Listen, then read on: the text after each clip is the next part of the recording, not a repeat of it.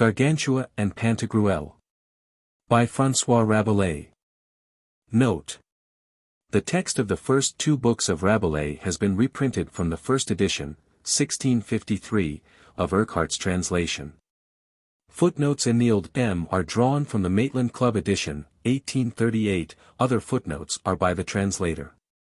Urquhart's translation of Book 3 appeared posthumously in 1693, with a new edition of Books I and II, under Mottau's editorship.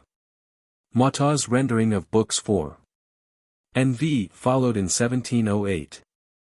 Occasionally, as the footnotes indicate, passages omitted by Mottau have been restored from the 1738 copy edited by Ozell.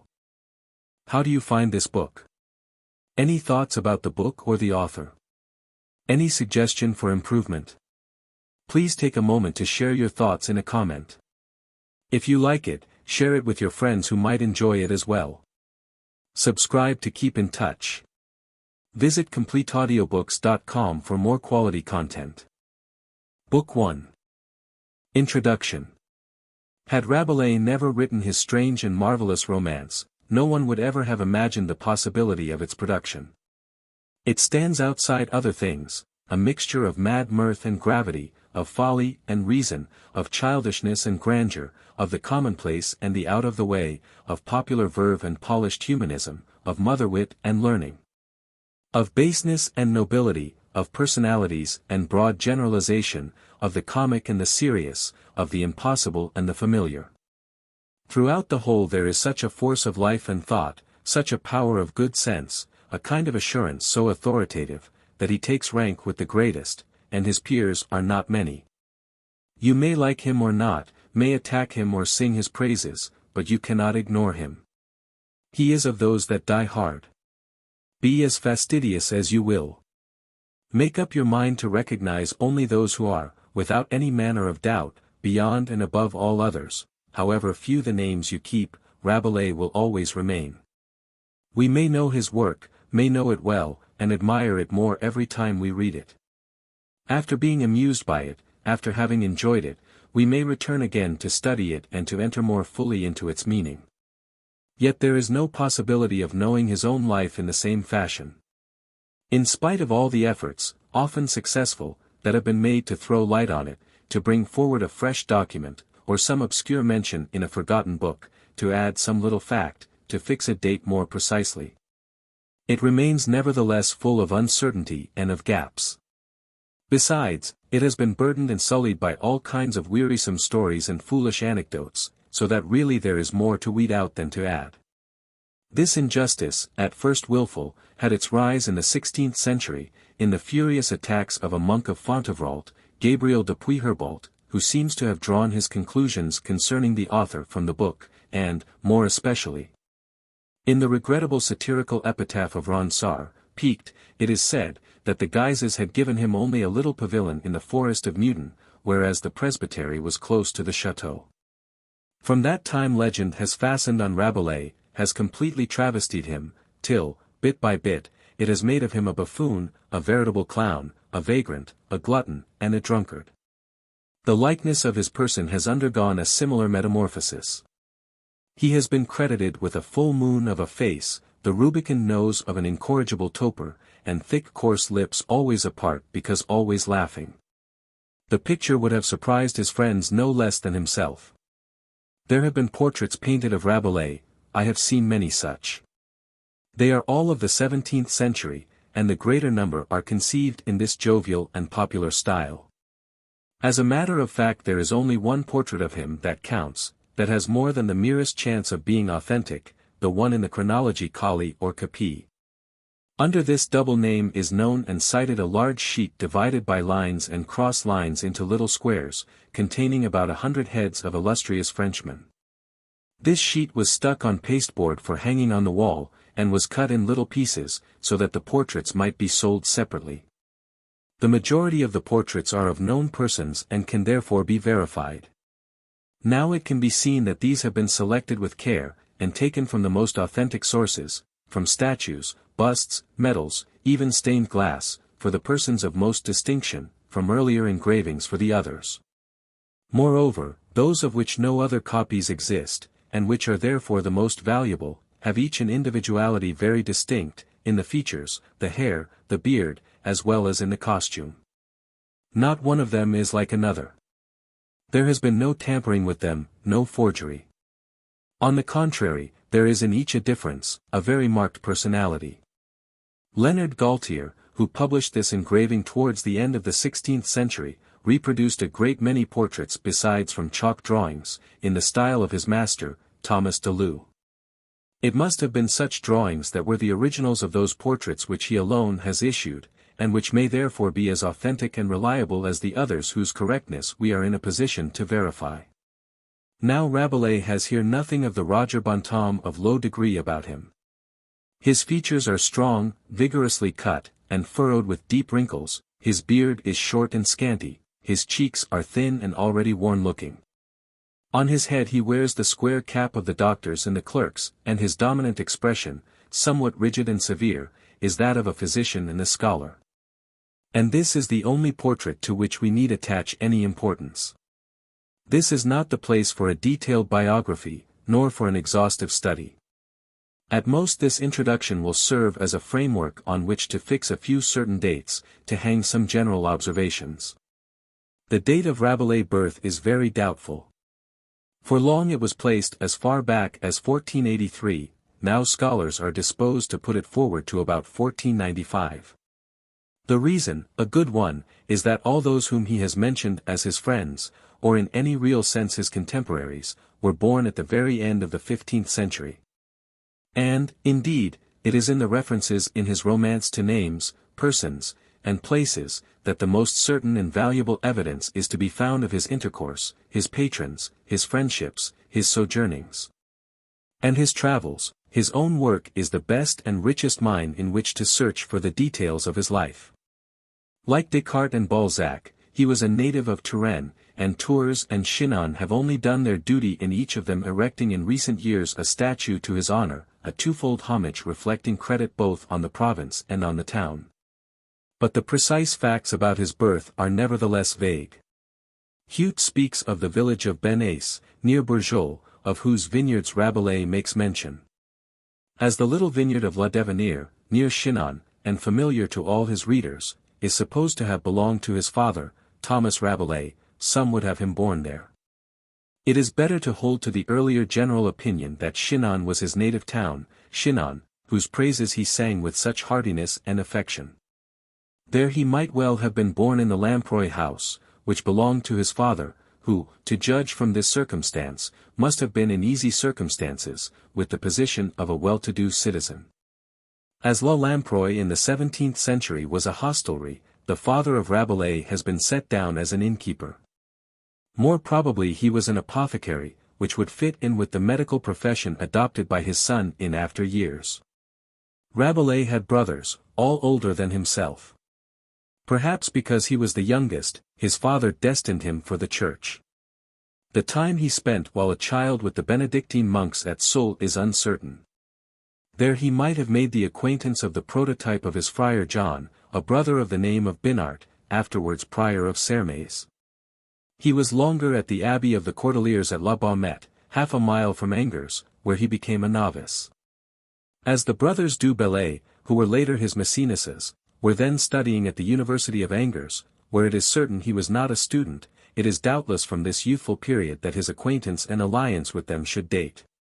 Voluntarily, or induced by his family, Rabelais now embraced the ecclesiastical profession, and entered the monastery of the Franciscan Cordeliers at Fontenay-le-Comte, in Lower Poitou, which was honored by his long sojourn at the vital period of his life when his powers were ripening. There it was he began to study and to think, and there also began his troubles.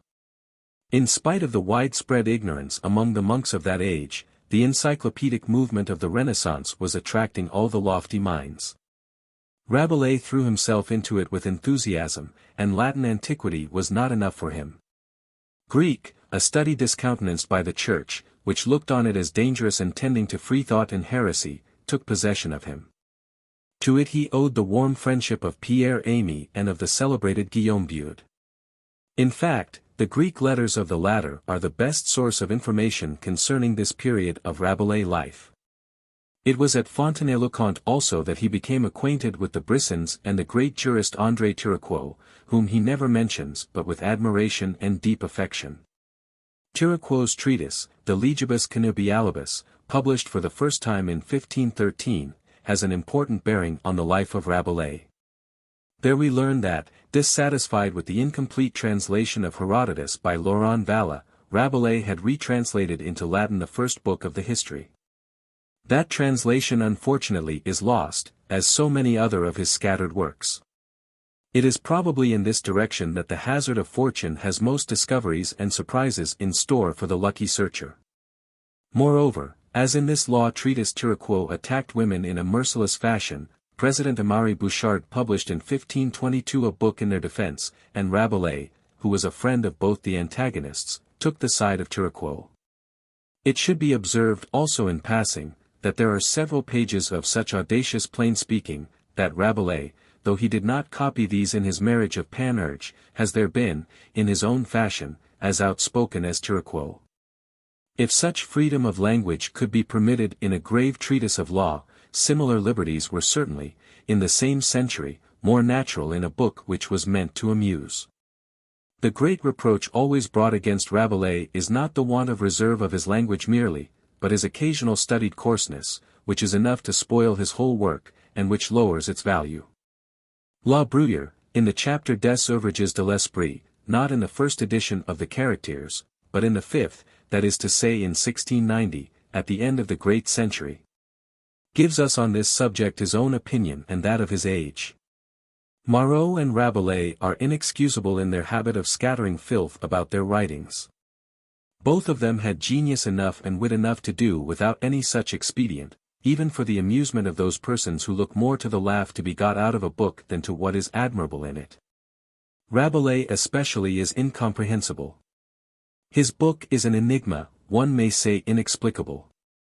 It is a chimera, it is like the face of a lovely woman with the feet and the tail of a reptile, or of some creature still more loathsome. It is a monstrous confusion of fine and rare morality with filthy corruption. Where it is bad, it goes beyond the worst, it is the delight of the basest of men. Where it is good, it reaches the exquisite, the very best.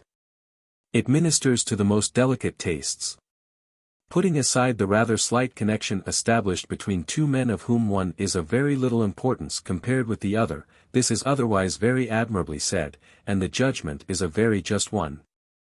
Except with regard to one point, the misunderstanding of the atmosphere in which the book was created, and the ignoring of the examples of a similar tendency furnished by literature as well as by the popular taste. Was it not the ancients that began it? Aristophanes, Catullus, Petronius, Martial, flew in the face of decency in their ideas as well as in the words they used, and they dragged after them in this direction not a few of the Latin poets of the Renaissance, who believed themselves bound to imitate them. Is Italy without fault in this respect? Her storytellers in prose lie open to easy accusation. Her Capitoli in verse go to incredible lengths. And the astonishing success of Aretino must not be forgotten, nor the license of the whole Italian comic theatre of the 16th century. The Calandra of Bibbiena, who was afterwards a cardinal, and the Mandragola of Machiavelli, are evidence enough, and these were played before popes, who were not a whit embarrassed. Even in England the drama went very far for a time, and the comic authors of the reign of Charles II. Evidently from a reaction, and to shake off the excess and the wearisomeness of Puritan prudery and affectation, which sent them to the opposite extreme, are not exactly noted for their reserve. But we need not go beyond France. Slight indications, very easily verified, are all that may be set down here, a formal and detailed proof would be altogether too dangerous. Thus, for instance, the old fabliaux, the farces of the 15th century, the storytellers of the 16th, reveal one of the sides, one of the veins, so to speak, of our literature. The art that addresses itself to the eye had likewise its share of this coarseness. Think of the sculptures on the capitals and the modillions of churches, and the crude frankness of certain painted windows of the 15th century.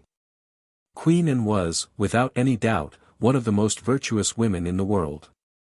Yet she used to go up the staircase of her chateau at Blois, and her eyes were not offended at seeing at the foot of a bracket a not very decent carving of a monk and a nun.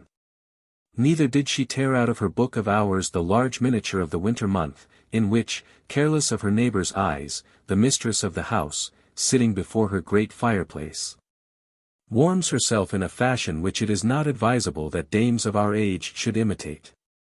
The statue of Cybele by the Tribolo, executed for Francis I. and placed, not against a wall, but in the middle of Queen Claude's chamber at Fontainebleau, has behind it an attribute which would have been more in place on a statue of Priapus, and which was the symbol of generativeness. The tone of the conversations was ordinarily of a surprising coarseness, and the Preciouses, in spite of their absurdities, did a very good work in setting themselves in opposition to it.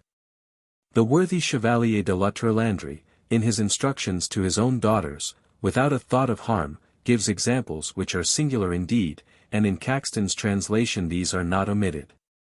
The Adivinos Amoureux, printed at Bruges by Collard Mansion, are astonishing indeed when one considers that they were the little society diversions of the Duchesses of Burgundy and of the great ladies of a court more luxurious and more refined than the French court, which revelled in the cent nouvelles of good King Louis XI.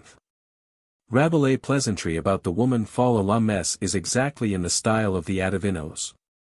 A later work than any of his, the Novelli of Bondello, should be kept in mind, for the writer was Bishop of Agen, and his work was translated into French, as also the Dames Galantes of Brantôme. Read the Journal of Herod, that honest doctor, who day by day wrote down the details concerning the health of Louis XIII. From his birth, and you will understand the tone of the conversation of Henry IV.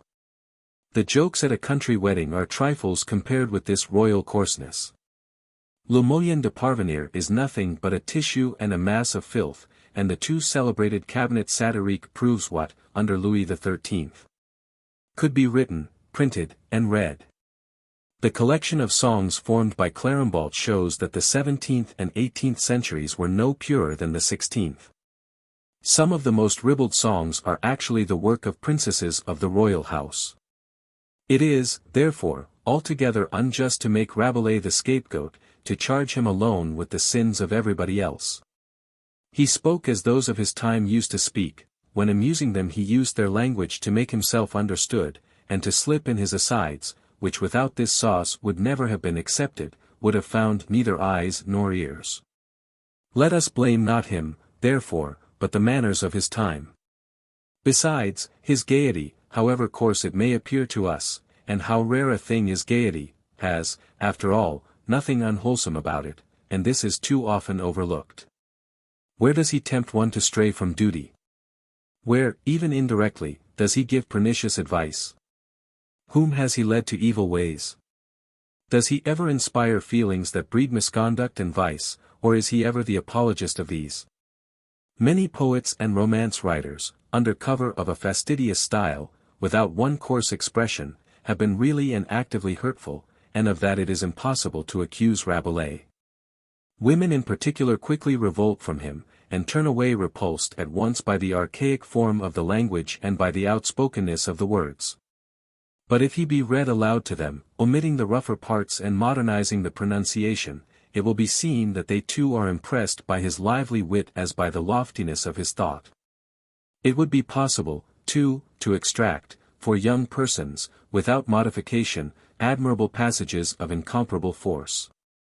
But those who have brought out expurgated editions of him, or who have thought to improve him by trying to rewrite him in modern French, have been fools for their pains, and their insulting attempts have had, and always will have, the success they deserve. His dedications prove to what extent his whole work was accepted. Not to speak of his epistolary relations with Bibbed, with the Cardinal d'Armagnac and with Pelissier, the ambassador of Francis I. and Bishop of Maguelone, or of his dedication to Tiraqueau, of his Lyons edition of the Epistolae Medicinals of Giovanni Minardi of Ferrara, of the one addressed to the President Amaury Bouchard, of the two legal texts which he believed antique. There is still the evidence of his other and more important dedications. In 1532 he dedicated his Hippocrates and his Galen to Geoffrey d'Estissac, Bishop of Malazise, to whom in 1535 and 1536 he addressed from Rome the 3 news letters, which alone have been preserved. And in 1534 he dedicated from Lyons his edition of the Latin book of Mariani on the topography of Rome to Jean du Bellay, at that time Bishop of Paris, who was raised to the cardinalate in 1535. Beside these dedications we must set the privilege of Francis I, of September, 1545, and the new privilege granted by Henry II. On August 6, 1550, Cardinal de Chatillon present, for the third book, which was dedicated, in an 8-line stanza, to the spirit of the Queen of Navarre. These privileges, from the praises and eulogies they express in terms very personal and very exceptional, are as important in Rabelais' life as were, in connection with other matters, the apostolic pastorals in his favor. Of course, in these the popes had not to introduce his books of diversions, which, nevertheless, would have seemed in their eyes but very venial sins. The Symmachie of 1549, an account of the festivities arranged at Rome by Cardinal du Bellay in honor of the birth of the second son of Henry II, was addressed to Cardinal de Guise, and in 1552 the fourth book was dedicated, in a new prologue, to Cardinal de Chatillon, the brother of Admiral de Coligny. These are no unknown or insignificant personages, but the greatest lords and princes of the Church. They loved and admired and protected Rabelais, and put no restrictions in his way. Why should we be more fastidious and severe than they were? Their high contemporary appreciation gives much food for thought. There are few translations of Rabelais in foreign tongues. And certainly the task is no light one, and demands more than a familiarity with ordinary French. It would have been easier in Italy than anywhere else. Italian, from its flexibility and its analogy to French, would have lent itself admirably to the purpose. The instrument was ready, but the hand was not forthcoming. Neither is there any Spanish translation, a fact which can be more easily understood. The Inquisition would have been a far more serious opponent than the Paris Sorbonne, and no one ventured on the experiment. Yet Rabelais forces comparison with Cervantes, whose precursor he was in reality, though the 2 books and the 2 minds are very different. They have only one point in common, their attack and ridicule of the romances of chivalry and of the wildly improbable adventures of knight-errants. But in Don Quixote there is not a single detail which would suggest that Cervantes knew Rabelais' book or owed anything to it whatsoever, even the starting point of his subject. Perhaps it was better he should not have been influenced by him, in however slight a degree. His originality is the more intact and the more genial. On the other hand, Rabelais has been several times translated into German. In the present century Regis published at Leipzig, from 1831 to 1841, with copious notes, a close and faithful translation. The first one cannot be so described, that of Johann Fischart, a native of Mainz or Strasbourg, who died in 1614. He was a Protestant controversialist, and a satirist of fantastic and abundant imagination. In 1575 appeared his translation of Rabelais' first book, and in 1590 he published the comic catalogue of the Library of St. Victor, borrowed from the second book.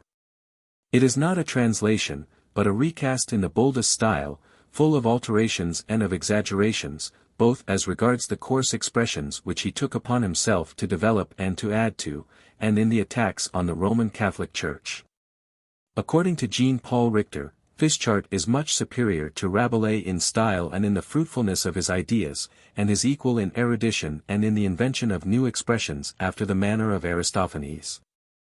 He is sure that his work was successful, because it was often reprinted during his lifetime, but this enthusiasm of Jean-Paul would hardly carry conviction in France. Who treads in another's footprints must follow in the rear. Instead of a creator, he is but an imitator. Those who take the ideas of others to modify them, and make of them creations of their own, like Shakespeare in England, Molière and La Fontaine in France, may be superior to those who have served them with suggestions. But then the new works must be altogether different, must exist by themselves. Shakespeare and the others, when they imitated, may be said always to have destroyed their models. These copyists, if we call them so, created such works of genius that the only pity is they are so rare. This is not the case with Fischart, but it would be none the less curious were some one thoroughly familiar with German to translate Fischart for us, or at least, by long extracts from him. Give an idea of the vagaries of German taste when it thought it could do better than Rabelais.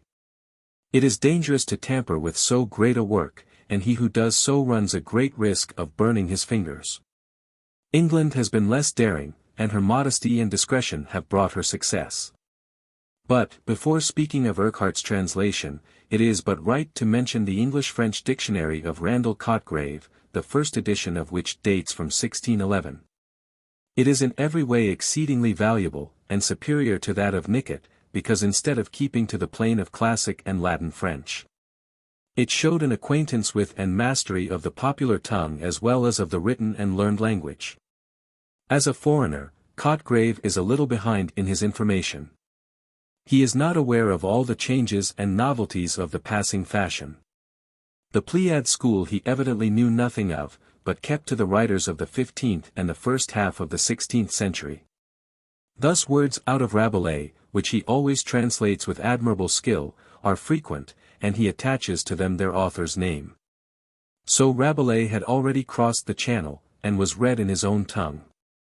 Somewhat later, during the full sway of the Commonwealth, and Maître Alcofriba's Nassier must have been a surprising apparition in the midst of Puritan severity, Captain Urquhart undertook to translate him and to naturalize him completely in England. Thomas Urquhart belonged to a very old family of good standing in the north of Scotland. After studying in Aberdeen he travelled in France, Spain, and Italy, where his sword was as active as that intelligent curiosity of his which is evidenced by his familiarity with 3 languages and the large library which he brought back, according to his own account, from 16 countries he had visited. On his return to England he entered the service of Charles I, who knighted him in 1641. Next year, after the death of his father, he went to Scotland to set his family affairs in order, and to redeem his house in Cromarty. But, in spite of another sojourn in foreign lands, his efforts to free himself from pecuniary embarrassments were unavailing. At the king's death his Scottish loyalty caused him to side with those who opposed the Parliament. Formally proscribed in 1649, taken prisoner at the defeat of Worcester in 1651, stripped of all his belongings, he was brought to London, but was released on parole at Cromwell's recommendation. After receiving permission to spend 5 months in Scotland to try once more to settle his affairs, he came back to London to escape from his creditors. And there he must have died, though the date of his death is unknown. It probably took place after 1653, the date of the publication of the 2 first books, and after having written the translation of the third, which was not printed from his manuscript till the end of the 17th century. His life was therefore not without its troubles, and literary activity must have been almost his only consolation. His writings reveal him as the strangest character, fantastic, and full of a naive vanity, which, even at the time he was translating the genealogy of Gargantua, surely well calculated to cure any pondering on his own, caused him to trace his unbroken descent from Adam, and to state that his family name was derived from his ancestor Asorman, Prince of Achaia, 2139 B.C., who was surnamed Aurochardos, that is to say the fortunate and the well-beloved. A Gascon could not have surpassed this. Gifted as he was, learned in many directions, an enthusiastic mathematician, master of several languages, occasionally full of wit and humor, and even good sense, yet he gave his books the strangest titles, and his ideas were no less whimsical. His style is mystic, fastidious, and too often of a wearisome length and obscurity. His verses rhyme anyhow, or not at all. But vivacity, force and heat are never lacking, and the Maitland Club did well in reprinting, in 1834, his various works, which are very rare. Yet, in spite of their curious interest, he owes his real distinction and the survival of his name to his translation of Rabelais. The first 2 books appeared in 1653. The original edition, exceedingly scarce, was carefully reprinted in 1838, only 100 copies being issued, by an English bibliophile T. Theodore M. Artine, whose interesting preface I regret to sum up so cursorily. At the end of the 17th century, in 1693, a French refugee, Peter Antony Motteux, whose English verses and whose plays are not without value, published in a little octavo volume a reprint, very incorrect as to the text, of the first two books. To which he added the third, from the manuscript found amongst Urquhart's papers. The success which attended this venture suggested to Motteux the idea of completing the work, and a second edition, in 2 volumes, appeared in 1708, with the translation of the fourth and fifth books, and notes. 19 years after his death, John Ozell, translator on a large scale of French, Italian, and Spanish authors, revised Motteux's edition, which he published in 5 volumes in 1737, adding Le Duchet's notes. And this version has often been reprinted since. The continuation by Motteux, who was also the translator of Don Quixote, has merits of its own. It is precise, elegant, and very faithful. Urquhart's, without taking liberties with Rabelais like Fischart, is not always so closely literal and exact. Nevertheless, it is much superior to Motteux's. If Urquhart does not constantly adhere to the form of the expression, if he makes a few slight additions, not only has he an understanding of the original, but he feels it. And renders the sense with a force and a vivacity full of warmth and brilliancy. His own learning made the comprehension of the work easy to him, and his anglicization of words fabricated by Rabelais is particularly successful. The necessity of keeping to his text prevented his indulgence in the convolutions and divagations dictated by his exuberant fancy when writing on his own account. His style, always full of life and vigor, is here balanced, lucid, and picturesque. Never elsewhere did he write so well. And thus the translation reproduces the very accent of the original, besides possessing a very remarkable character of its own. Such a literary tone and such literary qualities are rarely found in a translation. Urquhart's, very useful for the interpretation of obscure passages, may, and indeed should be read as a whole, both for Rabelais and for its own merits. Holland, too, possesses a translation of Rabelais. They knew French in that country in the 17th century better than they do today, and their Rabelais works were reprinted when no editions were appearing in France. This Dutch translation was published at Amsterdam in 1682, by J. Tenhorn. The name attached to it, Claudio Galatallo, Claudius French-Italian, must certainly be a pseudonym. Only a Dutch scholar could identify the translator, and state the value to be assigned to his work. Rabelais' style has many different sources. Besides its force and brilliancy, its gaiety, wit, and dignity, its abundant richness is no less remarkable. It would be impossible and useless to compile a glossary of Voltaire's words. No French writer has used so few, and all of them are of the simplest. There is not one of them that is not part of the common speech, or which demands a note or an explanation. Rabelais' vocabulary, on the other hand, is of an astonishing variety. Where does it all come from? As a fact, he had at his command something like 3 languages, which he used in turn, or which he mixed according to the effect he wished to produce. First of all, of course, he had ready to his hand the whole speech of his time, which had no secrets for him. Provincials have been too eager to appropriate him, to make of him a local author, the pride of some village, in order that their district might have the merit of being one of the causes, one of the factors of his genius. Every neighborhood where he ever lived has declared that his distinction was due to his knowledge of its popular speech. But these dialect patriots have fallen out among themselves. To which dialect was he indebted? Was it that of Touraine, or Berry, or Poitou, or Paris? It is too often forgotten, in regard to French patois, leaving out of count the languages of the South, that the words or expressions that are no longer in use today are but a survival. A still living trace of the tongue and the pronunciation of other days. Rabelais, more than any other writer, took advantage of the happy chances and the richness of the popular speech, but he wrote in French, and nothing but French. That is why he remains so forcible, so lucid, and so living, more living even, speaking only of his style out of charity to the others, than any of his contemporaries. It has been said that great French prose is solely the work of the 17th century. There were nevertheless, before that, two men, certainly very different and even hostile, who were its initiators and its masters, Calvin on the one hand, on the other Rabelais.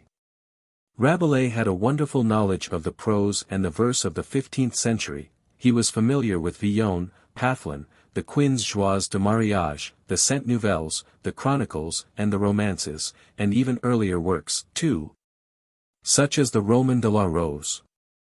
Their words, their turns of expression came naturally to his pen, and added a piquancy and, as it were, a kind of gloss of antique novelty to his work. He fabricated words, too, on Greek and Latin models, with great ease, sometimes audaciously and with needless frequency. These were for him so many means, so many elements of variety. Sometimes he did this in mockery, as in the humorous discourse of the Limousin scholar, for which he is not a little indebted to Geoffrey Torrey in the Champ Fleury. Sometimes, on the contrary, seriously, from a habit acquired in dealing with classical tongues. Again, another reason of the richness of his vocabulary was that he invented and forged words for himself. Following the example of Aristophanes, he coined an enormous number of interminable words, droll expressions, sudden and surprising constructions. What had made Greece and the Athenians laugh was worth transporting to Paris. With an instrument so rich, resources so endless, and the skill to use them, it is no wonder that he could give voice to anything, be as humorous as he could be serious, as comic as he could be grave. That he could express himself and everybody else, from the lowest to the highest. He had every color on his palette, and such skill was in his fingers that he could depict every variety of light and shade. We have evidence that Rabelais did not always write in the same fashion. The Chronique Gargantuenne is uniform in style and quite simple, but cannot with certainty be attributed to him. His letters are bombastic and thin. His few attempts at verse are heavy, lumbering, and obscure, altogether lacking in harmony, and quite as bad as those of his friend, Jean Bouchet. He had no gift of poetic form, as indeed is evident even from his prose. And his letters from Rome to the Bishop of Malazais, interesting as they are in regard to the matter, are as dull, bare, flat, and dry in style as possible. Without his signature no one would possibly have thought of attributing them to him. He is only a literary artist when he wishes to be such. And in his romance he changes the style completely every other moment. It has no constant character or uniform manner, and therefore unity is almost entirely wanting in his work, while his endeavors after contrast are unceasing. There is throughout the whole the evidence of careful and conscious elaboration. Hence, however lucid and free be the style of his romance, and though its flexibility and ease seem at first sight to have cost no trouble at all, yet its merit lies precisely in the fact that it succeeds in concealing the toil, in hiding the seams. He could not have reached this perfection at a first attempt. He must have worked long at the task, revised it again and again, corrected much, and added rather than cut away. The aptness of form and expression has been arrived at by deliberate means, and owes nothing to chance. Apart from the toning down of certain bold passages, to soften their effect, and appease the storm, for these were not literary alterations, but were imposed on him by prudence, one can see how numerous are the variations in his text. How necessary it is to take account of them, and to collect them. A good edition, of course, would make no attempt at amalgamating these. That would give a false impression and end in confusion, but it should note them all, and show them all, not combined, but simply as variations. After Le Duc had, all the editions, in their care that nothing should be lost, made the mistake of collecting and placing side by side things which had no connection with each other, which had even been substituted for each other.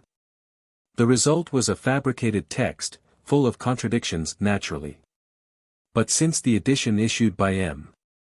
Janet, the well-known publisher of the Bibliothèque Elzevirian, who was the first to get rid of this patchwork, this mosaic, Rabelais' latest text has been given, accompanied by all the earlier variations, to show the changes he made, as well as his suppressions and additions.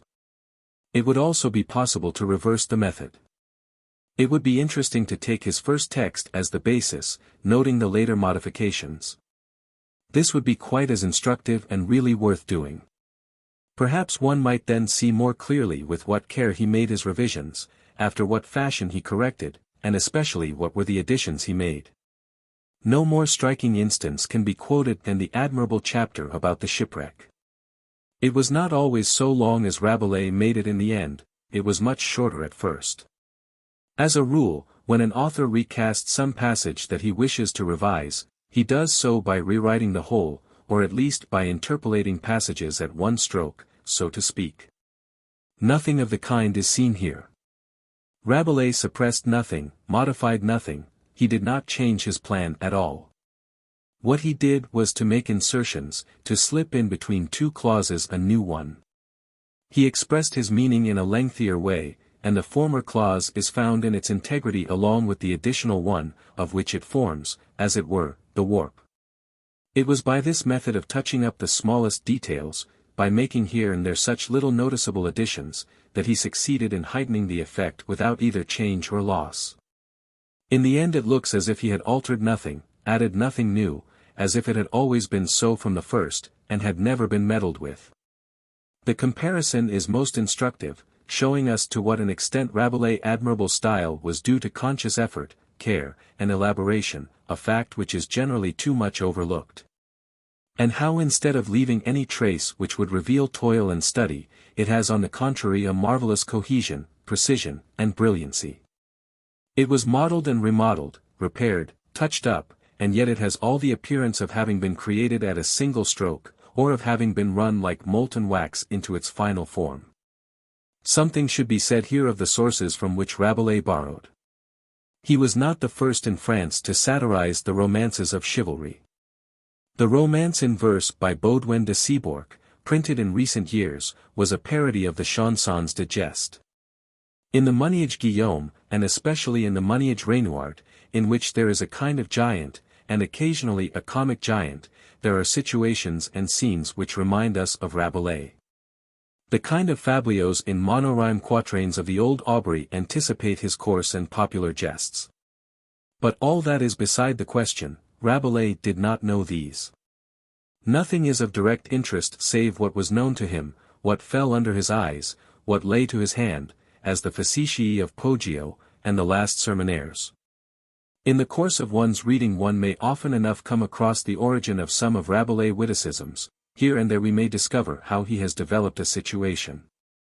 While gathering his materials wherever he could find them, he was nevertheless profoundly original. On this point much research and investigation might be employed. But there is no need why these researches should be extended to the region of fancy. Gargantua has been proved by some to be of Celtic origin. Very often he is a solar myth, and the statement that Rabelais only collected popular traditions and gave new life to ancient legends is said to be proved by the large number of megalithic monuments to which is attached the name of Gargantua. It was, of course, quite right to make a list of these, to draw up, as it were, a chart of them, but the conclusion is not justified. The name, instead of being earlier, is really later, and is a witness, not to the origin, but to the success and rapid popularity of his novel. No one has ever yet produced a written passage or any ancient testimony to prove the existence of the name before Rabelais. To place such a tradition on a sure basis, positive traces must be forthcoming. And they cannot be adduced even for the most celebrated of these monuments, since he mentions himself the great menhir near Poitiers, which he christened by the name of Passalorden. That there is something in the theory is possible. Perrault found the subjects of his stories in the tales told by mothers and nurses. He fixed them finally by writing them down. Floating about vaguely as they were, he seized them, worked them up, gave them shape, and yet of scarcely any of them is there to be found before his time a single trace. So we must resign ourselves to know just as little of what Gargantua and Pantagruel were before the 16th century. In a book of a contemporary of Rabelais, the Legend de Pierre Fifeu by the Angevin, Charles de Bourdigne, the first edition of which dates from 1526 and the second 1531, both so rare and so forgotten that the work is only known since the 18th century by the reprint of Custelier, in the introductory ballad which recommends this book to readers. Occur these lines in the list of popular books which few would desire to replace. Laissez Esther Caliet le Pholaster. Les Cotter Fils Aimon Vestus de Bleu. Gargantua que a chevaux de plaster. He has not chevaux de plaster in Rabelais. If the rhyme had not suggested the phrase, and the exigencies of the strict form of the ballade and its forced repetitions often imposed an idea which had its whole origin in the rhyme, we might here see a dramatic trace found nowhere else. The name of Pantagruel is mentioned too, incidentally, in a mystery of the 15th century. These are the only references to the names which up till now have been discovered, and they are, as one sees, of but little account. On the other hand, the influence of Aristophanes and of Lucian, his intimate acquaintance with nearly all the writers of antiquity, Greek as well as Latin, with whom Rabelais is more permeated even than Montaigne, were a mine of inspiration. The proof of it is everywhere. Pliny especially was his encyclopedia, his constant companion. All he says of the Pantagruelian herb, though he amply developed it for himself, is taken from Pliny's chapter on flax. And there is a great deal more of this kind to be discovered, for Rabelais does not always give it as quotation. On the other hand, when he writes, such an one says, it would be difficult enough to find who is meant, for the such an one is a fictitious writer. The method is amusing, but it is curious to account of it. The question of the Chronique Gargantuenne is still undecided. Is it by Rabelais or by someone else? Both theories are defensible, and can be supported by good reasons. In the Chronique everything is heavy, occasionally meaningless, and nearly always insipid. Can the same man have written the Chronique and Gargantua, replaced a book really commonplace by a masterpiece, changed the facts and incidents, transformed the heavy icy pleasantry into a work glowing with wit and life? Made it no longer a mass of laborious trifling and cold-blooded exaggerations but a satire on human life of the highest genius? Still there are points common to the two. Besides, Rabelais wrote other things, and it is only in his romance that he shows literary skill. The conception of it would have entered his mind first only in a bare and summary fashion. It would have been taken up again, expanded, developed, metamorphosed. That is possible, and, for my part, I am of those who, like Brunet and Nodier, are inclined to think that the Chronique, in spite of its inferiority, is really a first attempt, condemned as soon as the idea was conceived in another form. As its earlier date is incontestable, we must conclude that if the Chronique is not by him, his Gargantua and its continuation would not have existed without it. This would be a great obligation to stand under to some unknown author, and in that case it is astonishing that his enemies did not reproach him during his lifetime with being merely an imitator and a plagiarist. So there are reasons for and against his authorship of it, and it would be dangerous to make too bold an assertion. One fact which is absolutely certain and beyond all controversy, is that Rabelais owed much to one of his contemporaries, an Italian, to the Histoire macaronique of Merlin Coquet. Its author, Theophilus Falengo, who was also a monk, was born in 1491, and died only a short time before Rabelais, in 1544. But his burlesque poem was published in 1517. It was in Latin verse, written in an elaborately fabricated style. It is not dog Latin, but Latin ingeniously Italianized, or rather Italian, even Montoine, Latinized. The contrast between the modern form of the word and its Roman garb produces the most amusing effect. In the original it is sometimes difficult to read, for Falengo has no objection to using the most colloquial words and phrases. The subject is quite different. It is the adventures of Baldo, son of Guy de Montauban, the very lively history of his youth, his trial, imprisonment and deliverance, his journey in search of his father, during which he visits the planets in hell. The narration is constantly interrupted by incidental adventures.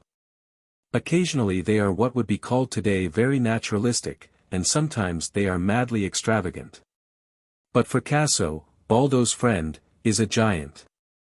Another friend, Singer, who delivers him, is Panurge exactly, and quite as much given to practical joking. The women in the senile amour of the old Tognazzo, the judges, and the poor sergeants, are no more gently dealt with by Folengo than by the monk of the Isles de Hires. If Dindonot's name does not occur, there are the sheep. The tempest is there, and the invocation to all the saints. Rabelais improves all he borrows, but it is from Folengo he starts. He does not reproduce the words, but, like the Italian, he revels in drinking scenes, junketings, gormandizing, battles, scuffles, wounds and corpses, magic, witches, speeches, repeated enumerations, lengthiness, and a solemnly minute precision of impossible dates and numbers. The atmosphere, the tone, the methods are the same, and to know Rabelais well, you must know Folengo well too. Detailed proof of this would be too lengthy a matter. One would have to quote too many passages, but on this question of sources nothing is more interesting than a perusal of the Opus Macaronicorum. It was translated into French only in 1606, Paris, Gilly Robinot. This translation of course cannot reproduce all the many amusing forms of words, but it is useful, nevertheless, in showing more clearly the points of resemblance between the two works, how far in form, ideas, details, and phrases Rabelais was permeated by Folengo. The anonymous translator saw this quite well, and said so in his title, Histoire macaronique de Merlin-Coquet, prototype of Rabelais. It is nothing but the truth, and Rabelais, who does not hide it from himself, on more than one occasion mentions the name of Merlin-Coquet. Besides, Rabelais was fed on the Italians of his time as on the Greeks and Romans. Panurge, who owes much to Singer, is also not free from obligations to the miscreant Margut in the Morganta Maggiore of Pulci. Had Rabelais in his mind the tale from the Florentine chronicles, how in the Savonarola riots, when the Piagnoni and the Arrabbiati came to blows in the church of the Dominican convent of San Marco, Fra Pietro in the scuffle broke the heads of the assailants with the bronze crucifix he had taken from the altar. A well-handled cross could so readily be used as a weapon, that probably it has served as such more than once, and other and even quite modern instances might be quoted. But other Italian sources are absolutely certain. There are few more wonderful chapters in Rabelais than the one about the drinkers. It is not a dialogue, those short exclamations exploding from every side, all referring to the same thing, never repeating themselves, and yet always varying the same theme. At the end of the Novelli of Gentile Cermini of Siena, there is a chapter called Il Giuoco della Pugna, the game of battle. Here are the first lines of it, Après, après, après. Chi gioca, a porion dot, viella, viella. Data ognuno dot, all'amentella dot, alter di corsa, non six fermate dot, voltateca, eco costoro, fate veli inanzi dot, viella, viella, date costi dot, chi la fa. Io, ed io dot, dagli, buona fu dot, or cosi, alla masella, al fianco. Dagli basso. Di punta dot, buon gioco. And thus it goes on with fire and animation for pages. Rabelais probably translated or directly imitated it. He changed the scene, there was no Giuoco della Pugna in France. He transferred to a drinking bout this clatter of exclamations which go off by themselves, which cross each other and get no answer. He made a wonderful thing of it. But though he did not copy Cermini, yet Sermonized work provided him with the form of the subject, and was the theme for Rabelais' marvelous variations. Who does not remember the fantastic quarrel of the cook with the poor devil who had flavored his dry bread with the smoke of the roast, and the judgment of Saint John, truly worthy of Solomon? It comes from the Cento Novelli Antiche, rewritten from tales older than Boccaccio, and moreover of an extreme brevity and dryness. They are only the framework, the notes, the skeleton of tales. The subject is often wonderful, but nothing is made of it, it is left unshaped. Rabelais wrote a version of the 9th. The scene takes place, not at Paris, but at Alexandria in Egypt among the Saracens, and the cook is called Fabrac. But the surprise at the end, the sagacious judgment by which the sound of a piece of money was made the price of the smoke, is the same. Now the first dated edition of the Cento Novelli, which were frequently reprinted, appeared at Bologna in 1525, and it is certain that Rabelais had read the tales. And there would be much else of the same kind to learn if we knew Rabelais' library. A still stranger fact of this sort may be given to show how nothing came amiss to him. He must have known, and even copied the Latin chronicle of the Counts of Anjou. It is accepted, and rightly so, as an historical document, but that is no reason for thinking that the truth may not have been manipulated and adorned. The Counts of Anjou were not saints. They were proud, quarrelsome, violent, rapacious, and extravagant, as greedy as they were charitable to the church, treacherous and cruel. Yet their anonymous panegyrist has made them patterns of all the virtues. In reality it is both a history and in some sort a romance, especially is it a collection of examples worthy of being followed, in the style of the Cyropaedia, our Juvenal of the 15th century, and a little like Fenelon's Telemaque. Now in it there occurs the address of one of the counts to those who rebelled against him and who were at his mercy. Rabelais must have known it, for he has copied it, or rather, literally translated whole lines of it in the wonderful speech of Gargantua to the vanquished. His contemporaries, who approved of his borrowing from Antiquity, could not detect this one, because the book was not printed till much later. But Rabelais lived in Maine.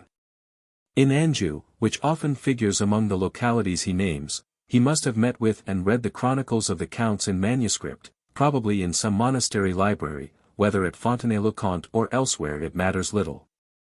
There is not only a likeness in the ideas and tone, but in the words too, which cannot be a mere matter of chance. He must have known the chronicles of the Counts of Anjou, and they inspired one of his finest pages.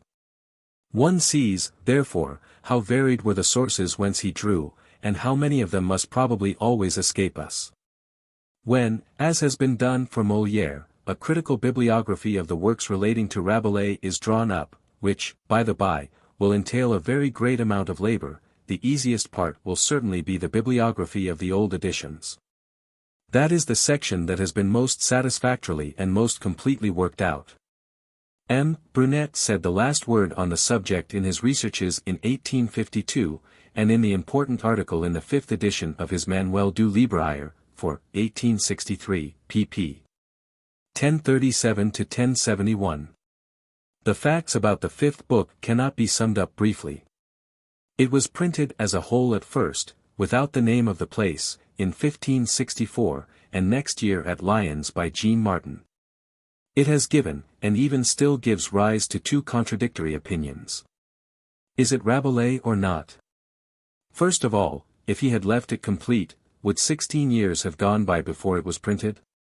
Then, does it bear evident marks of his workmanship? Is the hand of the master visible throughout?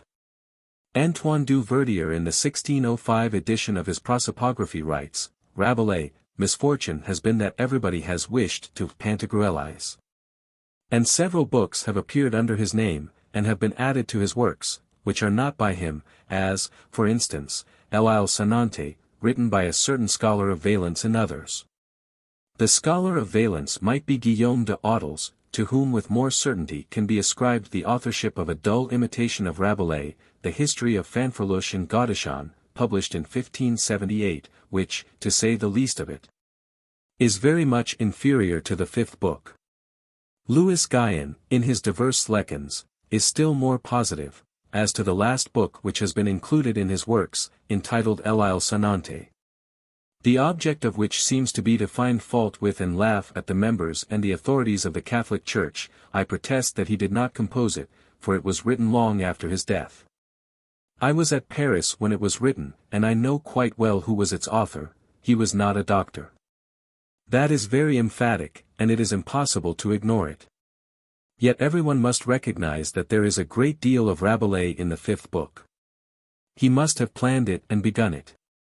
Remembering that in 1548 he had published, not as an experiment, but rather as a bait and as an announcement, the first 11 chapters of the fourth book. We may conclude that the first 16 chapters of the fifth book published by themselves 9 years after his death, in 1562, represent the remainder of his definitely finished work. This is the more certain because these first chapters, which contain the apologue of the horse and the ass and the terrible furred lawcats, are markedly better than what follows them. They are not the only ones where the master's hand may be traced, but they are the only ones where no other hand could possibly have interfered. In the remainder the sentiment is distinctly Protestant. Rabelais was much struck by the vices of the clergy and did not spare them. Whether we are unable to forgive his criticisms because they were conceived in a spirit of raillery, or whether, on the other hand, we feel admiration for him on this point, yet Rabelais was not in the least a sectary. If he strongly desired a moral reform, indirectly pointing out the need of it in his mocking fashion, he was not favourable to a political reform. Those who would make of him a Protestant altogether forget that the Protestants of his time were not for him, but against him. Henri Estienne, for instance, Ramus, Theodore de Beze, and especially Calvin, should know how he was to be regarded. Rabelais belonged to what may be called the early Reformation, to that band of honest men in the beginning of the 16th century, precursors of the later one perhaps, but, like Erasmus, between the two extremes. He was neither Lutheran nor Calvinist, neither German nor Genoese, and it is quite natural that his work was not reprinted in Switzerland, which would certainly have happened had the Protestants looked on him as one of themselves. That Rabelais collected the materials for the fifth book, had begun it, and got on some way, there can be no doubt. The excellence of a large number of passages prove it, but, taken as a whole, the fifth book has not the value, the verve, and the variety of the others. The style is quite different, less rich, briefer, less elaborate, drier, in parts even wearisome. In the first four books Rabelais seldom repeats himself. The fifth book contains from the point of view of the vocabulary really the least novelty. On the contrary, it is full of words and expressions already met with, which is very natural in an imitation, in a copy, forced to keep to a similar tone, and to show by such reminders and likenesses that it is really by the same pen. A very striking point is the profound difference in the use of anatomical terms. In the other books they are most frequently used in a humorous sense, and nonsensically, with a quite other meaning than their own. In the fifth they are applied correctly. It was necessary to include such terms to keep up the practice, but the writer has not thought of using them to add to the comic effect. One cannot always think of everything. Trouble has been taken, of course, to include enumerations, but there are much fewer fabricated and fantastic words. In short, the hand of the maker is far from showing the same suppleness and strength. A eulogistic quatrain is signed Nature quite, which, it is generally agreed, is an anagram of Jean Turcotte. Did the adapter of the fifth book sign his work in this indirect fashion? He might be of the Genoese family to whom Louis Turcotte and his son Theodore belonged, both well known, and both strong Protestants. The obscurity relating to this matter is far from being cleared up, and perhaps never will be. It fell to my lot, here, unfortunately, I am forced to speak of a personal matter, to print for the first time the manuscript of the fifth book. At first it was hoped it might be in Rabelais' own hand. Afterwards that it might be at least a copy of his unfinished work. The task was a difficult one, for the writing, extremely flowing and rapid, is execrable, and most difficult to decipher and to transcribe accurately. Besides, it often happens in the 16th and the end of the 15th century, that manuscripts are much less correct than the printed versions, even when they have not been copied by clumsy and ignorant hands. In this case, it is the writing of a clerk executed as quickly as possible. The farther it goes the more incorrect it becomes, as if the writer were in haste to finish. What is really the origin of it? It has less the appearance of notes or fragments prepared by Rabelais than of a first attempt at revision. It is not an author's rough draft, still less is it his manuscript. If I had not printed this enigmatical text with scrupulous and painful fidelity, I would do it now. It was necessary to do it so as to clear the way. But as the thing is done, and accessible to those who may be interested, and who wish to critically examine it, there is no further need of reprinting it. All the editions of Rabelais continue, and rightly, to reproduce the edition of 1564.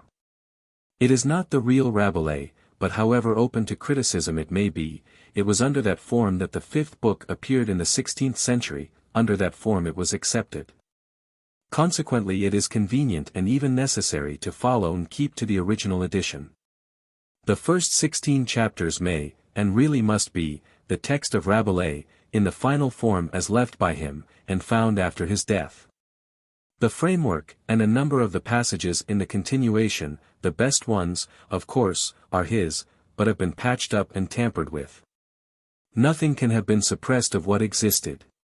It was evidently thought that everything should be admitted with the final revision, but the tone was changed, additions were made, and improvements. Adapters are always strangely vain. In the 17th century, the French printing press, save for an edition issued at Troyes in 1613, gave up publishing Rabelais, and the work passed to foreign countries. Jean Feuet reprinted him at Antwerp in 1602. After the Amsterdam edition of 1659, where for the first time appears the alphabet of the French author, comes the Elsevier edition of 1663. The type, an imitation of what made the reputation of the little volumes of the Griffes of Lyons, is charming, the printing is perfect, and the paper, which is French. The development of papermaking in Holland and England did not take place till after the revocation of the Edict of Nantes, is excellent. They are pretty volumes to the eye, but, as in all the reprints of the 17th century, the text is full of faults and most untrustworthy. France, through a representative in a foreign land, however, comes into line again in the beginning of the 18th century, and in a really serious fashion, thanks to the very considerable learning of a French refugee, Jacob Le Ducat, who died in 1748. He had a most thorough knowledge of the French prose writers of the 16th century, and he made them accessible by his editions of the Quinze Joies du Mariage, of Henri Estienne, of Agrippa d'Aubagne, of La Toile, and of the Satire Menapie. In 1711 he published an edition of Rabelais at Amsterdam, through Henry Bordeges, in 5 duodecimo volumes. The reprint in quarto which he issued in 1741, 7 years before his death, is, with its engravings by Bernard Picot, a fine library edition. Le Ducats is the first of the critical editions. It takes account of differences in the texts, and begins to point out the variations. His very numerous notes are remarkable, and are still worthy of most serious consideration. He was the first to offer useful elucidations, and these have been repeated after him, and with good reason will continue to be so. The Abbé de Massy's edition of 1752, also an Amsterdam production, has made use of Le Ducats but does not take its place. Finally, at the end of the century, Cazin printed Rabelais in his little volume, in 1782, and Bartiers issued 2 editions, of no importance, at Paris in 1782 and 1798. Fortunately the 19th century has occupied itself with the great satirique in a more competent and useful fashion. In 1820 Laulnay published through Desor his 3 little volumes, printed in exquisite style, and which have other merits besides. His volume of annotations, in which, that nothing might be lost of his own notes, he has included many things not directly relating to Rabelais, is full of observations and curious remarks which are very useful additions to Le Ducat. One fault to be found with him is his further complication of the spelling. This he did in accordance with a principle that the words should be referred to their real etymology. Learned though he was, Rabelais had little care to be so etymological, and it is not his theories but those of the modern scholar that have been ventilated. Somewhat later, from 1823 to 1826, Esmengart and Johanno issued a variorum edition in 9 volumes, in which the text is often encumbered by notes which are really too numerous, and, above all, too long. The work was an enormous one, but the best part of it is Le Ducats, and what is not his is too often absolutely hypothetical and beside the truth. Le Ducat had already given too much importance to the false historical explanation. Here it is constantly coming in, and it rests on no evidence. In reality, there is no need of the key to Rabelais by which to discover the meaning of subtle allusions. He is neither so complicated nor so full of riddles. We know how he has scattered the names of contemporaries about his work, sometimes of friends, sometimes of enemies, and without disguising them under any mask. He is no more Panurge than Louis XII. Is Gargantua or Francis I. Pantagruel? Rabelais says what he wants, all he wants, and in the way he wants. There are no mysteries below the surface, and it is a waste of time to look for knots in a bulrush. All the historical explanations are purely imaginary, utterly without proof, and should the more emphatically be looked on as baseless and dismissed. They are radically false, and therefore both worthless and harmful. In 1840 there appeared in the Bibliothèque Charpentier the Rabelais in a single 12mo volume, begun by Charles Labiche, and, after his death, completed by M. Paul Lacroix, whose share is the larger. The text is that of Laulnay. The short footnotes, with all their brevity, contain useful explanations of difficult words. Amongst the editions of Rabelais this is one of the most important, because it brought him many readers and admirers. No other has made him so well and so widely known as this portable volume, which has been constantly reprinted. No other has been so widely circulated, and the sale still goes on. It was, and must still be looked on as a most serviceable edition. The edition published by Didat in 1857 has an altogether special character. In the biographical notice M. Rathery for the first time treated as they deserve the foolish prejudices which have made Rabelais misunderstood, and M. Burgaud de Maurates set the text on a quite new base. Having proved, what of course is very evident, that in the original editions the spelling, and the language too, were of the simplest and clearest. And were not bristling with the nonsensical and superfluous consonants which have given rise to the idea that Rabelais is difficult to read. He took the trouble first of all to note the spelling of each word. Whenever in a single instance he found it in accordance with modern spelling, he made it the same throughout. The task was a hard one, and Rabelais certainly gained in clearness, but overzeal is often fatal to a reform. In respect to its precision and the value of its notes, which are short and very judicious, Burgaud de Maurates' edition is valuable, and is amongst those which should be known and taken into account. Since Le Duc had all the editions have a common fault. They are not exactly guilty of fabricating, but they set up an artificial text in the sense that, in order to lose as little as possible, they have collected and united what originally were variations, the revisions, in short, of the original editions. Guided by the wise counsels given by Brunet in 1852 in his researches on the old editions of Rabelais, Pierre Janet published the first 3 books in 1858. Then, when the publication of the Bibliothèque Elzevirienne was discontinued, he took up the work again and finished the edition in Picard's Blue Library, in little volumes, each book quite distinct. It was M. Janet who in our days first restored the pure and exact text of Rabelais, not only without retouching it, but without making additions or insertions, or juxtaposition of things that were not formerly found together.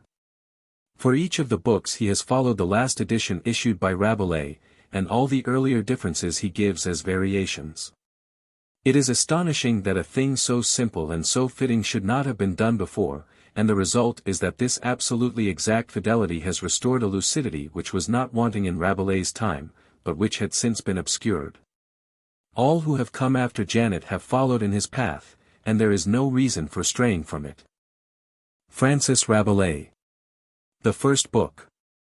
To the honored, noble translator of Rabelais. Rabelais, whose wit prodigiously was made all men, professions, actions to invade. With so much furious vigor, as if it had lived o'er each of them, and each had quit. Yet with such happy sleight and careless skill, as, like the serpent, doth with laughter kill.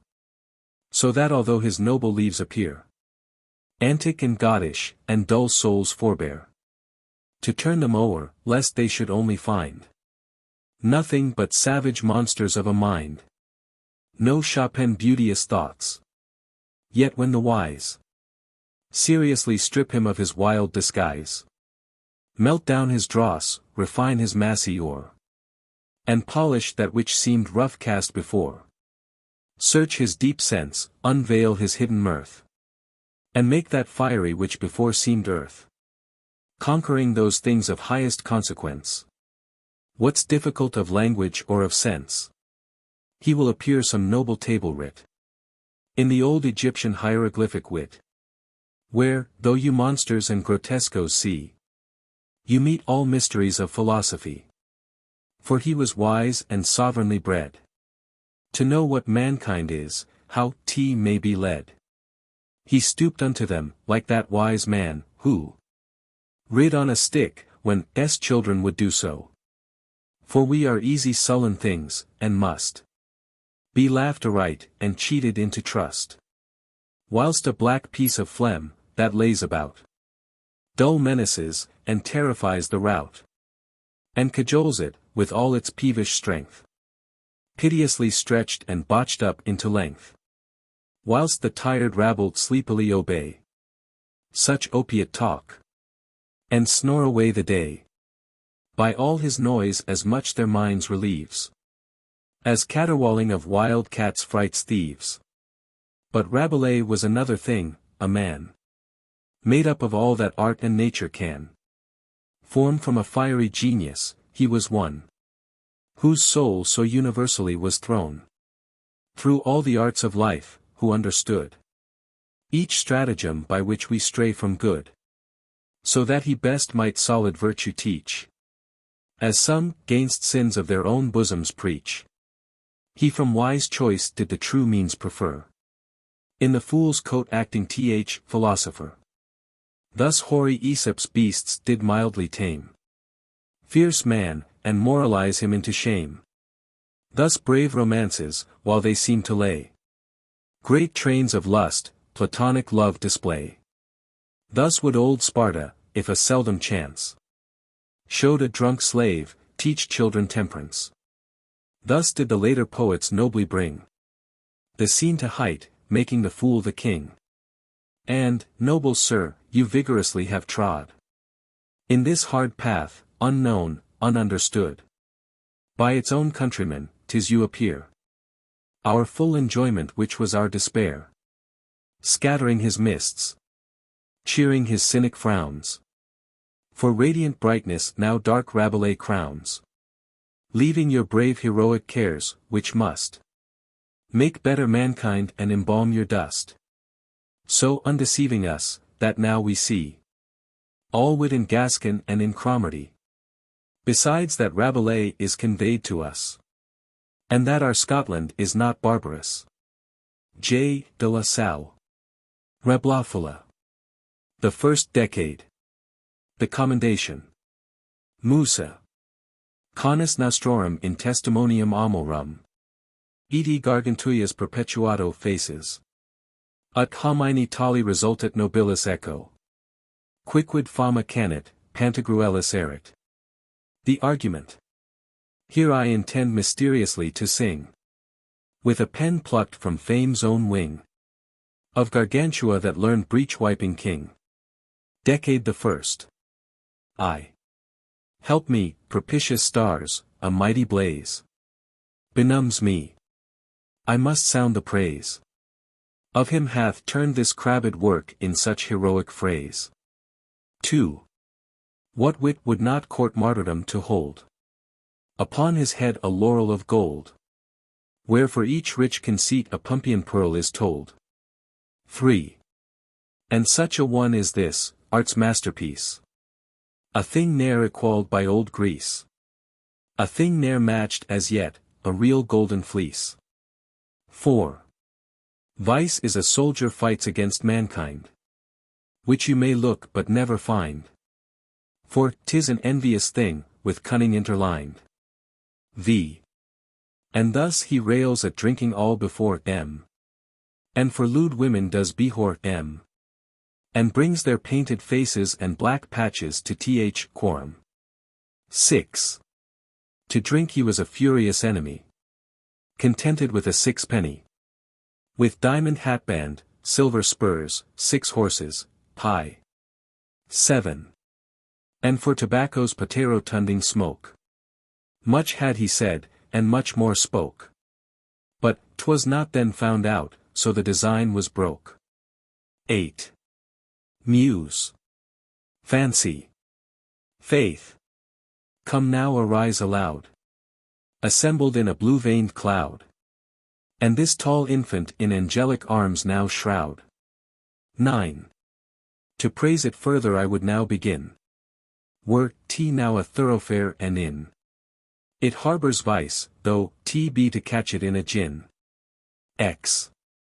Therefore, my muse, draw up thy flowing sail, and acclamate a gentle hail, with all thy art and metaphors, which must prevail. Jam prima oceani pars est praeterita nostrae.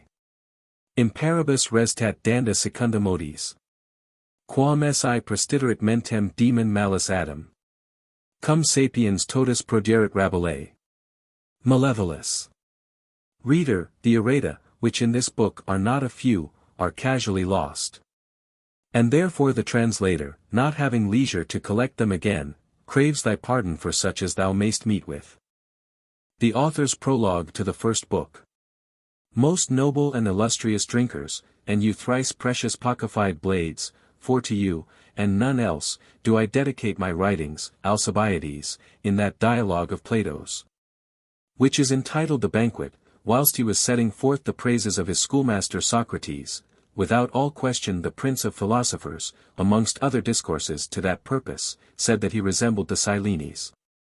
Silenes of old were little boxes, like those we now may see in the shops of apothecaries, painted on the outside with wanton toyish figures, as harpies, satyrs, bridled geese, horned hares, saddled ducks, flying goats, filler hearts, and other such like counterfeited pictures at discretion, to excite people unto laughter, as Silenus himself, who was the foster-father of good Bacchus, was wont to do.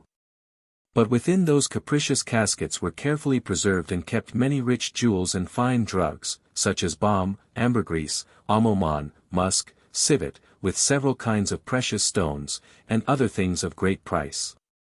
Just such another thing was Socrates. For to have eyed his outside, and esteemed of him by his exterior appearance, you would not have given the peel of an onion for him, so deformed he was in body, and ridiculous in his gesture.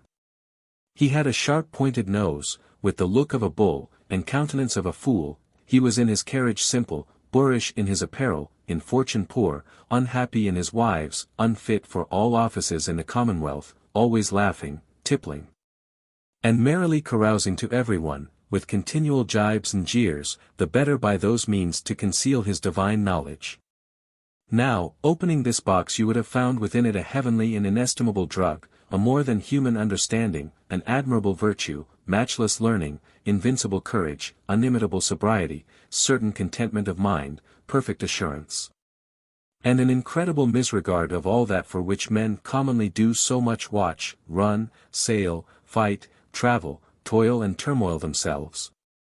Whereunto, in your opinion, doth this little flourish of a preamble tend? For so much as you, my good disciples, and some other jolly fools of ease and leisure, reading the pleasant titles of some books of our invention, as Gargantua, Pantagruel, Whippot, Fessipint, the dignity of codpieces, of peas and bacon with a commentary, and are too ready to judge that there is nothing in them but jests, mockeries, lascivious discourse, and recreative lies. Because the outside, which is the title, is usually, without any farther inquiry, entertained with scoffing and derision. But truly it is very unbeseeming to make so slight account of the works of men, seeing yourselves avouch that it is not the habit makes the monk, many being monasterially accoutred, who inwardly are nothing less than monocle. And that there are of those that wear Spanish capes, who have but little of the valor of Spaniards in them. Therefore is it, that you must open the book, and seriously consider of the matter treated in it. Then shall you find that it containeth things of far higher value than the box did promise. That is to say, that the subject thereof is not so foolish as by the title at the first sight it would appear to be.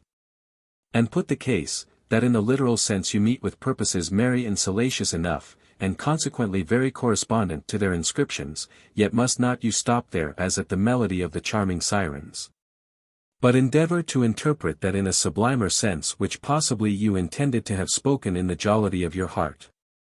Did you ever pick the lock of a cupboard to steal a bottle of wine out of it? Tell me truly, and, if you did, call to mind the countenance which then you had. Or, did you ever see a dog with a marrowbone in his mouth, the beast of all other, says Plato, Lib 2, De Republica, the most philosophical. If you have seen him, you might have remarked with what devotion and circumspectness he wards and watcheth it, with what care he keeps it, how fervently he holds it, how prudently he gobbets it, with what affection he breaks it, and with what diligence he sucks it. To what end all this? What moveth him to take all these pains? What are the hopes of his labor? What doth he expect to reap thereby? Nothing but a little marrow. True it is, that this little is more savory and delicious than the great quantities of other sorts of meat, because the marrow, as Galen testifieth, 5, Faculty. Nat. And 11, de usu partium, is a nourishment most perfectly elabored by nature. In imitation of this dog, it becomes you to be wise, to smell, feel and have in estimation these fair goodly books, stuffed with high conceptions, which, though seemingly easy in the pursuit, are in the cope and encounter somewhat difficult. And then, like him, you must, by a sedulous lecture, and frequent meditation, break the bone, and suck out the marrow, that is, my allegorical sense, or the things I to myself propose to be signified by these Pythagorical symbols, with assured hope that in so doing you will at last attain to be both well advised and valiant by the reading of them, for in the perusal of this treatise you shall find another kind of taste, and a doctrine of a more profound and abstruse consideration, which will disclose unto you the most glorious sacraments and dreadful mysteries, as well in what concerneth your religion, as matters of the public state, and life economical. Do you believe, upon your conscience, that Homer, whilst he was couching his Iliads and Odysseys, had any thought upon those allegories, which Plutarch, Heraclides Ponticus, Eustathius, Cornutus squeezed out of him, and which Politian filched again from them? If you trust it, with neither hand nor foot do you come near to my opinion, which judgeth them to have been as little dreamed of by Homer, as the gospel sacraments were by Ovid in his Metamorphoses. Though a certain Gulligut friar, Frere Leuben Crocolarden, and true bacon picker would have undertaken to prove it, if perhaps he had met with as very fools as himself, and as the proverb says, a lid worthy of such a kettle. If you give no credit thereto, why do not you the same in these jovial new chronicles of mine? Albeit when I did dictate them, I thought upon no more than you, who possibly were drinking the whilst as I was.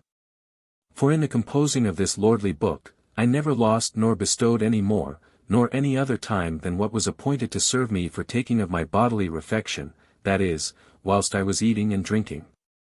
And indeed that is the fittest and most proper hour wherein to write these high matters and deep sciences, as Homer knew very well, the paragon of all philologues, and Ennius, the father of the Latin poets, as Horace calls him.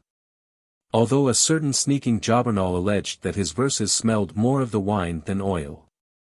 So saith a turlipin or a new start-up grub of my books, but a turd for him. The fragrant odor of the wine, oh how much more dainty, pleasant, laughing, riant, priant, friant, celestial and delicious it is, than that smell of oil. And I will glory as much when it is said of me, that I have spent more on wine than oil, as did Demosthenes, when it was told him, that his expense on oil was greater than on wine. I truly hold it for an honor and praise to be called and reputed a frolic Galter and a Robin Goodfellow, for under this name am I welcome in all choice companies of Pantagruelists. It was upbraided to Demosthenes by an envious surly knave, that his orations did smell like the sarpler or wrapper of a foul and filthy oil vessel. For this cause interpret you all my deeds and sayings in the perfectest sense. Reverence the cheese-like brain that feeds you with these fair bilivazes and trifling jollities, and do what lies in you to keep me always merry. Be frolic now, my lads, cheer up your hearts, and joyfully read the rest, with all the ease of your body and profit of your reins. But hearken, jolt heads, you Videses, or Dickens take ye, remember to drink a health to me for the like favour again, and I will pledge you instantly, tout Arismedes. Rabelais to the reader. Good friends, my readers, who peruse this book, be not offended, whilst on it you look, denude yourselves of all depraved affection, for it contains no badness, nor infection. 'Tis true that it brings forth to you no birth of any value, but in point of mirth. Thinking therefore how sorrow might your mind consume, I could no apter subject find, 1 inch of joy surmounts of grief a span, because to laugh is proper to the man. Chapter 1. Of the Genealogy and Antiquity of Gargantua. I must refer you to the great Chronicle of Pantagruel for the knowledge of that genealogy and antiquity of race by which Gargantua is come unto us. In it you may understand more at large how the giants were born in this world, and how from them by a direct line issued Gargantua, the father of Pantagruel, and do not take it ill, if for this time I pass by it, although the subject be such, that the oftener it were remembered, the more it would please your worshipful signorias. According to which you have the authority of Plato in Philebo and Gorgias, and of Flaccus, who says that there are some kinds of purposes, such as these are without doubt, which, the frequentlier they be repeated, still prove the more delectable. Would to God everyone had as certain knowledge of his genealogy since the time of the Ark of Noah until this age. I think many are at this day emperors, kings, dukes, princes, and popes on the earth, whose extraction is from some porters and pardon pedlars. As, on the contrary, many are now poor wandering beggars, wretched and miserable, who are descended of the blood and lineage of great kings and emperors, occasioned, as I conceive it, by the transport and revolution of kingdoms and empires. From the Assyrians to the Medes, from the Medes to the Persians, from the Persians to the Macedonians, from the Macedonians to the Romans, from the Romans to the Greeks, from the Greeks to the French. And to give you some hint concerning myself, who speaks unto you, I cannot think but I am come of the race of some rich king or prince in former times. For never yet saw you any man that had a greater desire to be a king, and to be rich, than I have, and that only that I may make good cheer, do nothing, nor care for anything, and plentifully enrich my friends, and all honest and learned men. But herein do I comfort myself, that in the other world I shall be so, yea and greater too than at this present I dare wish. As for you, with the same or a better conceit consolate yourselves in your distresses, and drink fresh if you can come by it. To return to our weathers, I say that by the sovereign gift of heaven, the antiquity and genealogy of Gargantua hath been reserved for our use more full and perfect than any other except that of the Meshes, whereof I mean not to speak. For it belongs not unto my purpose, and the devils, that is to say, the false accusers and dissembled gospellers, will therein oppose me. This genealogy was found by John Andrew in a meadow, which he had near the Pole Arch, under the olive tree, as you go to Narse, where, as he was making cast up some ditches, the diggers with their mattocks struck against a great brazen tomb. And unmeasurably long, for they could never find the end thereof, by reason that it entered too far within the sluices of Vienne. Opening this tomb in a certain place thereof, sealed on the top with the mark of a goblet, about which was written in Etrurian letters Hic Bibbeder, they found 9 flagons set in such order as they used to rank their kyles in Gascony. Of which that which was placed in the middle had under it a big, fat, great, grey, pretty, small, mouldy, little pamphlet, smelling stronger, but no better than roses. In that book the said genealogy was found written all at length, in a chancery hand, not in paper, not in parchment, nor in wax, but in the bark of an elm tree, yet so worn with the long tract of time, that hardly could 3 letters together be there perfectly discerned. I, though unworthy, was sent for thither, and with much help of those spectacles, whereby the art of reading dim writings, and letters that do not clearly appear to the sight, is practised, as Aristotle teacheth it. Did translate the book as you may see in your Pantagruelizing, that is to say, in drinking stiffly to your own heart's desire, and reading the dreadful and horrific acts of Pantagruel. At the end of the book there was a little treatise entitled the Antidoted Fanfreluches, or a Galimatia of extravagant conceits. The rats and moths, or, that I may not lie, other wicked beasts, had nibbled off the beginning, the rest I have hereto subjoined, for the reverence I bear to antiquity. Chapter 2. The Antidoted Fanfreluches, or, a Galimatia of extravagant conceits found in an ancient monument. No sooner did the Cimbrians overcomer pass through the air to shun the dew of summer, but at his coming straight great tubs were filled with pure fresh butter down in showers distilled, wherewith when watered was his grandam, hey, aloud he cried, fish it, sir, I pray why? Because his beard is almost all buried, or, that he would hold to ma scale, he prayed. To lick his slipper, some told was much better, than to gain pardons, and the merit greater. In th interim a crafty chuff approaches, from the depth issued, where they fish for roaches. Who said, good sirs, some of them let us save, the eel is here, and in this hollow cave you'll find, if that our looks on it demur, a great waste in the bottom of his fur. To read this chapter when he did begin, nothing but a calf's horns were found therein, I feel, quoth he, the mitre which doth hold my head so chill, it makes my brains take cold. Being with the perfume of a turnip warmed, to stay by chimney hearths himself he armed, provided that a new thill horse they made of every person of a hair-brained head. They talked of the bunghole of St. Noel's, of Gilbathar and thousand other holes, if they might be reduced to a scary stuff, such as might not be subject to the cough, since every man unseemly did it find. To see them gaping thus at every wind, for, if perhaps they handsomely were closed, for pledges they to men might be exposed. In this arrest by Hercules the raven was flayed at her, his, return from Libya haven. Why am not I, said Minos, there invited? Unless it be myself, not one's omitted, and then it is their mind, I do no more of frogs and oysters send them any store, in case they spare my life and prove but civil, I give their sale of distaffs to the devil. To quell him comes QB.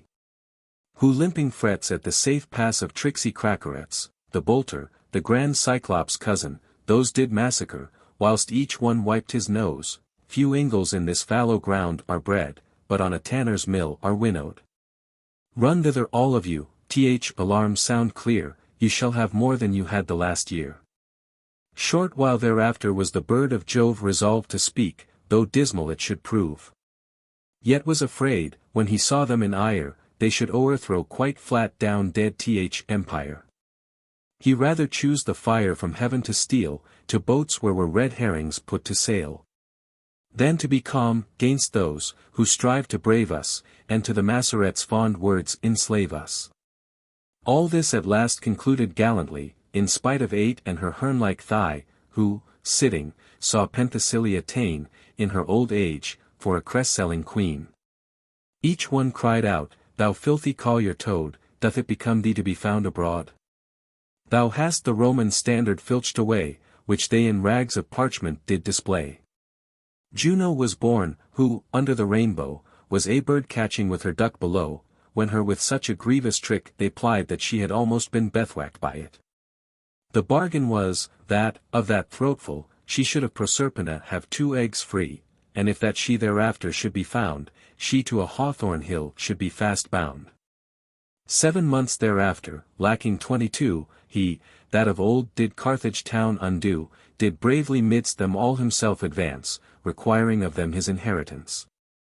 Although they justly made up the division, according to the Sheweltlaw's decision, by distributing store of brews and beef to these poor fellows that did pen the brief. But year will come, sign of a Turkish bow, 5 spindles yarned, and 3 pot-bottoms too, wherein of a discourteous king the dock shall peppered be under an hermit's frock. Ah! That for one she hypocrite you must permit so many acres to be lost. Cease, cease, this vizard may become another, withdraw yourselves unto the serpent's brother. 'Tis in times past, that he who is shall reign with his good friends in peace now and again. No rash nor heady prince shall then rule crave, each good will its arbitrament shall have. And the joy, promised of old as doom to the heavens' guests, shall in its beacon come. Then shall the breeding Mares, that benumbed were, like royal palfreys ride triumphant there. And this continue shall from time to time, till Mars be fettered for an unknown crime, then shall one come, who others will surpass, delightful, pleasing, matchless, full of grace. Cheer up your hearts, approach to this repast, all trusty friends of mine, for he's deceased, who would not for a world return again, so highly shall time past be cried up then. He who was made of wax shall lodge each member close by the hinges of a block of timber. We then no more shall master, Hoot, the swagger, who alarum bell holds out. Could one seize on the dagger which he bears, heads would be free from tingling in the ears, to baffle the whole storehouse of abuses. The Thus Farewell Apollo and the Muses. Chapter 3. How Gargantua was carried 11 months in his mother's belly. Grangousier was a good fellow in his time, and notable jester. He loved to drink neat, as much as any man that then was in the world, and would willingly eat salt meat. To this intent he was ordinarily well furnished with gammons of bacon, both of Westphalia, Mayence and Bayonne, with store of dried neat's tongues, plenty of links, chitlins, and puddings in their season. Together with salt beef and mustard, a good deal of hard roes of powdered mullet called botargos, great provision of sausages, not of Bologna, for he feared the Lombard bacon, but of Bigorre, Longonnet, Brine, and Rouargue. In the vigour of his age he married Gargamelle, daughter to the king of the Parpalians, a jolly pug, and well-mouthed wench. These two did oftentimes do the two-backed beast together, joyfully rubbing and frotting their bacon gainst one another, in so far, that at last she became great with child of a fair son, and went with him unto the 11th month. For so long, yea longer, may a woman carry her great belly, especially when it is some masterpiece of nature, and a person predestinated to the performance, in his due time, of great exploits. As Homer says, that the child, which Neptune begot upon the nymph, was born a whole year after the conception, that is, in the 12th month. For, as Aulus Gellius saith, Lib. 3, this long time was suitable to the majesty of Neptune, that in it the child might receive his perfect form. For the like reason Jupiter made the night, wherein he lay without Mina, last 48 hours, a shorter time not being sufficient for the forging of Hercules, who cleansed the world of the monsters and tyrants wherewith it was suppressed. My masters, the ancient Pantagruelists, have confirmed that which I say, and withal declared it to be not only possible, but also maintained the lawful birth and legitimation of the infant born of a woman in the 11th month after the decease of her husband. Hippocrates, Lib de Alimento. Plinius, Lib 7, cap. 5, Plautus, in his Systoleria. Marcus Varro, in his satire inscribed the Testament, alleging to this purpose the authority of Aristotle. Censorinus, Lib de Di Natali. Arist. Lib 7, cap. 3 and 4, De Natura Animalium. Gellius, Lib 3, cap. 16, Servius, in his exposition upon this verse of Virgil's Eclogues, Matri longa decem, and 1,000 other fools, whose number hath been increased by the lawyers ff de sui iti legit L. Intestato. Paragrapho. Fin. And in author de restitat.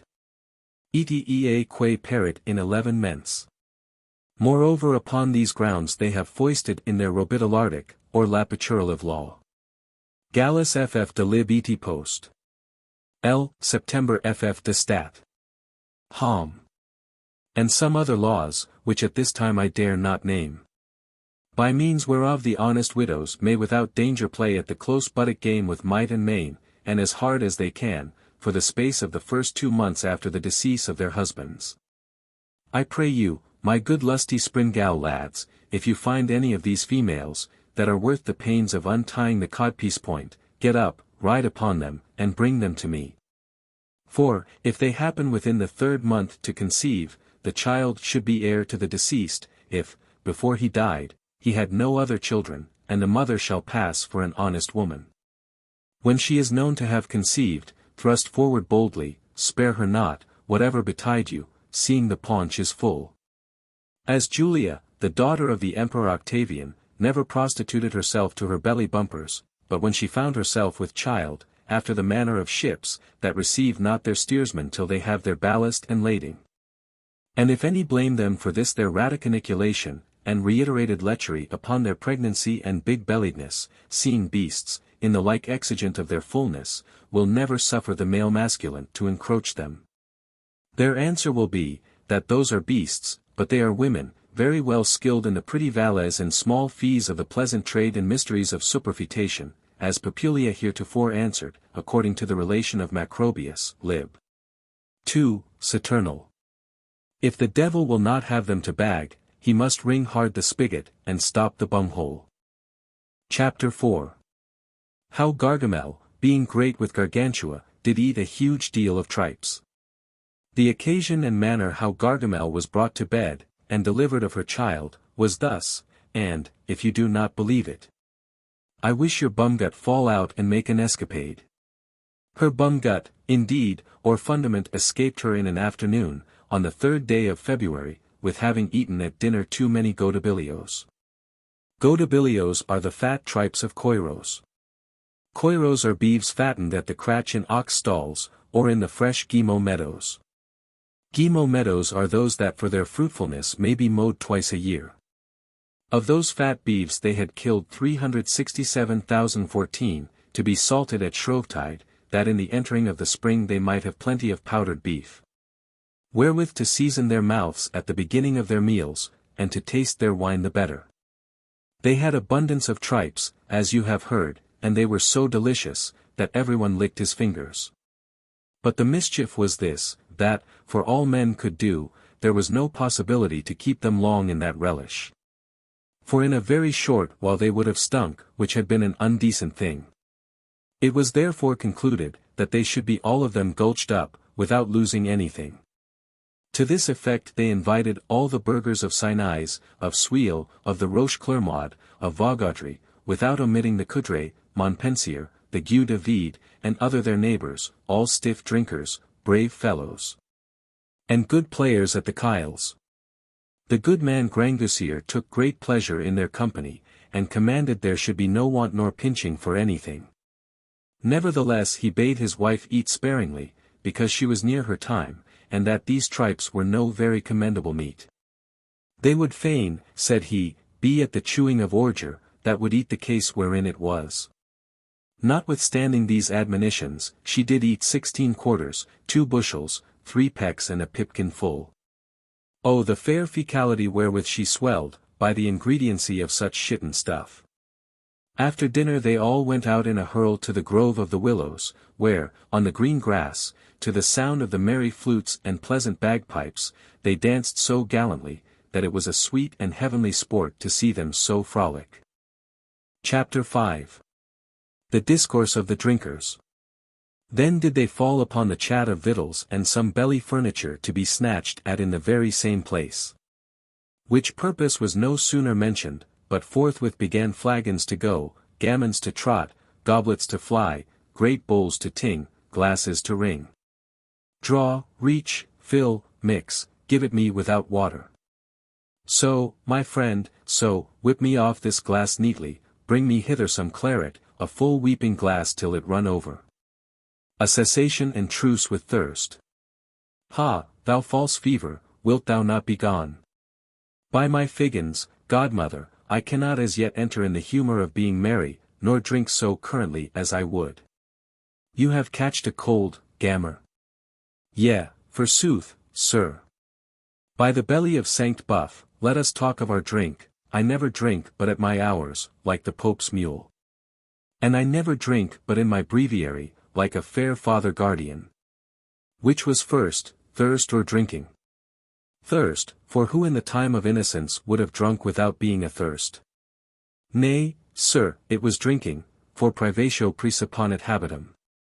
I am learned, you see, foecundi calices quem non facere desertum. We poor innocents drink but too much without thirst.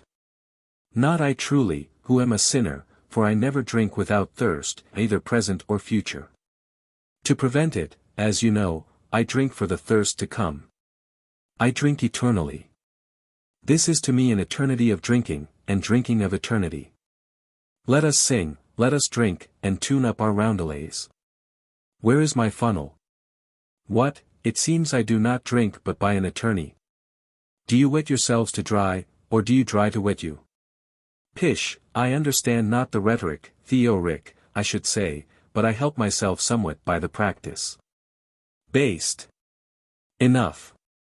I sup, I wet, I humect, I moisten my gullet, I drink, and all for fear of dying.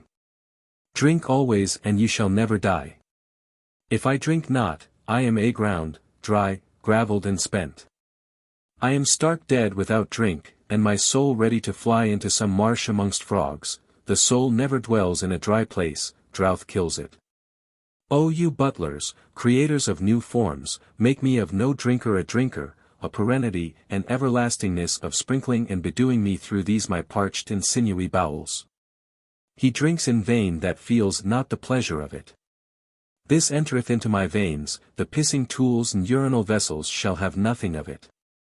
I would willingly wash the tripes of the calf which I apparelled this morning. I have pretty well now ballasted my stomach and stuffed my paunch. If the papers of my bonds and bills could drink as well as I do, my creditors would not want for wine when they come to see me, or when they are to make any formal exhibition of their rights to what of me they can demand. This hand of yours spoils your nose. Oh, how many other such will enter here before this go out? What, drink so shallow? It is enough to break both girds and petrol. This is called a cup of dissimulation, or flagonal hypocrisy. What difference is there between a bottle and a flagon? Great difference, for the bottle is stopped and shut up with a stopple, but the flagon with a vice. La bouteille est for me a bouchon, et le flacon a viscount. Bravely and well played upon the words. Our fathers drank lustily, and emptied their cans. Well cacked, well sung. Come. Let us drink, will you send nothing to the river? Here is one going to wash the tripes. I drink no more than a sponge. I drink like a Templar knight. And I, tanquam sponsus. And I. Sic et terra sine aqua. Give me a synonym for a gammon of bacon. It is the compulsory of drinkers, it is a pulley.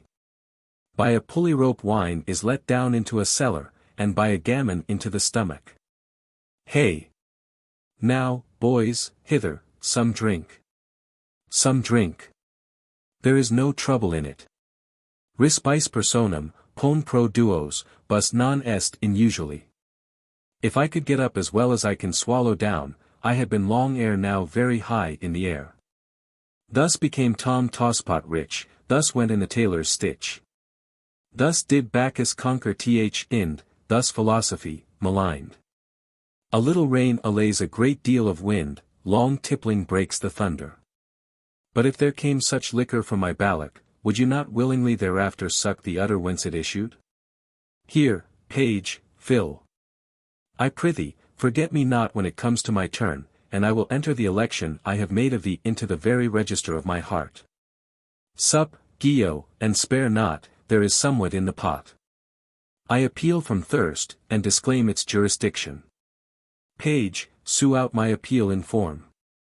This remnant in the bottom of the glass must follow its leader. I was wont heretofore to drink out all, but now I leave nothing. Let us not make too much haste, it is requisite we carry all along with us. Heyday, here are tripes fit for our sport, and, in earnest, excellent goatabilios of the dun ox, you know, with the black streak. Oh, for God's sake, let us lash them soundly, yet thriftily. Drink, or I will, no, drink, I beseech you, O je vous prie. Sparrows will not eat unless you bob them on the tail. Nor can I drink if I be not fairly spoke to. The concavities of my body are like another hell for their capacity. Lagani datera, lagan lateris cavitas, aids orcus, and eteros alter. There is not a corner, nor coney burrow in all my body, where this wine doth not ferret out my thirst. Ho, this will bang it soundly. But this shall banish it utterly. Let us wind our horns by the sound of flagons and bottles, and cry aloud. That whoever hath lost his thirst come not hither to seek it. Long clysters of drinking are to be voided without doors. The great God made the planets, and we make the platters neat. I have the word of the gospel in my mouth. CDO. The stone called asbestos is not more unquenchable than the thirst of my paternity. Appetite comes with eating, says Angestin, but the thirst goes away with drinking. I have a remedy against thirst. Quite contrary to that which is good against the biting of a mad dog. Keep running after a dog, and he will never bite you, drink always before the thirst, and it will never come upon you. There I catch you. I awake you. Argus had 100 eyes for his sight, a butler should have, like Briareus, 100 hands wherewith to fill us wine indefatigably. Hey now, lads, let us moisten ourselves, it will be time to dry hereafter. White wine here, wine. Boys! Pour out all in the name of Lucifer, fill here, you, fill and fill, peascods on you, till it be full. My tongue peels. Lands drink, to thee, countryman, I drink to thee, good fellow, comrade to thee, lusty, lively. Ha, la, la. That was drunk to some purpose, and bravely gulped over. O lacrima Christi, it is of the best grape. I faith, pure Greek, Greek. O the fine white wine. Upon my conscience, it is a kind of taffeta's wine, hin, it is of one ear, well wrought. And of good wool. Courage, comrade, up thy heart, Billy. We will not be beasts at this bout, for I have got one trick. Ex hoc in hoc. There is no enchantment nor charm there, every one of you hath seen it. My prenticeship is out. I am a free man at this trade. I am prester mast, prestre mace, maester passe, preach, brum. I should say, master past. Oh the drinkers, those that are dry, oh poor thirsty souls. Good page, my friend, fill me here some, and crown the wine. I pray thee. Like a cardinal. Natura abhorret vacuum. Would you say that a fly could drink in this? This is after the fashion of Switzerland. Clear off, neat, supernaculum. Come, therefore, blades, to this divine liquor and celestial juice. Swill it over heartily, and spare not. It is a decoction of nectar and ambrosia. Chapter 6. How Gargantua was born in a strange manner. Whilst they were on this discourse and pleasant tattle of drinking, Gargamelle began to be a little unwell in her lower parts. Whereupon Grangousier arose from off the grass, and fell to comfort her very honestly and kindly, suspecting that she was in travail, and told her that it was best for her to sit down upon the grass under the willows. Because she was like very shortly to see young feet, and that therefore it was convenient she should pluck up her spirits, and take a good heart of new at the fresh arrival of her baby. Saying to her withal, that although the pain was somewhat grievous to her, it would be but of short continuance, and that the succeeding joy would quickly remove that sorrow, in such sort that she should not so much as remember it. On, with a sheep's courage. Quoth he. Dispatch this boy, and we will speedily fall to work for the making of another. Ha! Said she, so well as you speak at your own ease, you that are men. Well, then, in the name of God, I'll do my best, seeing that you will have it so, but would to God that it were cut off from you. What? Said Grangousier. Ha, said she, you are a good man indeed, you understand it well enough. What, my member? Said he. By the goat's blood, if it please you, that shall be done instantly, 'cause bring hither a knife. Alas, said she, the Lord forbid, and pray Jesus to forgive me. I did not say it from my heart, therefore let it alone, and do not do it neither more nor less any kind of harm for my speaking so to you. But I am like to have work enough to do today and all for your member, yet God bless you and it. Courage, courage, said he, take you no care of the matter, let the 4 foremost oxen do the work. I will yet go drink one with more, and if in the meantime anything befall you that may require my presence, I will be so near to you, that, at the first whistling in your fist, I shall be with you forthwith. A little while after she began to groan, lament and cry. Then suddenly came the midwives from all quarters, who groping her below, found some pilateries, which was a certain filthy stuff, and of a taste truly bad enough. This they thought had been the child, but it was her fundament, that was slipped out with the mollification of her straight entrail, which you call the bumgut, and that merely by eating of too many tripes, as we have showed you before.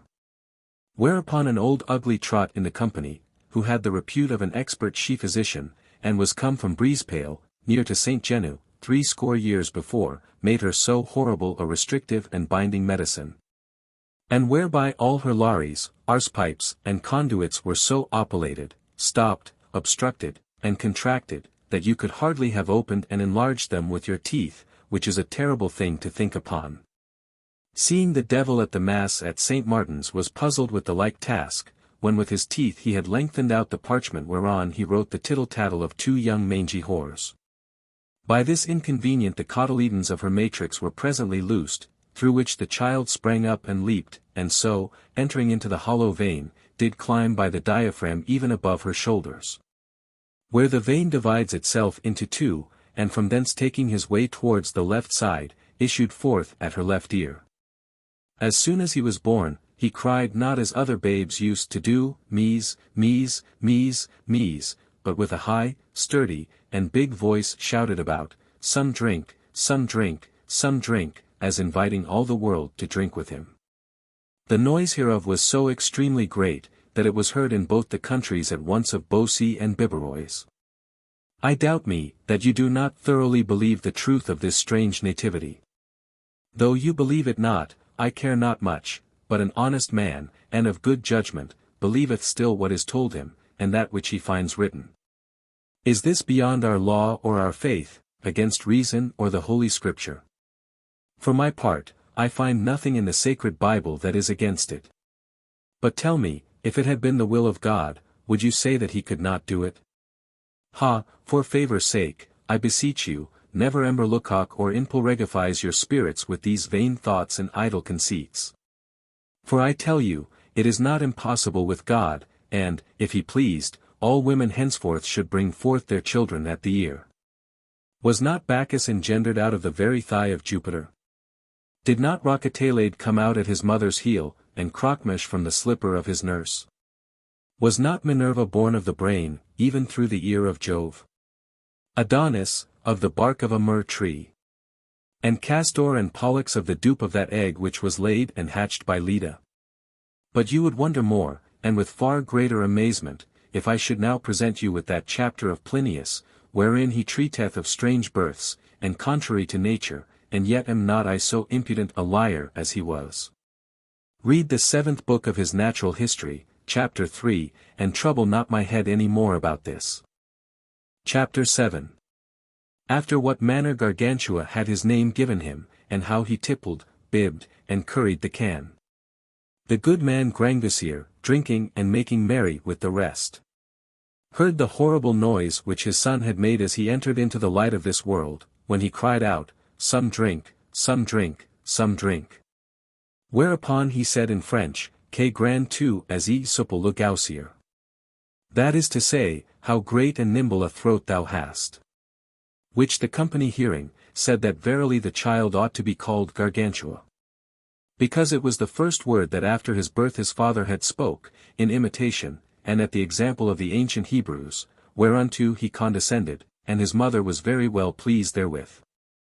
In the meanwhile, to quiet the child, they gave him to drink a tirelurigot, that is, till his throat was like to crack with it, then was he carried to the font, and there baptized, according to the manner of good Christians.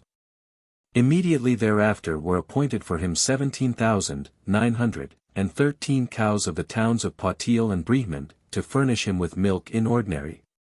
For it was impossible to find a nurse sufficient for him in all the country, considering the great quantity of milk that was requisite for his nourishment.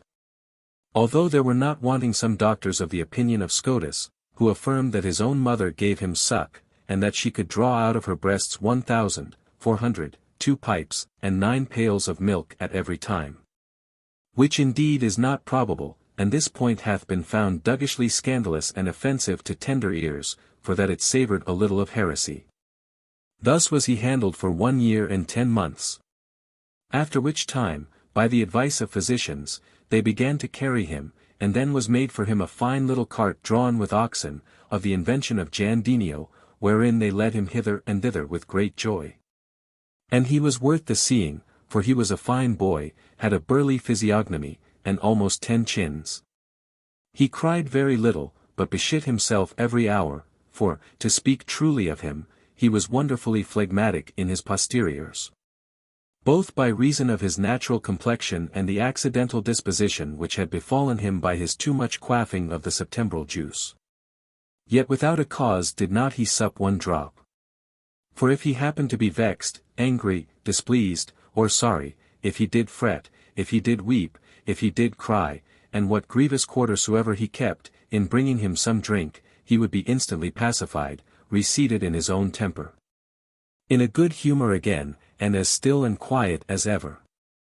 One of his governesses told me, swearing by her fig, how he was so accustomed to this kind of way, that, at the sound of pints and flagons, he would on a sudden fall into an ecstasy, as if he had then tasted of the joys of paradise. So that they, upon consideration of this, his divine complexion, would every morning, to cheer him up, play with a knife upon the glasses, on the bottles with their stopples, and on the pottle pots with their lids and covers. At the sound whereof he became gay, did leap for joy, would loll and rock himself in the cradle, then nod with his head, monocordizing with his fingers, and baritonizing with his tail. Chapter 8. How they apparelled Gargantua. Being of this age, his father ordained to have clothes made to him in his own livery, which was white and blue.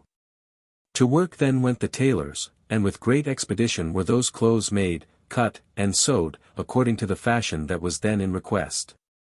I find by the ancient records or pancarts, to be seen in the Chamber of Accounts, or Court of the Exchequer at Montserrat, that he was accoutred in manner as followeth. To make him every shirt of his were taken up 900 ells of chastellerod linen, and 200 for the gussets, in manner of cushions, which they put under his armpits.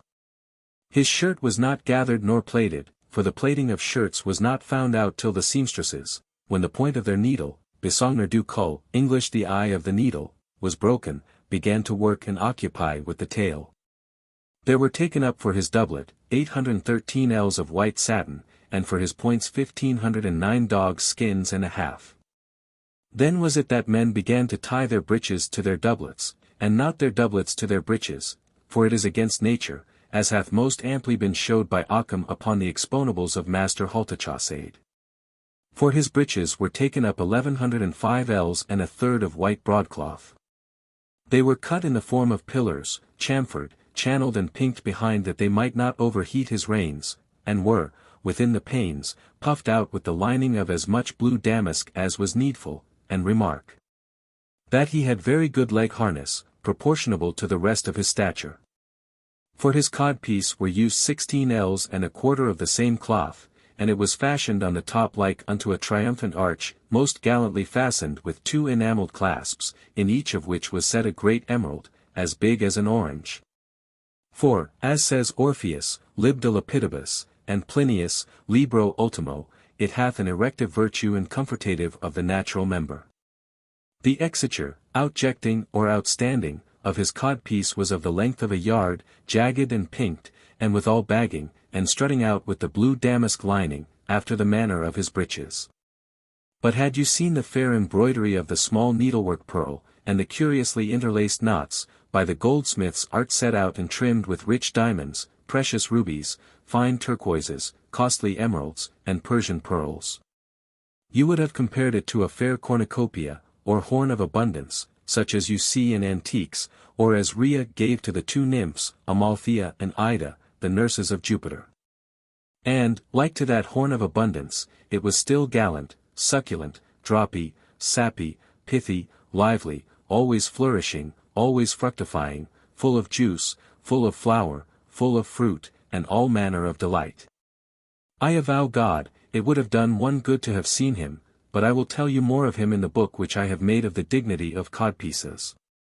One thing I will tell you, that as it was both long and large, so was it well furnished and victualled within, nothing like unto the hypocritical codpieces of some fond wooers and wench courtiers, which are stuffed only with wind, to the great prejudice of the female sex. For his shoes were taken up 406 ells of blue crimson velvet, and were very neatly cut by parallel lines, joined in uniform cylinders. For the soling of them were made use of 1100 hides of brown cows, shapen like the tail of a keeling. For his coat were taken up 1800 ells of blue velvet, dyed in grain, embroidered in its borders with fair gilliflowers, in the middle decked with silver pearl, intermixed with plates of gold and store of pearls. Hereby showing that in his time he would prove an especial good fellow and singular whipcan. His girdle was made of 300 ells and a half of silken serge, half white and half blue, if I mistake it not.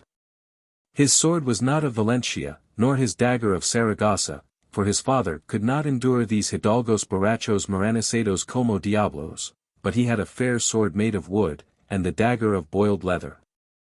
As well painted and gilded as any man could wish. His purse was made of the cod of an elephant, which was given him by her praeconsul, proconsul of Libya. For his gown were employed 9,600 ells, wanting 2/3, of blue velvet, as before, all so diagonally pearled, that by true perspective issued thence an unnamed colour.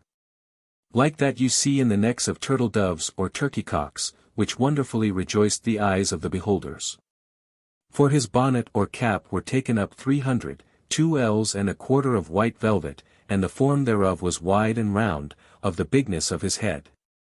For his father said that the caps of the Marabes fashion, made like the cover of a pasty, would one time or other bring a mischief on those that wore them. For his plume, he wore a fair great blue feather, plucked from an onocrodal of the country of Hyrcania the Wild, very prettily hanging down over his right ear. For the jewel or brooch which in his cap he carried, he had in a cake of gold, weighing 68 marks, a fair piece enamelled, wherein was portrayed a man's body with 2 heads, looking towards one another, 4 arms, 4 feet. 2 arses, such as Plato, in Symposio, says was the mystical beginning of man's nature. And about it was written in Ionic letters, agame ouzdi ta otes, or rather, einer kai gyun zagata anthrodos idiotata, that is, vir et mulier junctum propriasium homo. To wear about his neck, he had a golden chain, weighing 25,063 marks of gold, the links thereof being made after the manner of great berries, amongst which were set in work green jaspers engraven in cut dragon-like. All environed with beams and sparks, as King Nicepsos of old was wont to wear them, and it reached down to the very bust of the rising of his belly, whereby he reaped great benefit all his life long, as the Greek physicians know well enough. For his gloves were put in work 16 otters' skins, and 3 of the lupcaris, or men-eating wolves, for the bordering of them, and of this stuff were they made, by the appointment of the Kabbalists of San Laurent. As for the rings which his father would have him to wear, to renew the ancient mark of nobility, he had on the forefinger of his left hand a carbuncle as big as an ostrich's egg, enchased very daintily in gold of the fineness of a turkey seraph. Upon the middle finger of the same hand he had a ring made of 4 metals together, of the strangest fashion that ever was seen, so that the steel did not crash against the gold, nor the silver crush the copper. All this was made by Captain Chapuis, and Alcafribas his good agent. On the medical finger of his right hand he had a ring made spire-wise, wherein was set a perfect balas ruby, a pointed diamond, and a Physan emerald, of an inestimable value. For Hans Carvel, the king of Melinda's jeweller, esteemed them at the rate of 3,9,894,018 French crowns of Berry, and at so much did the Falkers of Augsburg prize them. Chapter 9.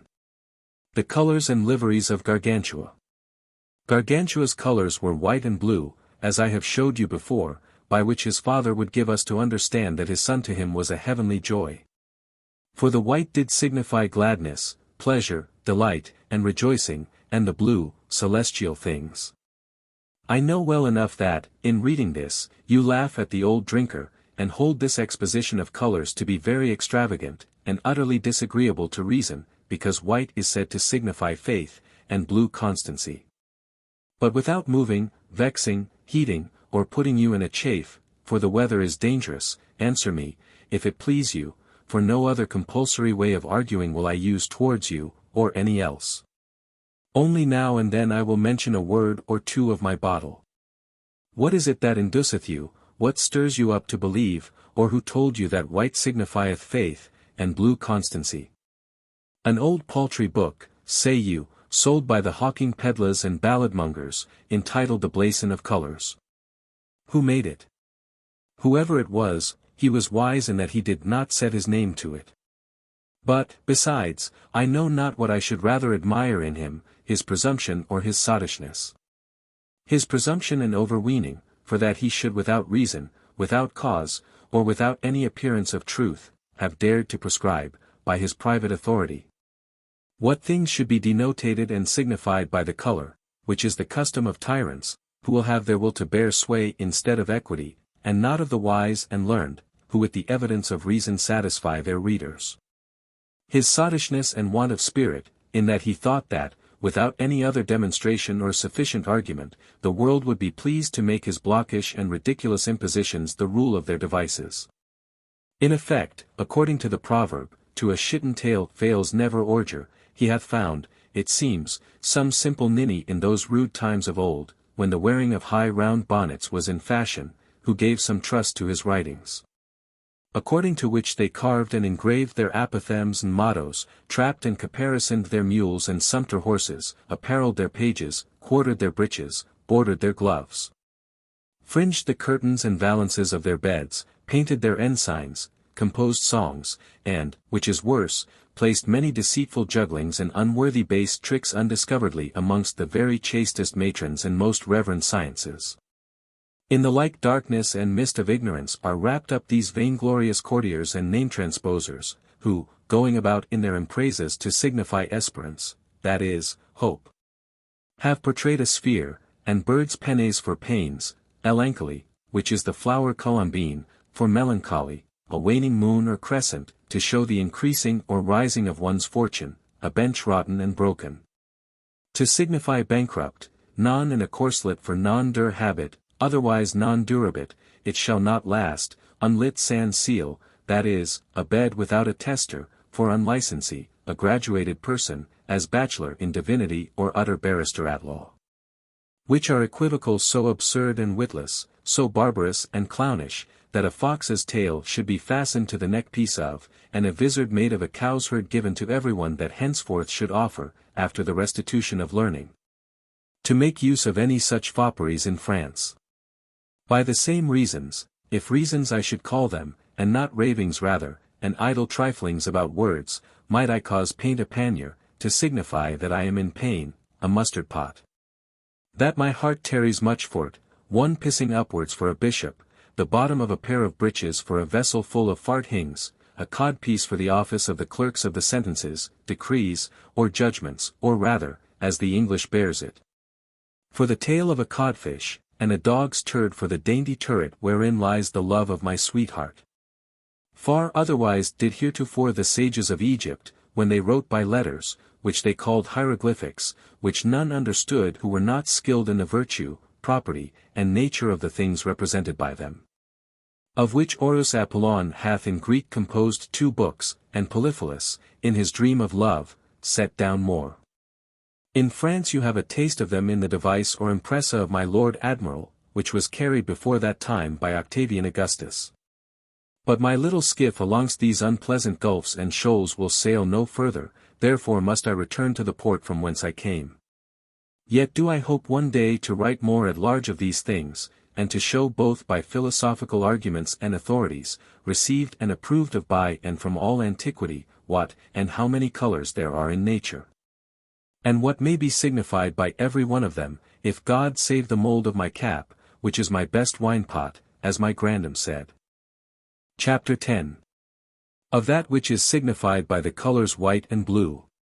The white therefore signifieth joy, solace, and gladness, and that not at random, but upon just and very good grounds, which you may perceive to be true. If laying aside all prejudicate affections, you will but give ear to what presently I shall expound unto you. Aristotle saith that, supposing 2 things contrary in their kind, as good and evil, virtue and vice, heat and cold, white and black, pleasure and pain, joy and grief, and so of others. If you couple them in such manner that the contrary of one kind may agree in reason with the contrary of the other, it must follow by consequence that the other contrary must answer to the remanent opposite to that wherewith it is conferred. As, for example, virtue and vice are contrary in one kind, so are good and evil. If one of the contraries of the first kind be consonant to one of those of the second, as virtue and goodness, for it is clear that virtue is good, so shall the other 2 contraries, which are evil and vice, have the same connection. For vice is evil. This logical rule being understood, take these 2 contraries, joy and sadness, then these other 2, white and black, for they are physically contrary. If so be, then, that black do signify grief, by good reason then should white import joy. Nor is this signification instituted by human imposition, but by the universal consent of the world received, which philosophers call jus gentium, the law of nations, or an uncontrollable right of force in all countries whatsoever. For you know well enough that all people, and all languages and nations, except the ancient Syracusans and certain Argives, who had cross and thwarting souls, when they mean outwardly to give evidence of their sorrow, go in black. And all mourning is done with black. Which general consent is not without some argument and reason in nature, the which every man may by himself very suddenly comprehend, without the instruction of any, and this we call the law of nature. By virtue of the same natural instinct we know that by white all the world hath understood joy, gladness, mirth, pleasure, and delight. In former times the Thracians and Cretans did mark their good, propitious, and fortunate days with white stones, and their sad, dismal, and unfortunate ones with black. Is not the night mournful, sad, and melancholic? It is black and dark by the privation of light. Doth not the light comfort all the world? And it is more white than anything else. Which to prove, I could direct you to the book of Laurentius Valla against Bartolus. But an evangelical testimony I hope will content you. Math. 17 It is said that, at the transfiguration of our Lord, vestimenta aegis facta sunt alba sicit lux, his apparel was made white like the light. By which lightsome whiteness he gave his 3 apostles to understand the idea and figure of the eternal joys. For by the light are all men comforted, according to the word of the old woman, who, although she had never a tooth in her head, was wont to say, Bona lux. And Tobit, chap. 5, after he had lost his sight, when Raphael saluted him, answered, What joy can I have, that do not see the light of heaven? In that color did the angels testify the joy of the whole world at the resurrection of our Saviour, John 20, and at his ascension, Acts 1. With the like color of vesture did St. John the Evangelist, Apoc 4. 7, see the faithful clothed in the heavenly and blessed Jerusalem. Read the ancient, both Greek and Latin histories, and you shall find that the town of Alba, the first pattern of Rome, was founded and so named by reason of a white sow that was seen there. You shall likewise find in those stories, that when any man, after he had vanquished his enemies, was by decree of the Senate to enter into Rome triumphantly, he usually rode in a chariot drawn by white horses, which in the Ovation triumph was also the custom. For by no sign or color would they so significantly express the joy of their coming as by the white. You shall there also find, how Pericles, the general of the Athenians, would needs have that part of his army unto whose lot befell the white beans, to spend the whole day in mirth, pleasure, and ease, whilst the rest were a-fighting. 1,000 other examples and places could I allege to this purpose, but that it is not here where I should do it. By understanding hereof, you may resolve one problem, which Alexander Aphrodisius hath accounted unanswerable, why the lion, who with his only cry and roaring affrights all beasts, dreads and feareth only a white cock. For, as Proclus saith, Libro de Sacrificio et Magia, it is because the presence of the virtue of the sun, which is the organ and promptuary of all terrestrial and sidereal light, doth more symbolize and agree with a white cock. As well in regard of that color, as of his property and specifical quality, than with a lion. He saith, furthermore, that devils have been often seen in the shape of lions, which at the sight of a white cock have presently vanished. This is the cause why Galli or Gallices, so are the Frenchmen called, because they are naturally white as milk, which the Greeks call Gala, do willingly wear in their caps white feathers, for by nature they are of a candid disposition, merry, kind, gracious, and well-beloved, and for their cognizance and arms have the whitest flower of any, the flower de luce or lily. If you demand how, by white, nature would have us understand joy and gladness, I answer, that the analogy in uniformity is thus. For, as the white doth outwardly disperse and scatter the rays of the sight, whereby the optic spirits are manifestly dissolved, according to the opinion of Aristotle in his Problems and Perspective treatises. As you may likewise perceive by experience, when you pass over mountains covered with snow, how you will complain that you cannot see well, as Xenophon writes to have happened to his men, and as Galen very largely declareth, lib. 10, de usu partium, just so the heart with excessive joy is inwardly dilated, and suffereth a manifest resolution of the vital spirits, which may go so far on that it may thereby be deprived of its nourishment, and by consequence of life itself. By this pericary or extremity of gladness, as Galen saith, lib. 12, method, lib. 5, de locis affectis, and lib. 2, de symptomatum causis. And as it hath come to pass in former times, witness Marcus Tullius, lib. 1, quast. Tuscul. Varius, Aristotle, Titus Livius, in his relation of the battle of Cannae, Plinius, lib. 7, cap. 32 and 34, Gellius, lib. 3, c. 15, and many other writers, to Diagoras the Rhodian, Chilon, Sophocles, Dionysius the tyrant of Sicily, Philippides, Philemon, Polycrates, Philistion, M. Juventi, and others who died with joy. And as Avicen speaketh, in 2 Canon et lib. de virib. Cordis, of the saffron, that it doth so rejoice the heart that, if you take of it excessively, it will by a superfluous resolution and dilation deprive it altogether of life. Here peruse Alex. Aphrodisias, lib. 1, probable, cap. 19, and that for a cause. But what? It seems I am entered further into this point than I intended at the first. Here, therefore, will I strike sail, referring the rest to that book of mine which handleth this matter to the full. Meanwhile, in a word I will tell you, that blue doth certainly signify heaven and heavenly things, by the same very tokens and symbols that white signifieth joy and pleasure. Chapter 11. Of the youthful age of Gargantua. Gargantua, from 3 years upwards unto 5, was brought up and instructed in all convenient discipline by the commandment of his father. And spent that time like the other little children of the country, that is, in drinking, eating, and sleeping, in eating, sleeping, and drinking, and in sleeping, drinking, and eating. Still he wallowed and rolled up and down himself in the mire and dirt, he blurred and sullied his nose with filth, he blotted and smutched his face with any kind of scurvy stuff, he trod down his shoes in the heel, at the flies he did oftentimes yawn. And ran very heartily after the butterflies, the empire whereof belonged to his father.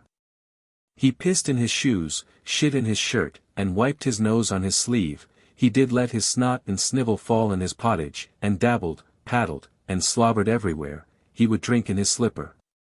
And ordinarily rub his belly against a pannier. He sharpened his teeth with a top, washed his hands with his broth, and combed his head with a bowl. He would sit down betwixt 2 stools, and his arse to the ground, would cover himself with a wet sack, and drink in eating of his soup. He did eat his cake sometimes without bread, would bite in laughing, and laugh in biting. Oftentimes did he spit in the basin, and fart for fatness, piss against the sun, and hide himself in the water for fear of rain. He would strike out of the cold iron, be often in the dumps, and frig and wriggle it.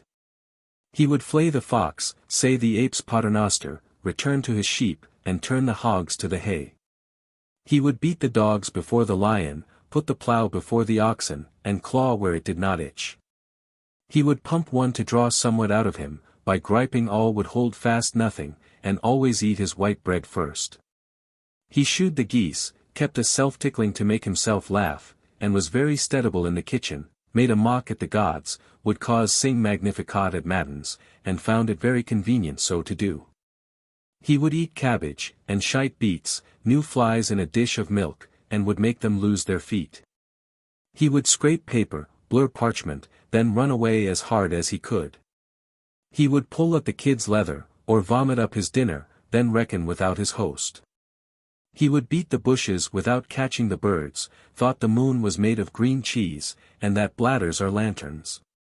Out of one sack he would take 2 multures or fees for grinding, would act the ass's part to get some bran, and of his fist would make a mallet. He took the cranes at the first leap, and would have the mail coats to be made link after link.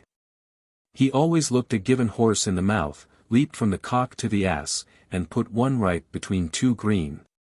By robbing Peter he paid Paul, he kept the moon from the wolves, and hoped to catch larks if ever the heavens should fall. He did make of necessity virtue, of such bread such pottage, and cared as little for the peeled as for the shaven. Every morning he did cast up his gorge, and his father's little dogs eat out of the dish with him, and he with them. He would bite their ears, and they would scratch his nose, he would blow in their arses, and they would lick his chaps. But hearken, good fellows, the spigot ill betake you, and whirl round your brains, if you do not give ear. This little lecher was always groping his nurses and governesses, upside down, arsiversy, topsy-turvy, Harry Burriquet, with a yakko hike, hyckgo. Handling them very rudely in jumbling and tumbling them to keep them going. For he had already begun to exercise the tools, and put his codpiece in practice. Which codpiece, or braguette, his governesses did every day deck up and adorn with fair nosegays, curious rubies, sweet flowers, and fine silken tufts, and very pleasantly would pass their time in taking you know what between their fingers. And dandling it, till it did revive and creep up to the bulk and stiffness of a suppository, or street magdaleon, which is a hard rolled-up salve spread upon leather. Then did they burst out in laughing, when they saw it lift up its ears, as if the sport had liked them. One of them would call it her little dill, her staff of love, her quillity, her faucetin, her dandilolly. Another, her peen, her jolly kyle, her bablerit, her memberton, her quickset imp, another again, her branch of coral, her female adamant, her placket racket, her Cyprian sceptre, her jewel for ladies. And some of the other women would give it these names, my bungati, my stopple too, my bushrusher, my gallant wimble, my pretty borer, my conyborough ferret, my little piercer, my augratine, my dangling hangers, down right to it, stiff and stout. In and to, my pusher, dresser, pouting stick, my honey pipe, my pretty pillicock, linky pinky, futility, my lusty and dewy, and crimson chitterling, my little cuil bredawheel, my pretty rogue, and so forth. It belongs to me, said one. It is mine, said the other. What, quoth a third, shall I have no share in it? By my faith, I will cut it then. Ha, to cut it, said the other, would hurt him. Madam, do you cut little children's things? Were his cut off, he would be then Monsieur Sans Q, the curtailed master. And that he might play and sport himself after the manner of the other little children of the country, they made him a fair weather whirljack of the wings of the windmill of my Rabelais. Chapter 12. Of Gargantua's wooden horses. Afterwards, that he might be all his lifetime a good rider, they made to him a fair great horse of wood, which he did make leap, curvet, jerk out behind, and skip forward, all at a time, to pace, trot, rack, gallop, amble, to play the hobby, the hackney gelding, go the gait of the camel, and of the wild ass. He made him also change his colour of hair, as the monks of Coltabo, according to the variety of their holidays, used to do their clothes, from bay brown, to sorrel, dapple grey, mouse dun, deer colour, roan, cow colour, gingealine, skewed colour, piebald, and the colour of the savage elk. Himself of a huge big post made a hunting nag, and another for daily service of the beam of a vine press, and of a great oak made up a mule, with a footcloth, for his chamber. Besides this, he had 10 or 12 spare horses, and 7 horses for post, and all these were lodged in his own chamber, close by his bedside. One day the Lord of Bredenbag, Painensack, came to visit his father in great bravery, and with a gallant train, and, at the same time, to see him came likewise the Duke of Freemeal, Francrepas, and the Earl of Wetgullet, Muillevent. The house truly for so many guests at once was somewhat narrow, but especially the stables, whereupon the steward and harbinger of the said Lord Bredenbag, to know if there were any other empty stable in the house, came to Gargantua, a little young lad, and secretly asked him where the stables of the great horses were, thinking that children would be ready to tell all. Then he led them up along the stairs of the castle, passing by the second hall unto a broad great gallery, by which they entered into a large tower, and as they were going up at another pair of stairs, said the harbinger to the steward, This child deceives us, for the stables are never on the top of the house. You may be mistaken, said the steward. For I know some places at Lyons, at the Basmet, at Chassenon, and elsewhere, which have their stables at the very tops of the houses, so it may be that behind the house there is a way to come to this ascent. But I will question with him further. Then said he to Gargantua, my pretty little boy, whither do you lead us? To the stable, said he, of my great horses. We are almost come to it, we have but these stairs to go up at. Then leading them alongst another great hall, he brought them into his chamber, and, opening the door, said unto them, This is the stable you ask for, this is my jennet, this is my gelding, this is my courser, and this is my hackney, and laid on them with a great lever. I will bestow upon you, said he, this Friesland horse, I had him from Frankfurt. Yet will I give him you, for he is a pretty little nag, and will go very well, with a tescel of goshawks, half a dozen of spaniels, and a brace of greyhounds, thus are you king of the hares and partridges for all this winter. By St. John, said they. Now we are paid, he hath gleeked us to some purpose, bobbed we are now for ever. I deny it, said he was not here above 3 days. Judge you now, whether they had most cause either to hide their heads for shame, or to laugh at the jest. As they were going down again thus amazed, he asked them, Will you have a wimwam, Aubelier? What is that? Said they. It is, said he, 5 turds to make you a muzzle. Today, said the steward. Though we happen to be roasted, we shall not be burnt, for we are pretty well quipped and larded, in my opinion. Oh my jolly dapper boy, thou hast given us a gudgeon, I hope to see thee pope before I die. I think so, said he. Myself, and then shall you be a puppy, and this gentle popinjay a perfect papelard, that is, dissembler. Well, well, said the harbinger. But, said Gargantua, guess how many stitches there are in my mother's smock. 16. Quoth the harbinger. You do not speak gospel, said Gargantua, for there is sent before, and sent behind, and you did not reckon them ill, considering the 2 under holes. When? Said the harbinger. Even then, said Gargantua. When they made a shovel of your nose to take up a quarter of dirt, and of your throat a funnel, wherewith to put it into another vessel, because the bottom of the old one was out. Cocksbod, said the steward, we have met with a prater. Farewell. Master Tatler, God keep you, so goodly are the words which you come out with, and so fresh in your mouth, that it had need to be salted. Thus going down in great haste, under the arch of the stairs they let fall the great lever, which he had put upon their backs, whereupon Gargantua said, What a devil! You are, it seems, but bad horsemen, that suffer your builder to fail you when you need him most. If you were to go from hence to Cahusac, whether had you rather, ride on a gosling or lead a sow in a leash? I had rather drink, said the harbinger. With this they entered into the lower hall, where the company was, and relating to them this new story, they made them laugh like a swarm of flies. Chapter 13. How Gargantua's wonderful understanding became known to his father Grangousier, by the invention of a torchicle or white breech. About the end of the 5th year, Grangousier returning from the conquest of the Canarians, went by the way to see his son Gargantua. There was he filled with joy, as such a father might be at the sight of such a child of his, and whilst he kissed and embraced him, he asked many childish questions of him about divers matters, and drank very freely with him and with his governesses, of whom in great earnest he asked, amongst other things, whether they had been careful to keep him clean and sweet. To this Gargantua answered, that he had taken such a course for that himself, that in all the country there was not to be found a cleanlier boy than he. How is that? Said Grangousier.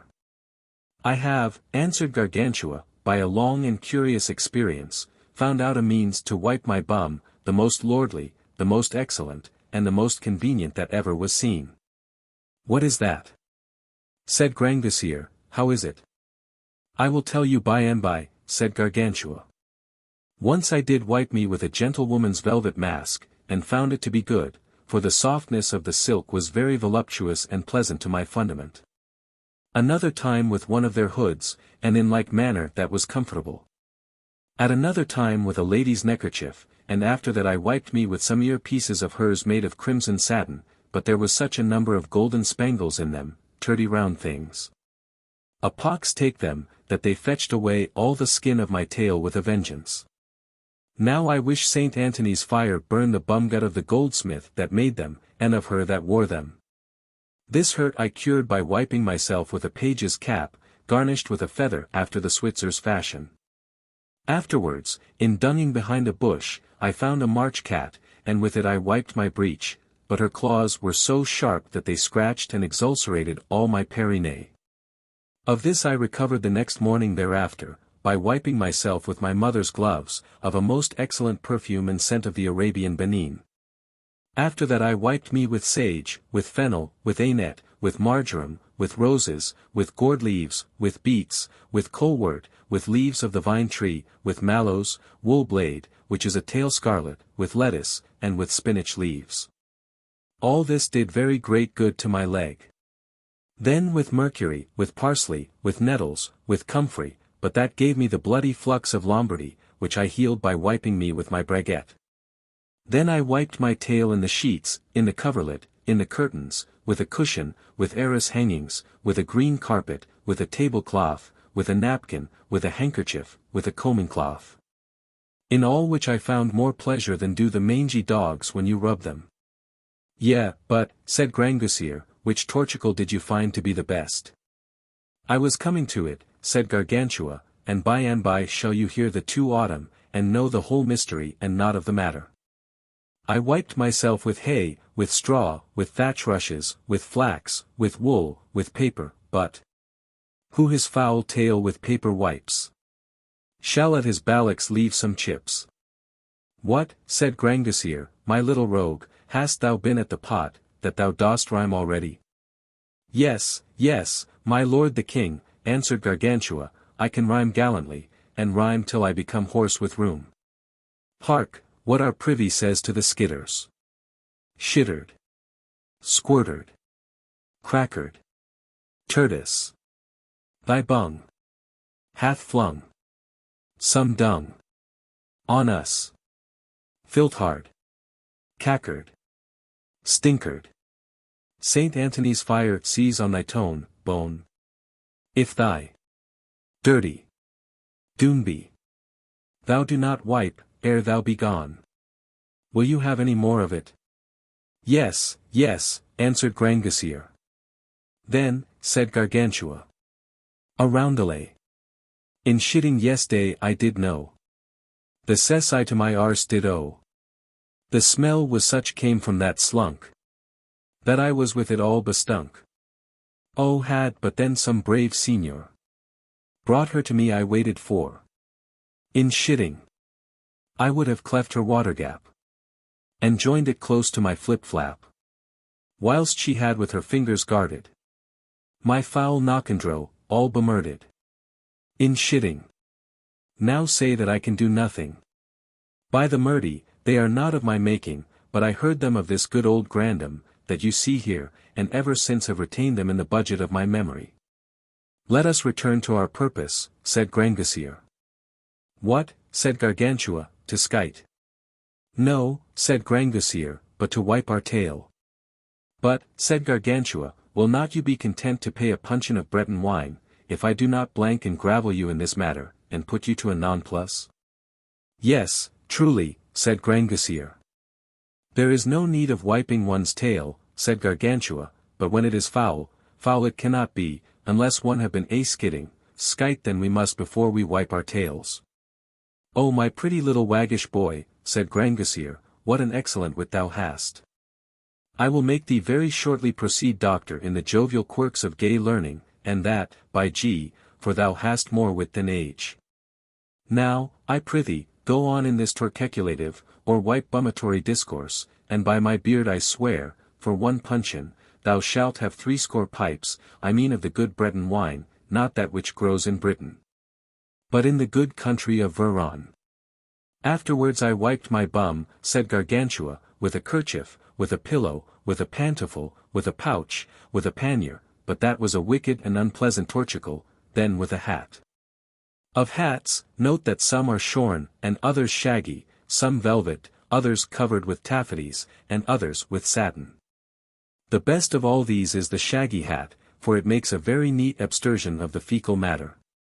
Afterwards I wiped my tail with a hen, with a cock, with a pullet, with a calf's skin, with a hare, with a pigeon, with a cormorant, with an attorney's bag, with a montero, with a coif, with a falconer's lure. But, to conclude, I say and maintain, that of all torchicles, arsewisps, bumfodders, tail napkins, bunghole cleansers, and white breeches, there is none in the world comparable to the neck of a goose, that is well downed. If you hold her head betwixt your legs. And believe me therein upon mine honour, for you will thereby feel in your knockhole a most wonderful pleasure, both in regard of the softness of the said down and of the temperate heat of the goose, which is easily communicated to the bumgut and the rest of the inwards, in so far as to come even to the regions of the heart and brains. And think not that the felicity of the heroes and demigods in the Elysian fields consisteth either in their asphodel, ambrosia, or nectar, as our old women here used to say. But in this, according to my judgment, that they wipe their tails with the neck of a goose, holding her head betwixt their legs, and such is the opinion of Master John of Scotland, alias Scotus. Chapter 14. How Gargantua was taught Latin by a sophister. The good man Grangousier, having heard this discourse, was ravished with admiration, considering the high reach and marvellous understanding of his son Gargantua, and said to his governesses, Philip, king of Macedon, knew the great wit of his son Alexander by his skilful managing of a horse. For his horse Bucephalus was so fierce and unruly that none durst adventure to ride him, after that he had given to his riders such devilish falls, breaking the neck of this man, the other man's leg, braining one, and putting another out of his jawbone. This by Alexander being considered, one day in the hippodrome, which was a place appointed for the breaking and managing of great horses, he perceived that the fury of the horse proceeded merely from the fear he had of his own shadow. Whereupon getting on his back, he run him against the sun, so that the shadow fell behind, and by that means tamed the horse and brought him to his hand. Whereby his father, knowing the divine judgment that was in him, caused him most carefully to be instructed by Aristotle, who at that time was highly renowned above all the philosophers of Greece. After the same manner I tell you, that by this only discourse, which now I have here had before you with my son Gargantua, I know that his understanding doth participate of some divinity, and that, if he be well taught, and have that education which is fitting, he will attain to a supreme degree of wisdom. Therefore will I commit him to some learned man, to have him indoctrinated according to his capacity, and will spare no cost. Presently they appointed him a great sophister doctor, called Master Tubal Holofernes, who taught him his ABC so well, that he could say it by heart backwards, and about this he was 5 years and 3 months. Then read he to him Donat, Lophasit, Theodolit, and Alanus in Parabolis. About this he was 13 years, 6 months, and 2 weeks.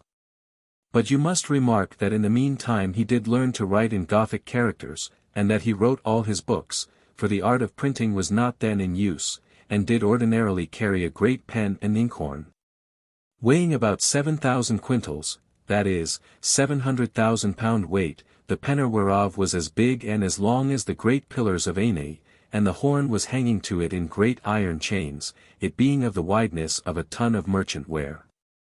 After that he read unto him the book De Modi Significandi, with the commentaries of Hurtbise, of Fosquin, of Troptius, of Gualhot, of John Calf, of Bologno, of Berlinguandus, and a rabble of others. And herein he spent more than 18 years and 11 months, and was so well versed in it that, to try masteries in school disputes with his condisciples, he would recite it by heart backwards. And did sometimes prove on his finger ends to his mother, quat de modi significandi non erat scientia. Then did he read to him the compost for knowing the age of the moon, the seasons of the year, and tides of the sea, on which he spent 16 years and 2 months, and that justly at the time that his said preceptor died of the French pox, which was in the year 1420. Afterwards he got an old coughing fellow to teach him, named Master Joblin Bride, or Muzzled Dolt, who read unto him Hugutio, Hebrard, Grecism, the doctrinal, the parts, the the quid est, the supplementum, marmatritus, de moribus in mensa servandis. Seneca de quatuor virtutibus cardinalibus, passivantis cum commento, and dormi secure for the holidays, and some other of such like mealy stuff, by reading whereof he became as wise as any we ever since baked in an oven. Chapter 15. How Gargantua was put under other schoolmasters. At the last his father perceived that indeed he studied hard, and that, although he spent all his time in it, he did nevertheless profit nothing, but which is worse, grew thereby foolish, simple, doted, and blockish, whereof making a heavy regret to Don Philip of Morays, viceroy or depute king of Papelagos, he found that it were better for him to learn nothing at all, than to be taught such like books, under such schoolmasters. Because their knowledge was nothing but brutishness, and their wisdom but blunt foppish toys, serving only to bastardize good and noble spirits, and to corrupt all the flower of youth. That it is so, take, said he, any young boy of this time who hath only studied 2 years, if he have not a better judgment, a better discourse, and that expressed in better terms than your son, with a completer carriage and civility to all manner of persons, account me for ever hereafter a very clounch and bacon slicer of breen. This pleased Grangousier very well, and he commanded that it should be done. At night at supper, the said des Morays brought in a young page of his, of Vilgauges, called Eudaemon, so neat, so trim, so handsome in his apparel, so spruce, with his hair in so good order, and so sweet and comely in his behavior, that he had the resemblance of a little angel more than of a human creature. Then he said to Grangousier, Do you see this young boy? He is not as yet full 12 years old. Let us try, if it please you, what difference there is betwixt the knowledge of the doting Mediologians of old time and the young lads that are now. The trial pleased Grangousier, and he commanded the page to begin. Then Eudaemon, asking leave of the vice-king his master so to do, with his cap in his hand, a clear and open countenance, beautiful and ruddy lips, his eyes steady, and his looks fixed upon Gargantua with a youthful modesty, standing up straight on his feet, began very gracefully to commend him. First, for his virtue and good manners, secondly, for his knowledge, thirdly, for his nobility, fourthly, for his bodily accomplishments. And, in the fifth place, most sweetly exhorted him to reverence his father with all due observancy, who was so careful to have him well brought up. In the end he prayed him, that he would vouchsafe to admit of him amongst the least of his servants. For other favour at that time desired he none of heaven, but that he might do him some grateful and acceptable service. All this was by him delivered with such proper gestures, such distinct pronunciation, so pleasant a delivery, in such exquisite fine terms, and so good Latin, that he seemed rather a Gracchus, a Cicero, an Emilius of the time past, than a youth of this age. But all the countenance that Gargantua kept was, that he fell to crying like a cow, and cast down his face, hiding it with his cap, nor could they possibly draw one word from him, no more than a fart from a dead ass. Whereat his father was so grievously vexed that he would have killed Master Joblin, but the said des Morays withheld him from it by fair persuasions, so that at length he pacified his wrath. Then Grangousier commanded he should be paid his wages, that they should whittle him up soundly, like a sophister, with good drink, and then give him leave to go to all the devils in hell. At least, said he, today shall it not cost his host much if by chance he should die as drunk as a Switzer. Master Joblin being gone out of the house, Grangousier consulted with the viceroy what schoolmaster they should choose for him, and it was betwixt them resolved that Ponocrates, the tutor of Eudaemon, should have the charge, and that they should go all together to Paris, to know what was the study of the young men of France at that time. Chapter 16. How Gargantua was sent to Paris, and of the huge great mare that he rode on. How she destroyed the ox-flies of the Beausy. In the same season Phaels, the fourth king of Numidia, sent out of the country of Africa to Grangousier the most hideously great mare that ever was seen, and of the strangest form. For you know well enough how it is said that Africa always is productive of some new thing. She was as big as 6 elephants, and had her feet cloven into fingers, like Julius Caesar's horse, with slouch-hanging ears, like the goats in Languedoc, and a little horn on her buttock.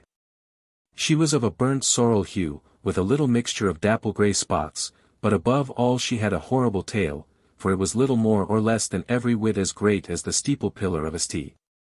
Mark beside Langes, and squared as that is, with tufts and ennicroaks or hairplates wrought within one another, no otherwise than as the beards are upon the ears of corn.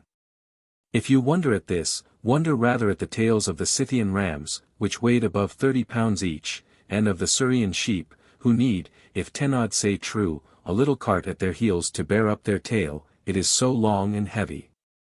You female lechers in the plain countries have no such tails. And she was brought by sea in 3 carracks and a brigantine unto the harbour of Olone in Thalmondois. When Grangousier saw her, here is, said he, what is fit to carry my son to Paris. So now, in the name of God, all will be well. He will in times coming be a great scholar. If it were not, my masters, for the beasts, we should live like clerks. The next morning, after they had drunk, you must understand, they took their journey. Gargantua, his pedagogue Ponocrates, and his train, and with them Eudaemon, the young page. And because the weather was fair and temperate, his father caused to be made for him a pair of dun boots, Babin calls them buskins. Thus did they merrily pass their time in travelling on their highway, always making good cheer, and were very pleasant till they came a little above Orleans, in which place there was a forest of 35 leagues long, and 17 in breadth, or thereabouts. This forest was most horribly fertile and copious in dorflies, hornets, and wasps, so that it was a very purgatory for the poor mares, asses, and horses. But Gargantua's mare did avenge herself handsomely of all the outrages therein committed upon beasts of her kind, and that by a trick whereof they had no suspicion. For as soon as ever they were entered into the said forest, and that the wasps had given the assault, she drew out and unsheathed her tail, and therewith skirmishing, did so sweep them that she overthrew all the wood alongst and athwart. Here and there, this way and that way, longwise and sidewise, over and under, and felled everywhere the wood with as much ease as a mower doth the grass. In such sort that never since hath there been there neither wood nor dorflies, for all the country was thereby reduced to a plain champaign field. Which Gargantua took great pleasure to behold, and said to his company no more but this, Je trouve beau ce, I find this pretty, whereupon that country hath been ever since that time called Beaucy. But all the breakfast the mare got that day was but a little yawning and gaping, in memory whereof the gentlemen of Beaucy do as yet to this day break their fast with gaping, which they find to be very good, and do spit the better for it. At last they came to Paris, where Gargantua refreshed himself 2 or 3 days, making very merry with his folks, and inquiring what men of learning there were then in the city, and what wine they drunk there. Chapter 17. How Gargantua paid his welcome to the Parisians, and how he took away the great bells of Our Lady's Church.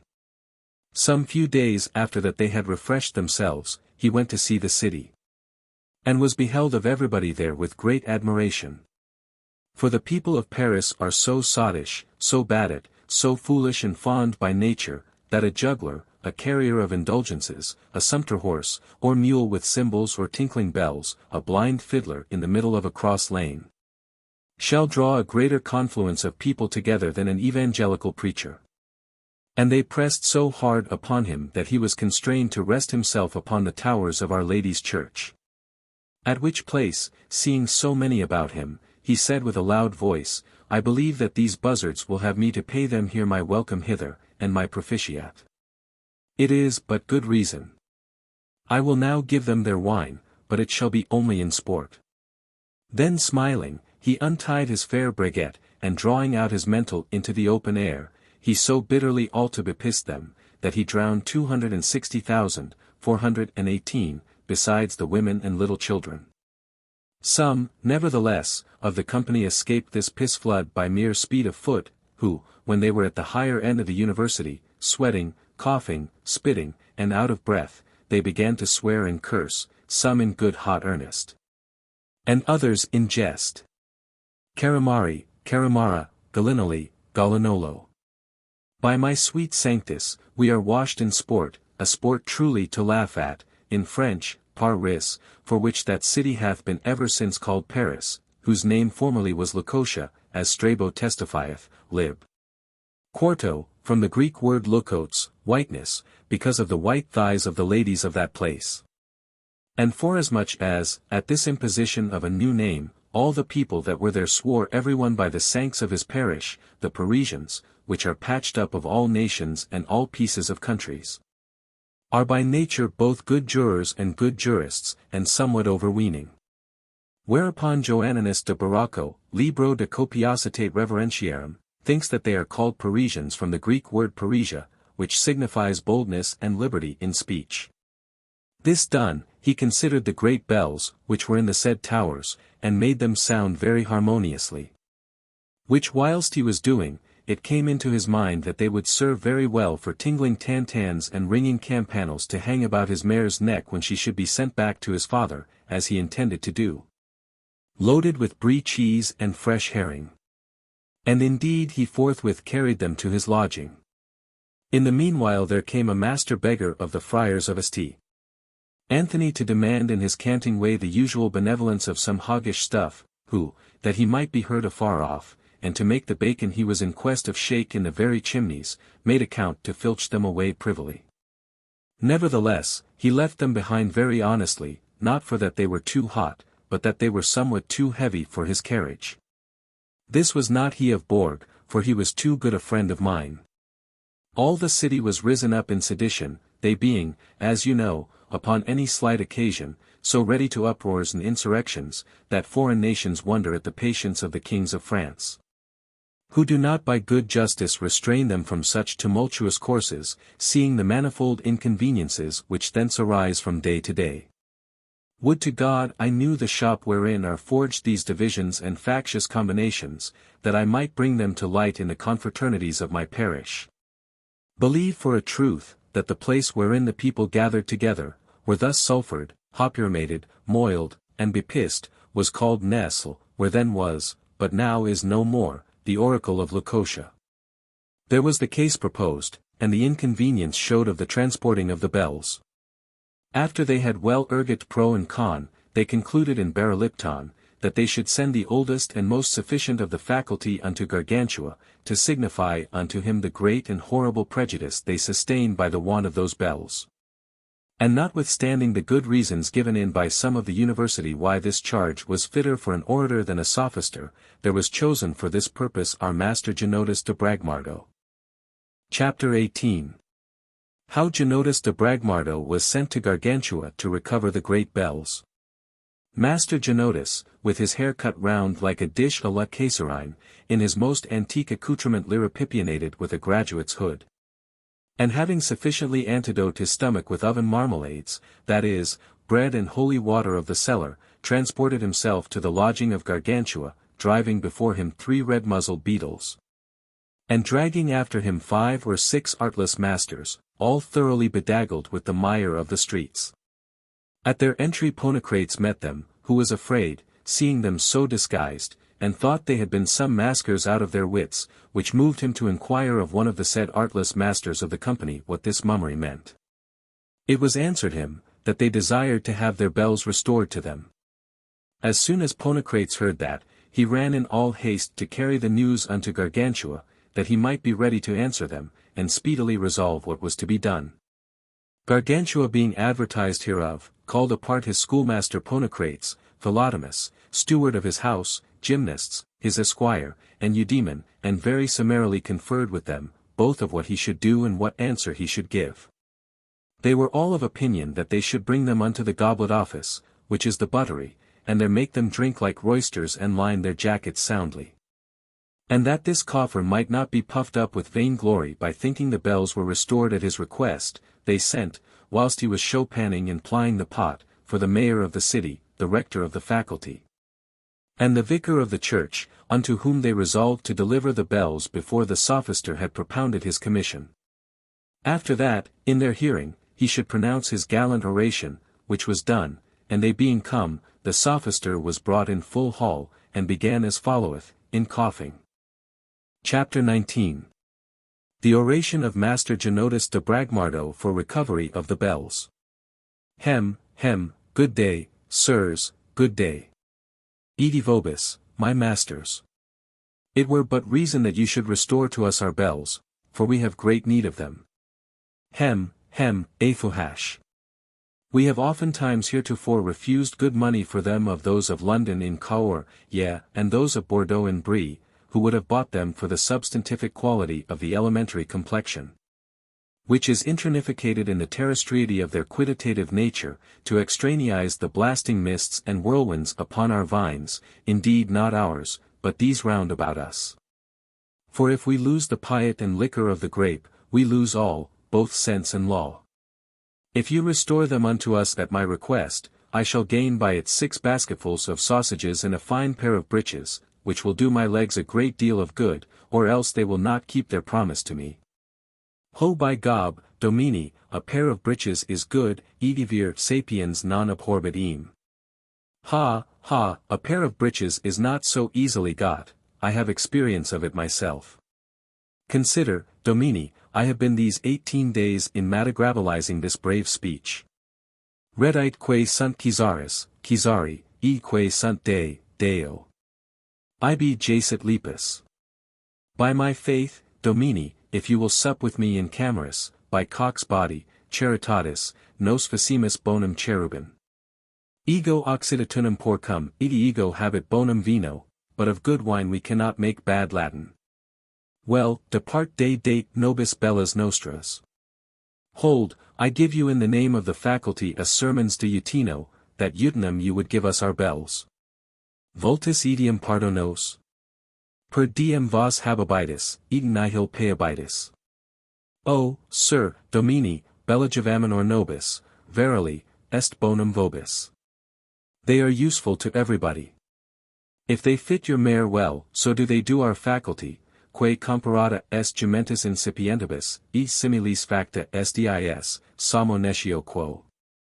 Yet did I quote it in my notebook, eti est unum bonum Achilles, a good defending argument. High cash.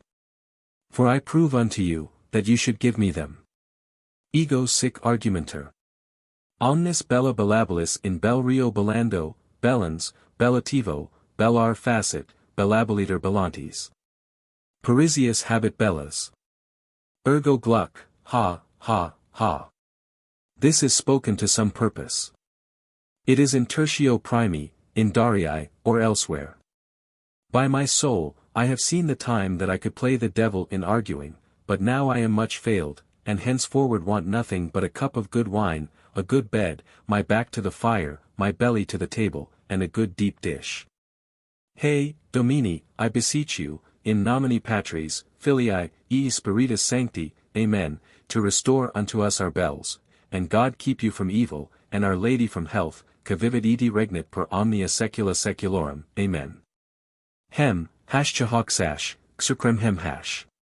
Verum enim vero, quandaquidem, dubio procul.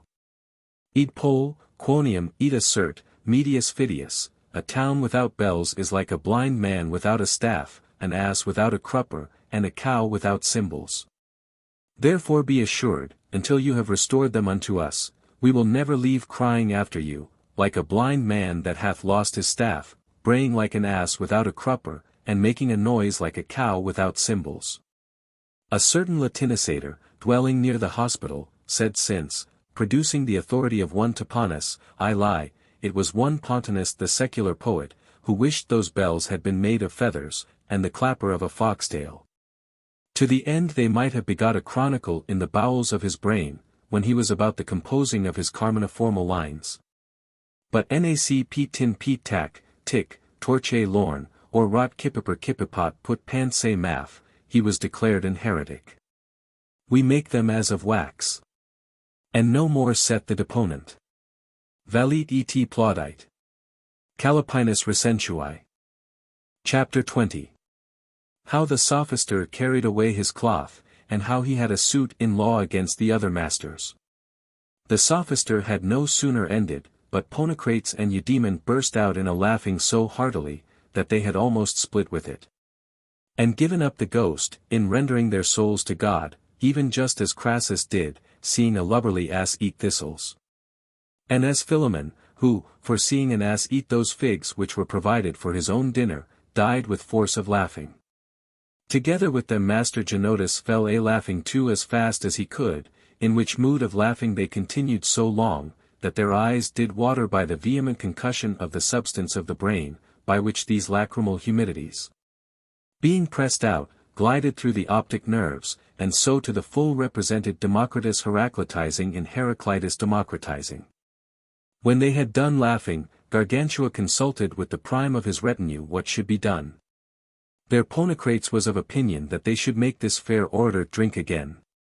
And seeing he had showed them more pastime, and made them laugh more than a natural soul could have done, that they should give him 10 baskets full of sausages, mentioned in his pleasant speech, with a pair of hose, 300 great billets of logwood, 25 hogsheads of wine, a good large down bed, and a deep capacious dish, which he said were necessary for his old age.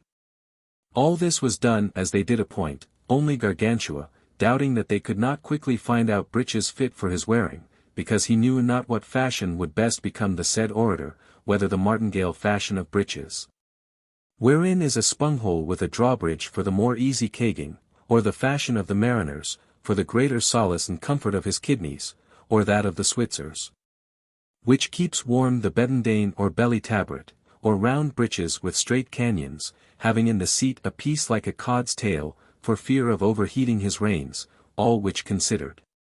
He caused to be given him 7 ells of white cloth for the linings. The wood was carried by the porters, the masters of arts carried the sausages and the dishes, and Master Genotus himself would carry the cloth. One of the said masters, called Jus Bandawil, showed him that it was not seemly nor decent for one of his condition to do so, and that therefore he should deliver it to one of them. Ha, said Genotus, Baudet, Baudet, or blockhead, blockhead, thou dost not conclude in modo et figura. For lo, to this end serve the suppositions and parva logicalia.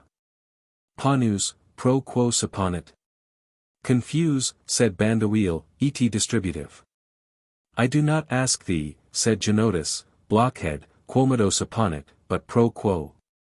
It is, blockhead, pro tibius mice, and therefore I will carry it, ego met, sic et suppositum portat appositum.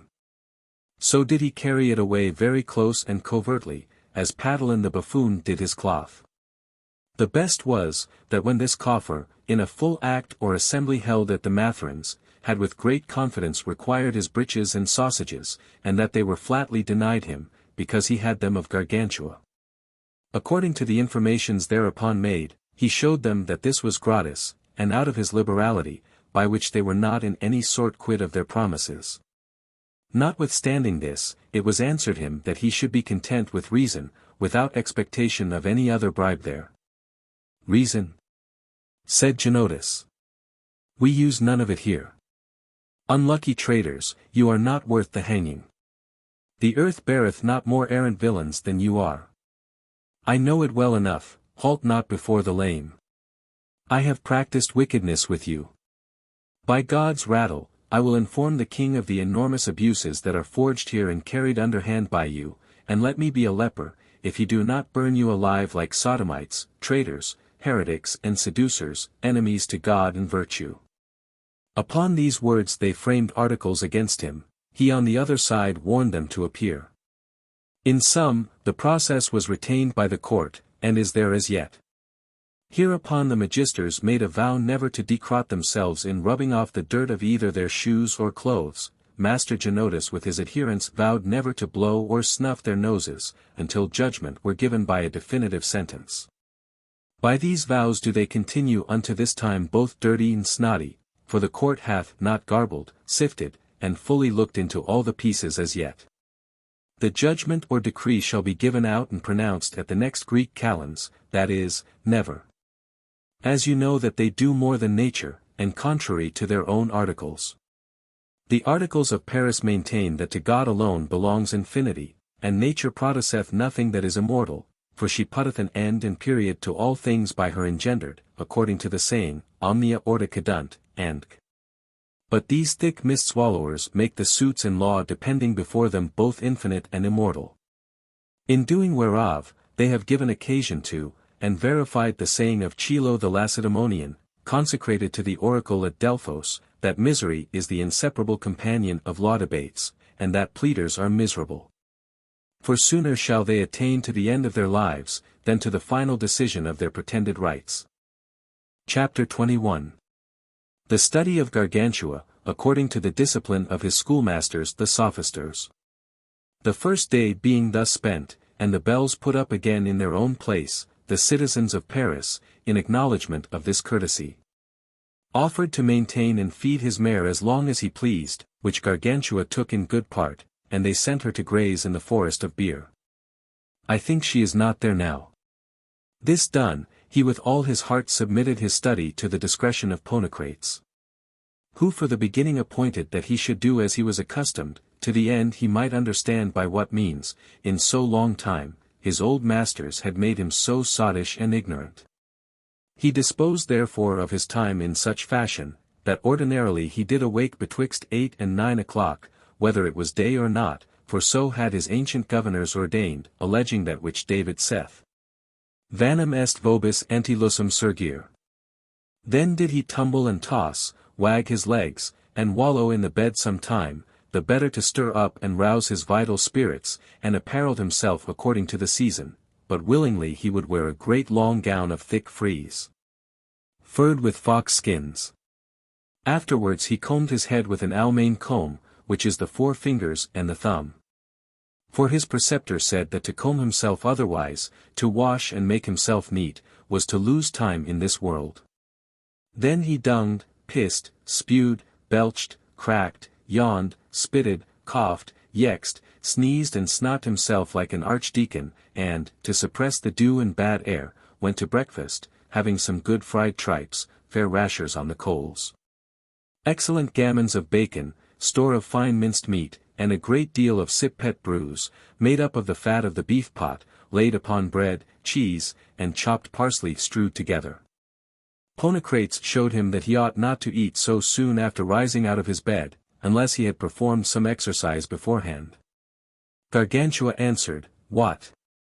Have not I sufficiently well exercised myself? I have wallowed and rolled myself 6 or 7 turns in my bed before I rose. Is not that enough? Pope Alexander did so, by the advice of a Jew his physician, and lived till his dying day in despite of his enemies.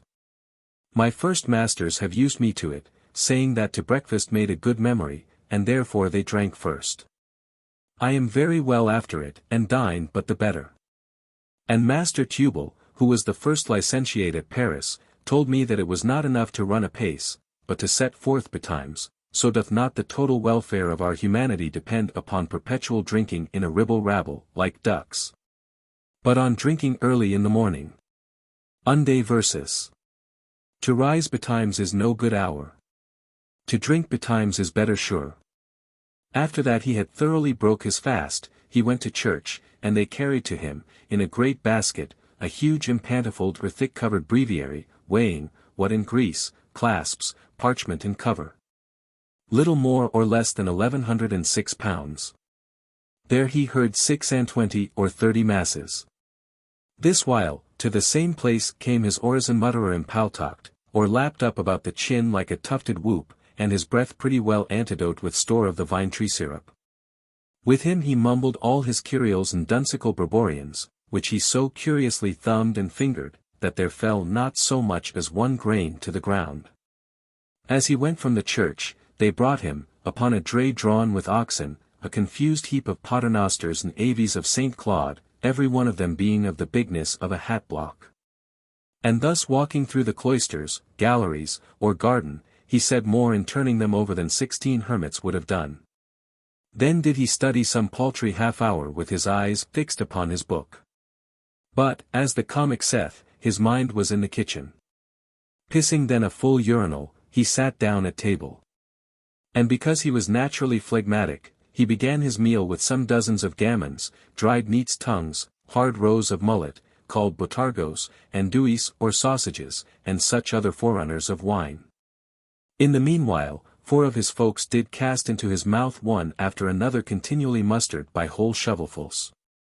Immediately after that, he drank a horrible draught of white wine for the ease of his kidneys. When that was done, he ate according to the season meat agreeable to his appetite, and then left off eating when his belly began to strout, and was like to crack for fullness. As for his drinking, he had in that neither end nor rule. For he was wont to say, that the limits and bounds of drinking were, when the cork of the shoes of him that drinketh swelleth up half a foot high. Chapter 22. The Games of Gargantua. Then blockishly mumbling with a set on countenance a piece of scurvy grace, he washed his hands in fresh wine, picked his teeth with the foot of a hog, and talked jovially with his attendants. Then the carpet being spread, they brought plenty of cards, many dice, with great store and abundance of checkers and chessboards. There he played. At flush.at love. At primero.at the chess. At the beast.at Reynard the fox. At the rifle. At the squares. At trump.at the cows. At the prick and spare not.at the lottery. At the 100.at the chance or mumchance. At the peony.at 3 dice or monyeist bleaks. At the unfortunate woman.at the tables. At the fib.at nivinivinak. At the past 10. At the lurch. At 1 and 30. At doublets or queen's game. At post and pair, or even and at the faily. Sequence.at the French trick-track.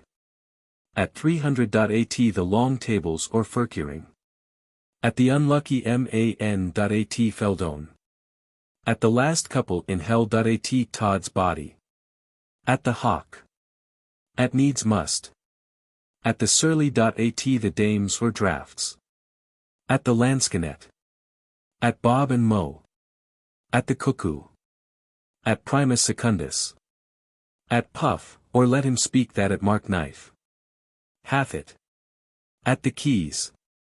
At take nothing and throw out. At span counter. At the marriage. At even or odd. At the frolic or jackdaw.at cross or pile. At the opinion.at ball and hucklebones. At who doth the one, doth that ivory balls. Other. At the billiards. At the sequences.at bob and hit. At the ivory bundles.at the owl. At the tarots. At the charming of the hare. At losing load him.at pull yet a little. At he's gulled and esto. At trudge pig. At the torture.at the megatopes. At the hand rough. At the horn. At the click.at the flowered or shrovetide ox. At honors.at the mad owlet. At pinch without laughing. At tilt at wiki. At prickle me tickle me. At ninepins. At the unshoeing of the ass. At the cock quinton. At the coxess. At tip and hurl. At hurry hoi.at the flat bowls. At I set me down.at the veer and turn. At Earl Beardy.at rogue and ruffian.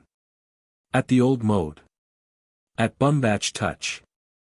At draw the spit.at the mysterious trough. At put out. At the short bowls. At gossip lend me your sack. At the dapple grey. At the ramcod ball.at cock and crank it. At thrust out the harlot.at breakpot. At Marseille's figs.at my desire.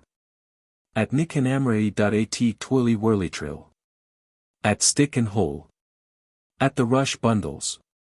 At boke or him, or flaying the fox.at the short staff. At the branching it. At the whirling gig. At trill madam, or grapple my lady.at hide and seek, or are you all? At the cat selling.hid. At blow the coal.at the picket. At the re-wedding. At the blank. At the quick and dead judge. At the pilferers. At unoven the iron.at the caveson. At the false clown.at prison bars. At the flints, or at the 9 stones.at have at the nuts. At to the crutch hulchback. At cherry pit. At the sanct is found. At rub and rice. At hinch, pinch and laugh not. At whip top. At the leak. At the casting top. At bum.dosse.at the hobgoblins. At the loose gig.at the oh wonderful. At the hoop. At the soily smutchy. At the sow.at fast and loose. At belly to belly. At scutchbreech. At the dales or straths. At the broom-besom. At the twigs.at St. Cosme, I come to adore. At the quoits. The. At I'm for that. At the lusty brown boy. At I take you napping. At greedy glutton. At fair and softly poseth lent. At the Morris dance. At the forked oak. At Phoebe. At trust.at the whole frisk and gambol. At the wolf's tail.at batabum, or riding of the. At bum to bus, or nose in breech. Wild mare. At Geordie, give me my lance.at hind the ploughman. At swaggy, waggy or shoggy's ho.at the good mawkin. At stook and rook, shear and at the dead beast. Freve. At climb the ladder, Billy. At the birch.at the dying hog. At the muss. At the salt dupe. At the dilly darling.at the pretty pigeon. At ox modi. At barley break. At purpose in purpose. At the bavine. At nine less.at the bush leap. At blind man buff. At crossing. At the fallen bridges. At bo peep. At bridled nick. At the heart at arspersy. At the white at butts. At the harrower's nest. At thwack swinge him.at forward hay. At apple, pear, plum.at the fig. At mungii.at gunshot crack. At the toad. At mustard peel. At cricket.at the gome. At the pounding stick. At the relapse. At jack and the box. At jog breach, or prick him. At the queens. Forward. At the trades. At knockpate. At heads and points. At the Cornish sea, poof. At the vine tree hug.at the crane dance. At black be thy fall.at slash and cut. At hoe the distaff. At bobbing, or flirt on the. At Joan Thompson. Nose. At the bolting cloth.at the larks. At the oat seed.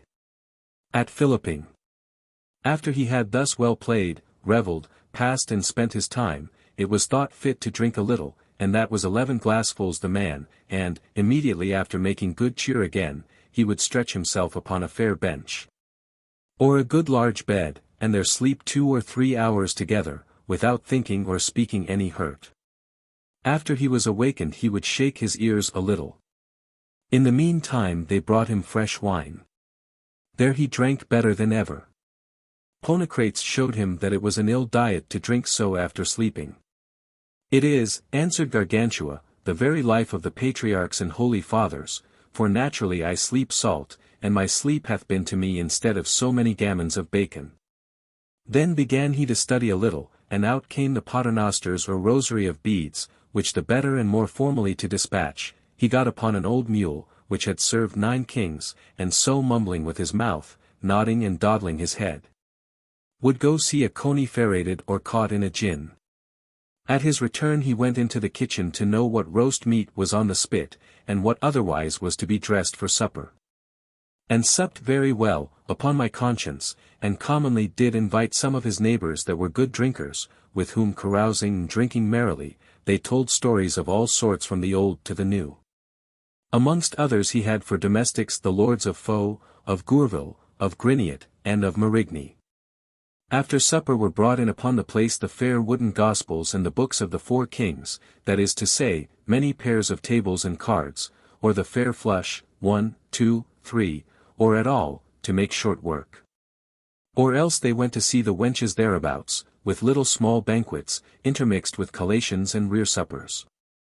Then did he sleep, without unbridling, until 8 o'clock in the next morning. Chapter 23. How Gargantua was instructed by Ponocrates, and in such sort disciplinated, that he lost not 1 hour of the day. When Ponocrates knew Gargantua's vicious manner of living, he resolved to bring him up in another kind. But for a while he bore with him, considering that nature cannot endure a sudden change, without great violence. Therefore, to begin his work the better, he requested a learned physician of that time, called Master Theodorus, seriously to perpend, if it were possible, how to bring Gargantua into a better course. The said physician purged him canonically with anti-Syrian hellebore, by which medicine he cleansed all the alteration and perverse habitude of his brain. By this means also Ponocrates made him forget all that he had learned under his ancient preceptors, as Timotheus did to his disciples, who had been instructed under other musicians.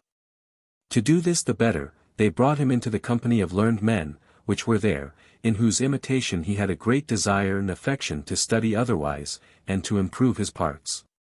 Afterwards he put himself into such a road and way of studying, that he lost not any 1 hour in the day, but employed all his time in learning and honest knowledge. Gargantua awaked, then, about 4 o'clock in the morning. Whilst they were in rubbing of him, there was read unto him some chapter of the Holy Scripture aloud and clearly, with a pronunciation fit for the matter, and hereunto was appointed a young page born in Bache, named Anagnostes. According to the purpose and argument of that lesson, he oftentimes gave himself to worship, adore, pray, and send up his supplications to that good God, whose word did show his majesty and marvellous judgment. Then went he unto the secret places to make excretion of his natural digestions. There his master repeated what had been read, expounding unto him the most obscure and difficult points. In returning, they considered the face of the sky, if it was such as they had observed it the night before, and into what signs the sun was entering, as also the moon for that day. This done, he was apparelled, combed, curled, trimmed, and perfumed, during which time they repeated to him the lessons of the day before. He himself said them by heart, and upon them would ground some practical cases concerning the estate of man, which he would prosecute sometimes 2 or 3 hours, but ordinarily they ceased as soon as he was fully clothed. Then for 3 good hours he had a lecture read unto him. This done they went forth, still conferring of the substance of the lecture, either unto a field near the university called the Brack, or unto the meadows, where they played at the ball, the lawn tennis, and at the Piletragone, which is a play wherein we throw a triangular piece of iron at a ring, to pass it, most gallantly exercising their bodies, as formerly they had done their minds. All their play was but in liberty, for they left off when they pleased, and that was commonly when they did sweat over all their body, or were otherwise weary. Then were they very well wiped and rubbed, shifted their shirts, and, walking soberly, went to see if dinner was ready. Whilst they stayed for that, they did clearly and eloquently pronounce some sentences that they had retained of the lecture. In the meantime Master Appetite came, and then very orderly sat they down at table. At the beginning of the meal there was read some pleasant history of the warlike actions of former times, until he had taken a glass of wine.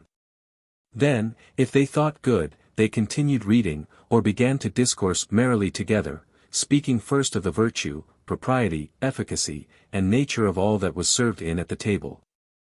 Of bread, of wine, of water, of salt, of fleshes, fishes, fruits, herbs, roots, and of their dressing. By means whereof he learned in a little time all the passages competent for this that were to be found in Pliny, Athenaeus, Dioscorides, Julius Pollux, Galen, Porphyry, Oppian, Polybius, Heliodore, Aristotle, Aelian, and others. Whilst they talked of these things, many times, to be the more certain, they caused the very books to be brought to the table, and so well and perfectly did he in his memory retain the things above said, that in that time there was not a physician that knew half so much as he did. Afterwards they conferred of the lessons read in the morning, and, ending their repast with some conserve or marmalade of quinces, he picked his teeth with mastic toothpickers, washed his hands and eyes with fair fresh water, and gave thanks unto God in some fine cantiques, made in praise of the divine bounty and munificence. This done, they brought in cards, not to play, but to learn 1,000 pretty tricks and new inventions, which were all grounded upon arithmetic. By this means he fell in love with that numerical science, and every day after dinner and supper he passed his time in it as pleasantly as he was wont to do at cards and dice. So that at last he understood so well both the theory and practical part thereof, that Tunstall the Englishman, who had written very largely of that purpose, confessed that verily in comparison of him he had no skill at all. And not only in that, but in the other mathematical sciences, as geometry, astronomy, music, and for in waiting on the concoction and attending the digestion of his food, they made 1,000 pretty instruments and geometrical figures, and did in some measure practice the astronomical canons. After this they recreated themselves with singing musically, in 4 or 5 parts, or upon a set theme or ground at random, as it best pleased them. In matter of musical instruments, he learned to play upon the lute, the virginals, the harp, the Almain flute with 9 holes, the viol, and the sackbut. This hour thus spent, and digestion finished, he did purge his body of natural excrements, then betook himself to his principal study for 3 hours together, or more.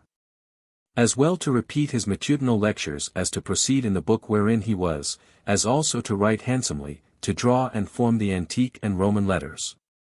This being done, they went out of their house, and with them a young gentleman of Touraine, named the Esquire Gymnast, who taught him the art of writing. Changing then his clothes, he rode a Naples courser, a Dutch Roussan, a Spanish jennet, a barred or trapped steed, then a light fleet horse, unto whom he gave 100 carriers, made him go the high salts, bounding in the air. Free the ditch with a skip, leap over a stile or pale, turn short in a ring both to the right and left hand. There he broke not his lance, for it is the greatest foolery in the world to say, I have broken 10 lances at tilts or in fight. A carpenter can do even as much. But it is a glorious and praiseworthy action with 1 lance to break and overthrow 10 enemies. Therefore, with a sharp, stiff, strong, and well-steeled lance would he usually force up a door, pierce a harness, beat down a tree, carry away the ring, lift up a cuirassier saddle, with the mail coat and gauntlet. All this he did in complete arms from head to foot. As for the prancing flourishes and smacking popisms for the better cherishing of the horse, commonly used in riding, none did them better than he. The cavalerise of Ferrara was but as an ape compared to him. He was singularly skilful in leaping nimbly from one horse to another without putting foot to ground, and these horses were called desultories. He could likewise from either side, with a lance in his hand, leap on horseback without stirrups, and rule the horse at his pleasure without a bridle, for such things are useful in military engagements.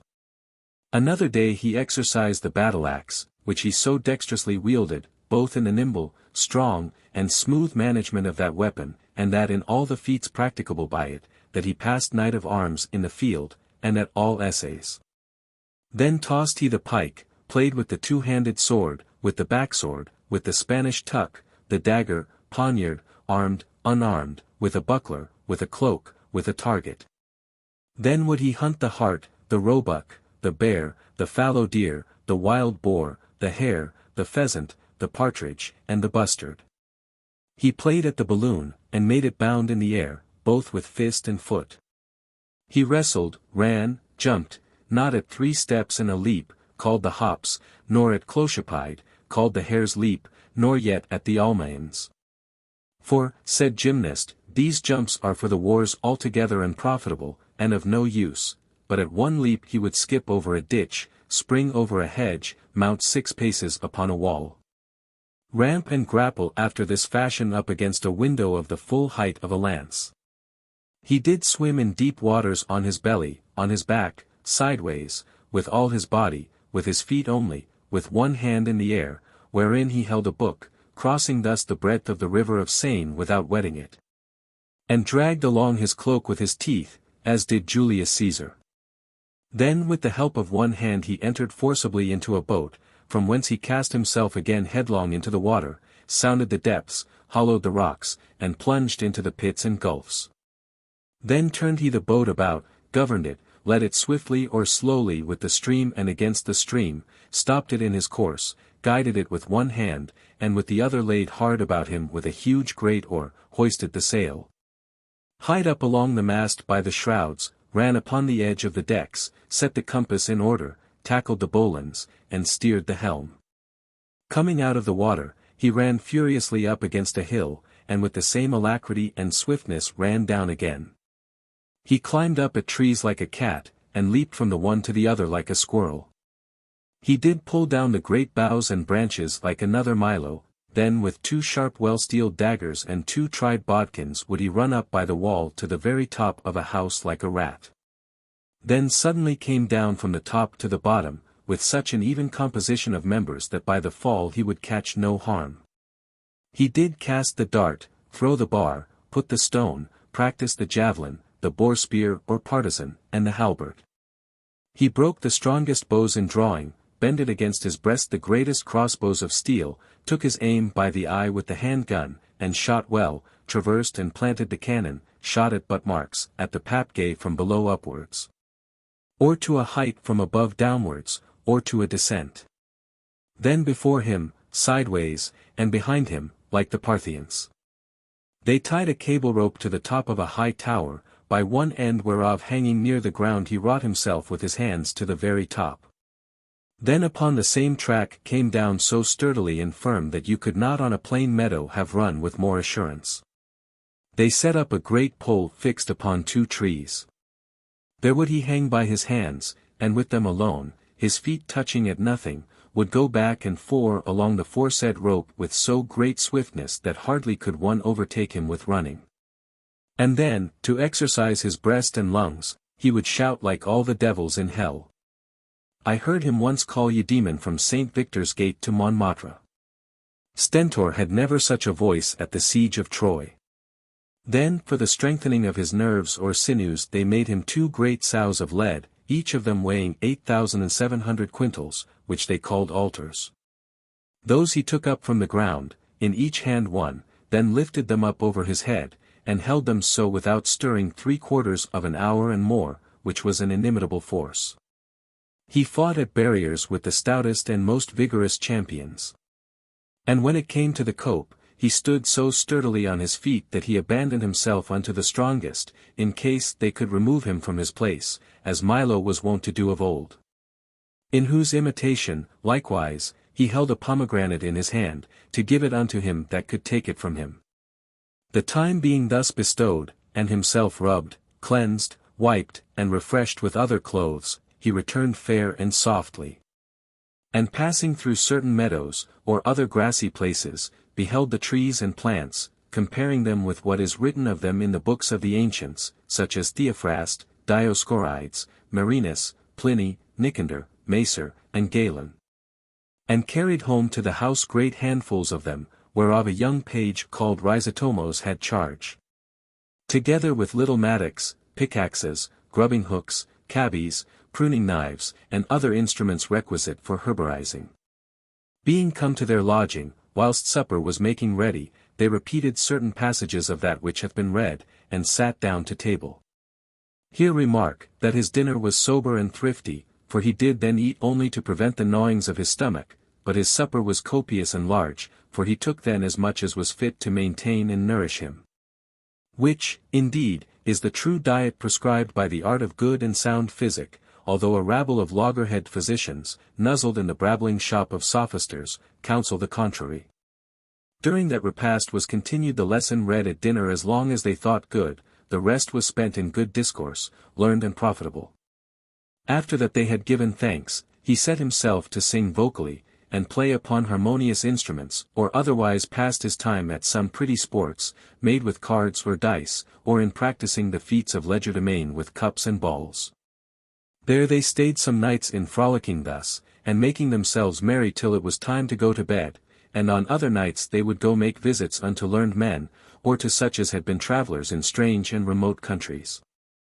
When it was full night before they retired themselves, they went unto the most open place of the house to see the face of the sky, and there beheld the comets, if any were, as likewise the figures, situations, aspects, oppositions, and conjunctions of both the fixed stars and planets.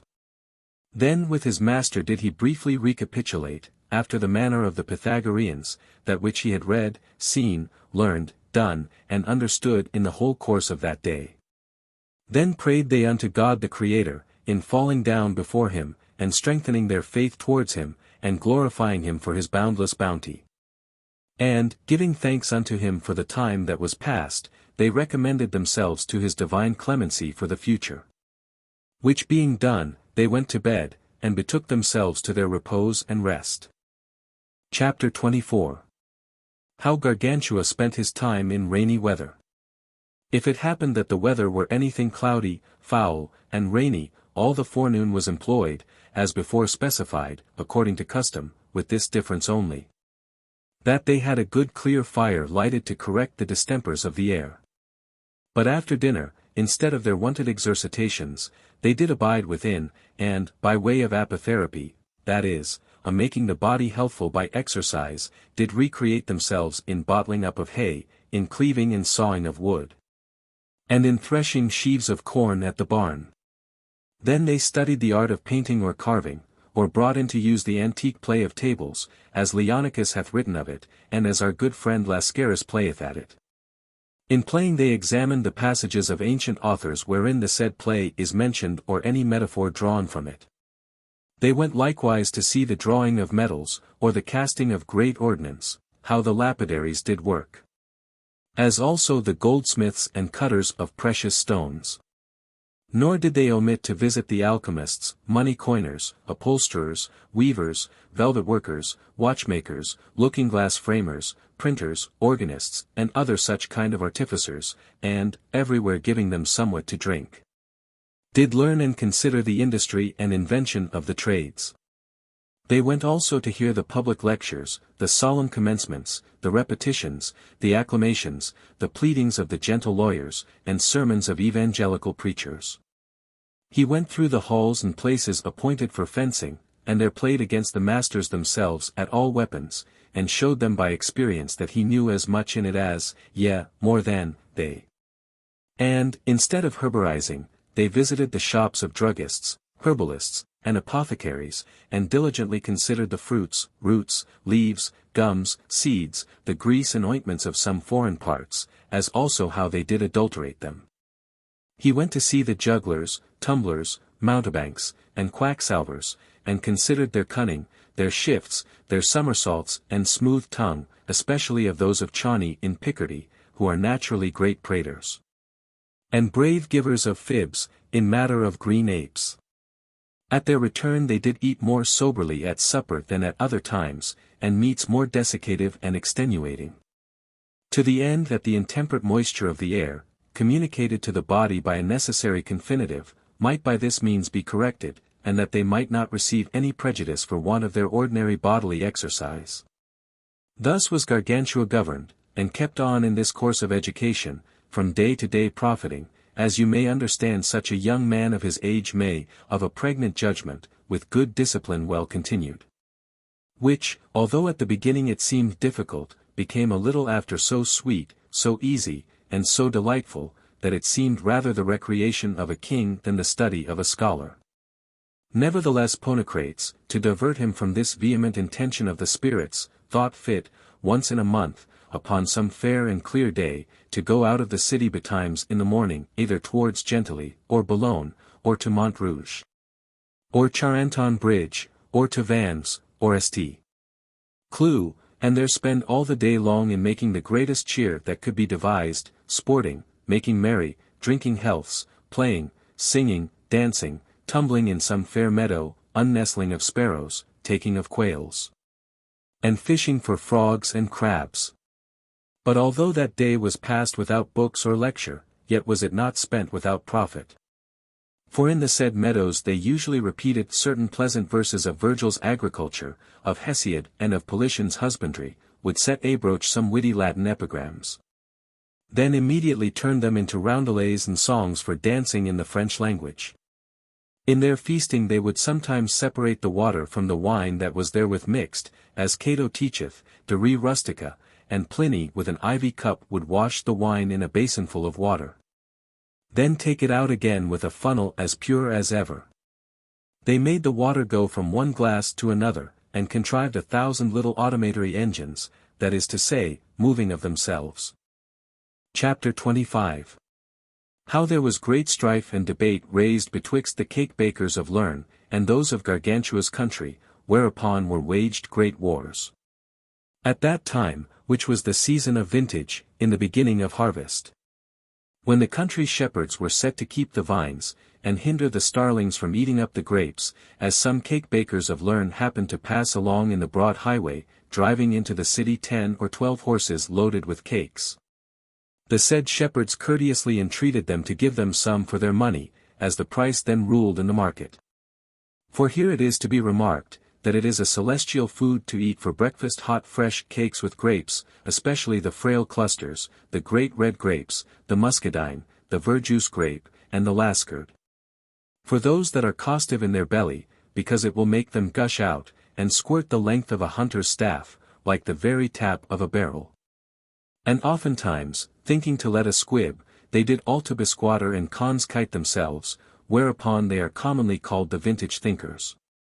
The bun-sellers or cake-makers were in nothing inclinable to their request. But, which was worse, did injure them most outrageously, calling them prattling gabblers, liquorous gluttons, freckled bitters, mangy rascals, shite-abed scoundrels, drunken roysters, sly knaves, drowsy loiterers, slap-sauce fellows.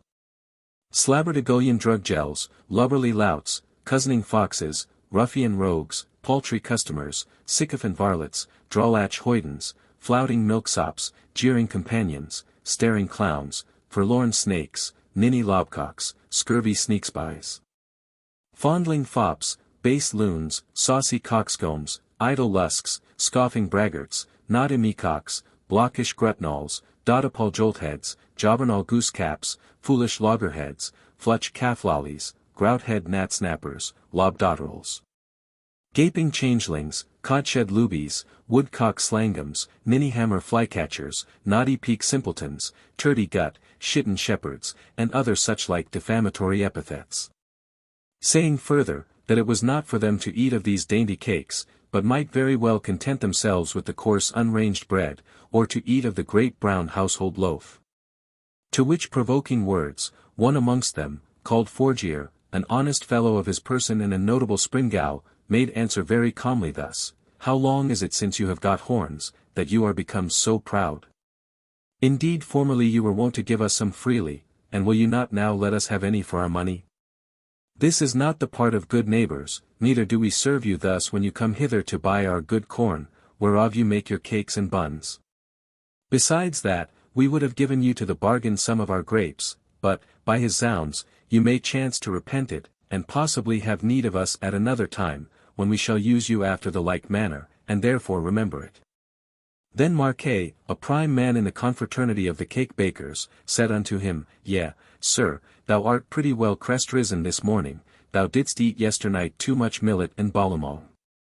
Come hither, sirrah, come hither, I will give thee some cakes. Whereupon Forgier, dreading no harm, in all simplicity went towards him, and drew a sixpence out of his leather satchel, thinking that Marquet would have sold him some of his cakes. But, instead of cakes, he gave him with his whip such a rude lash overthwart the legs, that the marks of the whipcord knots were apparent in them, then would have fled away. But Forgier cried out as loud as he could, Oh, murder, murder, help, help, help.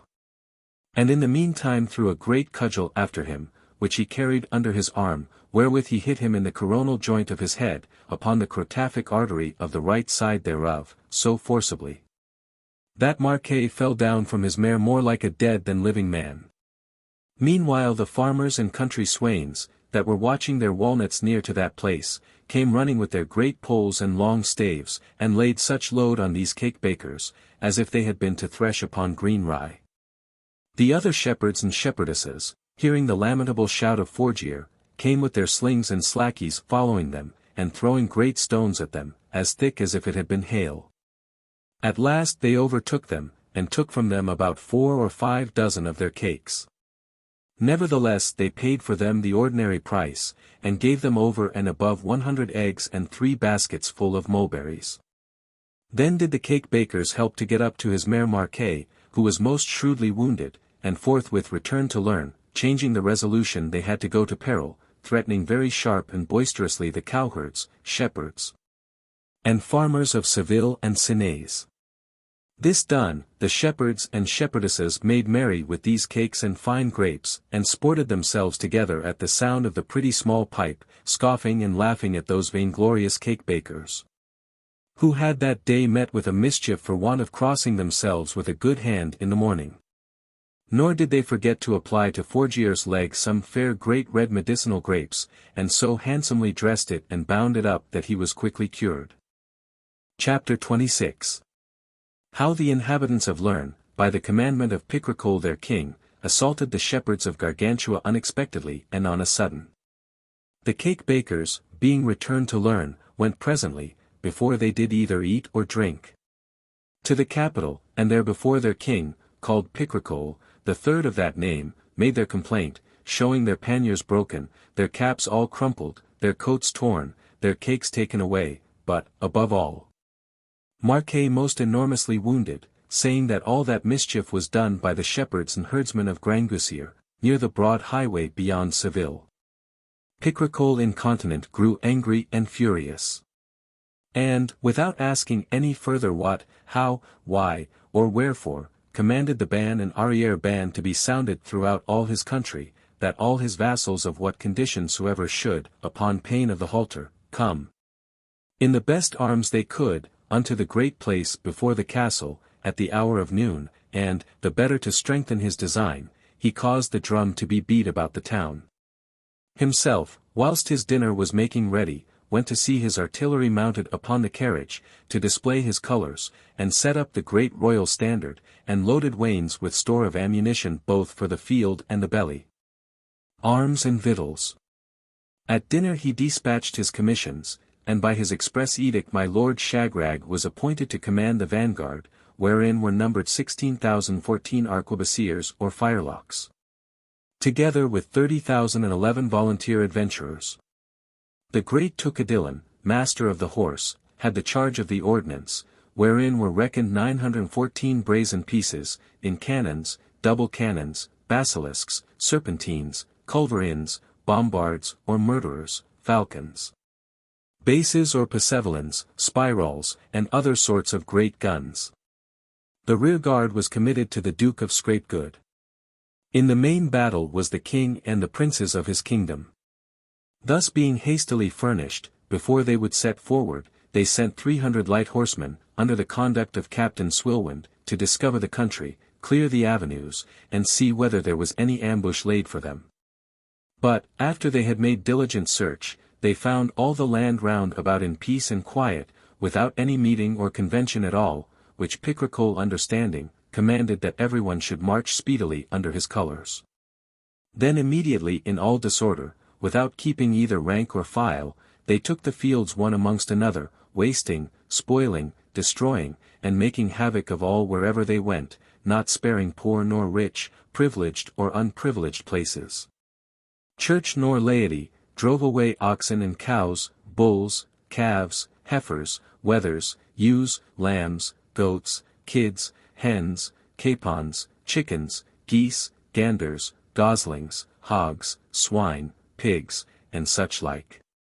Beating down the walnuts, plucking the grapes, tearing the hedges, shaking the fruit trees, and committing such incomparable abuses, that the like abomination was never heard of.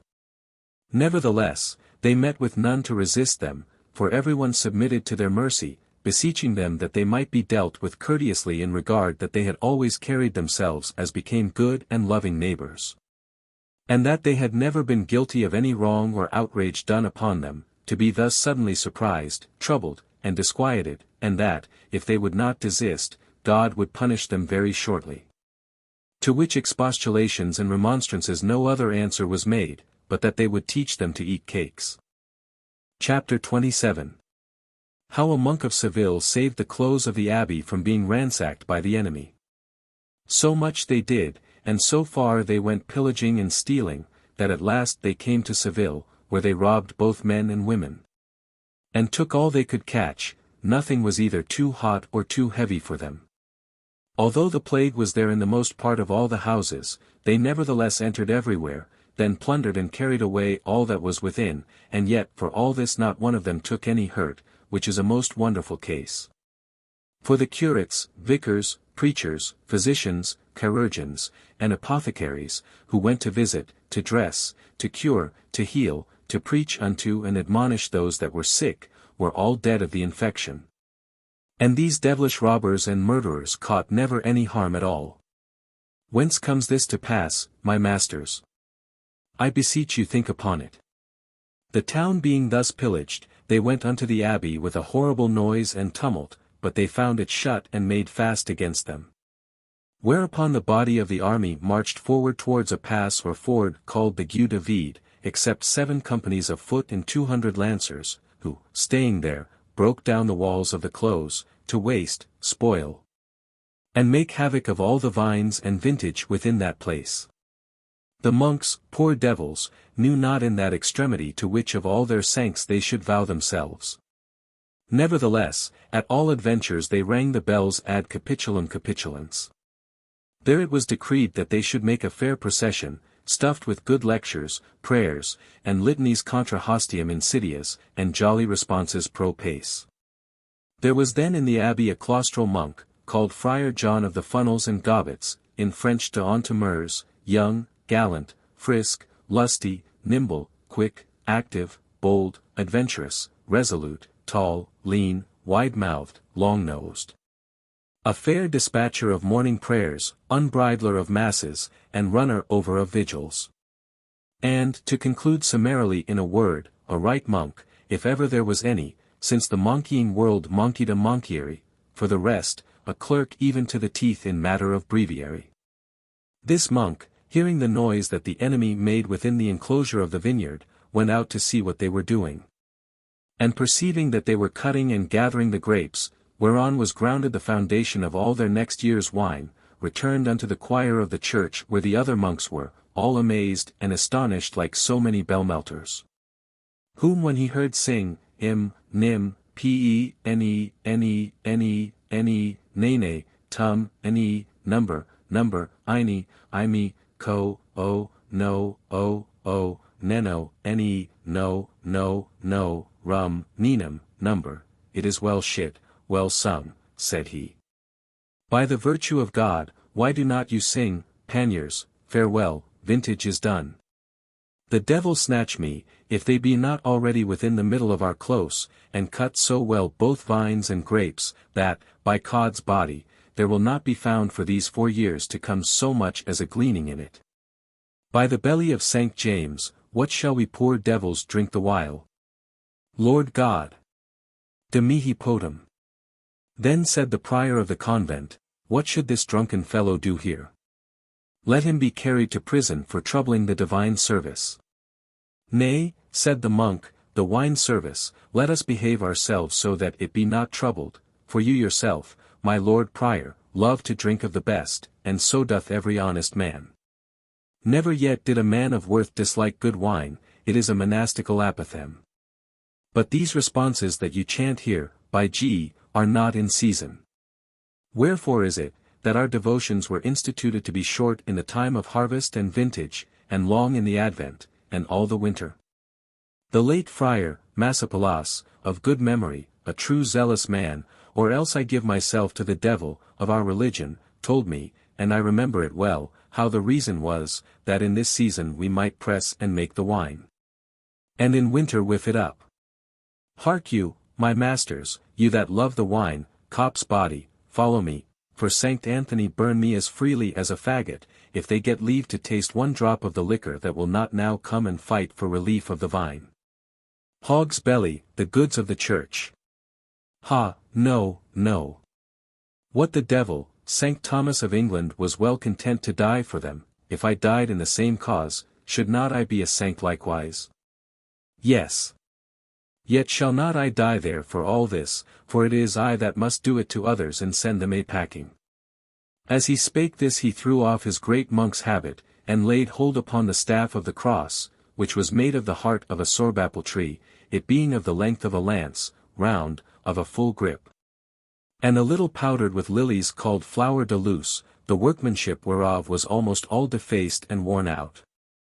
Thus went he out in a fair long-skirted jacket, putting his frock scarfwise athwart his breast, and in this equipage, with his staff, shaft or truncheon of the cross, laid on so lustily, brisk, and fiercely upon his enemies, who, without any order, or ensign, or trumpet, or drum, were busied in gathering the grapes of the vineyard. For the cornets, guidons, and ensign-bearers had laid down their standards, banners, and colours by the wall sides. The drummers had knocked out the heads of their drums on one end to fill them with grapes, the trumpeters were loaded with great bundles of bunches and huge knots of clusters, in sum, every one of them was out of array, and all in disorder. He hurried, therefore, upon them so rudely, without crying Gare or Beware, that he overthrew them like hogs, tumbled them over like swine, striking athwart and alongst, and by one means or other laid so about him, after the old fashion of fencing, that to some he beat out their brains, to others he crushed their arms, battered their legs, and bethwacked their sides till their ribs cracked with it. To others again he unjointed the spondyles or knuckles of the neck, disfigured their chaps, gashed their faces, made their cheeks hang flapping on their chin, and so swinged and belammed them that they fell down before him like hay before a mower. To some others he spoiled the frame of their kidneys, marred their backs, broke their thigh bones, pashed in their noses, poached out their eyes, cleft their mandibles, tore their jaws, dug in their teeth into their throat, shook asunder their omoplates or shoulder blades, sfacillated their shins, mortified their shanks, inflamed their ankles, heaved off of the hinges their ischies, their sciatica or hip gout, dislocated the joints of their knees, squattered into pieces the boughts or pestles of their thighs, and so thumped, mauled, and belaboured them everywhere, that never was corn so thick and threefold threshed upon by ploughmen's flails as were the pitifully disjointed members of their mangled bodies under the merciless baton of the cross. If any offered to hide himself amongst the thickest of the vines, he laid him squat as a flounder, bruised the ridge of his back, and dashed his reins like a dog. If any thought by flight to escape, he made his head to fly in pieces by the lamboidal commissure, which is a seam in the hinder part of the skull.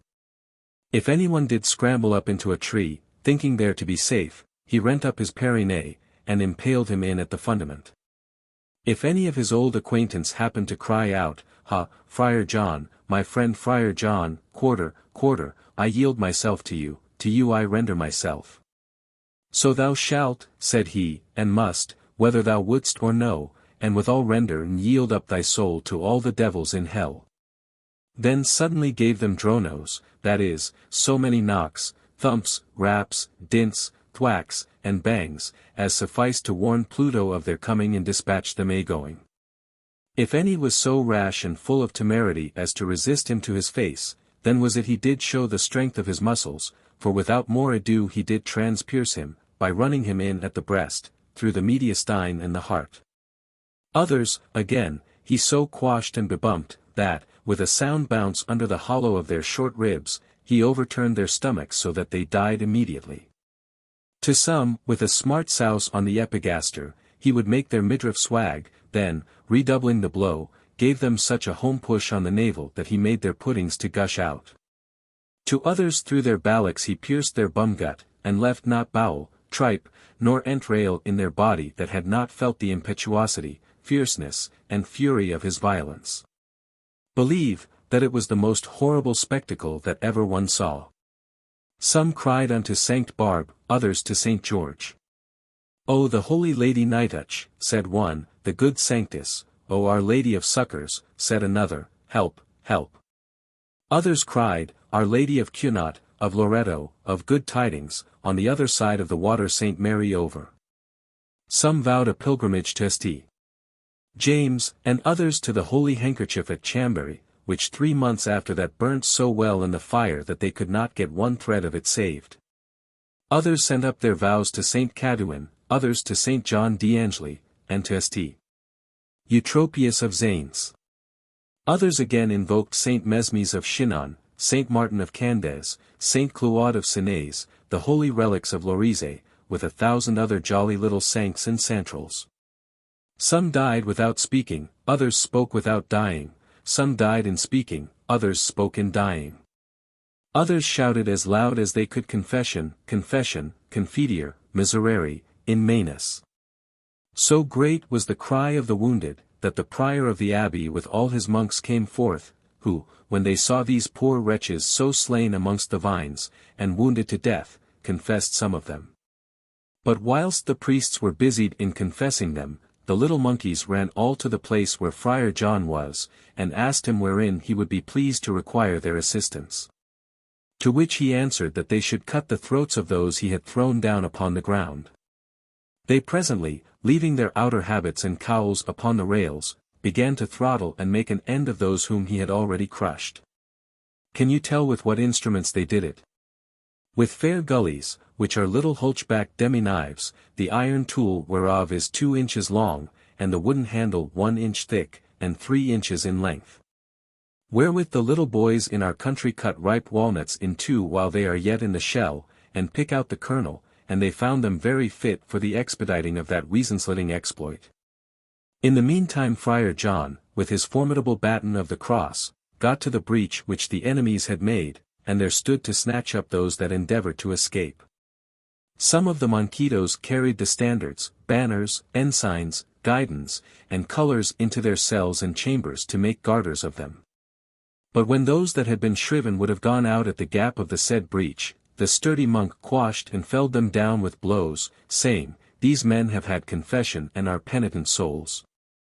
They have got their absolution and gained the pardons, they go into paradise as straight as a sickle, or as the way is to Fay, like Crooked Lane at Eastcheap. Thus by his prowess and valour were discomfited all those of the army that entered into the close of the abbey, unto the number of 13,622, besides the women and little children. Which is always to be understood.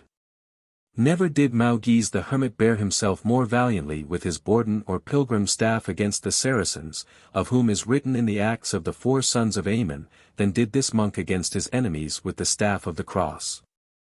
Chapter 28.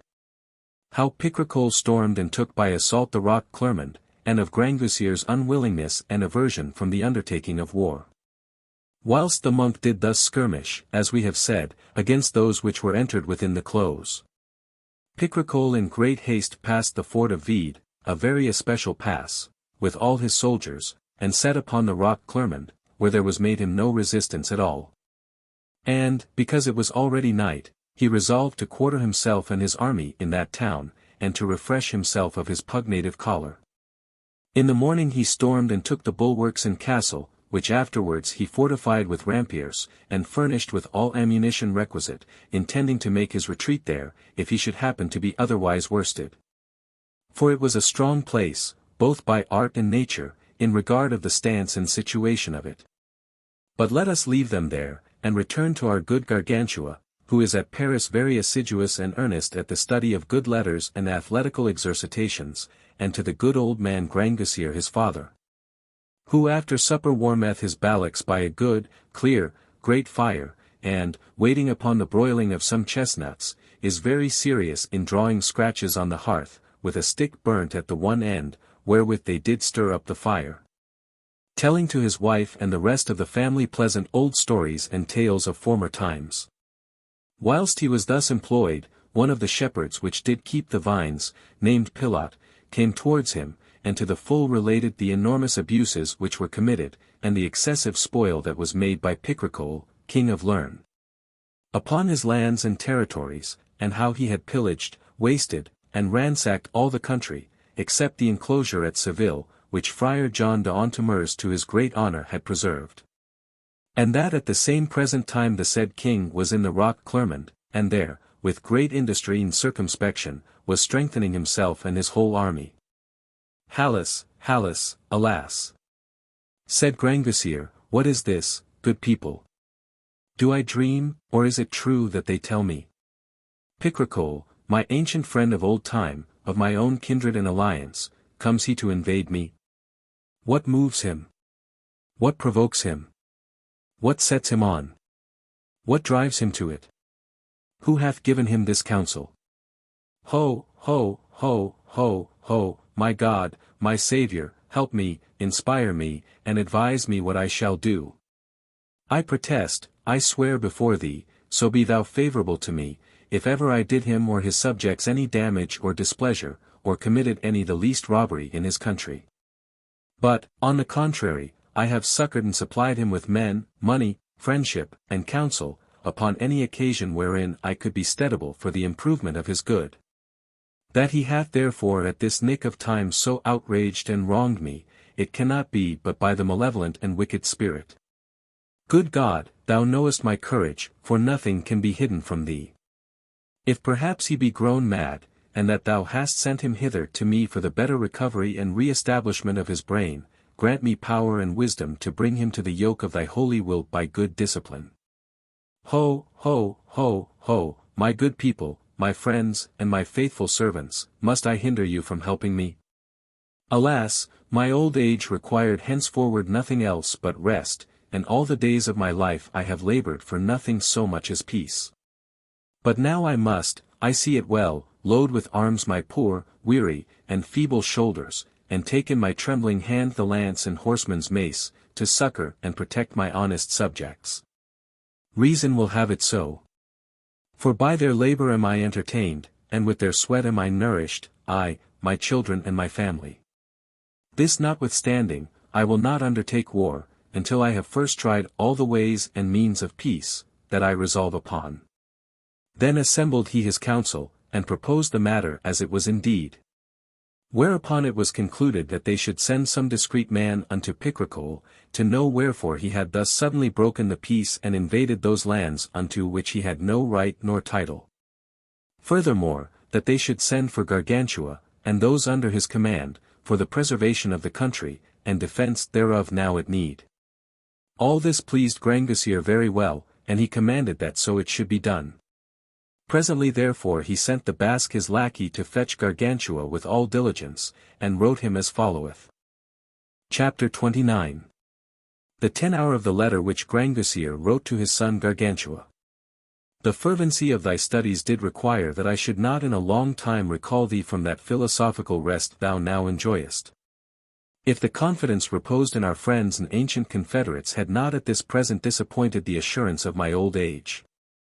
But seeing such is my fatal destiny, that I should be now disquieted by those in whom I trusted most, I am forced to call thee back to help the people and goods which by the right of nature belong unto thee. For even as arms are weak abroad, if there be not counsel at home, so is that study vain and counsel unprofitable which in a due and convenient time is not by virtue executed and put in effect. My deliberation is not to provoke, but to appease, not to assault, but to defend, not to conquer, but to preserve my faithful subjects and hereditary dominions, into which Pantagruel is entered in a hostile manner without any ground or cause. And from day to day pursueth his furious enterprise with that height of insolence that is intolerable to freeborn spirits. I have endeavored to moderate his tyrannical choler, offering him all that which I thought might give him satisfaction, and oftentimes have I sent lovingly unto him to understand wherein, by whom, and how he found himself to be wronged. But of him could I obtain no other answer but a mere defiance, and that in my lands he did pretend only to the right of a civil correspondency and good behavior. Whereby I knew that the eternal God hath left him to the disposure of his own free will and sensual appetite, which cannot choose but be wicked, if by divine grace it be not continually guided, and to contain him within his duty, and bring him to know himself, hath sent him hither to me by a grievous token. Therefore, my beloved son, as soon as thou canst, upon sight of these letters, repair hither with all diligence, to succor not me so much, which nevertheless by natural piety thou oughtest to do, as thine own people. Which by reason thou mayest save and preserve. The exploit shall be done with as little effusion of blood as may be. And, if possible, by means far more expedient, such as military policy, devices, and stratagems of war, we shall save all the souls, and send them home as merry as crickets unto their own houses. My dearest son, the peace of Jesus Christ our Redeemer be with thee. Salute from me Ponocrates, Gymnasts, and Eudaemon. The 20th of September. Thy father Grangousier. Chapter 30. How Ulric Gallet was sent unto Pantagruel. The letters being dictated, signed, and sealed, Grangousier ordained that Ulric Gallet, master of the requests, a very wise and discreet man, of whose prudence and sound judgment he had made trial in several difficult and debateful matters, should go unto Picrochole, to show what had been decreed amongst them. At the same hour departed the good man Gallet, and having passed the ford, asked at the miller that dwelt therein what condition Picrochole was, who answered him that his soldiers had left him neither cock nor hen. That they were retired and shut up into the rock Clermont, and that he would not advise him to go any further for fear of the scouts, because they were enormously furious. Which he easily believed, and therefore lodged that night with the miller. The next morning he went with a trumpeter to the gate of the castle, and required the guards he might be admitted to speak with the king of somewhat that concerned him. These words being told unto the king, he would by no means consent that they should open the gate, but, getting upon the top of the bulwark, said unto the ambassador, What is the news, what have you to say? Then the ambassador began to speak as followeth. Chapter 31. The speech made by Gallet to Picrochole. There cannot arise amongst men a juster cause of grief than when they receive hurt and damage where they may justly expect for favour and goodwill. And not without cause, though without reason, have many, after they had fallen into such a calamitous accident, esteemed this indignity less supportable than the loss of their own lives, in such sort that, if they have not been able by force of arms nor any other means, by reach of wit or subtlety, to stop them in their course and restrain their fury, they have fallen into desperation, and utterly deprived themselves of this light. It is therefore no wonder if King Grangousier, my master, be full of high displeasure and much disquieted in mind upon thy outrageous and hostile coming. But truly it would be a marvel if he were not sensible of and moved with the incomparable abuses and injuries perpetrated by thee and thine upon those of his country, towards whom there hath been no example of inhumanity omitted. Which in itself is to him so grievous, for the cordial affection wherewith he hath always cherished his subjects, that more it cannot be to any mortal man. Yet in this, above human apprehension, is it to him the more grievous that these wrongs and sad offences have been committed by thee and thine, who, time out of mind, from all antiquity, thou and thy predecessors have been in a continual league and amity with him and all his ancestors. Which, even until this time, you have as sacred together inviolably preserved, kept, and entertained, so well, that not he and his only, but the very barbarous nations of the Poictevins, Bretons, Manceaux, and those that dwell beyond the Isles of the Canaries, and that of Isabella, have thought it as easy to pull down the firmament, and to set up the depths above the clouds, as to make a breach in your alliance. And have been so afraid of it in their enterprises that they have never dared to provoke, incense, or endamage the one for fear of the other. Nay, which is more, this sacred league hath so filled the world, that there are few nations at this day inhabiting throughout all the continent and isles of the ocean, who have not ambitiously aspired to be received into it. Upon your own covenants and conditions, holding your joint confederacy in as high esteem as their own territories and dominions, in such sort, that from the memory of man there hath not been either prince or league so wild and proud that durst have offered to invade, I say not your countries, but not so much as those of your confederates.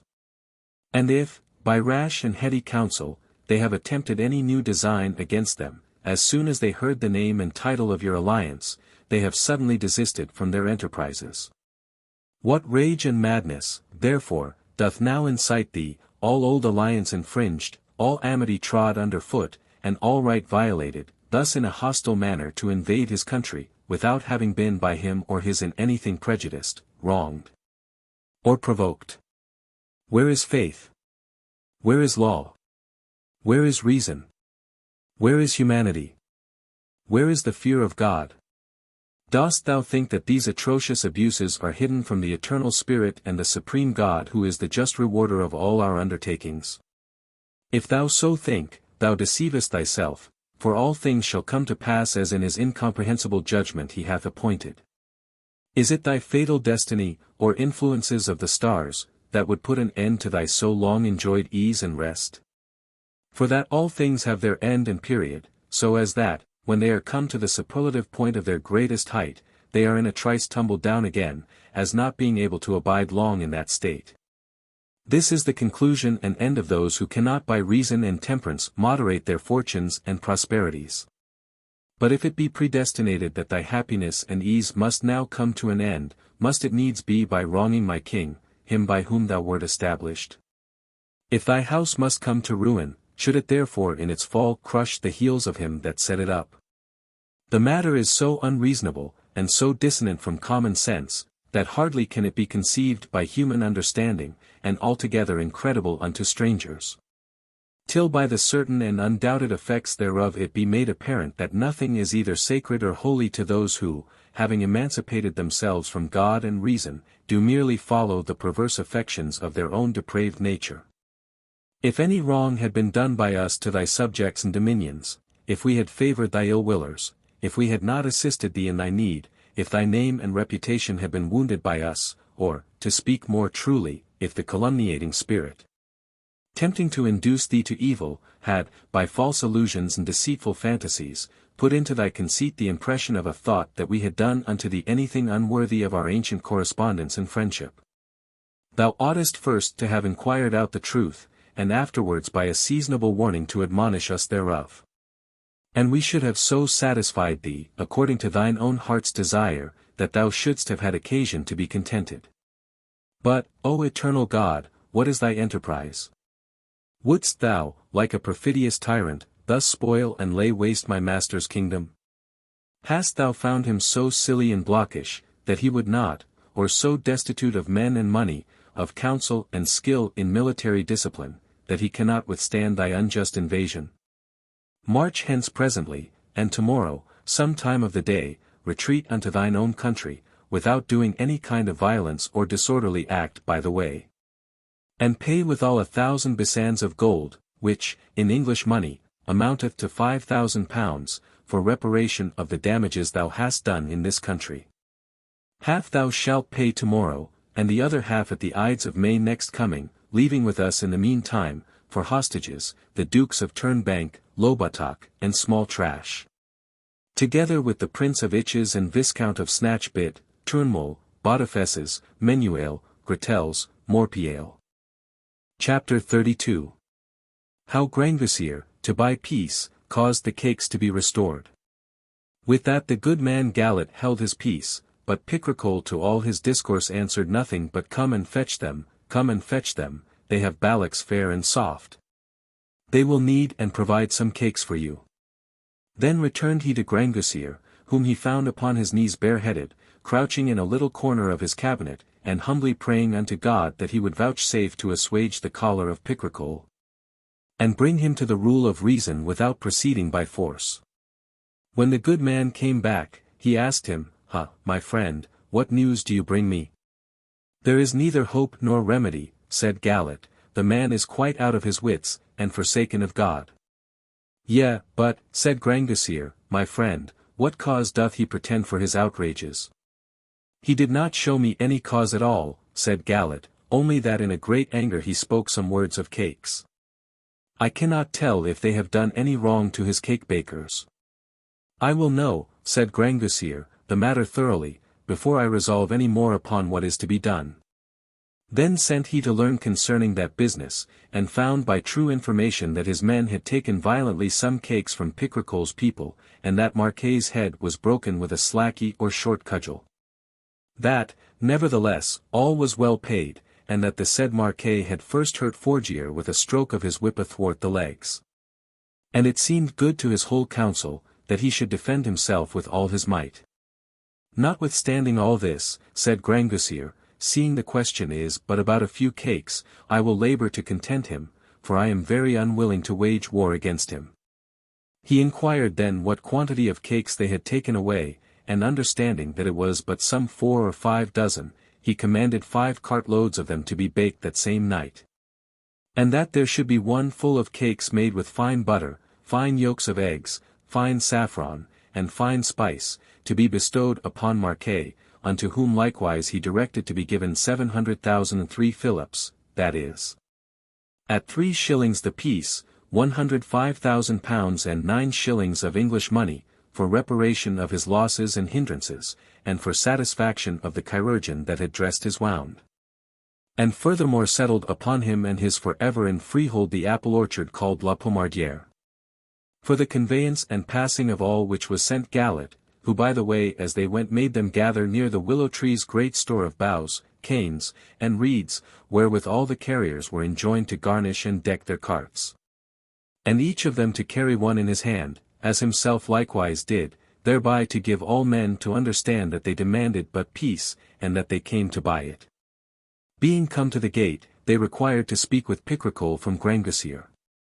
Picrochole would not so much as let them in, nor go to speak with them, but sent them word that he was busy, and that they should deliver their mind to Captain Tucadillon, who was then planting a piece of ordnance upon the wall. Then said the good man unto him, My lord, to ease you of all this labour, and to take away all excuses why you may not return unto our former alliance, we do here presently restore unto you the cakes upon which the quarrel arose. 5 dozen did our people take away, they were well paid for. We love peace so well that we restore unto you 5 cartloads, of which this cart shall be for Marquet, who doth most complain.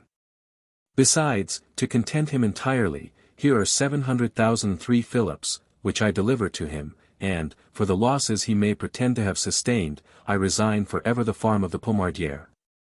To be possessed in fee simple by him and his for ever, without the payment of any duty, or acknowledgment of homage, fealty, fine, or service whatsoever, and here is the tenor of the deed.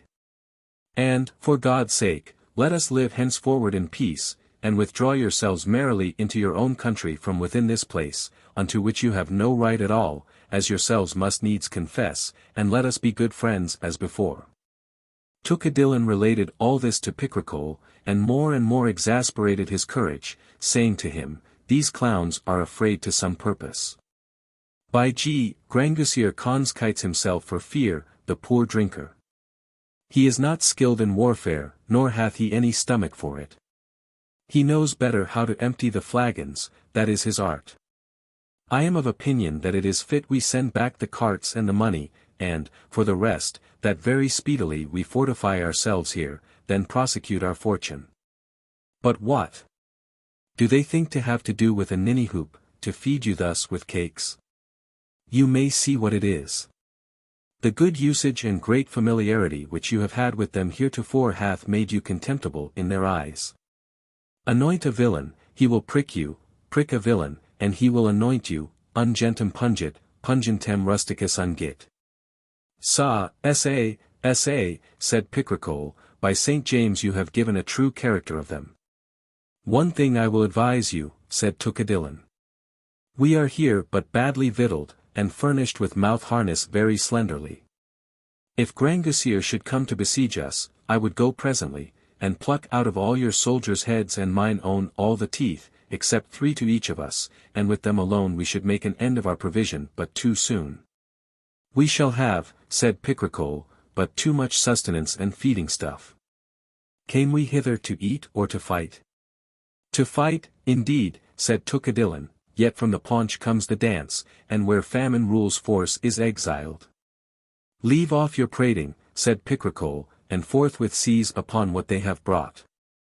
Then took they money and cakes, oxen and carts, and sent them away without speaking one word, only that they would come no more so near, for a reason that they would give them the morrow after. Thus, without doing anything, returned they to Grangousier, and related the whole matter unto him, subjoining that there was no hope left to draw them to peace but by sharp and fierce wars. Chapter 33. How some statesmen of Picrochole, by harebrained counsel, put him in extreme danger. The carts being unloaded, and the money and cakes secured, there came before Picrochole the Duke of Small Trash, the Earl Swashbuckler.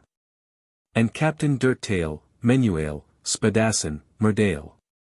Who said unto him, Sir, this day we make you the happiest, the most warlike and chivalrous prince that ever was since the death of Alexander of Macedonia.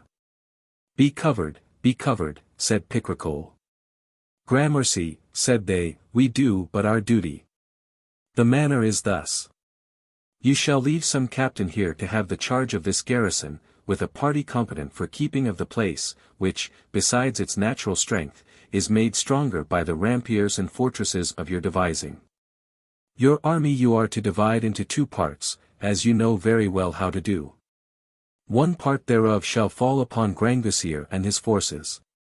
By it shall he be easily at the very first shock routed, and then shall you get money by heaps, for the clown hath store of ready coin. Clown we call him, because a noble and generous prince hath never a penny, and that to hoard up treasure is but a clownish trick. The other part of the army, in the meantime, shall draw towards Onys, Zaintonge, Angoumois, and Gascony.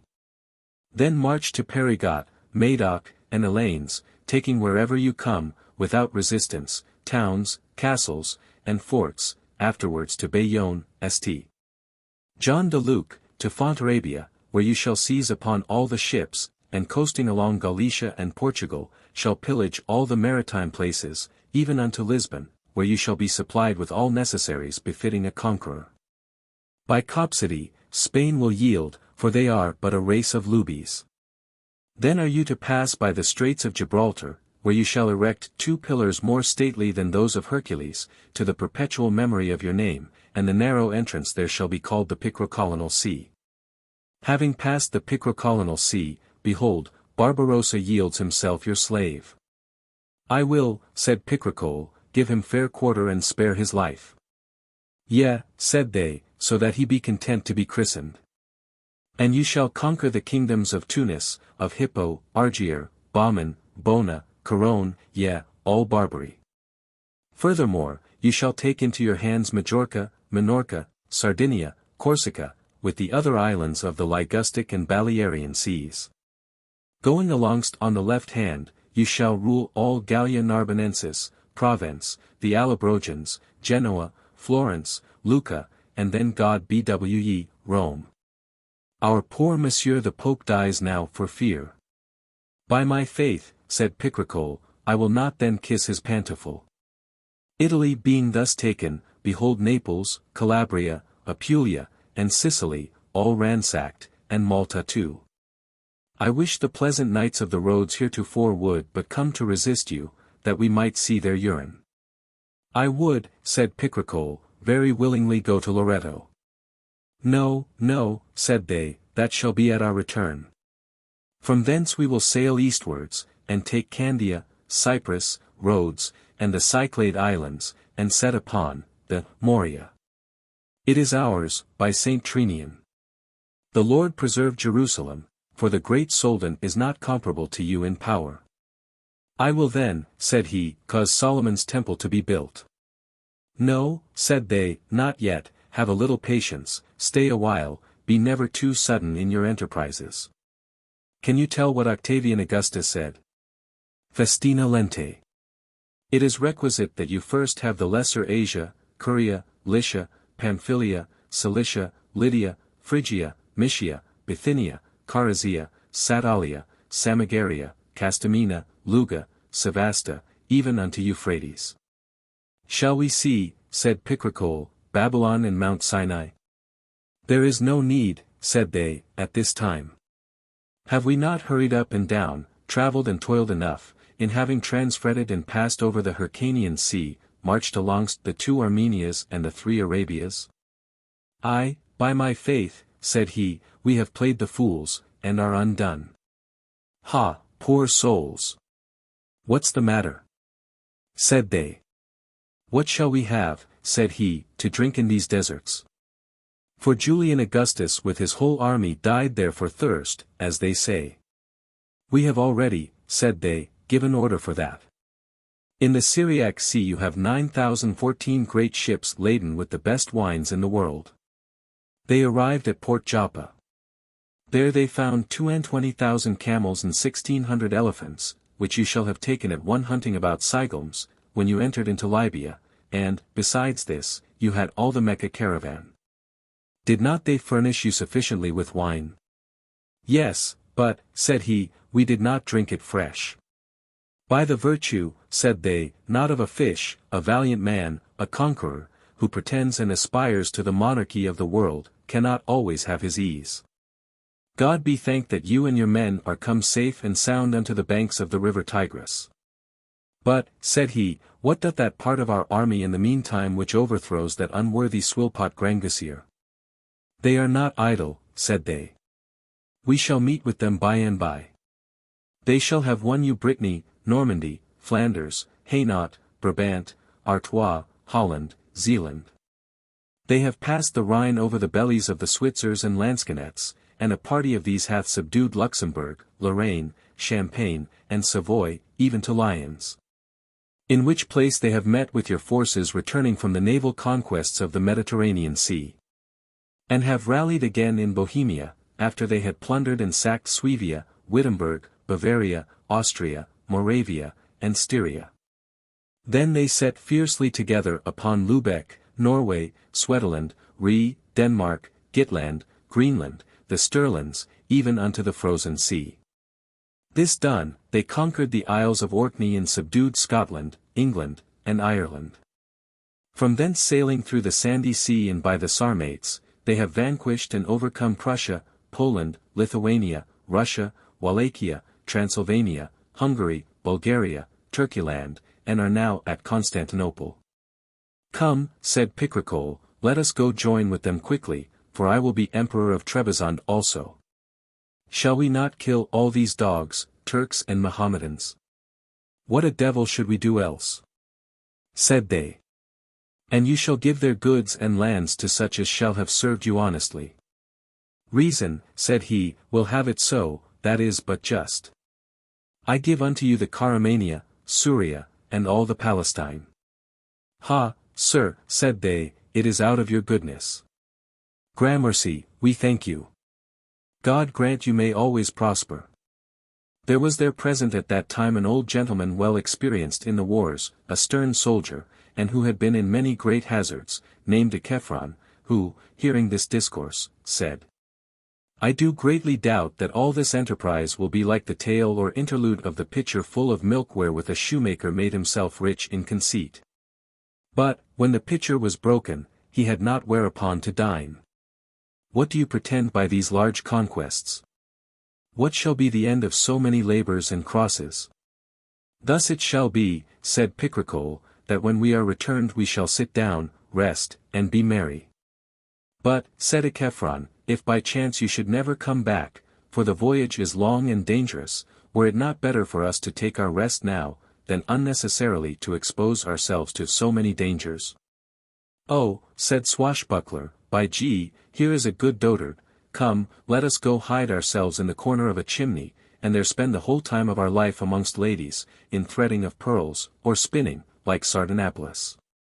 He that nothing ventures hath neither horse nor mule, says Solomon. He who adventureth too much, said Echephron, lesseth both horse and mule, answered Malchon. Enough, said Picrochole, go forward. I fear nothing but that these devilish legions of Grangousier, whilst we are in Mesopotamia, will come on our backs and charge up our rear. What course shall we then take? What shall be our remedy? A very good one, said Dirt Tail. A pretty little commission, which you must send unto the Muscovites, shall bring you into the field in an instant 450,000 choice men of war. Oh that you would but make me your lieutenant general, I should for the lightest faults of any inflict great punishments. I fret, I charge, I strike, I take, I kill, I slay, I play the devil. On, said Picrochole, make haste, my lads, and let him that loves me follow me. Chapter 34. How Gargantua left the city of Paris to succor his country, and how Gymnast encountered with the enemy. In this same very hour Gargantua, who was gone out of Paris as soon as he had read his father's letters, coming upon his great mare, had already passed the nunnery bridge, himself, Ponocrates, Gymnast, and Eudaemon, who all three, the better to enable them to go along with him, took post-horses. The rest of his train came after him by even journeys at a slower pace, bringing with them all his books and philosophical instruments. As soon as he had alighted at Apparelled, he was informed by a farmer of Guiguet how Picrochole had fortified himself within the rock Clermont, and had sent Captain Tripet with a great army to set upon the wood of Vide and Vaugotry. And that they had already plundered the whole country, not leaving cock nor hen, even as far as to the winepress of Ballard. These strange and almost incredible news of the enormous abuses thus committed over all the land, so affrighted Gargantua that he knew not what to say nor do. But Ponocrates counselled him to go unto the lord of Vaugion, who at all times had been their friend and confederate, and that by him they should be better advised in their business.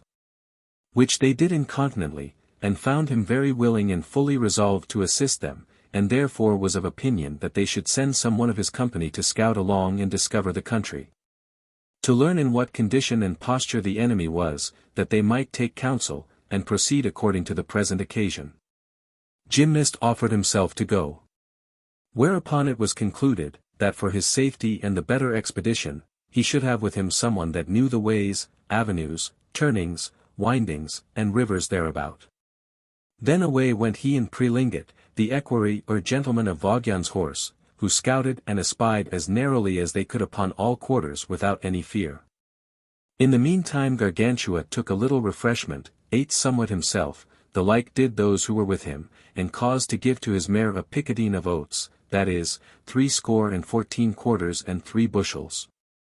Gymnast and his comrade rode so long, that at last they met with the enemy's forces, all scattered and out of order, plundering, stealing, robbing, and pillaging all they could lay their hands on. And, as far off as they could perceive him, they ran thronging upon the back of one another in all haste towards him, to unload him of his money, and untruss his portmantles. Then cried he out unto them, My masters, I am a poor devil, I desire you to spare me. I have yet 1 crown left. Come, we must drink it, for it is aurum potable, and this horse here shall be sold to pay my welcome. Afterwards take me for one of your own, for never yet was there any man that knew better how to take, lard, roast, and dress, yea, by G, to tear asunder and devour a hen, than I that am here, and for my propitiate I drink to all good fellows. With that he unscrewed his borracho, which was a great Dutch leathern bottle, and without putting in his nose drank very honestly.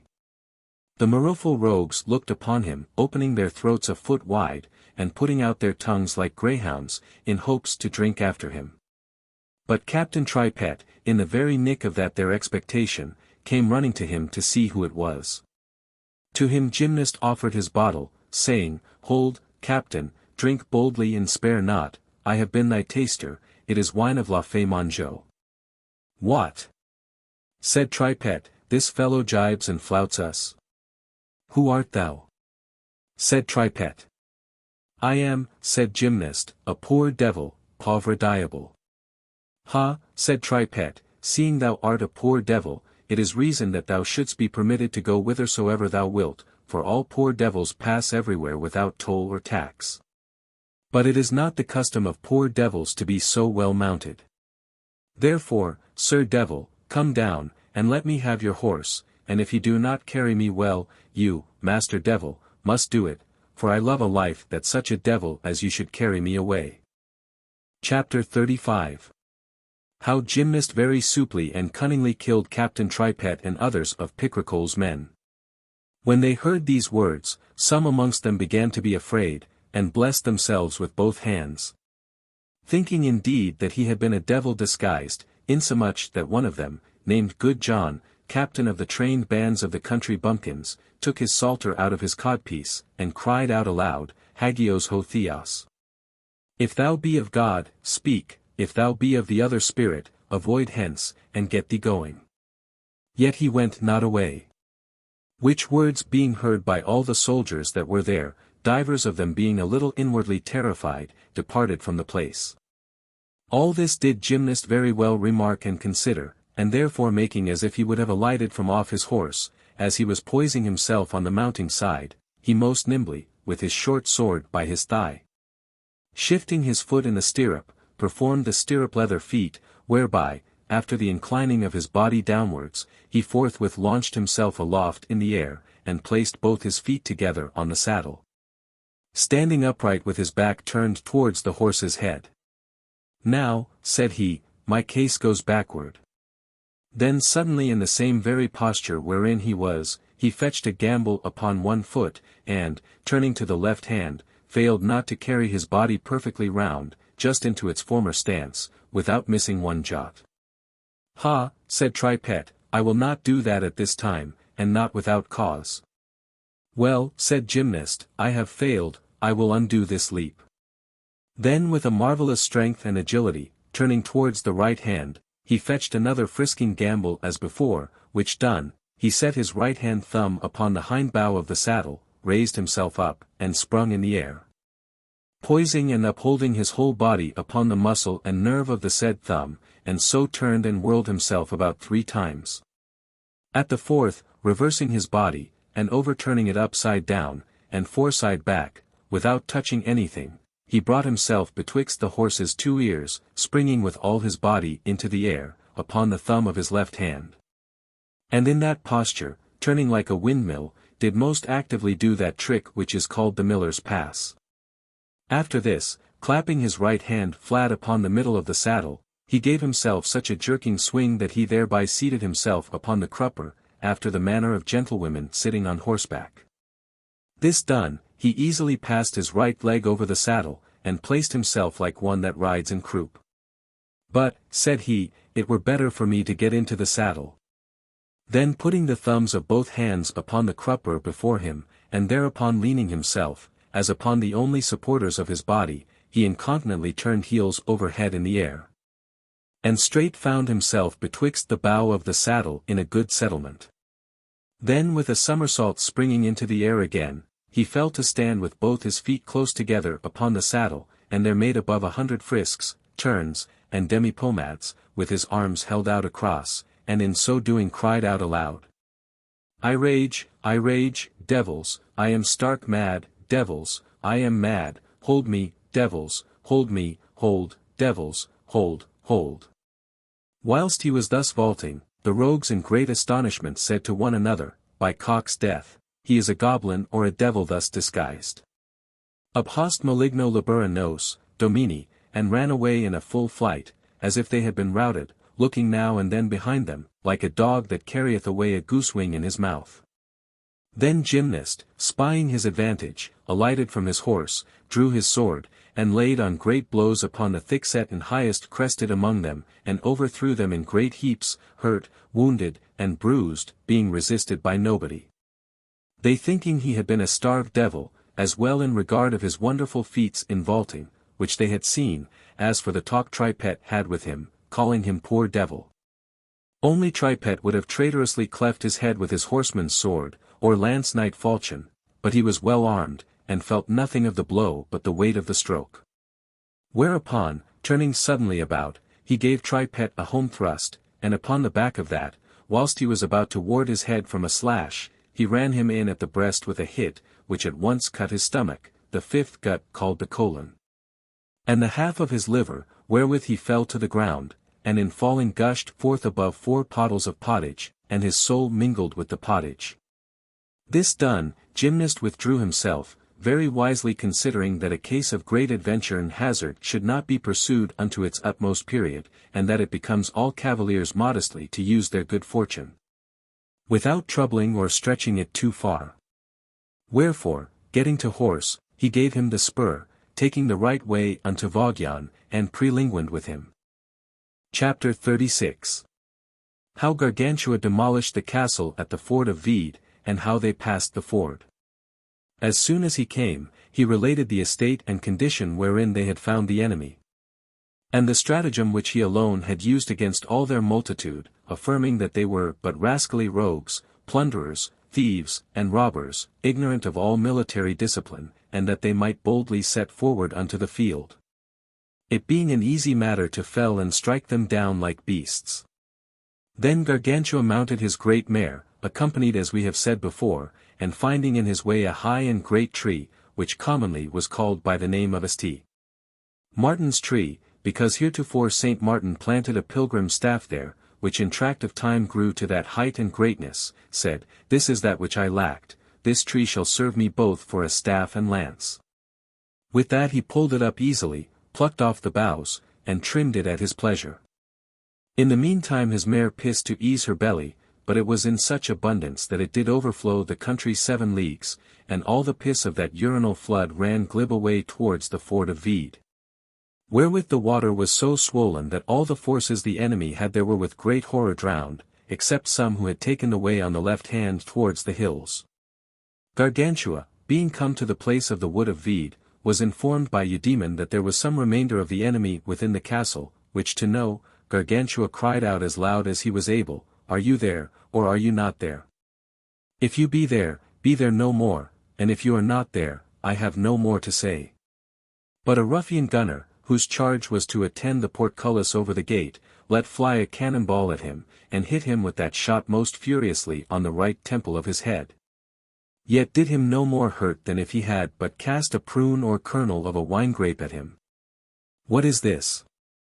Said Gargantua, do you throw at us grape kernels here? The vintage shall cost you dear, thinking indeed that the bullet had been the kernel of a grape, or raisin kernel. Those who were within the castle, being till then busy at the pillage, when they heard this noise ran to the towers and fortresses, from whence they shot at him above 9,025 falcon shot and arquebusades. Aiming all at his head, and so thick did they shoot at him that he cried out, Ponocrates, my friend, these flies here are like to put out mine eyes. Give me a branch of those willow trees to drive them away, thinking that the bullets and stones shot out of the great ordnance had been but dun flies. Ponocrates looked and saw that there were no other flies but great shot which they had shot from the castle. Then was it that he rushed with his great tree against the castle, and with mighty blows overthrew both towers and fortresses, and laid all level with the ground, by which means all that were within were slain and broken in pieces. Going from thence, they came to the bridge at the mill, where they found all the ford covered with dead bodies, so thick that they had choked up the mill and stopped the current of its water. And these were those that were destroyed in the urinal deluge of the mare.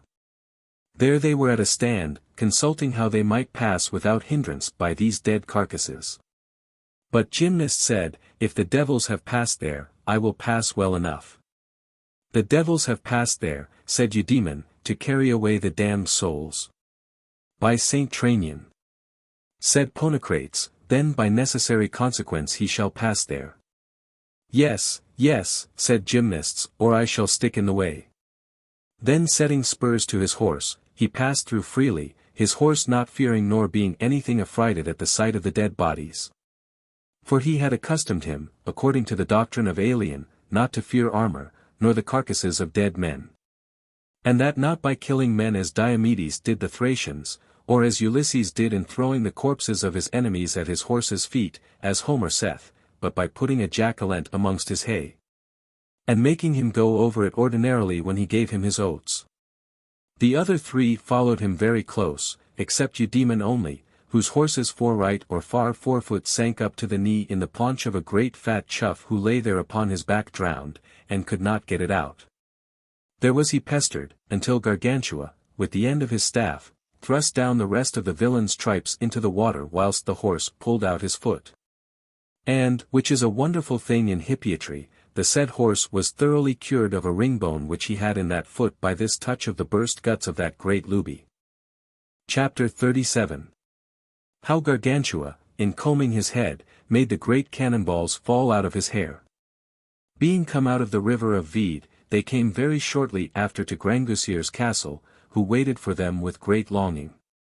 At their coming they were entertained with many congees, and cherished with embraces. Never was seen a more joyful company, for supplementum supplementi chronicorum saith that Gargamelle died there with joy. For my part, truly I cannot tell, neither do I care very much for her, nor for anybody else. The truth was, that Gargantua, in shifting his clothes, and combing his head with a comb, which was 900 foot long of the Jewish cane measure, and whereof the teeth were great tusks of elephants, whole and entire. He made fall at every rake above 7 balls of bullets, at a dozen the ball, that stuck in his hair at the raising of the castle of the wood of Vede. Which his father Grangousier seeing, thought they had been lice, and said unto him, What, my dear son, hast thou brought us this far some short-winged hawks of the college of Montague? I did not mean that thou shouldst reside there. Then answered Ponocrates, My sovereign lord, think not that I have placed him in that lousy college which they call Montague. I had rather have put him amongst the grave diggers of Sanct Innocent, so enormous is the cruelty and villainy that I have known there, for the galley slaves are far better used amongst the Moors and Tartars, the murderers in the criminal dungeons. Yea, the very dogs in your house, than are the poor wretched students in the aforesaid college. And if I were king of Paris, the devil take me if I would not set it on fire, and burn both principal and regents, for suffering this inhumanity to be exercised before their eyes. Then, taking up one of these bullets, he said, "These are cannon shot, which your son Gargantua hath lately received by the treachery of your enemies, as he was passing before the wood of Veed. But they have been so rewarded, that they are all destroyed in the ruin of the castle, as were the Philistines by the policy of Samson, and those whom the tower of Siloam slew, as it is written in the 13th of Luke. My opinion is, that we pursue them whilst the luck is on our side, for occasion hath all her hair on her forehead. When she is past, you may not recall her, she hath no tuft whereby you can lay hold on her, for she is bald in the hind part of her head, and never returneth again." "Truly," said Grangousier, "it shall not be at this time. For I will make you a feast this night, and bid you welcome." This said, they made ready supper, and, of extraordinary besides his daily fare, were roasted 16 oxen, 3 heifers, 32 calves, 63 fat kids, 15 wethers. 300 farrow pigs or sheets soused in sweet wine or must, 11 partridges, 700 snipes and woodcocks, 400 ludan and Cornwall capons, 6,000 pullets, and as many pigeons, 600 crammed hens. 1,400 leverets, or young hares and rabbits, 303 buzzards, and 1,700 cockerels. For venison, they could not so suddenly come by it, only 11 wild boars, which the abbot of Turpenay sent, and 18 fallow deer which the lord of Gramount bestowed, together with 70 pheasants, which were sent by the lord of Esses. And some dozens of queests, cushats, ringdoves, and woodculvers. River fowl, teals and auteals, bitterns, courts, plovers, francolins, briganders, tyrosons, young lapwings, tame ducks, chevelers, woodlanders, herons, moorhens, creels, storks, canopediers, oranges, flamins, which are phenicopters.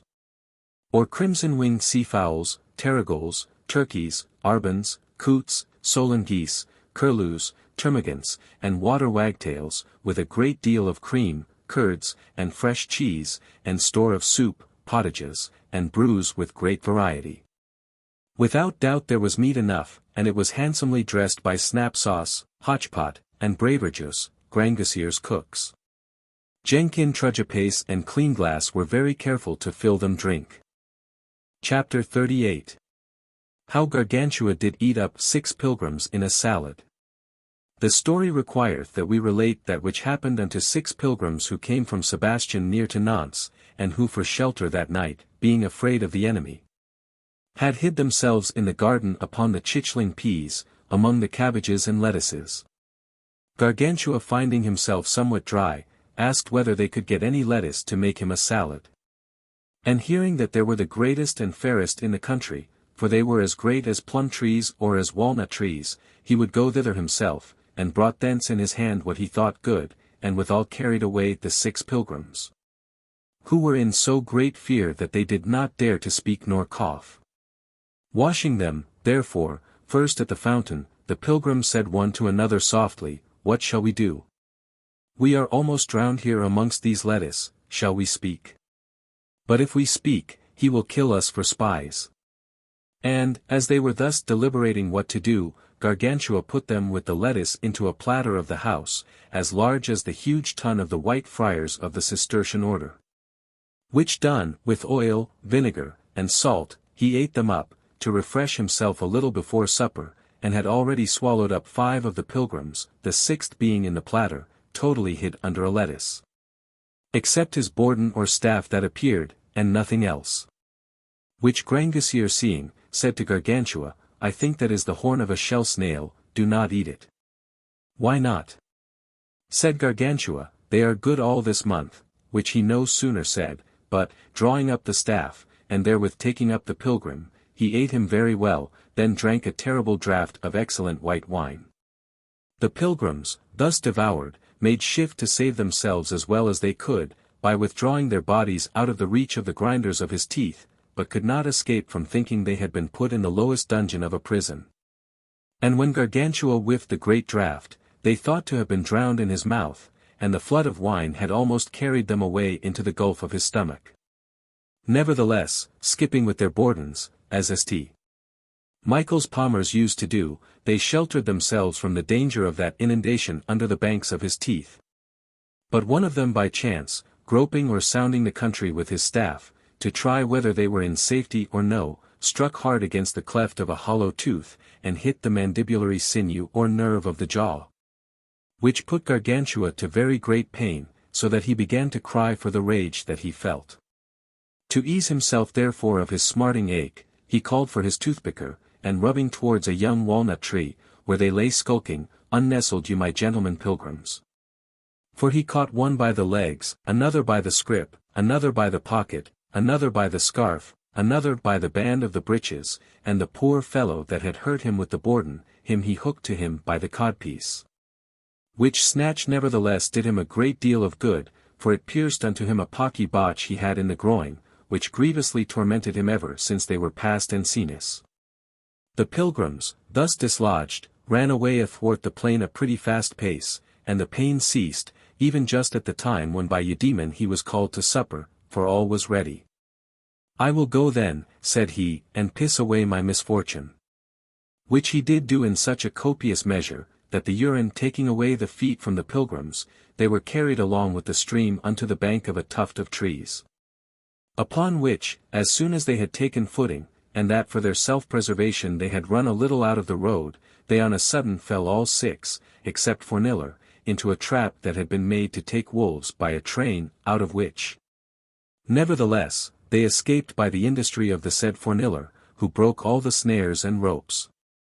Being gone from thence, they lay all the rest of that night in a lodge near unto Coudray, where they were comforted in their miseries by the gracious words of one of their company, called Suerdigo, who showed them that this adventure had been foretold by the prophet David, Psalm.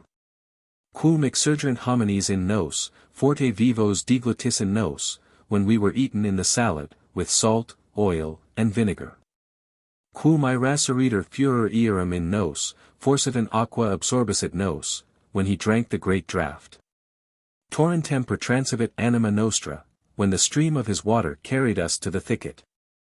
Forsitan pertransissit anima nostra aquam intolerabilum, that is, the water of his urine, the flood whereof, cutting our way, took our feet from us. Benedictus Dominus ca non dedit nos in captionem dentibus earum. Anima nostra sicit passer erepta est delacio venantium, when we fell in the trap. Laquius contritus est, by Forniller, in nos liberati summus. Adjutorium nostrum, Enc. Chapter 39. How the monk was feasted by Gargantua, and of the jovial discourse they had at supper. When Gargantua was set down at table, after all of them had somewhat stayed their stomachs by a snatch or two of the first bits eaten heartily, Grangousier began to relate the source and cause of the war raised between him and Picrochole, and came to tell how Friar John of the Funnels had triumphed at the defense of the close of the abbey, and extolled him for his valor above Camillus, Scipio, Pompey, Caesar, and Themistocles. Then Gargantua desired that he might be presently sent for, to the end that with him they might consult of what was to be done. Whereupon, by a joint consent, his steward went for him, and brought him along merrily, with his staff of the cross, upon Grangousier's mule. When he was come, 1,000 huggings, 1,000 embracements, 1,000 good days were given. Ha, Friar John, my friend Friar John, my brave cousin Friar John from the devil. Let me clip thee, my heart, about the neck, to me an armful. I must grip thee, my ballock, till thy back crack with it. Come, my cod, let me call thee till I kill thee. And Friar John, the gladdest man in the world, never was man made welcomer, never was any more courteously and graciously received than Friar John. Come, come, said Gargantua, a stool here close by me at this end. I am content, said the monk, seeing you will have it so. Some water, page, fill, my boy, fill, it is to refresh my liver. Give me some, child, to gargle my throat withal. Deposita cappa, said Gymnast, let us pull off this frock. Ho, by G, gentlemen, said the monk, there is a chapter in Statutus Ordinis which opposeth my laying of it down. Pish! Said Gymnast, a fig for your chapter. This frock breaks both your shoulders, put it off. My friend, said the monk, let me alone with it, for, by G, I'll drink the better that it is on. It makes all my body jocund. If I should lay it aside, the waggish pages would cut to themselves garters out of it, as I was once served at Culain's. And, which is worse, I shall lose my appetite. But if in this habit I sit down at table, I will drink, by G, both to thee and to thy horse, and so courage, frolic, God save the company. I have already supped, yet will I eat never a whit the less for that, for I have a paved stomach, as hollow as a butt of Malvoisie or Saint Benedictus boot, but, and always open like a lawyer's pouch. Of all fishes but the tench take the wing of a partridge or the thigh of a nun. Doth not he die like a good fellow that dies with a stiff catso? Our prior loves exceedingly the white of a capon. In that, said Gymnast, he doth not resemble the foxes. For of the capons, hens, and pullets which they carry away they never eat the white. Why? Said the monk. Because, said Gymnast, they have no cooks to dress them, and, if they be not competently made ready, they remain red and not white. The redness of meats being a token that they have not got enough of the fire, whether by boiling, roasting, or otherwise, except the shrimps, lobsters, crabs, and crayfishes, which are cardinalized with boiling. By God's feast gazers, said the monk, the porter of our abbey then hath not his head well boiled, for his eyes are as red as a mazer made of an alder tree. The thigh of this leveret is good for those that have the gout. To the purpose of the truel, what is the reason that the thighs of a gentlewoman are always fresh and cool?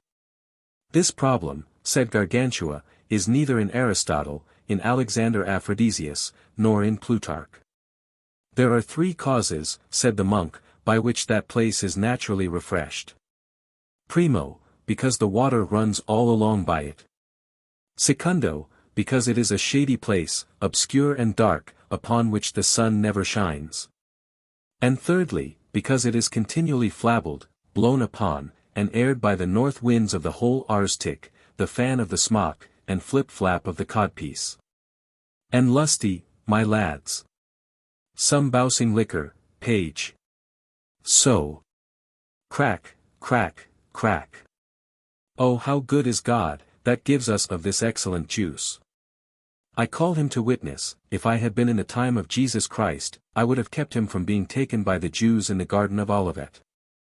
And the devil fail me, if I should have failed to cut off the hams of these gentlemen apostles who ran away so basely after they had well supped, and left their good master in the lurch. I hate that man worse than poison that offers to run away when he should fight and lay stoutly about him. Oh, that I were but King of France for 80 or 100 years. By G, I should whip like curtail dogs these runaways of Pavia. A plague take them, why did they not choose rather to die there than to leave their good prince in that pinch and necessity? Is it not better and more honorable to perish in fighting valiantly than to live in disgrace by a cowardly running away? We are like to eat no great store of goslings this year, therefore, friend, reach me some of that roasted pig there. Diavolo, is there no more must? No more sweet wine? Germinavit radix Jesse. Je reni ma vi, je mers de soif. I renounce my life, I rage for thirst. This wine is none of the worst. What wine drink you at Paris? I give myself to the devil, if I did not once keep open house at Paris for all comers 6 months together. Do you know Friar Claude of the High Kilderkins? Oh, the good fellow that he is! But I do not know what fly hath stung him of late, he is become so hard a student. For my part, I study not at all. In our abbey we never study for fear of the mumps, which disease in horses is called the morning in the chine. Our late abbot was wont to say that it is a monstrous thing to see a learned monk. By G, master, my friend, magus magnos clericos non sunt magus magnos sapiens. You never saw so many hares as there are this year. I could not anywhere come by a goshawk nor tassel a falcon. My Lord Belanier promised me a lanner, but he wrote to me not long ago that he was become Percy. The partridges will so multiply henceforth, that they will go near to eat up our ears. I take no delight in the stalking horse, for I catch such cold that I am like to founder myself at that sport. If I do not run, toil, travel, and trot about, I am not well at ease. True it is that in leaping over the hedges and bushes my frock leaves always some of its wool behind it. I have recovered a dainty greyhound, I give him to the devil, if he suffer a hare to escape him. A groom was leading him to my Lord Huntlittle, and I robbed him of him. Did I ill? No, Friar John, said Gymnast, no, by all the devils that are, no. So, said the monk, do I attest these same devils so long as they last, or rather, virtue, of, G, what could that gouty limpert have done with so fine a dog? By the body of G, he is better pleased when one presents him with a good yoke of oxen. How now, said Ponocrates, you swear, Friar John. It is only, said the monk, but to grace and adorn my speech. They are colors of a Ciceronian rhetoric. Chapter 40. Why monks are the outcasts of the world. And wherefore some have bigger noses than others. By the faith of a Christian, said Eudaemon, I do wonderfully dote and enter in a great ecstasy when I consider the honesty and good fellowship of this monk, for he makes us here all merry. How is it, then, that they exclude the monks from all good companies, calling them feast-troublers, marrers of mirth, and disturbers of all civil conversation, as the bees drive away the drones from their hives? Ignavum fucos picus, said Maro, a precepibus arcent.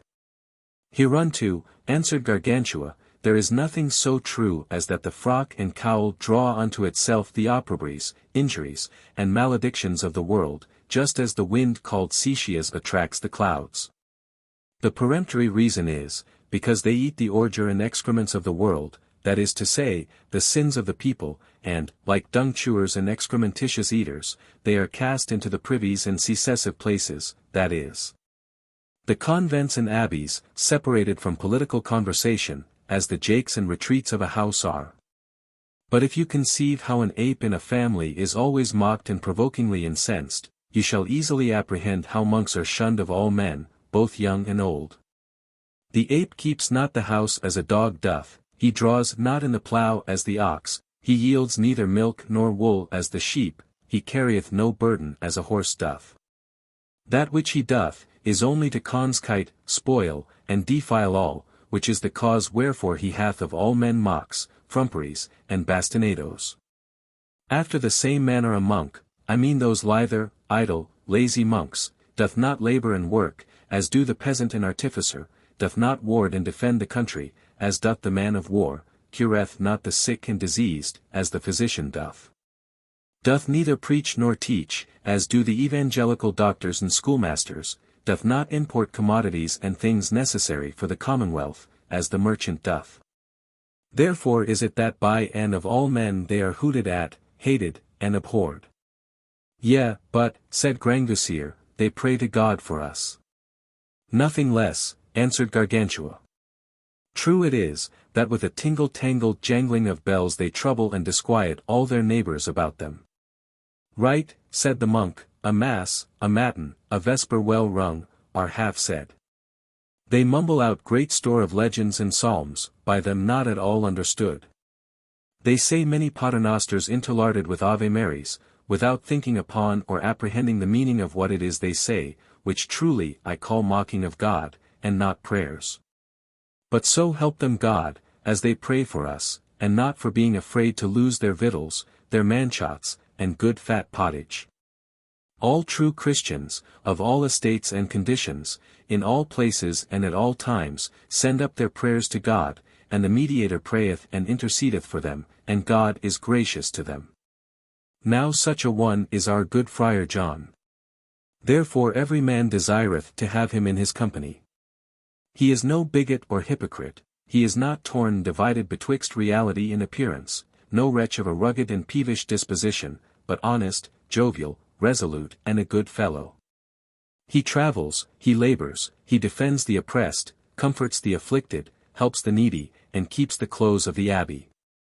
Nay, said the monk, I do a great deal more than that. For whilst we are in dispatching our matins and anniversaries in the choir, I make withal some crossbow strings, polish glass bottles and bolts, I twist lines and weave purse nets wherein to catch connies. I am never idle. But now, hither come, some drink here. Bring the fruit. These chestnuts are of the wood of Estrax, and with good new wine are able to make you a fine cracker and composer of bum sonnets. You are not as yet, it seems, well moistened in this house with the sweet wine and must. By G, I drink to all men freely, and at all fords, like a proctor or promoter's horse. Friar John, said Gymnast, take away the snot that hangs at your nose. Ha, ha, said the monk, am not I in danger of drowning, seeing I am in water even to the nose? No, no, quare. Kia, though some water come out from thence, there never goes in any. For it is well antidote with pot-proof armor and syrup of the vine leaf. Oh, my friend, he that hath winter boots made of such leather may boldly fish for oysters, for they will never take water. What is the cause, said Gargantua, that Friar John hath such a fair nose?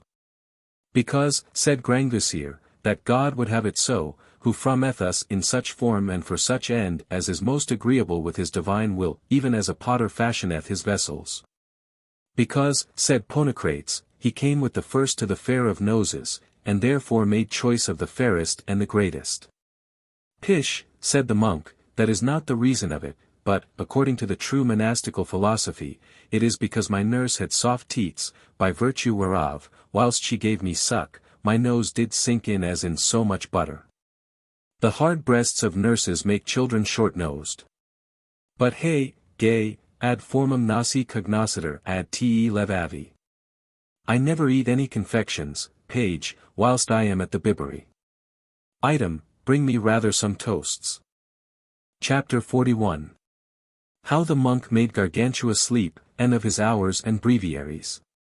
Supper being ended, they consulted of the business in hand, and concluded that about midnight they should fall unawares upon the enemy.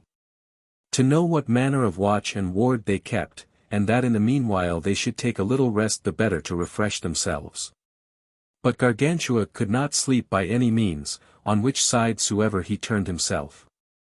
Whereupon the monk said to him, I never sleep soundly but when I am at sermon or prayers. Let us therefore begin, you and I, the 7 penitential psalms, to try whether you shall not quickly fall asleep. The conceit pleased Gargantua very well, and, beginning the first of these psalms, as soon as they came to the words Bede coram they fell asleep, both the one and the other. But the monk, for his being formerly accustomed to the hour of claustral matins, failed not to awake a little before midnight, and, being up himself, awaked all the rest, in singing aloud, and with a full clear voice, the song.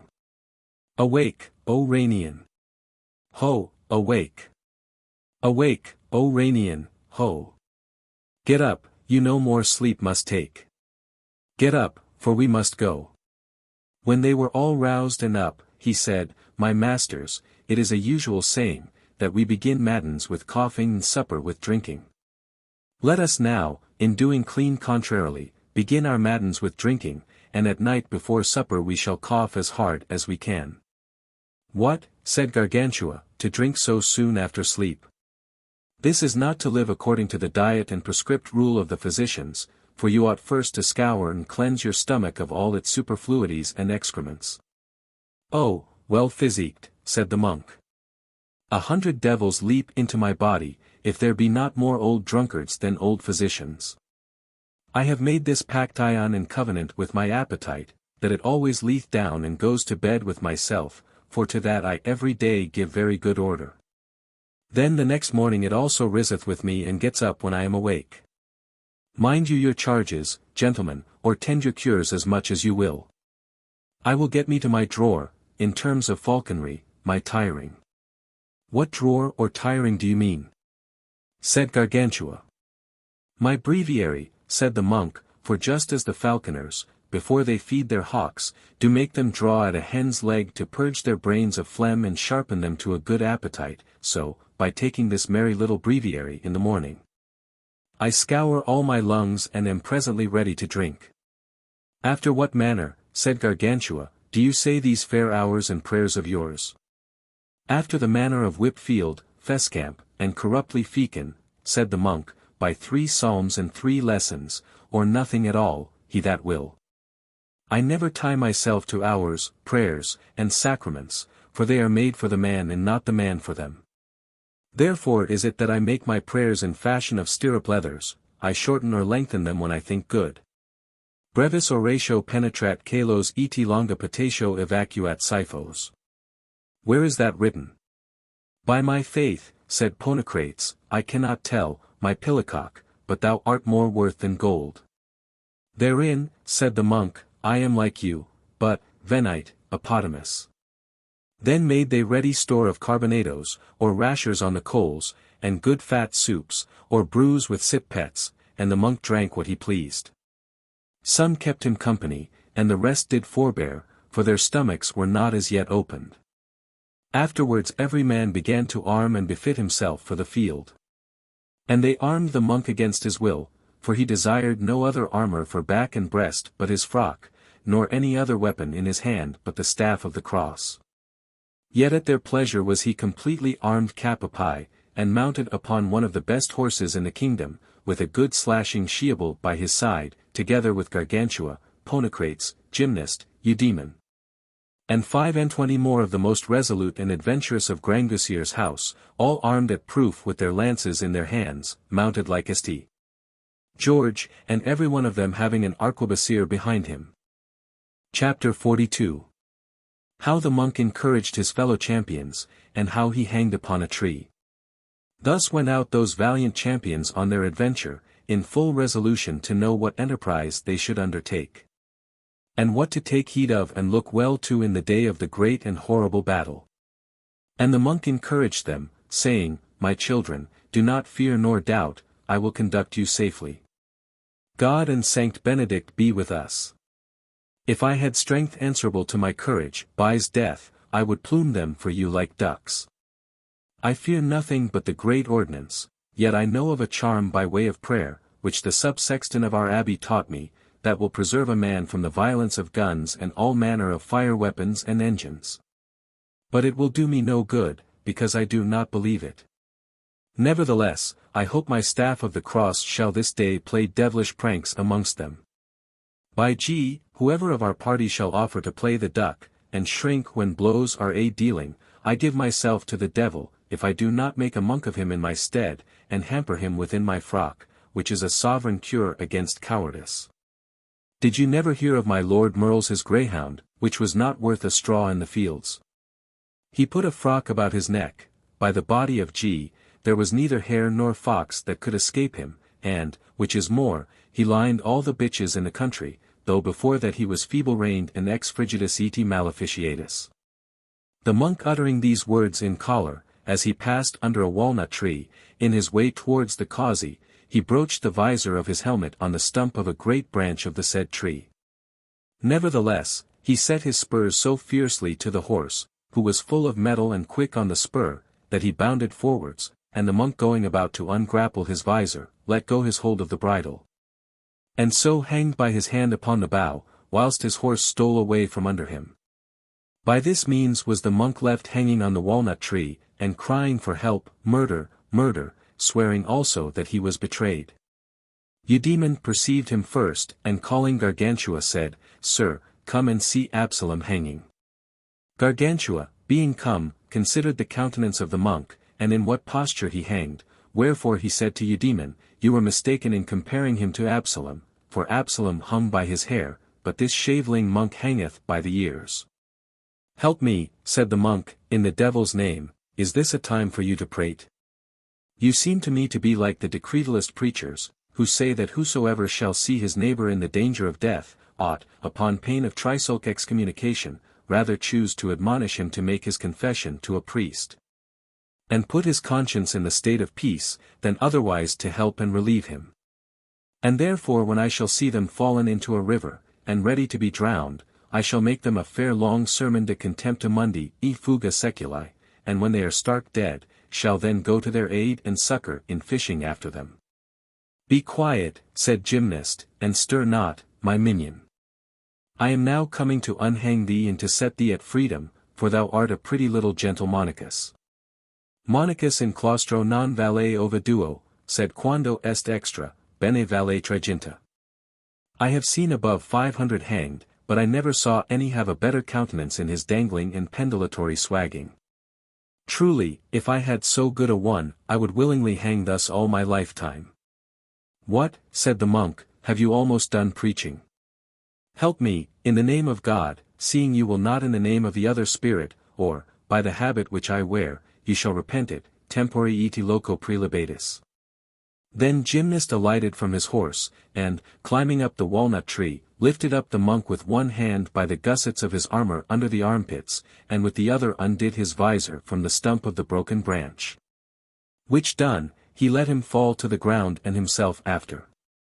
As soon as the monk was down, he put off all his armor, and threw away one piece after another about the field, and, taking to him again his staff of the cross, remounted up to his horse, which Eudaemon had caught in his running away. Then went they on merrily, riding along on the highway. Chapter 43. How the scouts and foreparty of Picrochole were met with by Gargantua, and how the monk slew Captain Drawforth, Tirevant.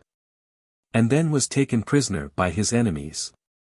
Picrochole, at the relation of those who had escaped out of the broil and defeat wherein Tripet was untriped, grew very angry that the devils should have so run upon his men. And held all that night a council of war, at which Rashcalf and Touchfaucet, Hastivo, Tookadillon, concluded his power to be such that he was able to defeat all the devils of hell if they should come to jostle with his forces. This Picrochole did not fully believe, though he doubted not much of it.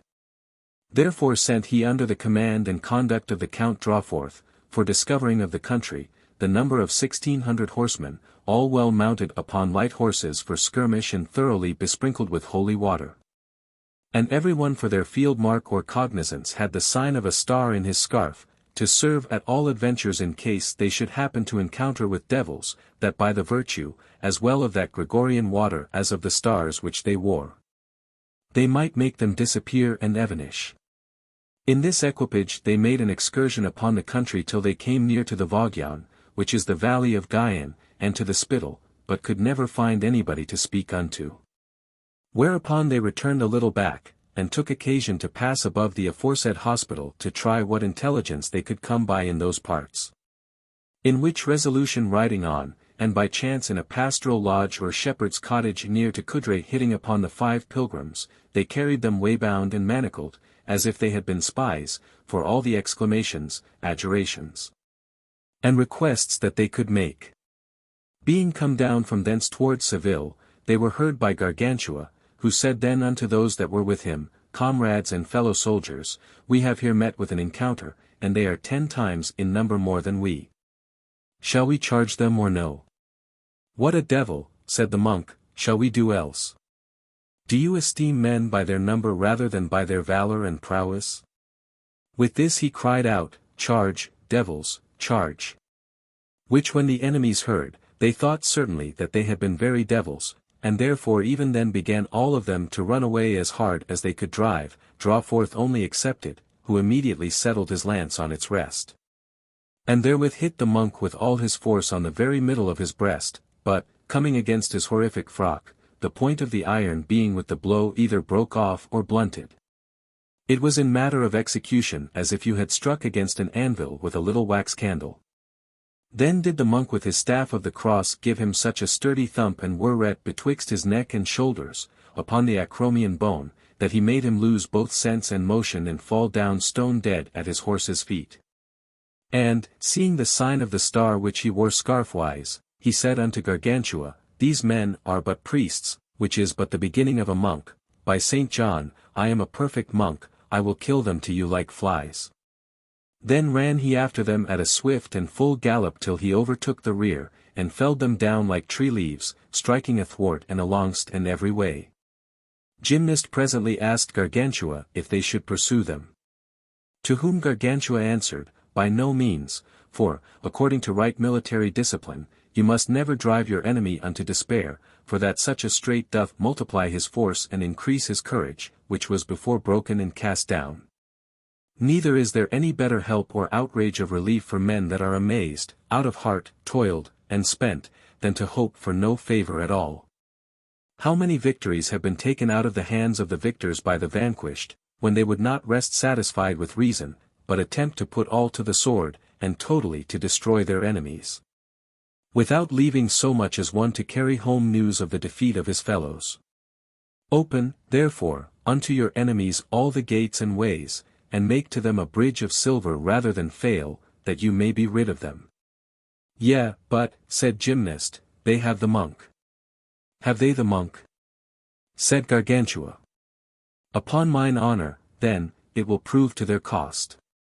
But to prevent all dangers, let us not yet retreat, but halt here quietly as in an ambush, for I think I do already understand the policy and judgment of our enemies. They are truly more directed by chance and mere fortune than by good advice and counsel. In the meanwhile, whilst these made a stop under the walnut trees, the monk pursued on the chase, charging all he overtook, and giving quarter to none, until he met with a trooper who carried behind him one of the poor pilgrims. And there would have rifled him. The pilgrim, in hope of relief at the sight of the monk, cried out, "Ha, my lord prior, my good friend, my lord prior, save me, I beseech you, save me." Which words being heard by those that rode in the van, they instantly faced about, and seeing there was nobody but the monk that made this great havoc and slaughter among them, they loaded him with blows as thick as they used to do an ass with wood. But of all this he felt nothing, especially when they struck upon his frock, his skin was so hard. Then they committed him to two of the marshal's men to keep, and, looking about, saw nobody coming against them, whereupon they thought that Gargantua and his party were fled. Then was it that they rode as hard as they could towards the walnut trees to meet with them, and left the monk there all alone, with his two foresaid men to guard him. Gargantua heard the noise and neighing of the horses, and said to his men, "Comrades, I hear the track and beating of the enemy's horse feet, and withal perceive that some of them come in a troop and full body against us. Let us rally and close here, then set forward in order, and by this means we shall be able to receive their charge to their loss and our honour." Chapter 44. How the monk rid himself of his keepers, and how Picrochole's forlorn hope was defeated. The monk, seeing them break off thus without order, conjectured that they were to set upon Gargantua and those that were with him, and was wonderfully grieved that he could not succour them. Then considered he the countenance of the two keepers in whose custody he was, who would have willingly run after the troops to get some booty and plunder, and were always looking towards the valley unto which they were going. Farther, he syllogized, saying, "These men are but badly skilled in matters of war, for they have not required my parole, neither have they taken my sword from me." Suddenly hereafter he drew his brackmurder horseman's sword, wherewith he gave the keeper which held him on the right side such a sound slash that he cut clean through the jugulary veins and the sphigited or transparent arteries of the neck, with the forepart of the throat called the gargarian, even unto the two adens, which are throat kernels. And, redoubling the blow, he opened the spinal marrow betwixt the second and third vertebrae. There fell down that keeper stark dead to the ground. Then the monk, reining his horse to the left, ran upon the other, seeing his fellow dead, and the monk to have the advantage of him, cried with a loud voice, "My lord prior, quarter, I yield, my lord prior, quarter. Quarter, my good friend, my lord prior." And the monk cried likewise, "My lord posterior, my friend, my lord posterior, you shall have it upon your posteriorums." "Ha," said the keeper, "my lord prior, my minion, my gentle lord prior, I pray God make you an abbot." "By the habit," said the monk, "which I wear, I will here make you a cardinal." "What? Do you use to pay ransoms to religious men? You shall therefore have by and by a red hat of my giving." And the fellow cried, "Ha, my lord prior, my lord prior, my lord abbot that shall be, my lord cardinal, my lord all." "Ha, ha, he's, no, my lord prior, my good little lord the prior, I yield, render and deliver myself up to you." "And I deliver thee," said the monk, "to all the devils in hell." Then at one stroke he cut off his head, cutting his scalp upon the temple bones, and lifting up in the upper part of the skull the two triangulary bones called sincipital, or the two bones bregmatis. Together with the sagittal commissure or dart-like seam which distinguisheth the right side of the head from the left, as also a great part of the coronal or forehead bone. By which terrible blow likewise he cut the two meninges or films which enwrap the brain, and made a deep wound in the brain's two posterior ventricles, and the cranium or skull abode hanging upon his shoulders by the skin of the pericranium behind. In form of a doctor's bonnet, black without and red within. Thus fell he down also to the ground stark dead. And presently the monk gave his horse the spur, and kept the way that the enemy held, who had met with Gargantua and his companions in the broad highway. And were so diminished of their number for the enormous slaughter that Gargantua had made with his great tree amongst them, as also Gymnast, Ponocrates, Eudaemon, and the rest, that they began to retreat disorderly and in great haste. As men altogether affrighted and troubled in both sense and understanding, and as if they had seen the very proper species and form of death before their eyes. Or rather, as when you see an ass with a briz or gadby under his tail, or fly that stings him, run hither and thither without keeping any path or way, throwing down his load to the ground, breaking his bridle and reins, and taking no breath nor rest, and no man can tell what ails him, for they see not anything touch him. So fled these people destitute of wit, without knowing any cause of flying, only pursued by a panic terror which in their minds they had conceived. The monk, perceiving that their whole intent was to betake themselves to their heels, alighted from his horse and got upon a big large rock which was in the way, and with his great brackmerd sword laid such load upon those runaways. And with main strength fetching a compass with his arm without feigning or sparing, slew and overthrew so many that his sword broke in two pieces. Then thought he within himself that he had slain and killed sufficiently, and that the rest should escape to carry news. Therefore he took up a battle-axe of those that lay there dead, and got upon the rock again, passing his time to see the enemy thus flying and to tumble himself amongst the dead bodies, only that he suffered none to carry pike, sword, lance, nor gun with him, and those who carried the pilgrims bound he made to alight, and gave their horses unto the said pilgrims, keeping them there with him under the hedge, and also touch Fawcett, who was then his prisoner. Chapter 45. How the monk carried along with him the pilgrims, and of the good words that Grangousier gave them.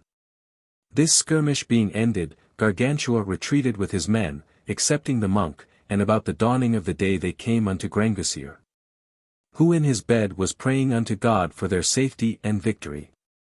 And seeing them all safe and sound, he embraced them lovingly, and asked what was become of the monk.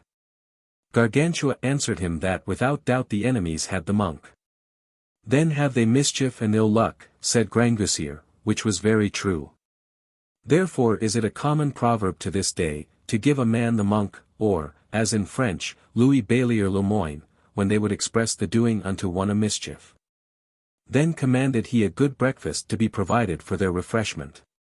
When all was ready, they called Gargantua, but he was so aggrieved that the monk was not to be heard of that he would neither eat nor drink. In the meanwhile the monk comes, and from the gate of the outer court cries out aloud, fresh wine, Gymnast my friend.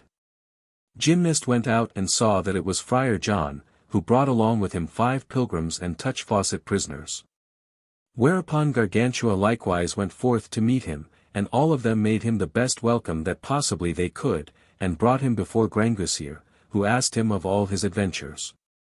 The monk told him all, both how he was taken, how he rid himself of his keepers, of the slaughter he had made by the way, and how he had rescued the pilgrims and brought along with him Captain Touch Fawcett. Then did they all together fall to banqueting most merrily. In the meantime Grangousier asked the pilgrims what countrymen they were, whence they came, and whither they went.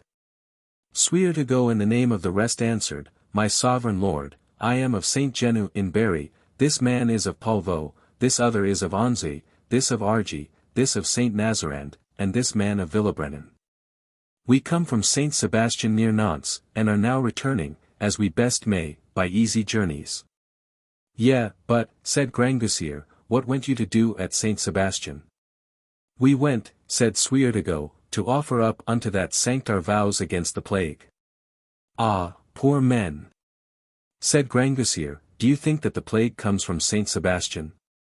Yes, truly, answered Suerdigo, our preachers tell us so indeed. But is it so, said Grangousier, do the false prophets teach you such abuses? Do they thus blaspheme the saints and holy men of God, as to make them like unto the devils, who do nothing but hurt unto mankind, as Homer writeth, that the plague was sent into the camp of the Greeks by Apollo? And as the poets feign a great rabble of the Joves and mischievous gods. So did a certain cafard or dissembling religionary preach at Sinae, that Saint Anthony sent the fire into men's legs, that Saint Eutropius made men hydropic, Saint Clydas, fools, and that Saint Jenna made them goutish. But I punished him so exemplarily, though he called me heretic for it, that since that time no such hypocritical rogue durst set his foot within my territories. And truly I wonder that your king should suffer them in their sermons to publish such scandalous doctrine in his dominions. For they deserve to be chastised with greater severity than those who, by magical art, or any other device, have brought the pestilence into a country. The pest killeth but the bodies, but such abominable impostors empoison our very souls. As he spake these words, in came the monk very resolute, and asked them, Whence are you, you poor wretches? Of Saint Genu, said they. And how, said the monk, does the abbot Gulligut, the good drinker, and the monks, what cheer make they? By G, body, they'll have a fling at your wives, and breast them to some purpose, whilst you are upon your roaming rant and gaddying pilgrimage. Hen, said Suerdigo, I am not afraid of mine, for he that shall see her by day will never break his neck to come to her in the night time. Yea, marry, said the monk, now you have hit it. Let her be as ugly as ever was Proserpina, she will once, by the Lord G, be overturned, and get her skin coat shaken, if there dwell any monks near to her, for a good carpenter will make use of any kind of timber. Let me be peppered with the pox, if you find not all your wives with child at your return, for the very shadow of the steeple of an abbey is fruitful. It is, said Gargantua, like the water of Nilus in Egypt, if you believe Strabo and Pliny, lib. 7, cap. 3, what virtue will there be then, said the monk, in their bullets of concupiscence, their habits and their bodies? Then, said Grangousier, go your ways, poor men, in the name of God the Creator, to whom I pray to guide you perpetually, and henceforward be not so ready to undertake these idle and unprofitable journeys. Look to your families, labor every man in his vocation, instruct your children, and live as the good apostle St. Paul directeth you. In doing whereof, God, his angels and saints, will guard and protect you, and no evil or plague at any time shall befall you. Then Gargantua led them into the hall to take their refection. But the pilgrims did nothing but sigh, and said to Gargantua, Oh, how happy is that land which hath such a man for their lord! We have been more edified and instructed by the talk which he had with us, than by all the sermons that ever were preached in our town. This is, said Gargantua, that which Plato saith, lib 5 de Republi. That those commonwealths are happy, whose rulers philosophate, and whose philosophers rule. Then caused he their wallets to be filled with victuals and their bottles with wine, and gave unto each of them a horse to ease them upon the way, together with some pence to live by. Chapter 46. How Grangousier did very kindly entertain Touchfaucet his prisoner. Touchfaucet was presented unto Grangousier, and by him examined upon the enterprise and attempt of Picrochole, what it was he could pretend to, or aim at. By the rustling stir and tumultuary coil of this his sudden invasion.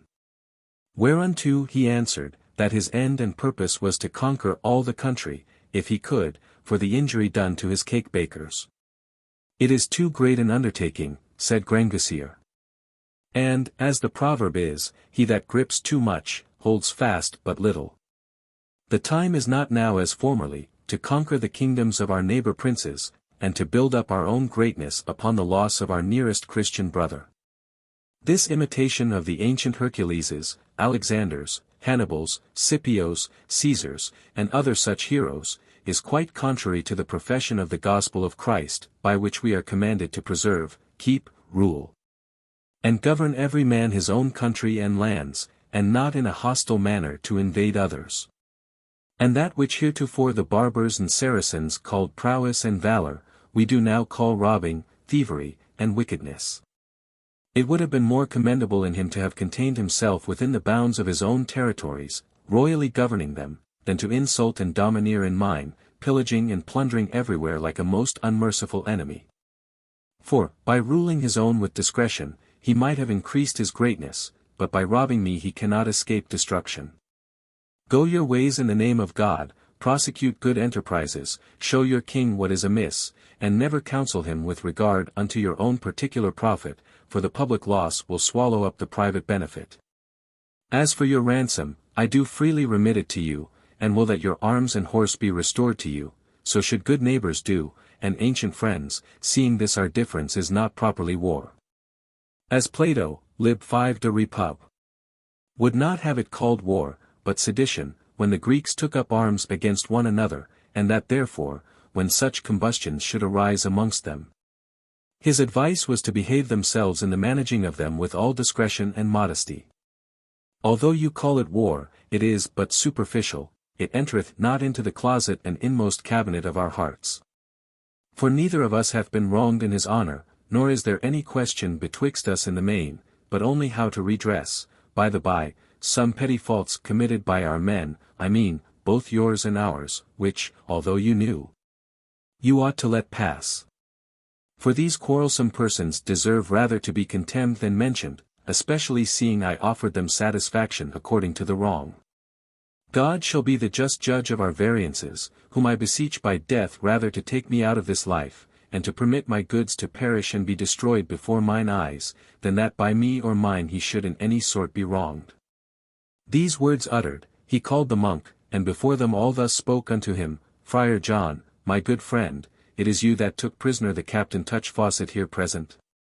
Sir, said the monk, seeing himself is here, and that he is of the years of discretion, I had rather you should know it by his confession than by any words of mine. Then said Touchfaucet, my sovereign lord, it is he indeed that took me, and I do therefore most freely yield myself his prisoner. Have you put him to any ransom? Said Grangousier to the monk. No, said the monk, of that I take no care. How much would you have for having taken him?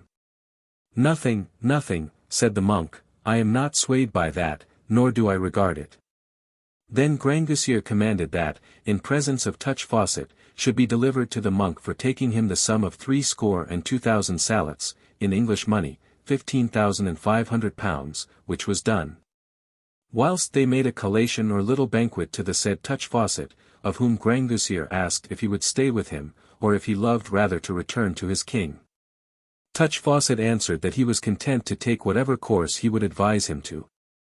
Then, said Grangousier, return unto your king, and God be with you. Then he gave him an excellent sword of a Vienne blade, with a golden scabbard wrought with vine branch-like flourishes, of fair goldsmith's work, and a collar or neck-chain of gold. Weighing 702,000 marks, at 8 ounces each, garnished with precious stones of the finest sort, esteemed at 160,000 ducats, and 10,000 crowns more, as an honourable donative, by way of present. After this talk Touchfaucet got to his horse, and Gargantua for his safety allowed him the guard of 30 men-at-arms and 60 archers to attend him, under the conduct of Gymnast, to bring him even unto the gate of the rock Clermond, if there were need. As soon as he was gone, the monk restored unto Grangousier the 62,000 salets which he had received, saying, Sir, it is not as yet the time for you to give such gifts. Stay till this war be at an end, for none can tell what accidents may occur, and war begun without good provision of money beforehand for going through with it, is but as a breathing of strength, and blast that will quickly pass away. Coin is the sinews of war. Well then, said Grangousier, at the end I will content you by some honest recompense, as also all those who shall do me good service. Chapter 47. How Grangousier sent for his legions, and how Touchfaucet slew Rashcalf, and was afterwards executed by the command of Picrochole. About this same time those of Bess, of the Old Market, of St. James Bourg, of the Dragage, of Peril, of the Rivers, of the Rock St. Pol, of the Vaubreton, of Poitiers, of the Briamont, of Clainbridge, of Crevant, of Gramont, of the town at the Badgerholes, of Himes, of Segre, of Huss, of St. Lovent, of Panzoust, of the Caldrocs, of Veron, of Calanes, of Chos, of Varens, of Bourgueil, of the Bouchard Island, of the Crowley, of Narcé, of Cand, of Montserrat, and other bordering places, sent ambassadors unto Grangousier, to tell him that they were advised of the great wrongs which Picrochole had done him, and, in regard of their ancient confederacy, offered him what assistance they could afford, both in men, money, victuals, and ammunition, and other necessaries for war. The money which by the joint agreement of them all was sent unto him, amounted to 60 millions, 2 crowns and a half of pure gold. The forces wherewith they did assist him did consist in 15,000 cuirassiers, 30,000 light horsemen, 49,000 dragoons, and 140,000 volunteer adventurers. These had with them 11,200 cannons, double cannons, long pieces of artillery called basilisks, and smaller-sized ones known by the name of spirals, besides the mortar pieces and grenadoes. Of pioneers they had 47,000, all victualled and paid for 6 months and 4 days of advance. Which offer Gargantua did not altogether refuse, nor wholly accept of. But, giving them hearty thanks, said that he would compose and order the war by such a device, that there should not be found great need to put so many honest men to trouble in the managing of it. And therefore was content at that time to give order only for bringing along the legions which he maintained in his ordinary garrison towns of the Devanir, of Chavigny, of Gravet, and of the Quinquinais. Amounting to the number of 2,000 cuirassiers, 6,000 foot soldiers, 26,000 dragoons, attended by 200 pieces of great ordnance, 22,000 pioneers, and 6,000 light horsemen. All drawn up in troops, so well befitted and accommodated with their commissaries, sutlers, farriers, harness-makers, and other such like necessary members in a military camp, so fully instructed in the art of warfare, so perfectly knowing and following their colors, so ready to hear and obey their captains, so nimble to run, so strong at their charging, so prudent in their adventures, and every day so well disciplined, that they seemed rather to be a concert of organ pipes, or mutual concord of the wheels of a clock, than an infantry and cavalry, or army of soldiers. Touchfaucet immediately after his return presented himself before Picrochole, and related unto him at large all that he had done and seen, and at last endeavoured to persuade him with strong and forcible arguments to capitulate and make an agreement with Grangousier, whom he found to be the honestest man in the world. Saying further, that it was neither right nor reason thus to trouble his neighbours, of whom they had never received anything but good. And in regard of the main point, that they should never be able to go through stitch with that war, but to their great damage and mischief, for the forces of Picrochole were not so considerable but that Grangousier could easily overthrow them. He had not well done speaking when Rashcalf said out aloud, "Unhappy is that prince which is by such men served, who are so easily corrupted, as I know Touchfaucet is. For I see his courage so changed that he had willingly joined with our enemies to fight against us and betray us, if they would have received him. But as virtue is of all, both friends and foes, praised and esteemed, so is wickedness soon known and suspected, and although it happen the enemies to make use thereof for their profit, yet have they always the wicked and the traitors in abomination." Touchfaucet being at these words very impatient, drew out his sword, and therewith ran Rashcalf through the body, a little under the nipple of his left side, whereof he died presently, and pulling back his sword out of his body said boldly, "So let him perish that shall a faithful servant blame." Picrochole incontinently grew furious, and seeing Touchfaucet's new sword and his scabbard so richly diapered with flourishes of most excellent workmanship, said, "Did they give thee this weapon so feloniously therewith to kill before my face my so good friend Rashcalf?" Then immediately commanded he his guard to hew him in pieces, which was instantly done, and that so cruelly that the chamber was all dyed with blood. Afterwards he appointed the corpse of Rashcalf to be honourably buried, and that of Touchfaucet to be cast over the walls into the ditch. The news of these excessive violences were quickly spread through all the army. Whereupon many began to murmur against Picrochole, in so far that Pinchpenny said to him, "My sovereign lord, I know not what the issue of this enterprise will be. I see your men much dejected, and not well resolved in their minds, by considering that we are here very ill provided of victual, and that our number is already much diminished by 3 or 4 sallies. Furthermore, great supplies and recruits come daily into your enemies, but we so moulder away that, if we be once besieged, I do not see how we can escape a total destruction. Tush, pish, said Picrochole, you are like the melon eels, you cry before they come to you. Let them come, if they dare. Chapter 48. How Gargantua set upon Picrochole within the rock Clermont, and utterly defeated the army of the said Picrochole. Gargantua had the charge of the whole army, and his father Grangousier stayed in his castle, who, encouraging them with good words, promised great rewards unto those that should do any notable service. Having thus set forward, as soon as they had gained the pass at the ford of Vied, with boats and bridges speedily made they passed over in a trice. Then considering the situation of the town, which was on a high and advantageous place, Gargantua thought fit to call his council, and passed that night in deliberation upon what was to be done. But Gymnus said unto him, My sovereign lord, such is the nature and complexion of the French, that they are worth nothing but at the first push. Then are they more fierce than devils. But if they linger a little and be wearied with delays, they'll prove more faint and remiss than women. My opinion is, therefore, that now presently, after your men have taken breath and some small refection, you give order for a resolute assault, and that we storm them instantly. His advice was found very good, and for effectuating thereof he brought forth his army into the plain field, and placed the reserves on the skirt or rising of a little hill. The monk took along with him 6 companies of foot and 200 horsemen well armed, and with great diligence crossed the marsh, and valiantly got upon the top of the green hillock even unto the highway which leads to Loudun. Whilst the assault was thus begun, Picrochole's men could not tell well what was best, to issue out and receive the assailants, or keep within the town and not to stir. Himself in the meantime, without deliberation, sallied forth in a rage with the cavalry of his guard, who were forthwith received and royally entertained with great cannon shot that fell upon them like hail from the high grounds on which the artillery was planted.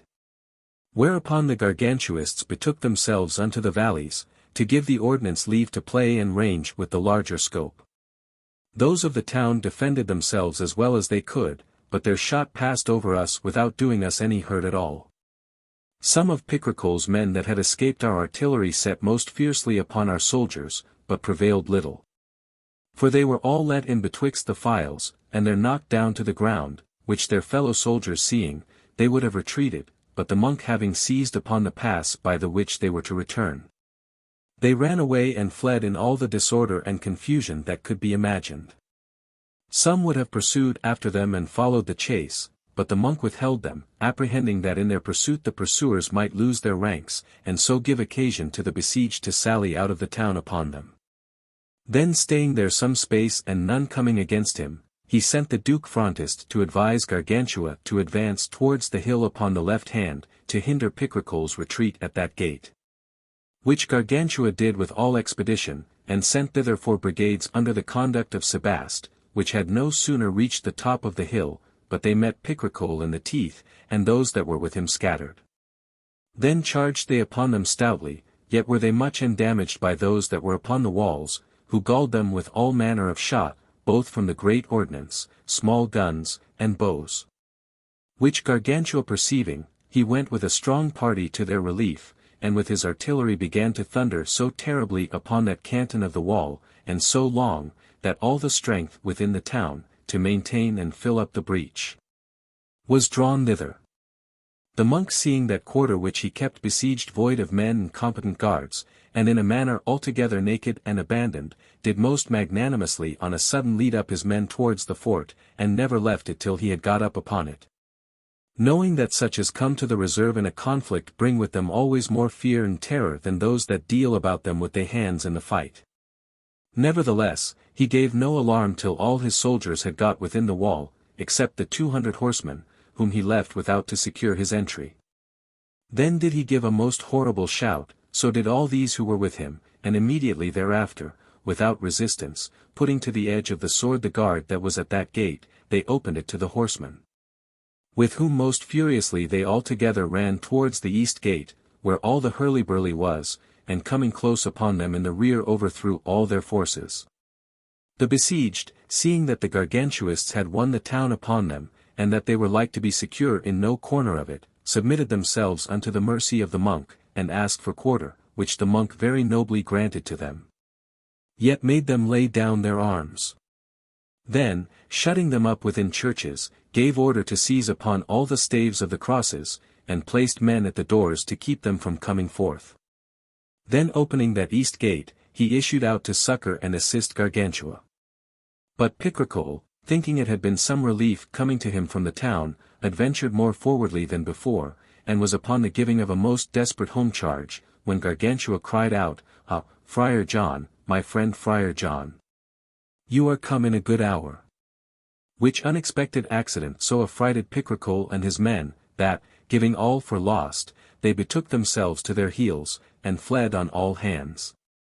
Gargantua chased them till they came near to Vulgarity, killing and slaying all the way, and then sounded the retreat. Chapter 49. How Picrochole in his flight fell into great misfortunes, and what Gargantua did after the battle.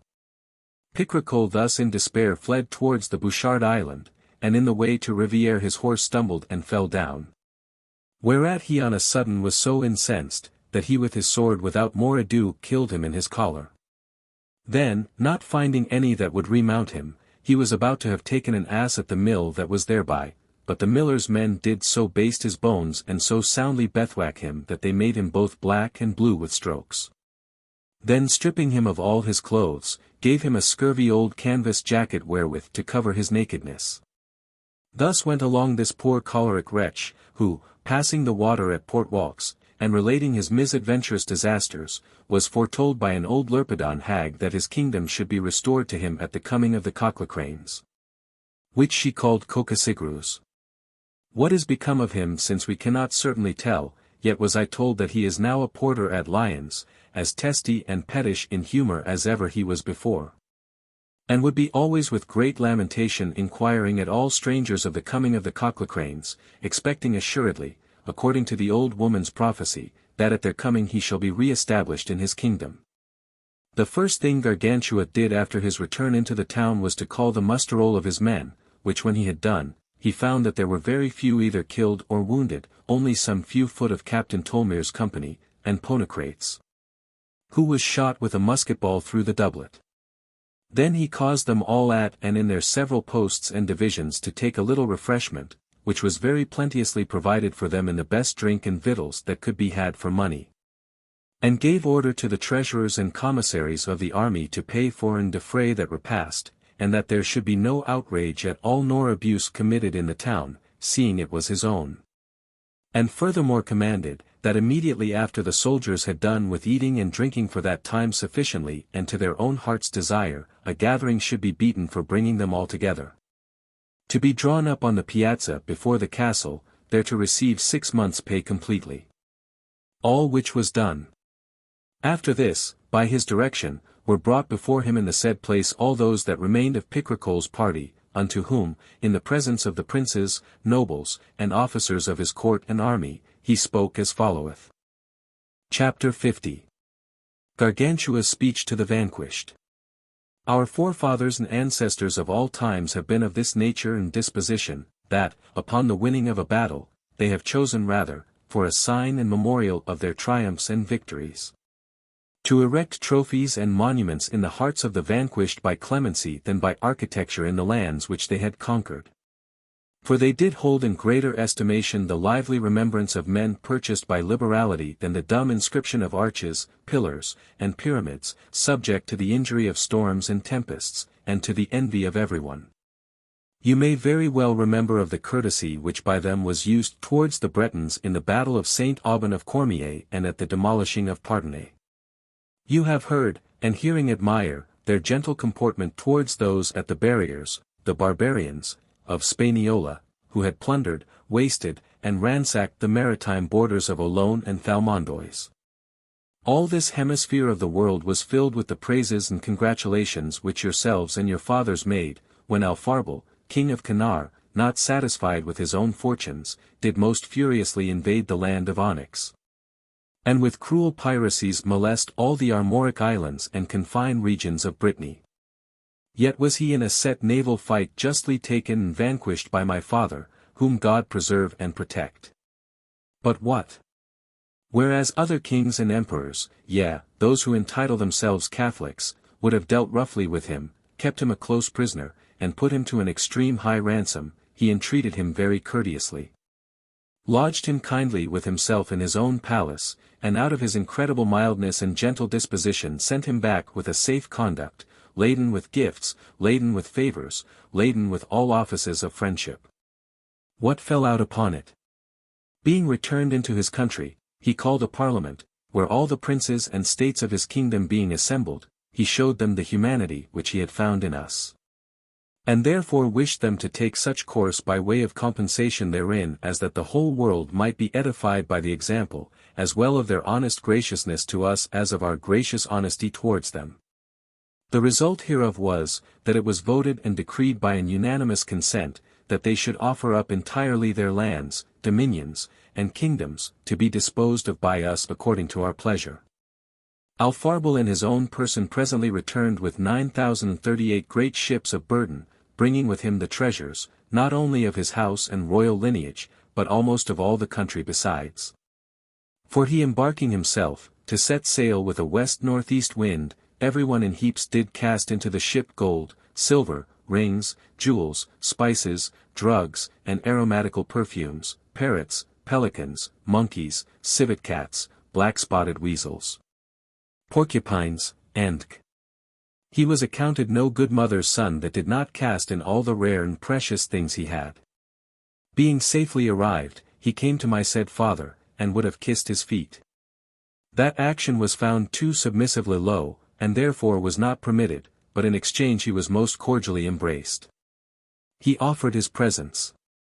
They were not received, because they were too excessive. He yielded himself voluntarily a servant and vassal, and was content his whole posterity should be liable to the same bondage. This was not accepted of, because it seemed not equitable. He surrendered, by virtue of the decree of his great parliamentary council, his whole countries and kingdoms to him, offering the deed and conveyance, signed, sealed, and ratified by all those that were concerned in it. This was altogether refused, and the parchments cast into the fire. In end, this free goodwill and simple meaning of the Canarians wrought such tenderness in my father's heart that he could not abstain from shedding tears, and wept most profusely. Then, by choice words very congruously adapted, strove in what he could to diminish the estimation of the good offices which he had done them, saying, that any courtesy he had conferred upon them was not worth a rush. And what favour soever he had showed them he was bound to do it. But so much the more did Alpharbal augment the repute thereof. What was the issue? Whereas for his ransom, in the greatest extremity of rigour and most tyrannical dealing, could not have been exacted above 20 times 100,000 crowns, and his eldest sons detained as hostages till that sum had been paid. They made themselves perpetual tributaries, and obliged to give us every year 2 millions of gold at 24 carats fine.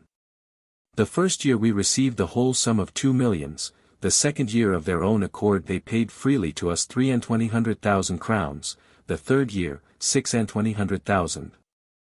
The fourth year, 3 millions, and do so increase it always out of their own goodwill that we shall be constrained to forbid them to bring us any more. This is the nature of gratitude and true thankfulness.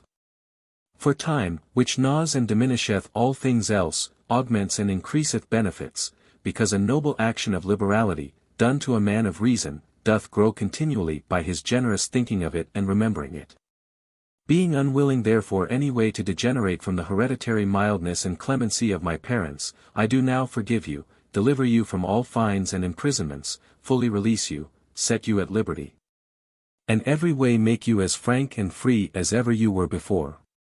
Moreover, at your going out of the gate, you shall have every one of you 3 months' pay to bring you home into your houses and families. And shall have a safe convoy of 600 cuirassiers and 8,000 foot under the conduct of Alexander, esquire of my body, that the club men of the country may not do you any injury. God be with you. I am sorry from my heart that Picrochole is not here, for I would have given him to understand that this war was undertaken against my will and without any hope to increase either my goods or renown. But seeing he is lost, and that no man can tell where nor how he went away, it is my will that his kingdom remain entire to his son. Who, because he is too young, he not being yet full 5 years old, shall be brought up and instructed by the ancient princes and learned men of the kingdom. And because a realm thus desolate may easily come to ruin, if the covetousness and avarice of those who by their places are obliged to administer justice in it be not curbed and restrained, I ordain and will have it so. That Ponocrates be overseer and superintendent above all his governors, with whatever power and authority is requisite thereto, and that he be continually with the child until he find him able and capable to rule and govern by himself. Now I must tell you, that you are to understand how a too feeble and dissolute facility in pardoning evildoers giveth them occasion to commit wickedness afterwards more readily, upon this pernicious confidence of receiving favor.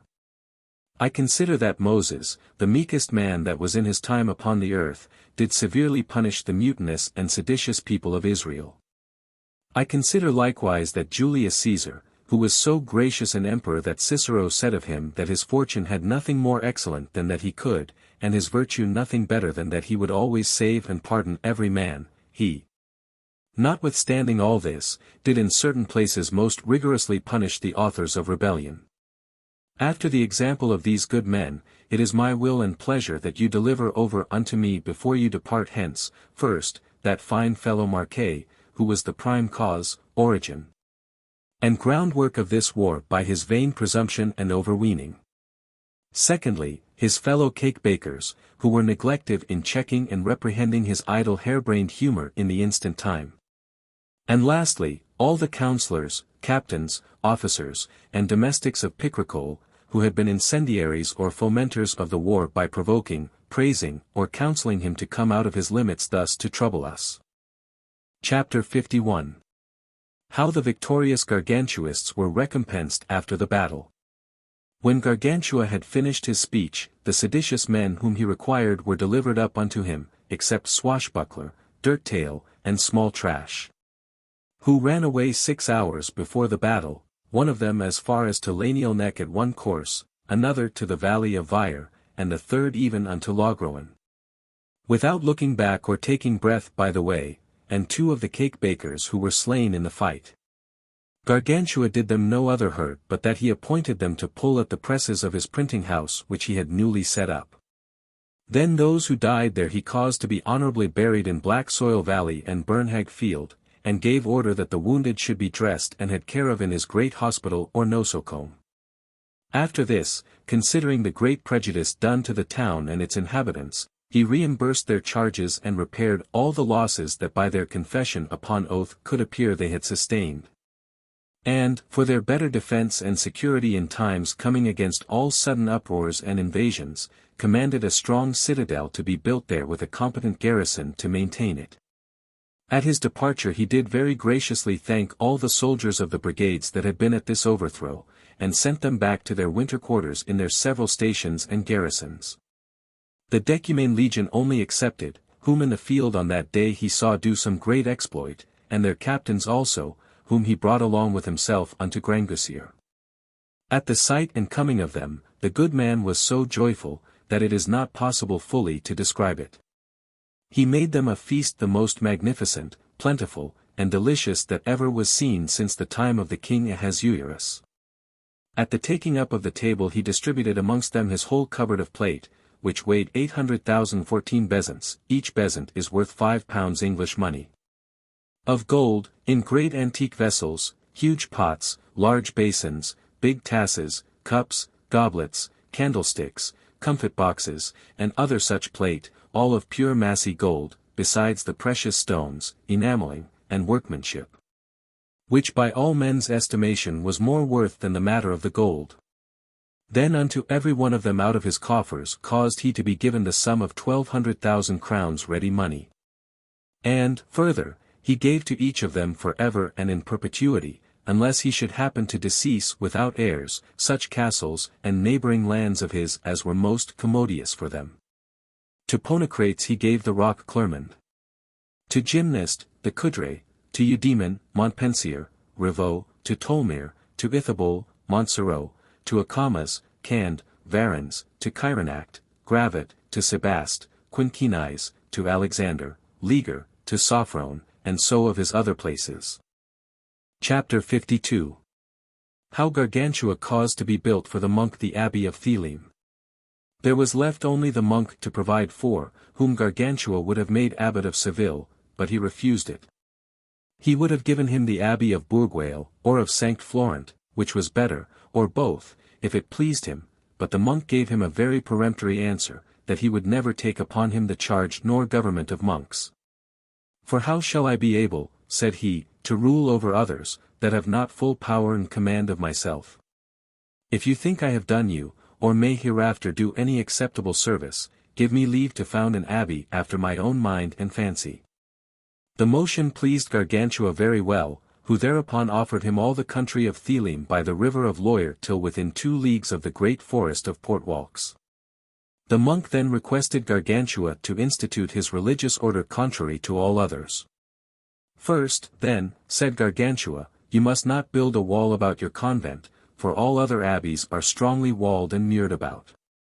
See, said the monk, and not without cause, seeing wall and moor signify but one and the same thing, where there is moor before and moor behind, there is store of murmur, envy, and mutual conspiracy. Moreover, seeing there are certain convents in the world whereof the custom is, if any woman come in, I mean chaste and honest women, they immediately sweep the ground which they have trod upon. Therefore was it ordained, that if any man or woman entered into religious orders should by chance come within this new abbey, all the rooms should be thoroughly washed and cleansed through which they had passed. And because in all other monasteries and nunneries all is compassed, limited, and regulated by hours, it was decreed that in this new structure there should be neither clock nor dial, but that according to the opportunities and incident occasions all their hours should be disposed of. For, said Gargantua, the greatest loss of time that I know is to count the hours. What good comes of it? Nor can there be any greater dotage in the world than for one to guide and direct his courses by the sound of a bell, and not by his own judgment and discretion. Item, because at that time they put no women into nunneries but such as were either purblind, blinkards, lame, crooked, ill-favored, misshapen, fools, senseless, spoiled, or corrupt. Nor encloistered any men but those that were either sickly, subject to defluxions, ill-bred louts, simple sots, or peevish trouble-houses. But to the purpose, said the monk. A woman that is neither fair nor good, to what use serve she? To make a nun of, said Gargantua. Yea, said the monk, and to make shirts and smocks. Therefore was it ordained that into this religious order should be admitted no women that were not fair, well-featured, and of a sweet disposition. Nor men that were not comely, personable, and well-conditioned. Item, because in the convents of women men come not but underhand, privily, and by stealth, it was therefore enacted that in this house there shall be no women in case there be not men, nor men in case there be not women. Item, because both men and women that are received into religious orders after the expiring of their novitiate or probation year were constrained and forced perpetually to stay there all the days of their life. It was therefore ordered that all whatever, men or women, admitted within this abbey, should have full leave to depart with peace and contentment whensoever it should seem good to them so to do.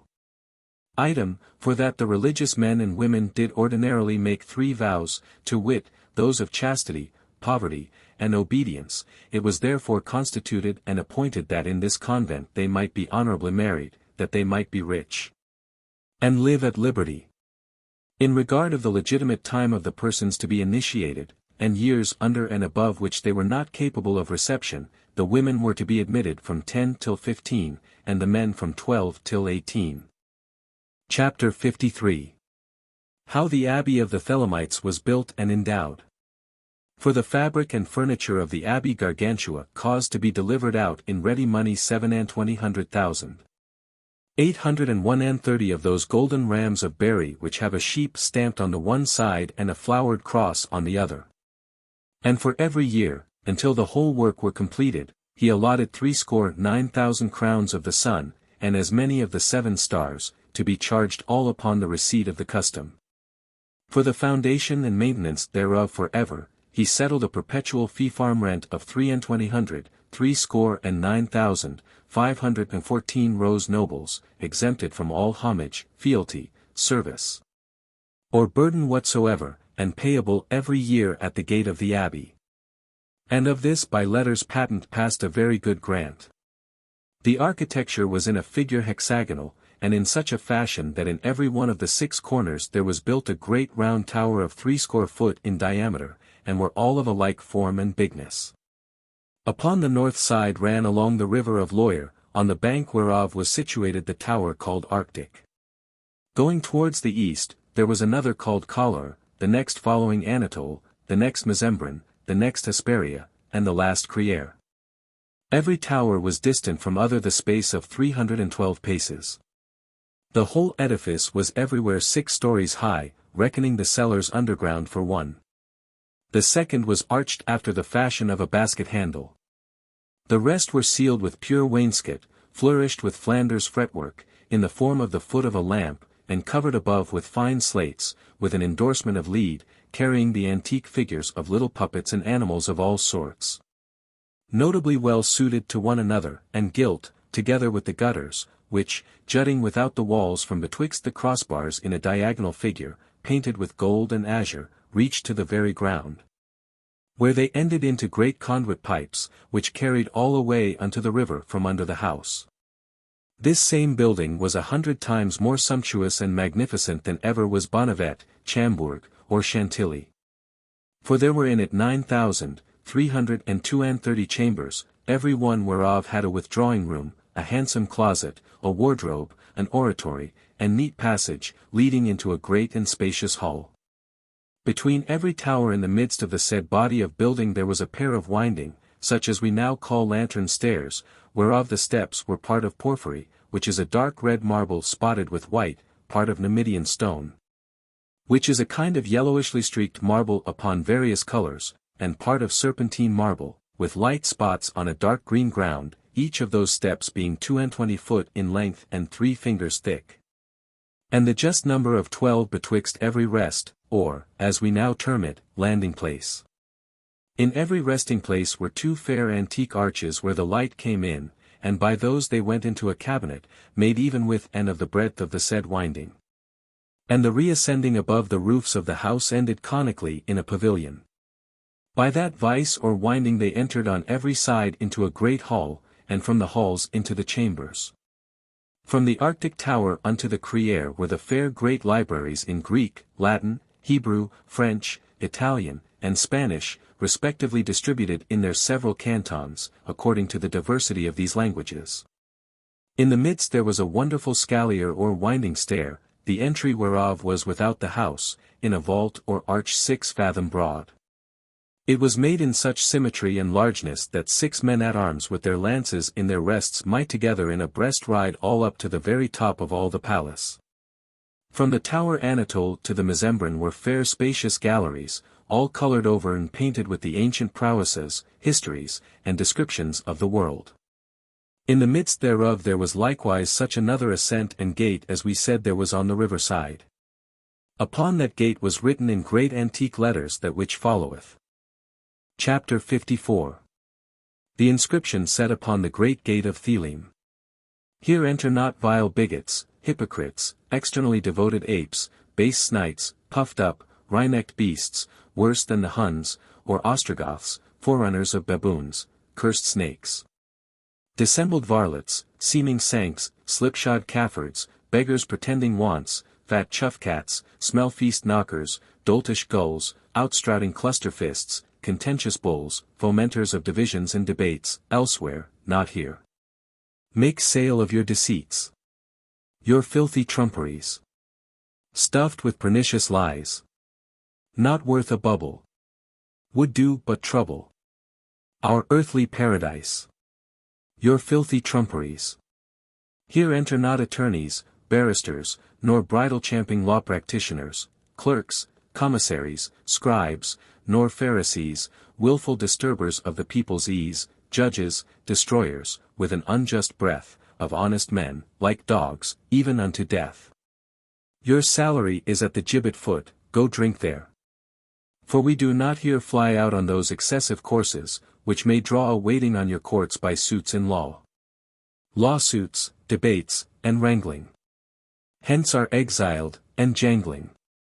Here we are very frolic and merry, and free from all entangling. Lawsuits, debates, and wrangling.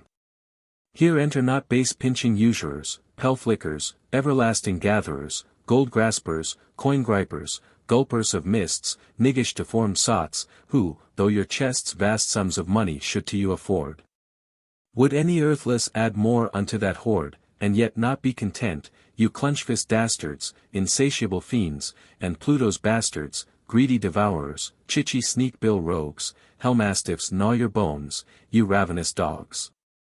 You beastly-looking fellows. Reason doth plainly tell us that we should not to you allot room here, but at the gallows. You beastly-looking fellows. Here enter not fond makers of demurs in love adventures, peevish, jealous curs, sad pensive dotards, raisers of garboils, hags, goblins, ghosts, firebrands of household broils, nor drunkards, liars, cowards, cheaters, clowns, thieves, cannibals. Faces o'ercast with frowns, nor lazy slugs, envious, covetous, nor blockish, cruel, nor too credulous, here mangy, pocky folks shall have no place, no ugly lusks, nor persons of disgrace. Grace, honor, praise, delight. Here sojourn day and night. Sound bodies lined with a good mind do here pursue with might.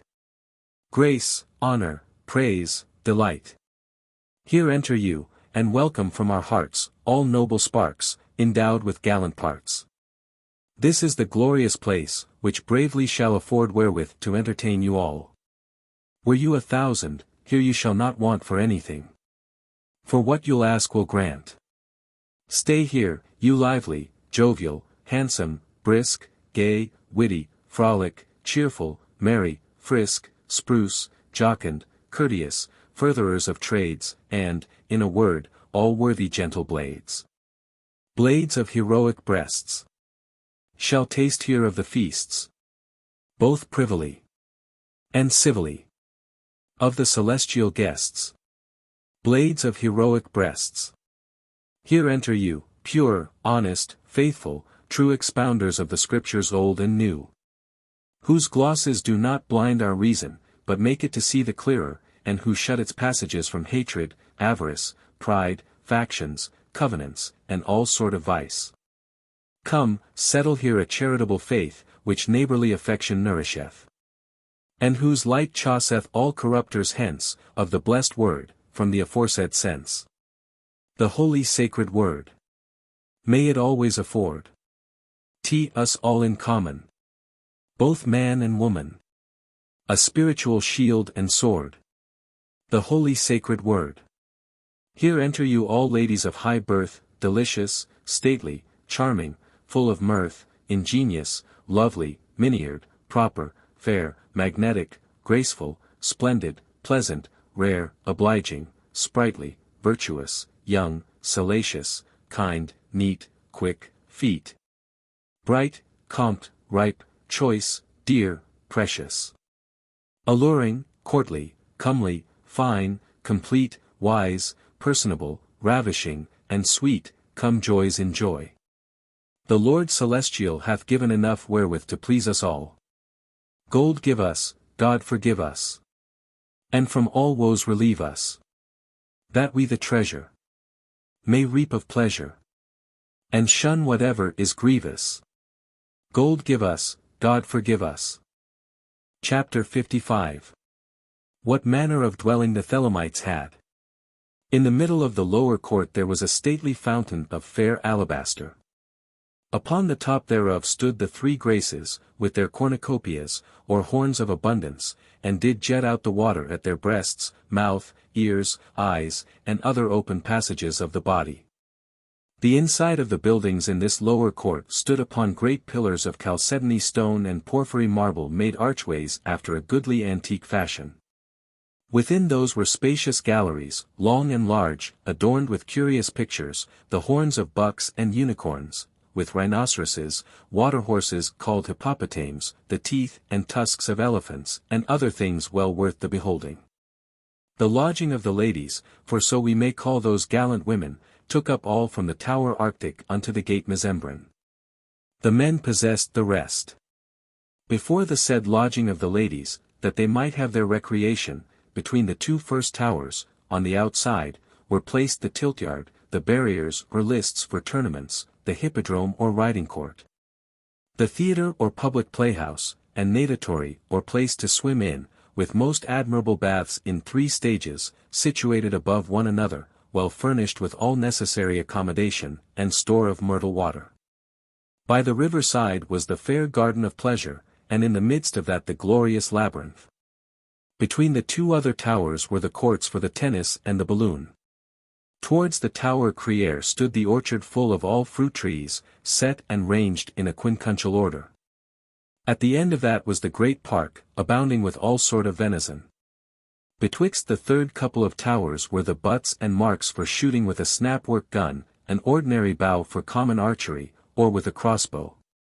The office houses were without the tower Hesperia, of 1 story high.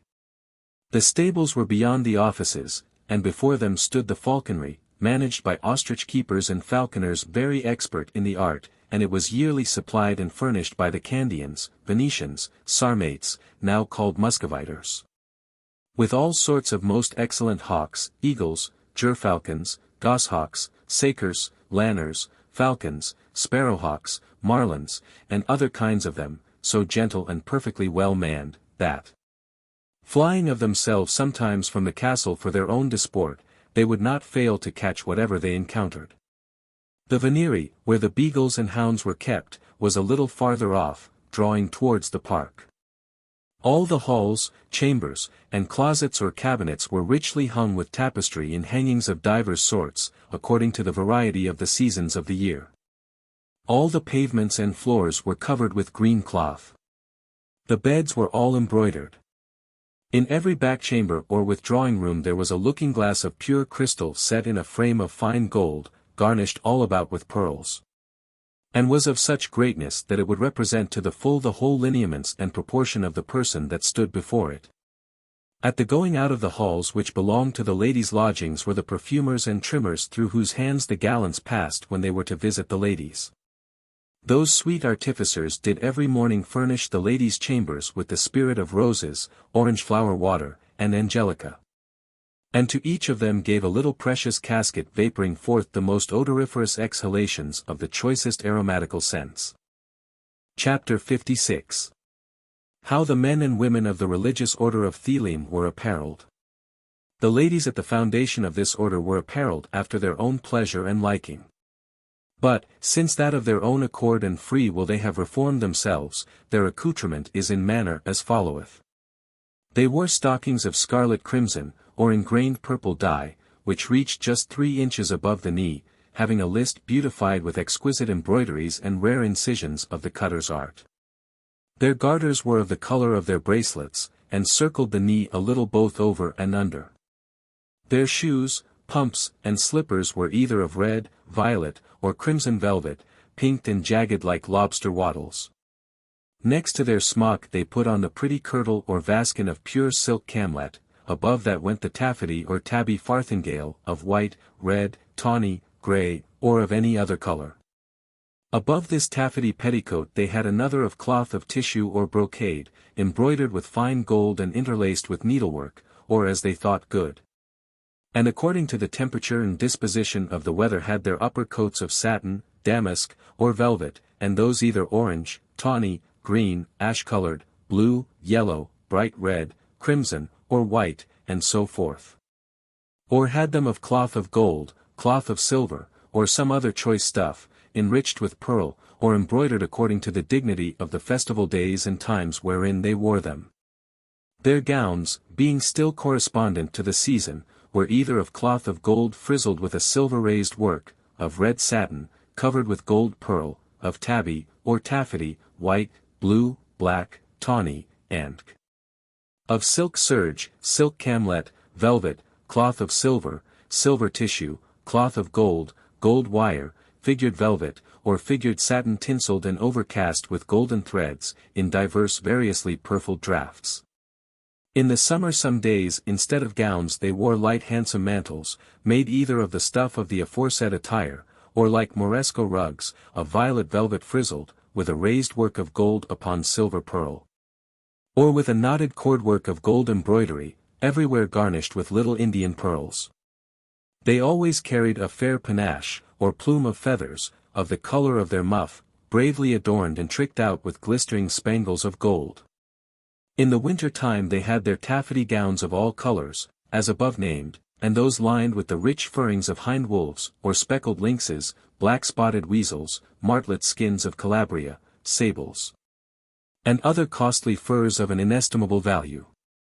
Their beads, rings, bracelets, collars, carcanets, and neck-chains were all of precious stones, such as carbuncles, rubies, baileys, diamonds, sapphires, emeralds, turquoises, garnets, agates, beryls, and excellent marguerites.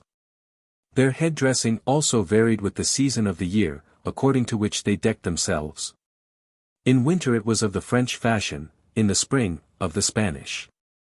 In summer, of the fashion of Tuscany, except only upon the holy days and Sundays, at which times they were accoutred in the French mode, because they accounted it more honourable and better befitting the garb of a matronal pudicity. The men were apparelled after their fashion. Their stockings were of tamine or of cloth serge, of white, black, scarlet, or some other ingrained colour. Their breeches were of velvet, of the same colour with their stockings, or very near, embroidered and cut according to their fancy. Their doublet was of cloth of gold, of cloth of silver, of velvet, satin, damask, taffeties, and of the same colours, cut, embroidered, and suitably trimmed up in perfection. The points were of silk of the same colours, the tags were of gold well enamelled. Their coats and jerkins were of cloth of gold, cloth of silver, gold, tissue or velvet embroidered, as they thought fit. Their gowns were every whit as costly as those of the ladies. Their girdles were of silks, of the colour of their doublets. Every one had a gallant sword by his side, the hilt and handle whereof were gilt, and the scabbard of velvet, of the colour of his breeches, with a chape of gold, and pure goldsmith's work. The dagger was of the same. Their caps or bonnets were of black velvet, adorned with jewels and buttons of gold. Upon that they wore a white plume, most prettily and minion-like parted by so many rows of gold spangles, at the end whereof hung dangling in a more sparkling resplendency fair rubies, emeralds, diamonds, and but there was such a sympathy betwixt the gallants and the ladies, that every day they were apparelled in the same livery. And that they might not miss, there were certain gentlemen appointed to tell the youths every morning what vestments the ladies would on that day wear, for all was done according to the pleasure of the ladies. In these so handsome clothes, and habiliments so rich, think not that either one or other of either sex did waste any time at all. For the masters of the wardrobes had all their raiments and apparel so ready for every morning, and the chamber ladies so well skilled, that in a trice they would be dressed and completely in their clothes from head to foot. And to have those accoutrements with the more conveniency, there was about the wood of Theleme a row of houses of the extent of half a league, very neat and cleanly, wherein dwelt the goldsmiths, lapidaries, jewellers, embroiderers, tailors, gold drawers, velvet weavers, tapestry makers and upholsterers, who wrought there every one in his own trade, and all for the aforesaid jolly friars and nuns of the new stamp. They were furnished with matter and stuff from the hands of the Lord Nausiclete, who every year brought them 7 ships from the Pearlous and Cannibal Islands, laden with ingots of gold, with raw silk, with pearls and precious stones. And if any marguerites, called unions, began to grow old and lose somewhat of their natural whiteness and lustre, those with their art they did renew by tendering them to eat to some pretty cocks, as they used to give casting unto hawks. Chapter 57. How the Thelemites were governed, and of their manner of living. All their life was spent not in laws, statutes, or rules, but according to their own free will and pleasure. They rose out of their beds when they thought good. They did eat, drink, labor, sleep, when they had a mind to it and were disposed for it. None did awake them, none did offer to constrain them to eat, drink, nor to do any other thing, for so had Gargantua established it. In all their rule and strictest tie of their order there was but this one clause to be observed. Do what thou wilt. Because men that are free, well-born, well-bred, and conversant in honest companies, have naturally an instinct and spur that prompteth them unto virtuous actions, and withdraws them from vice, which is called honor. Those same men, when by base subjection and constraint they are brought under and kept down, turn aside from that noble disposition by which they formerly were inclined to virtue. To shake off and break that bond of servitude wherein they are so tyrannously enslaved. For it is agreeable with the nature of man to long after things forbidden and to desire what is denied us. By this liberty they entered into a very laudable emulation to do all of them what they saw did please one. If any of the gallants or ladies should say, Let us drink, they would all drink. If any one of them said, Let us play, they all played. If one said, Let us go a-walking into the fields, they went all. If it were to go a-hawking or a-hunting, the ladies mounted upon dainty well-paced nags, seated in a stately palfrey saddle, carried on their lovely fists, miniardly beg-loved every one of them, either a sparrowhawk or a laneret or a marlin. And the young gallants carried the other kinds of hawks. So nobly were they taught, that there was neither he nor she amongst them but could read, write, sing, play upon several musical instruments, speak 5 or 6 several languages, and compose in them all very quaintly, both in verse and prose. Never were seen so valiant knights, so noble and worthy, so dexterous and skilful both on foot and a-horseback, more brisk and lively, more nimble and quick, or better handling all manner of weapons than were there. Never were seen ladies so proper and handsome, so miniard and dainty, less froward, or more ready with their hand and with their needle in every honest and free action belonging to that sex, than were there. For this reason, when the time came that any man of the said abbey, either at the request of his parents, or for some other cause, had a mind to go out of it, he carried along with him one of the ladies, namely, her whom he had before that chosen for his mistress, and, they, were married together.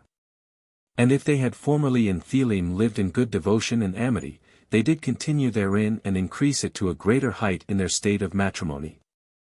And did entertain that mutual love till the very last day of their life, in no less vigor and fervency than at the very day of their wedding. Here must not I forget to set down unto you a riddle which was found under the ground as they were laying the foundation of the abbey, engraven in a copper plate, and it was thus as followeth. Chapter 58. A prophetical riddle. Poor mortals, who wait for a happy day. Cheer up your hearts, and hear what I shall say. If it be lawful firmly to believe that the celestial bodies can us give wisdom to judge of things that are not yet, or if from heaven such wisdom we may get, as may with confidence make us discourse of years to come, their destiny and course, I to my hearers give to understand, that this next winter, though it be at hand, yea and before, there shall appear a race of men who, loath to sit still in one place, shall boldly go before all people's eyes, suborning men of divers qualities, to draw them unto covenants and sides, in such a manner that, whatever betides, they'll move you, if you give them ear, no doubt, with both your friends and kindred to fall out. They'll make a vassal to gainstand his lord, and children their own parents, in a word. All reverence shall then be banished. No true respect to other shall be had. They'll say that every man should have his turn, both in his going forth and his return.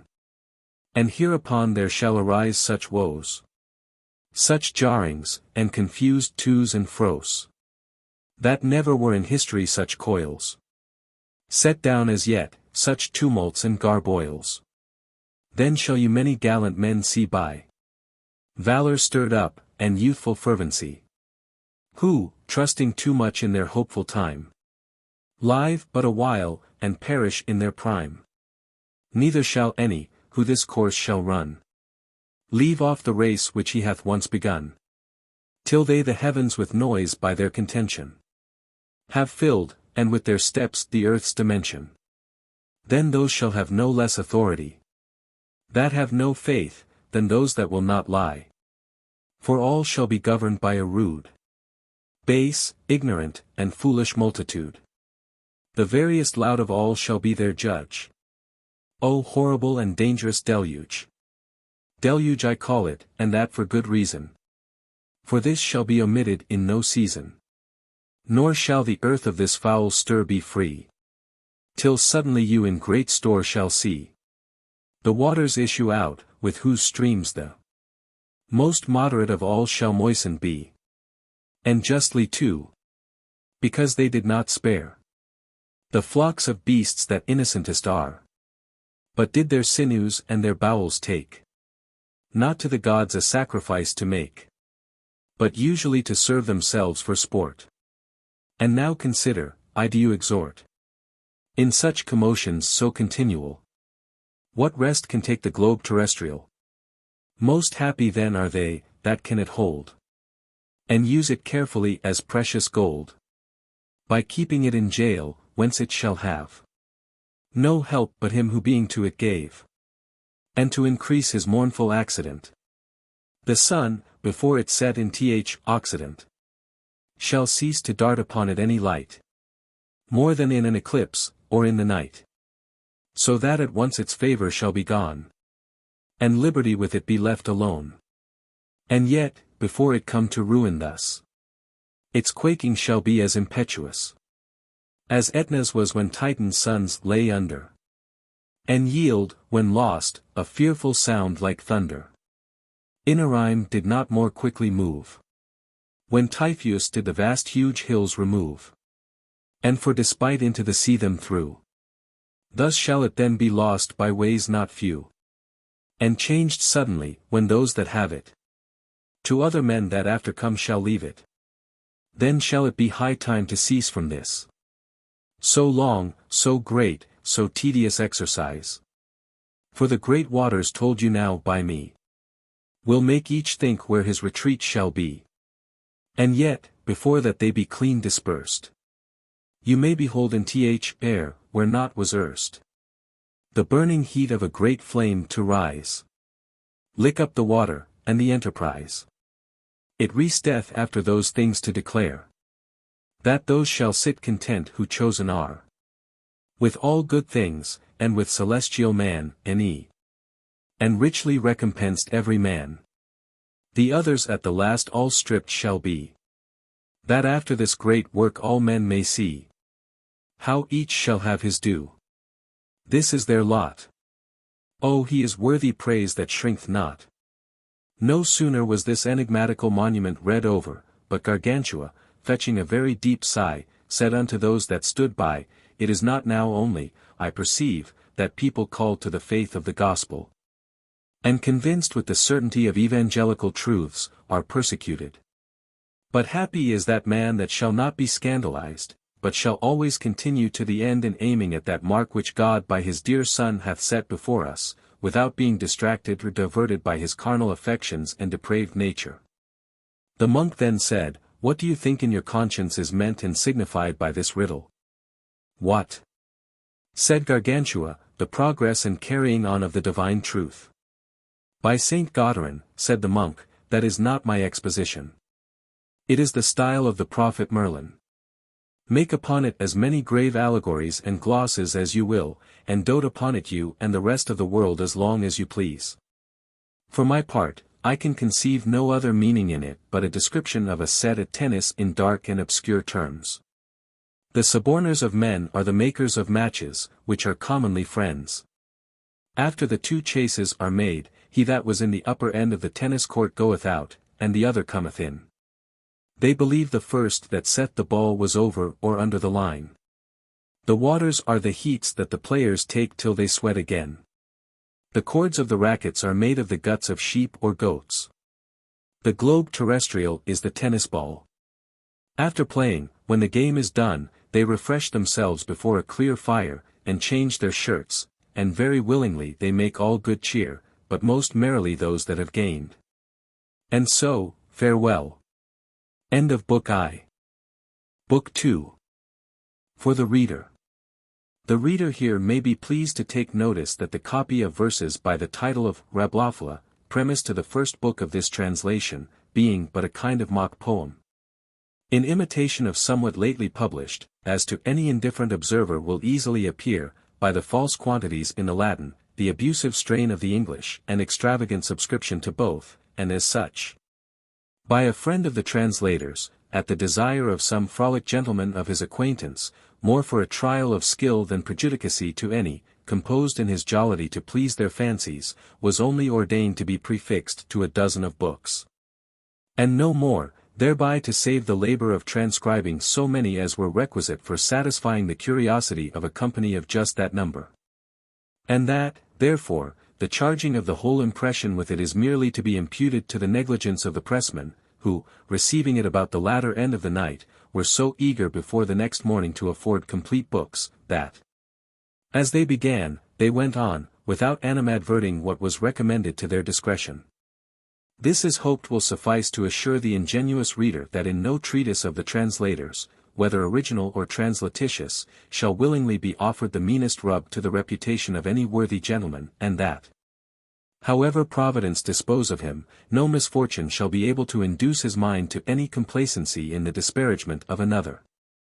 Again, the Pentateuch of Rabelais mentioned in the title page of the first book of this translation being written originally in the French tongue, as it comprehendeth some of its brusquest dialects, with so much ingeniosity and wit, that more impressions have been sold thereof in that language than of any other book that hath been set forth at any time within these 1500 years. So difficult nevertheless to be turned into any other speech that many prime spirits in most of the nations of Europe, since the year 1573, which was fourscore years ago, after having attempted it, were constrained with no small regret to give it over as a thing impossible to be done, is now in its translation thus far advanced, and the remainder faithfully undertaken with the same hand to be rendered into English by a person of quality, who, though his lands be sequestered, his house garrisoned, his other goods sold, and himself detained a prisoner of war at London, for his having been at Worcester fight, hath, at the most earnest entreaty of some of his especial friends well acquainted with his inclination to the performance of conducible singularities, promised, besides his version of these two already published, very speedily to offer up unto this Isle of Britain the virginity of the translation of the other three most admirable books of the aforesaid author.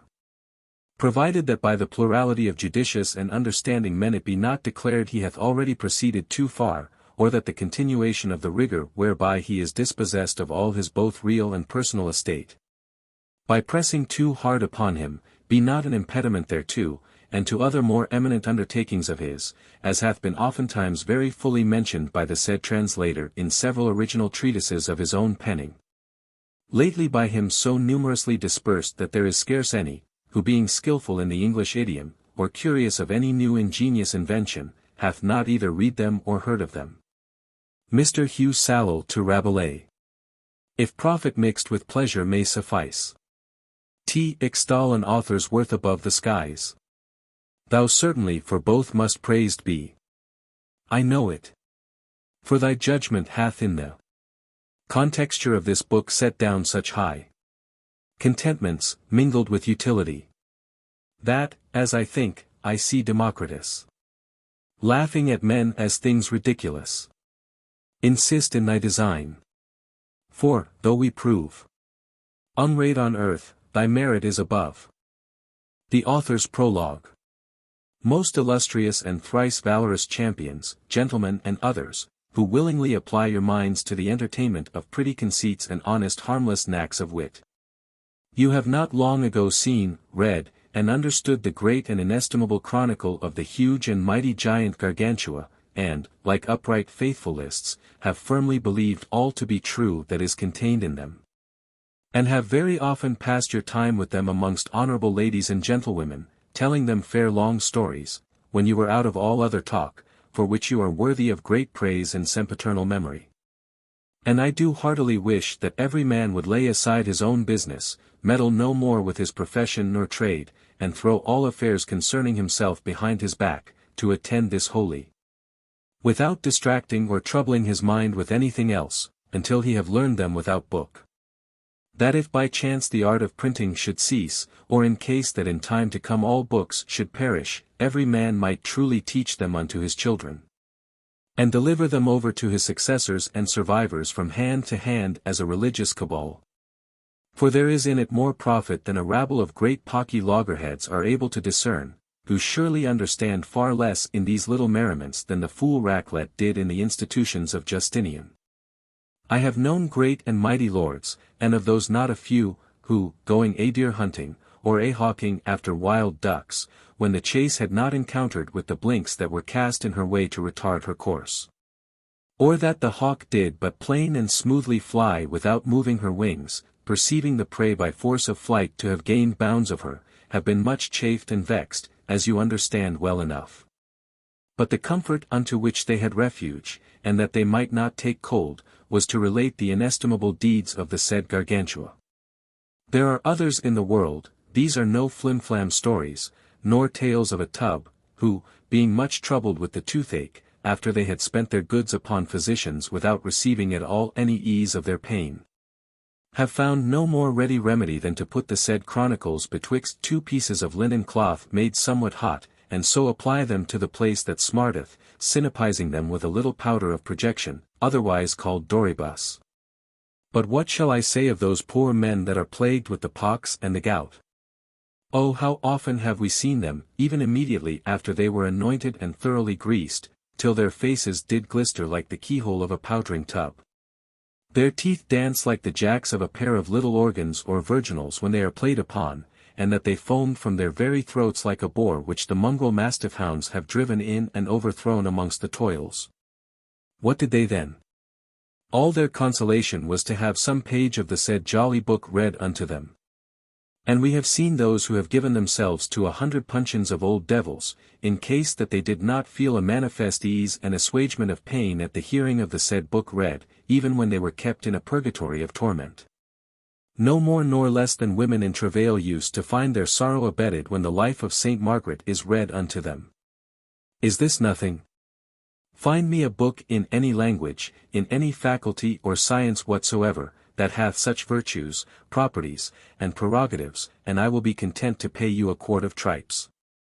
No, my masters, no, it is peerless, incomparable, and not to be matched. And this am I resolved for ever to maintain even unto the fire exclusive. And those that will pertinaciously hold the contrary opinion, let them be accounted abusers, predestinators, impostors, and seducers of the people. It is very true that there are found in some gallant and stately books, worthy of high estimation, certain occult and hid properties, in the number of which are reckoned Whippot, Orlando Furioso, Robert the Devil, Firebrace, William without Fear, Juan of Bordeaux, Montiville, and Matabrun, but they are not comparable to that which we speak of. And the world hath well known by infallible experience the great emolument and utility which it hath received by this Gargantuan chronicle.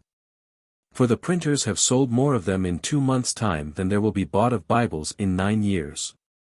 I therefore, your humble slave, being very willing to increase your solace and recreation yet a little more, do offer you for a present another book of the same stamp.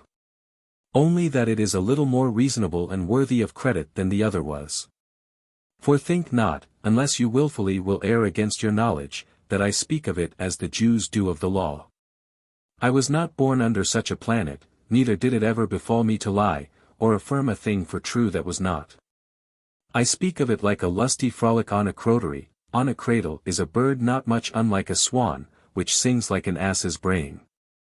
I should say crotenotary, crotenotere or notere crot, crocanotere or notere croc are but allusions in derision of protenotere, which signifieth a pregnatary, of the martyrized lovers, and crocenotary of love. Quot vitamus, testamer. It is of the horrible and dreadful feats and prowesses of Pantagruel, whose menial servant I have been ever since I was a page, till this hour that by his leave I am permitted to visit my cow country, and to know if any of my kindred there be alive. And therefore, to make an end of this prologue, even as I give myself to 100 panniers full of fair devils, body and soul, tripes and guts, in case that I lie so much as one single word in this whole history, after the like manner, St. Anthony's fire burn you, Mahum's disease whirl you, the squinance with a stitch in your side and the wolf in your stomach truss you, the bloody flux seize upon you, the cursed sharp inflammations of wildfire. As slender and thin as cow's hair strengthened with quicksilver, enter into your fundament, and, like those of Sodom and Gomorrah, may you fall into sulfur, fire, and bottomless pits. In case you do not firmly believe all that I shall relate unto you in this present chronicle. Chapter 1. Of the original and antiquity of the great Pantagruel. It will not be an idle nor unprofitable thing, seeing we are at leisure, to put you in mind of the fountain and original source whence is derived unto us the good Pantagruel. For I see that all good historiographers have thus handled their chronicles, not only the Arabians, barbarians, and Latins, but also the gentle Greeks, who were eternal drinkers. You must therefore remark that at the beginning of the world, I speak of a long time. It is above 40 quarantaines, or 40 times 40 nights, according to the supputation of the ancient Druids, a little after that Abel was killed by his brother Cain, the earth, imbrued with the blood of the just, was 1 year so exceeding fertile in all those fruits which it usually produceth to us, and especially in medlars, that ever since throughout all ages it hath been called the year of the great medlars. For 3 of them did fill a bushel. In it the calends were found by the Grecian almanacs. There was that year nothing of the month of March in the time of Lent, and the middle of August was in May. In the month of October, as I take it, or at least September, that I may not err, for I will carefully take heed of that, was the week so famous in the annals, which they call the week of the 3 Thursdays. For it had 3 of them by means of their irregular leap years, called bissextiles, occasioned by the sun's having tripped and stumbled a little towards the left hand, like a debtor afraid of sergeants, coming right upon him to arrest him, and the moon varied from her course above 5 fathom, and there was manifestly seen the motion of trepidation in the firmament of the fixed stars, called a planes, so that the middle Pleiad, leaving her fellows, declined towards the equinoctial, and the star named Spica left the constellation of the Virgin to withdraw herself towards the balance, known by the name of Libra, which are cases very terrible, and matters so hard and difficult that astrologians cannot set their teeth in them. And indeed their teeth had been pretty long if they could have reached thither. However, account you it for a truth that everybody then did most heartily eat of these medlars, for they were fair to the eye and in taste delicious. But even as Noah, that holy man, to whom we are so much beholding, bound, and obliged, for that he planted to us the vine, from whence we have that nectarian, delicious, precious, heavenly, joyful, and deific liquor which they call the pyat or tipplage, was deceived in the drinking of it, for he was ignorant of the great virtue and power thereof. So likewise the men and women of that time did delight much in the eating of that fair great fruit, but divers and very different accidents did ensue thereupon. For there fell upon them all in their bodies a most terrible swelling, but not upon all in the same place, for some were swollen in the belly, and their bellies strout out big like a great tun, of whom it is written, Ventrem omnipotentem. Who were all very honest men, and merry blades. And of this race came Saint Fatgulch and Shrove Tuesday, Pansart, Mardi Gras. Others did swell at the shoulders, who in that place were so crump and knobby that they were therefore called Montifers, which is as much to say as hill carriers, of whom you see some yet in the world. Of divers sexes and degrees. Of this race came Aesop, some of whose excellent words and deeds you have in writing. Some other puffs did swell in length by the member which they call the labourer of nature, in such sort that it grew marvellous long. Fat, great, lusty, stirring, and crest-risen, in the antique fashion, so that they made use of it as of a girdle, winding it 5 or 6 times about their waist, but if it happened the foresaid member to be in good case, spumming with a full sail bunt fair before the wind, then to have seen those strouting champions, you would have taken them for men that had their lances settled on their rest to run at the ring or tilting Wintum, Quinton. Of these, believe me, the race is utterly lost and quite extinct, as the women say, for they do lament continually that there are none extant now of those great. And you know the rest of the song. Others did grow in matter of ballocks so enormously that 3 of them would well fill a sack able to contain 5 quarters of wheat. From them are descended the ballocks of Lorraine, which never dwell in codpieces, but fall down to the bottom of the breeches. Others grew in the legs, and to see them you would have said they had been cranes, or the reddish long-billed stork-like scrank-legged sea-fowls called flamens. Or else men walking upon stilts or scatches. The little grammar school boys, known by the name of grimos, called those leg-grown slangums jambus, in allusion to the French word jam, which signifieth a leg. In others, their nose did grow so, that it seemed to be the beak of a limbeck, in every part thereof most variously diapered with the twinkling sparkles of crimson blisters budding forth, and purpled with pimples all enamelled with thick-set wheels of a sanguine colour, bordered with gules, and such have you seen the canon or prebend Panzout, and wooden foot, the physician of Angiers. Of which race there were few that looked the tisane. But all of them were perfect lovers of the pure septembral juice. Naso and Ovid had their extraction from thence, and all those of whom it is written, ne reminisceris. Others grew in ears, which they had so big that out of one would have been stuff enough got to make a doublet, a pair of breeches, and a jacket. Whilst with the other they might have covered themselves as with a Spanish cloak, and they say that in Bourbonnois this race remaineth yet. Others grew in length of body, and of those came the giants, and of them Pantagruel. And the first was Chalbroth, who begot Cerebroth, who begot Farabroth, who begot Hurt Ali, that was a brave eater of pottage, and reigned in the time of the flood, who begot Nembroth, who begot Atlas, that with his shoulders kept the sky from falling, who begot Goliah, who begot Eryx, that invented the hocus-pocus plays of legerdemain, who begot Titius, who begot Arion, who begot Polyphemus, who begot Cacus, who begot Aetion, the first man that ever had the pox, for not drinking fresh in summer, as Bardachin witnesseth, who begot Enceladus, who begot Sus, who begot Typhoeus, who begot Elias, who begot Othus, who begot Aegeon, who begot Briareus, that had 100 hands, who begot Porphyrio,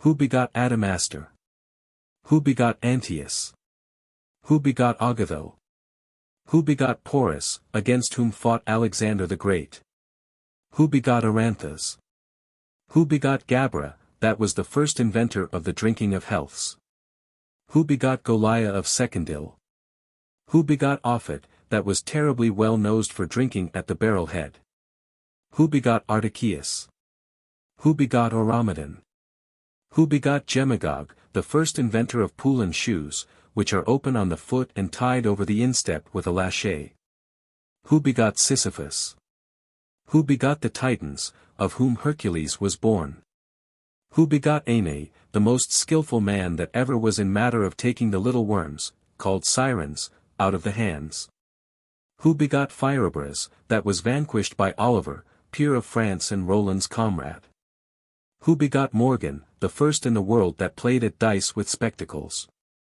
who begot Fracassus, of whom Merlin Cocceius hath written, and of him was born Ferragus, who begot Hapmauch, the first that ever invented the drying of neats' tongues in the chimney.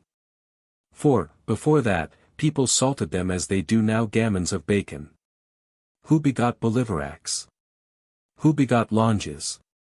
Who begot Gaopho, whose ballocks were of poplar, and his PR of the service or sorb-apple tree? Who begot Mastrophane? Who begot Bruslifer? Who begot Angulivant? Who begot Galehot, the inventor of flagons? Who begot Meyerlangout? Who begot Galliffer? Who begot Falerdin? Who begot Robost? Who begot Sortibrant of Conimbers? Who begot Brushant of Maumiere? Who begot Bruyere that was overcome by Oger the Dane, peer of France? Who begot Mabrin? Who begot Futasnin? Who begot Hakalibak? Who begot Vitigrain? Who begot Grangousier? Who begot Gargantua? Who begot the noble Pantagruel, my master? I know that, reading this passage, you will make a doubt within yourselves, and that grounded upon very good reason, which is this, how it is possible that this relation can be true, seeing at the time of the flood all the world was destroyed. Except Noah and 7 persons more with him in the ark, into whose number Hurtali is not admitted. Doubtless the demand is well made and very apparent, but the answer shall satisfy you, or my wit is not rightly cocked. And because I was not at that time to tell you anything of my own fancy, I will bring unto you the authority of the Massorets, good honest fellows, true ballacheering blades and exact Hebraical bagpipers. Who affirm that verily the said Hurtali was not within the ark of Noah, neither could he get in, for he was too big, but he sat astride upon it, with one leg on the one side and another on the other. As little children used to do upon their wooden horses. Or as the great bull of Bern, which was killed at Marignan, did ride for his hackney the great murdering piece called the Canon Pevier, a pretty beast of a fair and pleasant amble without all question. In that posture, he, after God, saved the said ark from danger, for with his legs he gave it the brangle that was needful, and with his foot turned it whither he pleased, as a ship answereth her rudder. Those that were within sent him up victuals in abundance by a chimney, as people very thankfully acknowledging the good that he did them. And sometimes they did talk together as Icaromenippus did to Jupiter, according to the report of Lucian. Have you understood all this well? Drink then one good draught without water, for if you believe it not, no truly do I not, quoth she. Chapter 2. Of the nativity of the most dread and redoubt Pantagruel. Gargantua at the age of 440 years begot his son Pantagruel, upon his wife named Bibbed, daughter to the king of the Amorites in Utopia. Who died in childbirth. For he was so wonderfully great and lumpish that he could not possibly come forth into the light of the world without thus suffocating his mother. But that we may fully understand the cause and reason of the name of Pantagruel which at his baptism was given him. You are to remark that in that year there was so great drought over all the country of Africa that there passed 36 months, 3 weeks, 4 days, 13 hours and a little more without rain. But with a heat so vehement that the whole earth was parched and withered by it. Neither was it more scorched and dried up with heat in the days of Elijah than it was at that time, for there was not a tree to be seen that had either leaf or bloom upon it. The grass was without verdure or greenness, the rivers were drained, the fountains dried up, the poor fishes, abandoned and forsaken by their proper element, wandering and crying upon the ground most horribly. The birds did fall down from the air for want of moisture and dew wherewith to refresh them. The wolves, foxes, harts, wild boars, fallow deer, hares, connies, weasels, brocks, badgers, and other such beasts, were found dead in the fields with their mouths open. In respect of men, there was the pity, you should have seen them lay out their tongues like hares that have been run 6 hours. Many did throw themselves into the wells. Others entered within a cow's belly to be in the shade. Those Homer calls alibants. All the country was idle, and could do no virtue. It was a most lamentable case to have seen the labor of mortals in defending themselves from the vehemency of this horrific drought. For they had work enough to do to save the holy water in the churches from being wasted, but there was such order taken by the council of my lords the cardinals and of our holy father, that none did dare to take above 1 lick. Yet when anyone came into the church, ye should have seen above 20 poor thirsty fellows hang upon him that was the distributor of the water, and that with a wide open throat, gaping for some little drop, like the rich glutton in Luke. That might fall by, lest anything should be lost.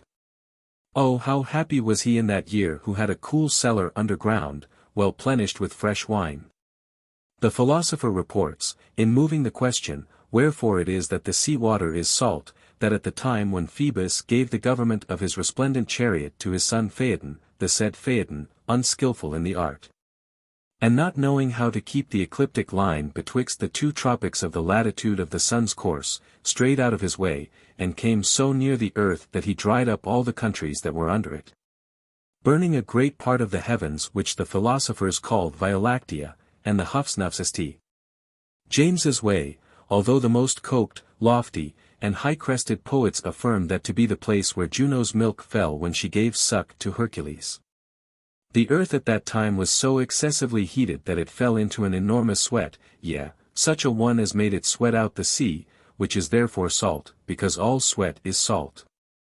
And this you cannot but confess to be true if you will taste of your own, or of those that have the pox, when they are put into sweating, it is all one to me. Just such another case fell out this same year, for on a certain Friday, when the whole people were bent upon their devotions, and had made goodly processions, with store of litanies, and fair preachings, and beseechings of God Almighty to look down with his eye of mercy upon their miserable and disconsolate condition, there was even then visibly seen issue out of the ground great drops of water, such as fall from a puff-bagged man in a top sweat. And the poor hoydens began to rejoice as if it had been a thing very profitable unto them. For some said that there was not one drop of moisture in the air whence they might have any rain, and that the earth did supply the default of that. Other learned men said that it was a shower of the antipodes, as Seneca saith in his fourth book Questionum Naturalium, speaking of the source and spring of Nilus. But they were deceived, for, the procession being ended, when everyone went about to gather of this dew, and to drink of it with full bowls, they found that it was nothing but pickle and the very brine of salt, more brackish in taste than the saltest water of the sea. And because in that very day Pantagruel was born, his father gave him that name. For Panta in Greek is as much to say as all, and gruel in the Haggarine language doth signify thirsty, inferring hereby that at his birth the whole world was dry and thirsty. As likewise foreseeing that he would be some day supreme lord and sovereign of the thirsty Athrapels, which was shown to him at that very same hour by a more evident sign. For when his mother bade beck was in the bringing of him forth, and that the midwives did wait to receive him, there came first out of her belly 68 tregeneers, that is, salt sellers. Every one of them leading in a halter a mule heavy laden with salt. After whom issued forth 9 dromedaries, with great loads of gammons of bacon and dried meats tongues on their backs. Then followed 7 camels loaded with links and chitlins, hogs' puddings, and sausages. After them came out 5 great wains, full of leeks, garlic, onions, and chibots, drawn with 35 strong cart horses, which was 6 for every one, besides the thiller. At the sight hereof the said midwives were much amazed, yet some of them said, Lo, here is good provision, and indeed we need it, for we drink but lazily, as if our tongues walked on crutches, and not lustily like landsmen Dutches. Truly this is a good sign, there is nothing here but what is fit for us, these are the spurs of wine, that set it a-going. As they were tattling thus together after their own manner of chat, behold, out comes Pantagruel all hairy like a bear, whereupon one of them, inspired with a prophetical spirit, said, This will be a terrible fellow, he is born with all his hair, he is undoubtedly to do wonderful things, and if he live he shall have age. Chapter 3 Of the grief wherewith Gargantua was moved at the decease of his wife bade beck. When Pantagruel was born, there was none more astonished and perplexed than was his father Gargantua. For of the one side seeing his wife bade beck dead, and on the other side his son Pantagruel born, so fair and so great, he knew not what to say nor what to do. And the doubt that troubled his brain was to know whether he should cry for the death of his wife or laugh for the joy of his son. He was hinc-and choked with sophistical arguments, for he framed them very well in modo et figura, but he could not resolve them, remaining pestered and entangled by this means, like a mouse caught in a trap or kite snared in a gin. Shall I weep? Said he. Yes, for why? My so good wife is dead, who was the most this, the most that ever was in the world. Never shall I see her, never shall I recover such another, it is unto me an inestimable loss. O my good God, what had I done that thou shouldest thus punish me? Why didst thou not take me away before her, seeing for me to live without her is but to languish? Ah, bade beck, my minion, my dear heart, my sugar, my sweeting, my honey, my little sea, yet it had in circumference full 6 acres, 3 rods, 5 poles, 4 yards, 2 foot, 1 inch and a half of good woodland measure, my tender Peggy. My codpiece darling, my bob and hit, my slipsholovey, never shall I see thee. Ah, poor Pantagruel, thou hast lost thy good mother, thy sweet nurse, thy well-beloved lady. O false death, how injurious and despiteful hast thou been to me! How malicious and outrageous have I found thee in taking her from me, my well-beloved wife, to whom immortality did of right belong. With these words he did cry like a cow, but on a sudden fell a laughing like a calf, when Pantagruel came into his mind. Ha, my little son, said he, my childillily, fedlafondi, dandlachucky, my balacky, my pretty rogue. Oh, how jolly thou art, and how much am I bound to my gracious God, that hath been pleased to bestow on me a son so fair, so spriteful, so lively, so smiling, so pleasant, and so gentle. Ho, ho, ho, ho, how glad I am! Let us drink, ho, and put away melancholy. Bring of the best, rinse the glasses, lay the cloth, drive out these dogs, blow this fire, light candles, shut that door there, cut this bread in sippets for brews, send away these poor folks in giving them what they ask, hold my gown. I will strip myself into my doublet, en cuerpo, to make the gossips merry, and keep them company. As he spake this, he heard the litanies and the mementos of the priests that carried his wife to be buried, upon which he left the good purpose he was in, and was suddenly ravished another way, saying, Lord God! Must I again contrist myself? This grieves me. I am no longer young, I grow old, the weather is dangerous, I may perhaps take an ague, then shall I be foiled, if not quite undone. By the faith of a gentleman, it were better to cry less, and drink more. My wife is dead, well, by G. de Durandi, I shall not raise her again by my crying, she is well, she is in paradise at least, if she be no higher, she prayeth to God for us, she is happy, she is above the sense of our miseries, nor can our calamities reach her. What though she be dead, must not we also die? The same debt which she hath paid hangs over our heads, nature will require it of us, and we must all of us some day taste of the same sauce. Let her pass then, and the Lord preserve the survivors. For I must now cast about how to get another wife. But I will tell you what you shall do, said he to the midwives, in France called wise women, where be they, good folks? I cannot see them go you to my wife's interment, and I will the while rock my son, for I find myself somewhat altered and distempered, and should otherwise be in danger of falling sick. But drink one good draught first, you will be the better for it. And believe me, upon mine honor, they at his request went to her burial and funeral obsequies. In the meanwhile, poor Gargantua staying at home, and willing to have somewhat in remembrance of her to be engraven upon her tomb, made this epitaph in the manner as followeth. Dead is the noble Bibbed, who had a face like a rebec, a Spanish body, and a belly. Of Switzerland, she died, I tell ye. In childbirth, pray to God, that her he pardon wherein she did err.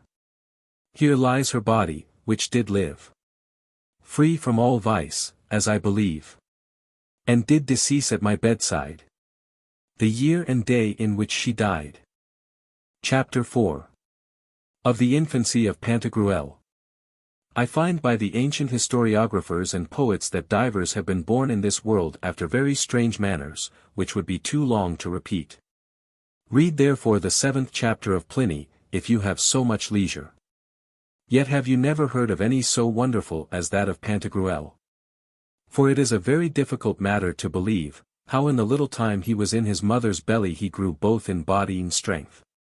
That which Hercules did was nothing, when in his cradle he slew 2 serpents, for those serpents were but little and weak, but Pantagruel, being yet in the cradle, did far more admirable things, and more to be amazed at.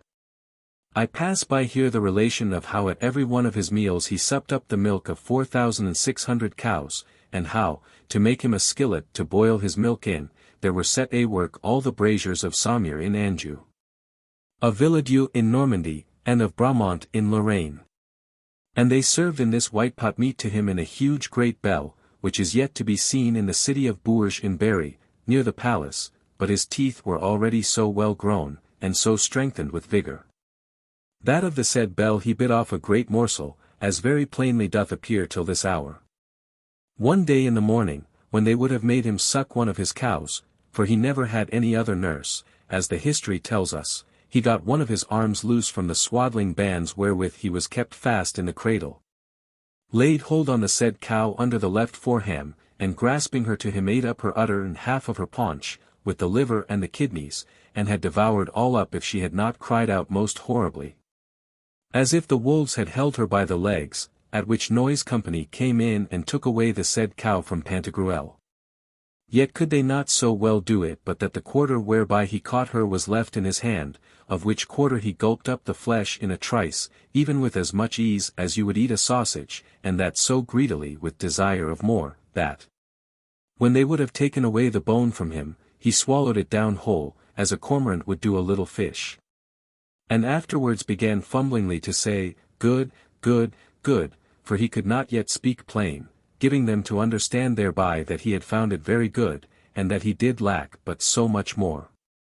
Which when they saw that attended him, they bound him with great cable ropes, like those that are made at Tain for the carriage of salt to lions, or such as those are whereby the great French ship rides at anchor in the road of Newhaven in Normandy. But, on a certain time, a great bear, which his father had bred, got loose, came towards him, began to lick his face, for his nurses had not thoroughly wiped his chaps, at which unexpected approach being on a sudden offended. He as lightly rid himself of those great cables as Samson did of the hawser ropes wherewith the Philistines had tied him, and, by your leave, takes me up my lord the bear, and tears him to you in pieces like a pullet. Which served him for a gorgeful or good warm bit for that meal. Whereupon Gargantua, fearing lest the child should hurt himself, caused 4 great chains of iron to be made to bind him, and so many strong wooden arches unto his cradle, most firmly stocked and morticed in huge frames. Of those chains you have one at Rochelle, which they draw up at night betwixt the 2 great towers of the haven. Another is at Lyons, a third at Angiers, and the 4th was carried away by the devils to bind Lucifer, who broke his chains in those days by reason of a colic that did extraordinarily torment him. Taken with eating a sergeant's soul fried for his breakfast. And therefore you may believe that which Nicholas de Lyra saith upon that place of the Psalter where it is written, Etog regem bazin, that the said Og, being yet little, was so strong and robustious, that they were fain to bind him with chains of iron in his cradle. Thus continued Pantagruel for a while very calm and quiet, for he was not able so easily to break those chains, especially having no room in the cradle to give a swing with his arms. But see what happened once upon a great holiday that his father Gargantua made a sumptuous banquet to all the princes of his court. I am apt to believe that the menial officers of the house were so embusied in waiting each on his proper service at the feast, that nobody took care of poor Pantagruel, who was left a reculorum, behindhand, all alone, and as forsaken. What did he? Hark what he did, good people. He strove and essayed to break the chains of the cradle with his arms, but could not, for they were too strong for him. Then did he keep with his feet such a stamping stir, and so long, that at last he beat out the lower end of his cradle, which notwithstanding was made of a great post 5 foot in square. And as soon as he had gotten out his feet, he slid down as well as he could till he had got his soles to the ground, and then with a mighty force he rose up, carrying his cradle upon his back, bound to him like a tortoise that crawls up against a wall. And to have seen him, you would have thought it had been a great carrack of 500 tons upon one end. In this manner he entered into the great hall where they were banqueting, and that very boldly, which did much affright the company. Yet, because his arms were tied in, he could not reach anything to eat, but with great pain stooped now and then a little to take with the whole flat of his tongue some lick, good bit, or morsel. Which when his father saw, he knew well enough that they had left him without giving him anything to eat, and therefore commanded that he should be loosed from the said chains, by the counsel of the princes and lords there present. Besides that also the physicians of Gargantua said that, if they did thus keep him in the cradle, he would be all his lifetime subject to the stone. When he was unchained, they made him to sit down, where, after he had fed very well, he took his cradle and broke it into more than 500,000 pieces with one blow of his fist that he struck in the midst of it. swearing that he would never come into it again. Chapter 5.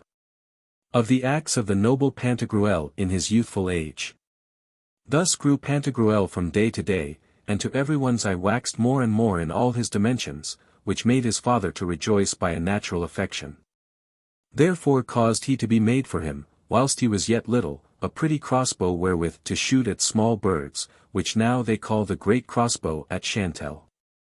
Then he sent him to the school to learn, and to spend his youth in virtue. In the prosecution of which design he came first to Poictiers, where, as he studied and profited very much, he saw that the scholars were oftentimes at leisure and knew not how to bestow their time, which moved him to take such compassion on them.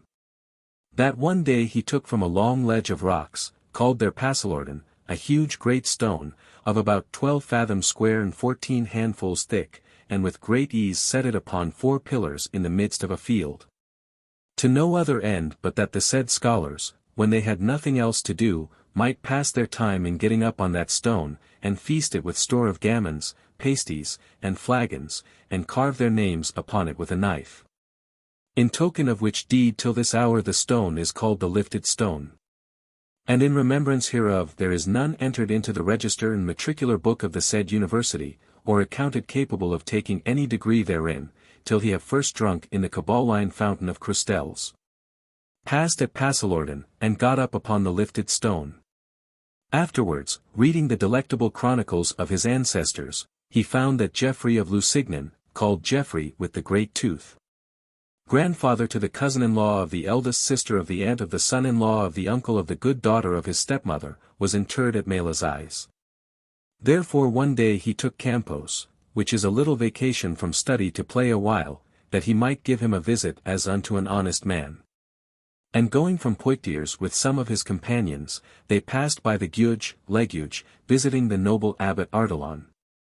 Then by Lusignan, by Sancy, by Celis, by Coulanges, by Fontenay-le-Comte, saluting the learned Turquois, and from thence arrived at Malazais, where he went to see the sepulchre of the said Geoffrey with the great tooth. Which made him somewhat afraid, looking upon the picture, whose lively draughts did set him forth in the representation of a man in an extreme fury, drawing his great Malchus falchion half-way out of his scabbard. When the reason hereof was demanded, the canons of the said place told him that there was no other cause of it but that pictoribus ac potes, and that is to say, that painters and poets have liberty to paint and devise what they list after their own fancy. But he was not satisfied with their answer, and said, he is not thus painted without a cause, and I suspect that at his death there was some wrong done him, whereof he requireth his kindred to take revenge.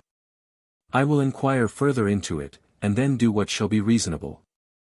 Then he returned not to Poictiers, but would take a view of the other universities of France. Therefore, going to Rochelle, he took shipping and arrived at Bordeaux, where he found no great exercise, only now and then he would see some mariners and lightermen wrestling on the quay or strand by the river side. From thence he came to Toulouse, where he learned to dance very well, and to play with the two-handed sword, as the fashion of the scholars of the said university is to bestir themselves in games whereof they may have their hands full. But he stayed not long there when he saw that they did cause burn their regents alive like red herring, saying, Now God forbid that I should die this death. For I am by nature sufficiently dry already, without heating myself any further. He went then to Montpellier, where he met with the good wives of Mirabeau, and good jovial company withal, and thought to have set himself to the study of physic. But he considered that that calling was too troublesome and melancholic, and that physicians did smell of glisters like old devils. Therefore he resolved he would study the laws. But seeing that there were but 3 scald and 1 bald-pated legist in that place, he departed from thence, and in his way made the bridge of Guard and the amphitheatre of Nimes in less than 3 hours, which, nevertheless, seems to be a more divine than human work. After that he came to Avignon, where he was not above 3 days before he fell in love, for the women there take great delight in playing at the close-buttock game, because it is papal ground. Which his tutor and pedagogue Epistemon perceiving, he drew him out of that place, and brought him to Valence in the Dauphiné, where he saw no great matter of recreation, only that the lubbers of the town did beat the scholars. Which so incensed him with anger, that when, upon a certain very fair Sunday, the people being at their public dancing in the streets, and one of the scholars offering to put himself into the ring to partake of that sport, the foresaid lubberly fellows would not permit him the admittance into their society, he, taking the scholar's part, so belaboured them with blows, and laid such load upon them, that he drove them all before him, even to the brink of the river Rhone, and would have there drowned them, but that they did squat to the ground, and there lay close a full half-league under the river. The whole is to be seen there yet. After that he departed from thence, and in 3 strides and 1 leap came to Angiers, where he found himself very well, and would have continued there some space, but that the plague drove them away. So from thence he came to Bourges, where he studied a good long time, and profited very much in the faculty of the laws, and would sometimes say that the books of the civil law were like unto a wonderfully precious, royal, and triumphant robe of cloth of gold edged with dirt. For in the world are no goodlier books to be seen, more ornate, nor more eloquent than the texts of the Pandects, but the bordering of them, that is to say, the gloss of a Cursius, is so scurvy, vile, base, and unsavory, that it is nothing but filthiness and villainy. Going from Bourges, he came to Orleans, where he found store of swaggering scholars that made him great entertainment at his coming, and with whom he learned to play at tennis so well that he was a master at that game. For the students of the said place make a prime exercise of it. And sometimes they carried him unto Cupid's houses of commerce, in that city termed islands, because of their being most ordinarily environed with other houses, and not contiguous to any, there to recreate his person at the sport of Pussavant, which the wenches of London call the firkers in and in. As for breaking his head with overmuch study, he had an especial care not to do it in any case, for fear of spoiling his eyes. Which he the rather observed, for that it was told him by one of his teachers, they're called regents, that the pain of the eyes was the most hurtful thing of any to the sight. For this cause, when he one day was made a licentiate, or graduate in law, one of the scholars of his acquaintance, who of learning had not much more than his burden, though instead of that he could dance very well and play at tennis, made the blazon and device of the licentiates in the said university, saying, So you have in your hand a racket, a tennis ball in your cod placket, a pandect law in your cap's tippet, and that you have the skill to trip it in a low dance, you will be allowed the grant of the licentiate's hood. Chapter 6. How Pantagruel met with a Limousin, who too affectedly did counterfeit the French language. Upon a certain day, I know not when, Pantagruel walking after supper with some of his fellow students without that gate of the city through which we enter on the road to Paris, encountered with a young spruce-like scholar that was coming upon the same very way, and, after they had saluted one another, asked him thus, My friend, from whence comest thou now? The scholar answered him, From the Alma, in Clyte, and celebrate academy, which is vocitated Lutetia. What is the meaning of this?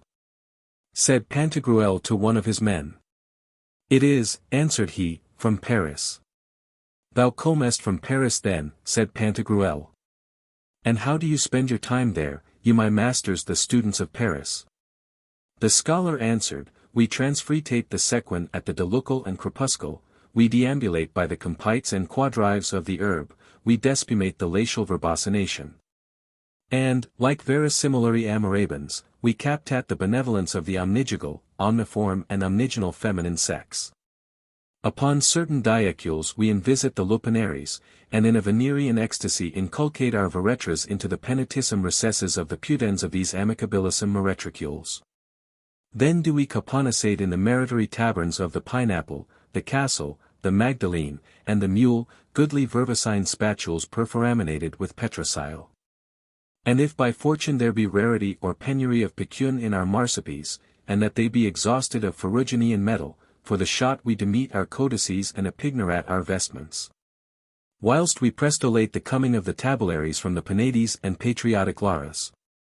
To which Pantagruel answered, What devilish language is this? By the Lord, I think thou art some kind of heretic.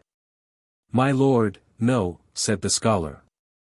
For libentissimally, as soon as it elusiceth any minutual slice of the day, I demigrate into one of these so well architected minsters, and there, irrorating myself with fair lustral water, I mumble off little parcels of some mis-sic precation of our sacrificals, and, submurmurating my horror precules, I elevate and upsturge my anime from its nocturnal inclinations. I revere the Olympicals. I latrially veneer the supernal astripotent. I dilige and red aim my proxims. I observe the decalogical precepts, and, according to the facultatial of my vires, I do not discede from them one late umquicule. Nevertheless, it is veriform, that because Mamona doth not supergurgitate anything in my locals, that I am somewhat rare and lent to supererogate the eleemosines to those agents that hostily queritate their stipe. Prut, tut, said Pantagruel, what doth this fool mean to say? I think he is upon the forging of some diabolical tongue, and that enchanter-like he would charm us. To whom one of his men said, without doubt, sir, this fellow would counterfeit the language of the Parisians, but he doth only flay the Latin, imagining by so doing that he doth highly pindarize it in most eloquent terms. And strongly conceiveth himself to be therefore a great orator in the French, because he disdaineth the common manner of speaking. To which Pantagruel said, is it true? The scholar answered, my worshipful lord, my genie is not aptnate to that which this flagitious nebulan saith, to excoriate the cut, I see, yule of our vernacular Gallic, but vice versally I navo pair. And by velis and rames and night to lacupultate it with the Latinicome redundance. By G, said Pantagruel, I will teach you to speak. But first come hither, and tell me whence thou art. To this the scholar answered, the primeval origin of my aves and ataves was indigenary of the Lomovic regions, where requiesceth the corpor of the Hagiotat Saint Martial. I understand thee very well, said Pantagruel. When all comes to all, thou art a Limousin, and thou wilt here by thy affected speech counterfeit the Parisians. Well now, come hither, I must show thee a new trick, and handsomely give thee the comfit. With this he took him by the throat, saying to him, thou flayest the Latin, by Saint John, I will make thee flay the fox, for I will now flay thee alive. Then began the poor Limousin to cry, haw, guid master. Haw, Lord, my help, and Saint Martial. Haw, I'm worried. Haw, my thrapple, the bean of my crag is bruck. Haw, for God's sake lot my lean, master, vav, vav. Now, said Pantagruel, thou speakest naturally, and so let him go, for the poor Limousin had totally bewrayed and thoroughly cons hit his breeches, which were not deep and large enough, but round straight canyon gregs. Having in the seat a piece like a keeling's tail, and therefore in French called, de chose a queue de merlis. Then, said Pantagruel, Saint Alipantin, what civet? Fie! To the devil with this turnip eater, as he stinks. And so let him go. But this hug of Pantagruel's was such a terror to him all the days of his life, and took such deep impression in his fancy, that very often, distracted with sudden affrightments, he would startle and say that Pantagruel held him by the neck. Besides that, it procured him a continual drought and desire to drink, so that after some few years he died of the death Roland, in plain English called thirst, a work of divine vengeance. Showing us that which saith the philosopher and Aulus Gellius, that it becometh us to speak according to the common language. And that we should, as said Octavian Augustus, strive to shun all strange and unknown terms with as much heedfulness and circumspection as pilots of ships use to avoid the rocks and banks in the sea. Chapter 7. How Pantagruel came to Paris, and of the choice books of the library of Saint Victor. After that Pantagruel had studied very well at Orleans, he resolved to see the great university at Paris. But, before his departure, he was informed that there was a huge big bell at St. Aenian in the said town of Orleans, under the ground, which had been there above 214 years, for it was so great that they could not by any device get it so much as above the ground. Although they used all the means that are found in Vitruvius de Architectura, Albertus de Re Edificatoria, Euclid, Theon, Archimedes, and Hero de Ingenius. For all that was to no purpose. Wherefore, condescending heartily to the humble request of the citizens and inhabitants of the said town, he determined to remove it to the tower that was erected for it. With that he came to the place where it was, and lifted it out of the ground with his little finger as easily as you would have done a hawk's bell or bellwether's tingle-tangle. But, before he would carry it to the foresaid tower or steeple appointed for it, he would needs make some music with it about the town, and ring it alongst all the streets as he carried it in his hand, wherewith all the people were very glad. But there happened one great inconveniency, for with carrying it so, and ringing it about the streets, all the good Orleans wine turned instantly, waxed flat and was spoiled, which nobody there did perceive till the night following. For every man found himself so altered and dry with drinking these flat wines, that they did nothing but spit, and that as white as Malta cotton, saying, We have of the Pantagruel, and our very throats are salted. This done, he came to Paris with his retinue.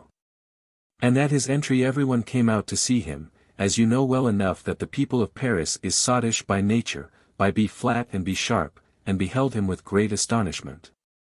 Mixed with no less fear that he would carry away the palace into some other country, a remotus, and far from them, as his father formerly had done the great peal of bells at Our Lady's church to tie about his mare's neck.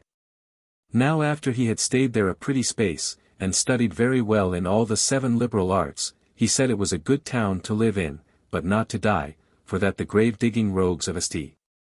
Innocent used in frosty nights to warm their bums with dead men's bones. In his abode there he found the library of St. Victor a very stately and magnific one, especially in some books which were there, of which followeth the repertory in catalogue, edi primo. The For God's sake of salvation. The codpiece of the law. The slip-shoe of the decretals. The pomegranate of vice. The clue-bottom of theology. The duster or foxtail flap of preachers, composed by Turlupin. The churning ballock of the valiant. The henbane of the bishops. Marmatritus de babunis edi apis, cum commento Dorbellis. Decretum universitatis Parisiensis super gorgiacitate muliocularum ad placidum. The apparition of Saint Geltrude to a nun of Poissy, being in travail at the bringing forth of a child. Ars honeste fartandi in societate, per Marcum Corvinum, or Tuinum. The mustard pot of penance. The gamashes, alias the boots of patience. Formicarium artium. De brodiorum usu, e honeste quartandi, per silvestrum prioritum Jacobinum. The cosand or gold in court. The frail of the scriveners. The marriage packet. The cruzy or crucible of contemplation. The flimflams of the law. The prickle of wine. The spur of cheese. Rubofatorium, decrotatorium, scholarium. Tartaritas de modo cacandi. The brevades of Rome. Bricot de differentiis browserum.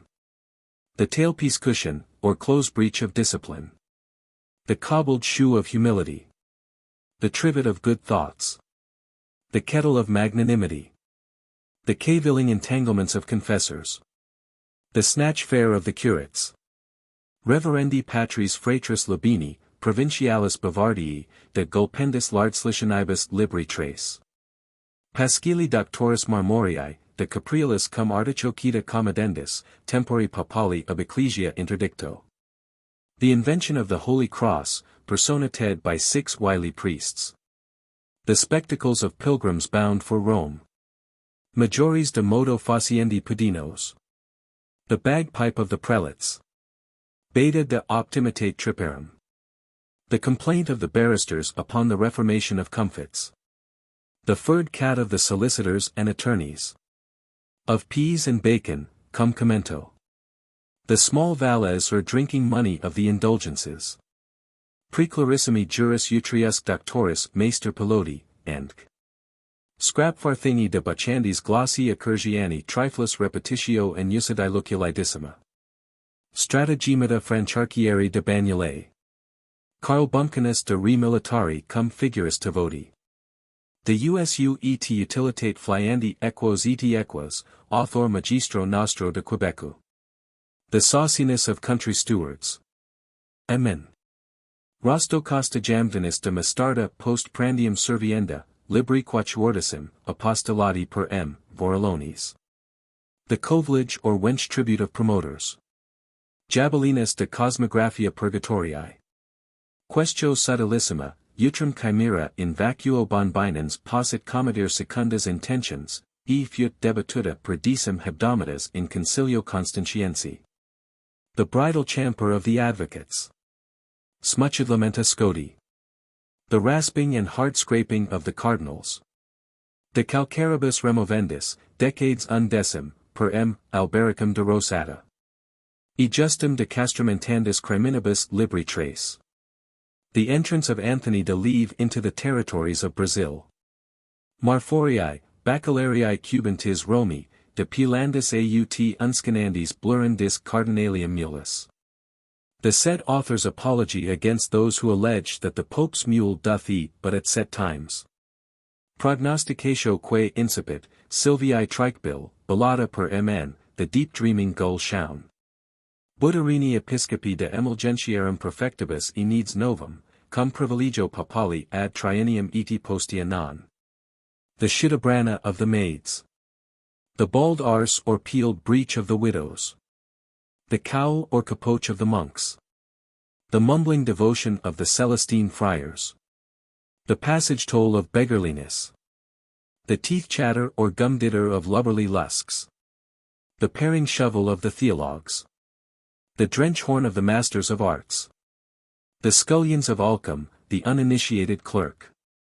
Magistri N. Lictacides, de garbulis iftationibus herarum canonicarum, libri quadraginta.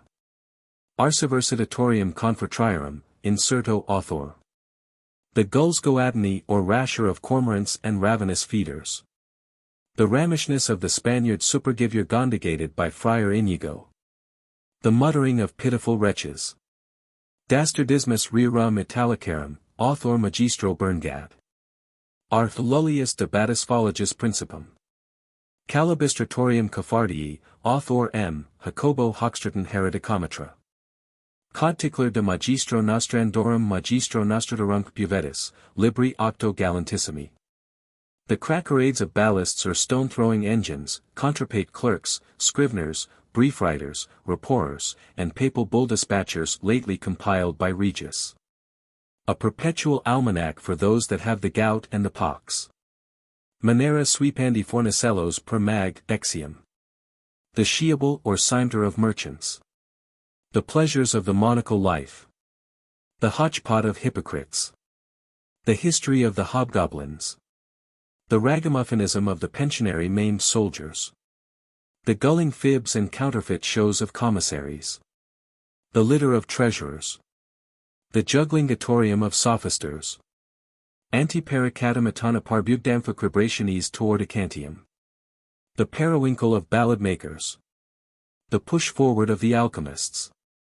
The Nitty-Notty of the Satchel-Loaded Seekers, by Friar Benfastatus.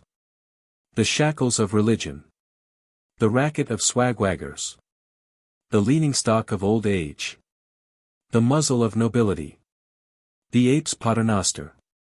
The Crickets and Hawksbells of Devotion. The Pot of the Ember Weeks. The Mortar of the Politic Life. The Flap of the Hermits. The Riding Hood or Monterg of the Penitentiaries. The Trick-Track of the Knocking Friars. Blockheadedus, de Vita e de Hone State Bragadocarum. Liripiae Sorbonicae Moralisations, per M. Leopoldum. The Carrier Horsebells of Travellers. The Bibbings of the Tippling Bishops. Doloperidiones Doctorum Coloniensium Adversus Reuclin. The Symbols of Ladies. The Dungus Martingale. Whirling Friscarum Chase Marcarorum per Fratrem Crackwoodlegitis. The Clout Patches of a Stout Heart. The Mummery of the Racket-Keeping Robin Goodfellows. Jerson, de Offerabilitate Papae ab Ecclesia. The Catalogue of the Nominated and Graduated Persons. Joe. Ditabrodii, Terribilitate Excommunicationis Libellus Acephalos. Ingeniositas Invocandi Diabolos et Diabolos, per M. Gingolfum. The Hotchpotch or Gallimaufry of the Perpetually Begging Friars. The Morris Dance of the Heretics. The Whinings of Cajetan. Mudisnaut Doctoris Cherubici, de origin rough foeditorum, ediranecadorum ridibus, libri septem. 69 Fat breviaries. The nightmare of the 5 orders of beggars. The skinnery of the new start-ups extracted out of the fallow butt, incornifestibulated and plotted upon in the angelic sum. The raver and idle talker in cases of conscience. The fat belly of the presidents. The baffling flouter of the abbots. Sutoris adversus eum ca vocaverat eum slab societarem, equat slab societors non sunt damnati ab ecclesia. Cacatorium medicorum. The chimney sweeper of astrology. Campi clisteriarum per paragraph c. The bumsquib cracker of apothecaries. The kiss breach of chirurgery. Justinianus de vitaleperotis talendis. Antidotarium anime. Merlinus Coccius, de patria diabolorum. The practice of iniquity, by Cluron Satin. The mirror of baseness, by Radnicu Waldenses. The ingrained rogue, by Dwarsencas Eldenu. The merciless cormorant, by Hoxanidno the Jew. Of which library some books are already printed, and the rest are now at the press in this noble city of Tübingen. Chapter 8. How Pantagruel, being at Paris, received letters from his father Gargantua, and a copy of them. Pantagruel studied very hard, as you may well conceive, and profited accordingly. For he had an excellent understanding and notable wit, together with a capacity in memory equal to the measure of 12 oil budgets or butts of olives. And, as he was there abiding one day, he received a letter from his father in manner as followeth. Most dear son, amongst the gifts, graces, and prerogatives, with which the sovereign plasmator God Almighty hath endowed and adorned human nature at the beginning. That seems to me most singular and excellent by which we may in a mortal state attain to a kind of immortality, and in the course of this transitory life perpetuate our name and seed. Which is done by a progeny issued from us in the lawful bonds of matrimony. Whereby that in some measure is restored unto us which was taken from us by the sin of our first parents, to whom it was said that, because they had not obeyed the commandment of God their Creator, they should die.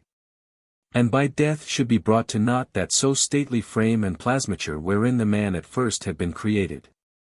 But by this means of seminal propagation there, which continueth, in the old copy, continueth in the children what was lost in the parents, and in the grandchildren that which perished in their fathers, and so successively until the day of the last judgment. When Jesus Christ shall have rendered up to God the Father his kingdom in a peaceable condition, out of all danger and contamination of sin. For then shall cease all generations and corruptions, and the elements leave off their continual transmutations, seeing the so much desired peace shall be attained unto and enjoyed, and that all things shall be brought to their end and period. And, therefore, not without just and reasonable cause do I give thanks to God my Saviour and Preserver, for that he hath enabled me to see my bald old age reflourish in thy youth. For when, at his good pleasure, who rules and governs all things, my soul shall leave this mortal habitation, I shall not account myself wholly to die, but to pass from one place unto another, considering that, in and by that, I continue in my visible image living in the world, visiting and conversing with people of honor, and other my good friends, as I was wont to do.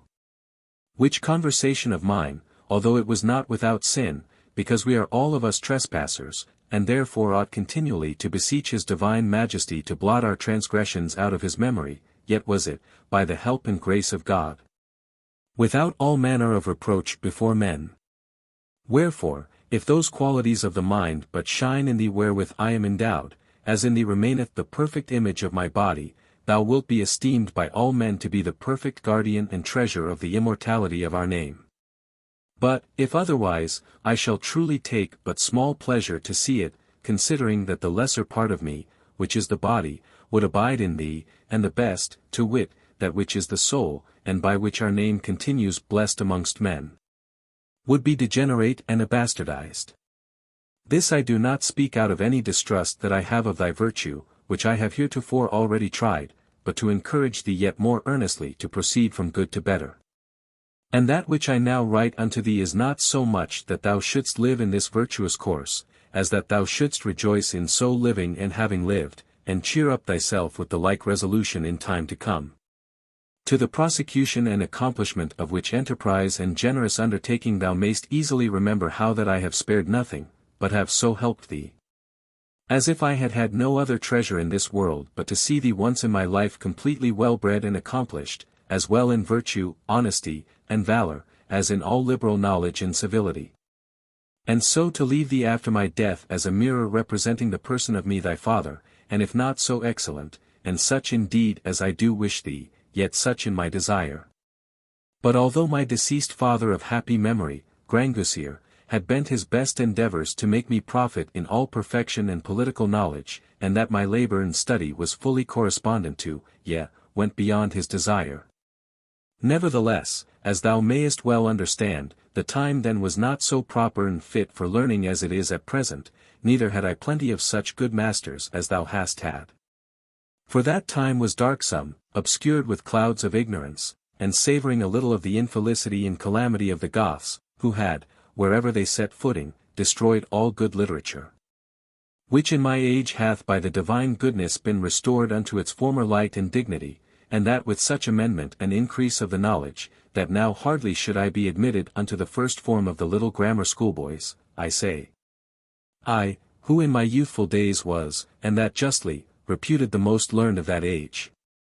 Which I do not speak in vain boasting, although I might lawfully do it in writing unto thee, in verification whereof thou hast the authority of Marcus Tullius in his book of old age. And the sentence of Plutarch in the book entitled How a Man May Praise Himself Without Envy, but to give thee an emulous encouragement to strive yet further.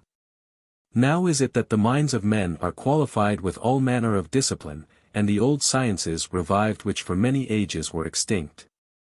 Now it is that the learned languages are to their pristine purity restored, viz. Greek, without which a man may be ashamed to account himself a scholar, Hebrew, Arabic, Chaldean, and Latin. Printing likewise is now in use, so elegant and so correct that better cannot be imagined, although it was found out but in my time by divine inspiration, as by a diabolical suggestion on the other side was the invention of ordnance. All the world is full of knowing men, of most learned schoolmasters, and vast libraries. And it appears to me as a truth, that neither in Plato's time, nor Cicero's, nor Papinian's, there was ever such conveniency for studying as we see at this day there is. Nor must any adventure henceforward to come in public, or present himself in company, that hath not been pretty well polished in the shop of Minerva. I see robbers, hangmen, freebooters, tapsters, ostlers, and such like, of the very rubbish of the people, more learned now than the doctors and preachers were in my time. What shall I say? The very women and children have aspired to this praise and celestial manner of good learning. Yet so it is that, in the age I am now of, I have been constrained to learn the Greek tongue, which I contemned not like Cato. But had not the leisure in my younger years to attend the study of it, and take much delight in the reading of Plutarch's Morals, the pleasant dialogues of Plato, the monuments of Pausanias, and the antiquities of Athenaeus. In waiting on the hour wherein God my Creator shall call me and command me to depart from this earth and transitory pilgrimage. Wherefore, my son, I admonish thee to employ thy youth to profit as well as thou canst, both in thy studies and in virtue. Thou art at Paris, where the laudable examples of many brave men may stir up thy mind to gallant actions, and hast likewise for thy tutor and pedagogue the learned Epistman, who by his lively and vocal documents may instruct thee in the arts and sciences. I intend, and will have it so, that thou learn the languages perfectly, first of all the Greek, as Quintilian will have it, secondly, the Latin, and then the Hebrew, for the Holy Scripture's sake. And then the Chaldean Arabic likewise, and that thou frame thy style in Greek in imitation of Plato, and for the Latin after Cicero. Let there be no history which thou shalt not have ready in thy memory. Unto the prosecuting of which design, books of cosmography will be very conducible and help thee much. Of the liberal arts of geometry, arithmetic, and music, I gave thee some taste when thou wert yet little, and not above 5 or 6 years old. Proceed further in them, and learn the remainder if thou canst. As for astronomy, study all the rules thereof. Let pass, nevertheless, the divining and judicial astrology, and the art of Lullius, as being nothing else but plain abuses and vanities. As for the civil law, of that I would have thee to know the texts by heart, and then to confer them with philosophy. Now, in matter of the knowledge of the works of nature, I would have thee to study that exactly, and that so there be no sea, river, nor fountain, of which thou dost not know the fishes, all the fowls of the air. All the several kinds of shrubs and trees, whether in forests or orchards, all the sorts of herbs and flowers that grow upon the ground, all the various metals that are hid within the bowels of the earth. Together with all the diversity of precious stones that are to be seen in the Orient and South parts of the world. Let nothing of all these be hidden from thee. Then fail not most carefully to peruse the books of the Greek, Arabian, and Latin physicians, not despising the Talmudists and Kabbalists. And by frequent anatomies get thee the perfect knowledge of the other world, called the microcosm, which is man. And at some hours of the day apply thy mind to the study of the Holy Scriptures. First in Greek, the New Testament, with the epistles of the apostles, and then the Old Testament in Hebrew. In brief, let me see thee an abyss and bottomless pit of knowledge. For from henceforward, as thou growest great and becomest a man, thou must part from this tranquillity and rest of study, thou must learn chivalry, warfare, and the exercises of the field, the better thereby to defend my house and our friends. And to succor and protect them at all their needs against the invasion and assaults of evildoers. Furthermore, I will that very shortly thou try how much thou hast profited, which thou canst not better do than by maintaining publicly theses and conclusions in all arts against all persons whatsoever, and by haunting the company of learned men, both at Paris and otherwhere. But because, as the wise man Solomon saith, wisdom entereth not into a malicious mind, and that knowledge without conscience is but the ruin of the soul, it behoveth thee to serve, to love, to fear God.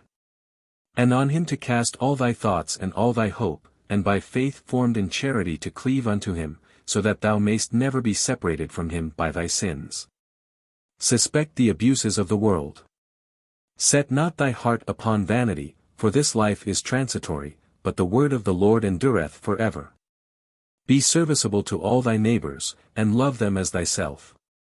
Reverence thy preceptors, shun the conversation of those whom thou desirest not to resemble, and receive not in vain the graces which God hath bestowed upon thee. And, when thou shalt see that thou hast attained to all the knowledge that is to be acquired in that part, return unto me, that I may see thee and give thee my blessing before I die. My son, the peace and grace of our Lord be with thee. Amen. Thy father Gargantua. From Utopia, the 17th day of the month of March. These letters being received and read, Pantagruel plucked up his heart, took a fresh courage to him, and was inflamed with a desire to profit in his studies more than ever, so that if you had seen him, how he took pains, and how he advanced in learning, you would have said that the vivacity of his spirit amidst the books was like a great fire amongst dry wood, so active it was, vigorous and indefatigable. Chapter 9. How Pantagruel found Panurge, whom he loved all his lifetime. One day, as Pantagruel was taking a walk without the city, towards St. Anthony's Abbey, discoursing and philosophating with his own servants and some other scholars, he met with a young man of very comely stature and surpassing handsome in all the lineaments of his body, but in several parts thereof most pitifully wounded. In such bad equipage in matter of his apparel, which was but tatters and rags, and every way so far out of order that he seemed to have been fighting with mastiff dogs, from whose fury he had made an escape. Or to say better, he looked, in the condition wherein he then was, like an apple-gatherer of the country of Perche. As far off as Pantagruel saw him, he said to those that stood by, Do you see that man there, who is coming hither upon the road from Charenton Bridge? By my faith, he is only poor in fortune. For I may assure you that by his physiognomy it appeareth that nature hath extracted him from some rich and noble race, and that too much curiosity hath thrown him upon adventures which possibly have reduced him to this indigence, want, and penury. Now as he was just amongst them, Pantagruel said unto him, Let me entreat you, friend, that you may be pleased to stop here a little and answer me to that which I shall ask you, and I am confident you will not think your time ill-bestowed. For I have an extreme desire, according to my ability, to give you some supply in this distress wherein I see you are, because I do very much commiserate your case, which truly moves me to great pity. Therefore, my friend, tell me who you are. Whence you come, whither you go, what you desire, and what your name is. The companion answered him in the German. The first edition reads, Dutch, tongue, thus. Junker, Gott geb uk glück und heil. Verwer, lieber Junker, ich las uk wissen, dass de Michigan von fragt, ist ein arm und erbarmlich Ding, und wer darvan zu sagen, welches uk verdrussig zu hören, und mir zu erzählen wer. Why will die po ten Oratoren vorzeiten haben gesagt in ihren Sprüchen und Sentenzen, das die Gedächtnis de Elends und Armuth vorlingster Litten ist ein Grosslust. My friend, said Pantagruel, I have no skill in that gibberish of yours, therefore, if you would have us to understand you, speak to us in some other language. Then did the droll answer him thus. Alberildum got fano dekman brin alabo dordio falbroth ringwam albaras. Neen portsatican al mucatin milko prin alelman en thoth dalhaban en suum. Cut him al dum alcadim nim broth dichoth porth min mikais im endoth, pruch dalmasulum hol moth danfrihim lapaldas in voldmoth. Neen her diavost narbadim dalgausch palfrapin dutch im scoth pruch galeth dal shinan, min falkrich al conan bratavin doth dal prin. Do you understand none of this? Said Pantagruel to the company. I believe, said Epistman, that this is the language of the antipodes, and such a hard one that the devil himself knows not what to make of it. Then said Pantagruel, Gossip, I know not if the walls do comprehend the meaning of your words, but none of us here doth so much as understand one syllable of them. Then said my blade again. Signor mio, voi vidit per esempio, che la cornamusa non suona mai, sla non ha il ventre pieno. Cosi io paramenti non sic sapre contar la mia fortune, esse prima il tribulato ventre non ha la solita refession. Al quali e adviso che lo mani et li denti habiano perso il loro ordine naturality del tutto anicolati. To which Epistman answered, as much of the one as of the other, and nothing of either. Then said Panurge. Lord, if you be so virtuous of intelligence as you be naturally relieved to the body, you should have pity of me. For nature hath made us equal, but fortune hath some exalted and others deprived. Nevertheless is virtue often deprived and the virtuous men despised, for before the last end none is good. The following is the passage as it stands in the first edition. Urquhart seems to have rendered Rabelais indifferent English into worse Scotch, and this, with probably the use of contractions in his MS, or the oddness of handwriting which he owns to in his Logopandictesian, page 419, mate. Club. Edit. Has led to a chaotic jumble, which it is nearly impossible to reduce to order. Instead of any attempt to do so, it is here given verbatim, lard gestol besua virtuous intelligence, assi body scalbus natural reloth cholb sold osum pedi have. For natur has vis equally made bot fortune some exadi hessa and doyus deprevit, non yelis ivis malvertius deprevit, and virtuous men decrevis for an ye ladeness non quid. Here is a morsel for critical ingenuity to fix its teeth in. M. Yet less, said Pantagruel. Then said my jolly Panurge. Jonah andi guausa gausi etten beharda a remedio behard versala is Irlanda. Anbat es otoi es nasu necessust gure proposition ordine den. Non isina beta faciria agabe gen heresy badia sedasa neura asha. Aaron hondavan gwald sidasu nadasuna. Estu usik eg vinen sauri hien darstura egi harm. Genicoa placer vadu. Are you there, said Eudaemon, Genicoa?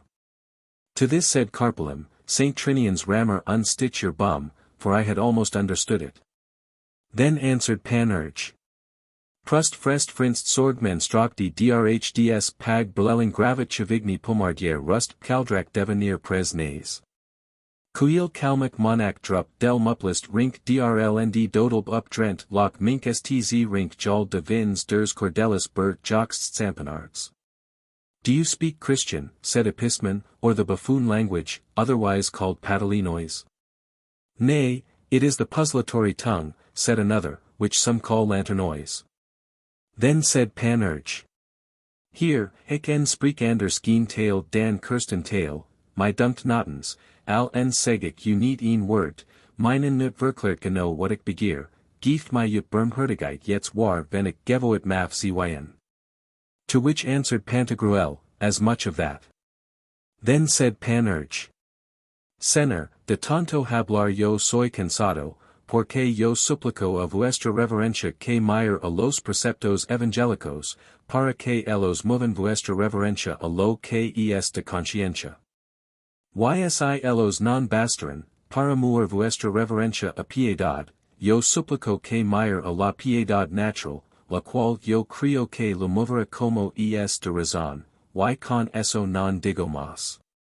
Truly, my friend, said Pantagruel, I doubt not but you can speak divers languages, but tell us that which you would have us to do for you in some tongue which you conceive we may understand. Then said the companion. Min Harry, endog ieg med ingen tunge tallied, lightsome bairn, oc uskalage creature, mein kletterban oc mit legums majored utilizer alajul klarlig huad ting mig best behalf joris.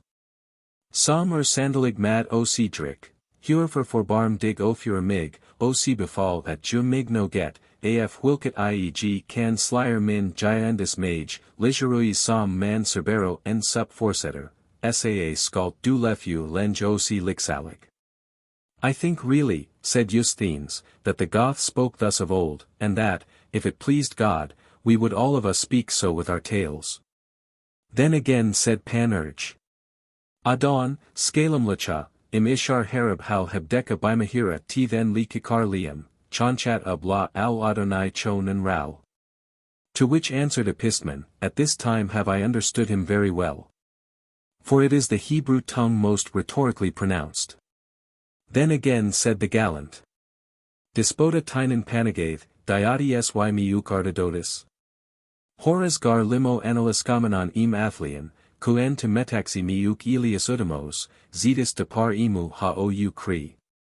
Ko homos philologi pants homologusi tot logos te ko remata parita hipparchen, hopot pragma afto posi delon esti.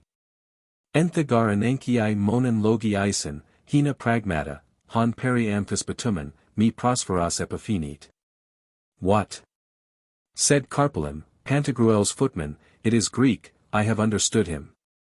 And how? Hast thou dwelt any while in Greece? Then said the droll again. Ago nu don't ausis vu distagnas algora, nu den feroz amist vu meris ton ulbru, fusks vubrol tant brediges mepreten dengelhaust, degues non cropis fost pardoniflist nugru.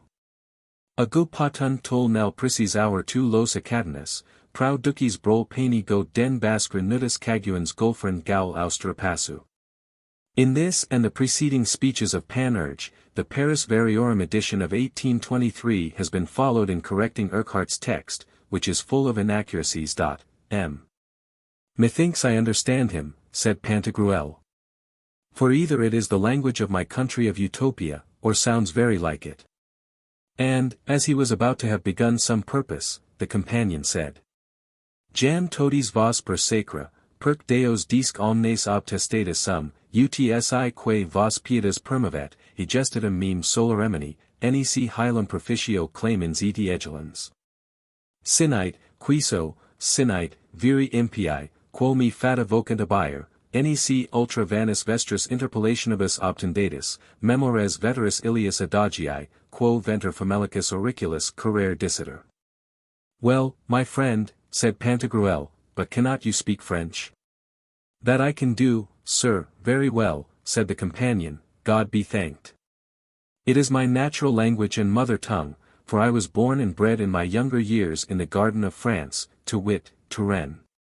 Then, said Pantagruel, tell us what is your name, and from whence you are come.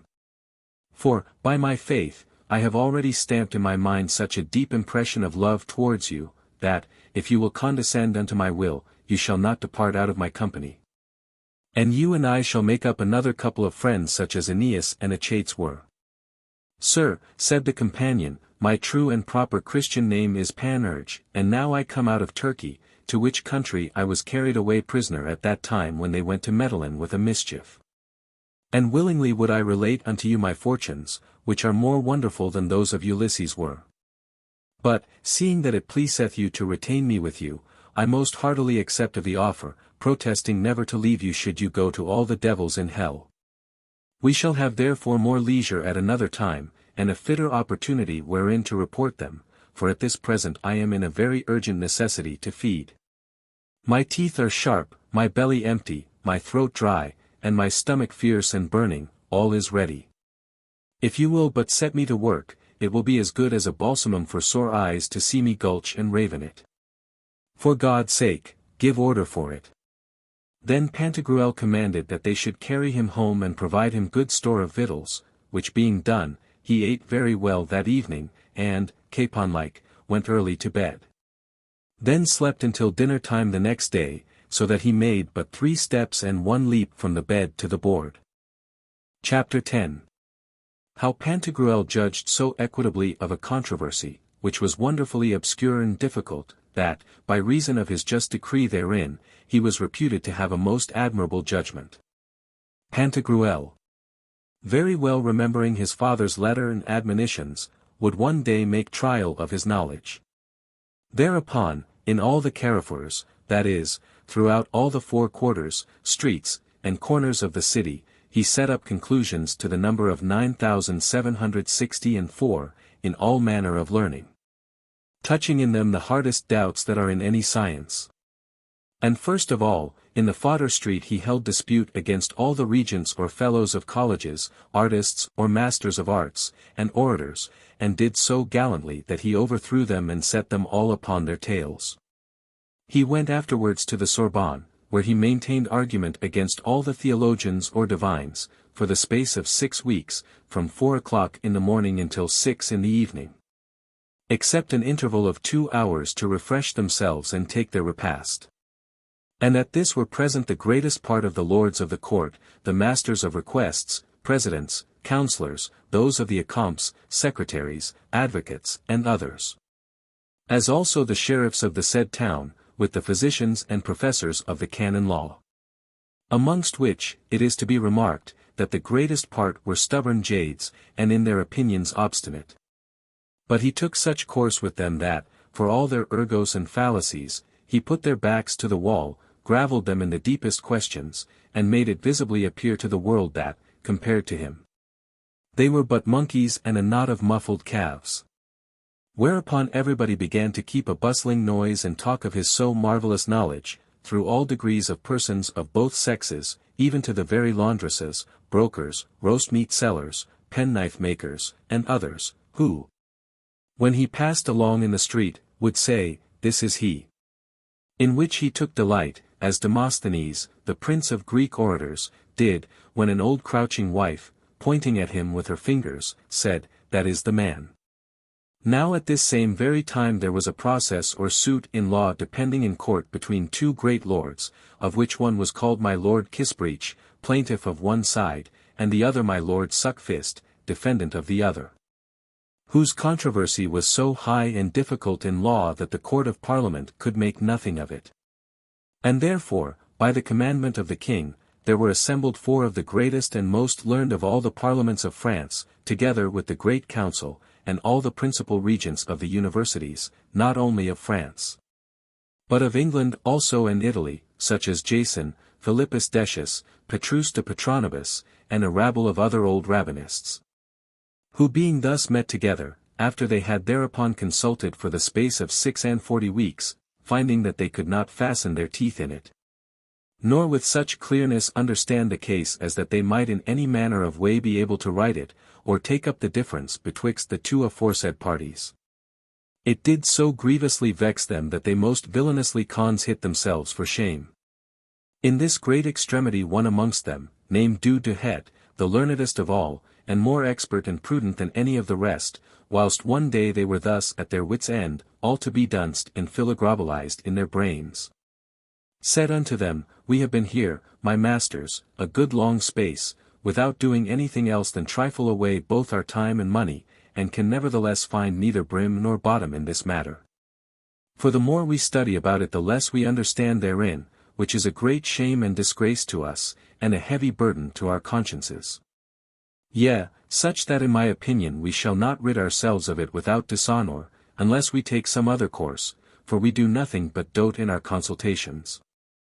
See, therefore, what I have thought upon. You have heard much talking of that worthy personage named Master Pantagruel, who hath been found to be learned above the capacity of this present age, by the proofs he gave in those great disputations which he held publicly against all men.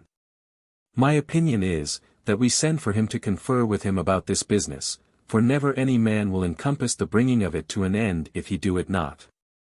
Hereunto all the counsellors and doctors willingly agreed, and according to that their result having instantly sent for him, they entreated him to be pleased to canvass the process and sift it thoroughly, that, after a deep search and narrow examination of all the points thereof, he might forthwith make the report unto them such as he shall think good and true and legal knowledge. To this effect they delivered into his hands the bags wherein were the writs and pancarts concerning that suit, which for bulk and weight were almost enough to lade 4 great quillard or stoned asses. But Pantagruel said unto them, Are the 2 lords between whom this debate and process is yet living? It was answered him, Yes. To what a devil, then, said he, serve so many paltry heaps and bundles of papers and copies which you give me? Is it not better to hear their controversy from their own mouths whilst they are face to face before us, than to read these vile fopperies, which are nothing but trumperies, deceits, diabolical cousin,ages of Sepla, pernicious slights and subversions of equity? For I am sure that you, and all those through whose hands this process has passed, have by your devices added what you could to it pro et contra in such sort that, although their difference perhaps was clear and easy enough to determine at first, you have obscured it and made it more intricate by the frivolous, sottish, unreasonable, and foolish reasons and opinions of Accursius, Baldus, Bartolus, De Castro, De Imola, Hippolytus, Panormo, Burdekin, Alexander, Curtius, and those other old mastiffs, who never understood the least law of the Pandects, they being but mere blockheads and great tithe calves, ignorant of all that which was needful for the understanding of the laws. For, as it is most certain, they had not the knowledge either of the Greek or Latin tongue, but only of the Gothic and Barbarian. The laws, nevertheless, were first taken from the Greeks, according to the testimony of Ulpian, L. Poster.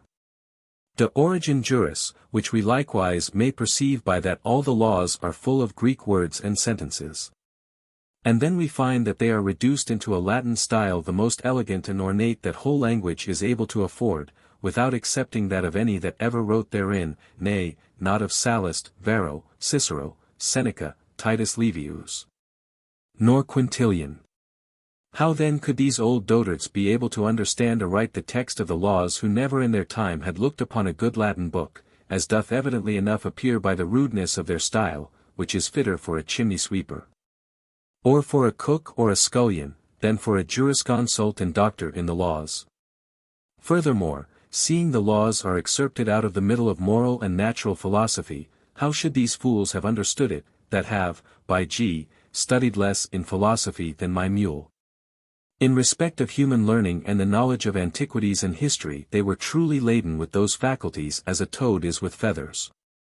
And yet of all this the laws are so full that without it they cannot be understood, as I intend more fully to show unto you in a peculiar treatise which on that purpose I am about to publish. Therefore, if you will that I take any meddling in this process, first cause all these papers to be burnt.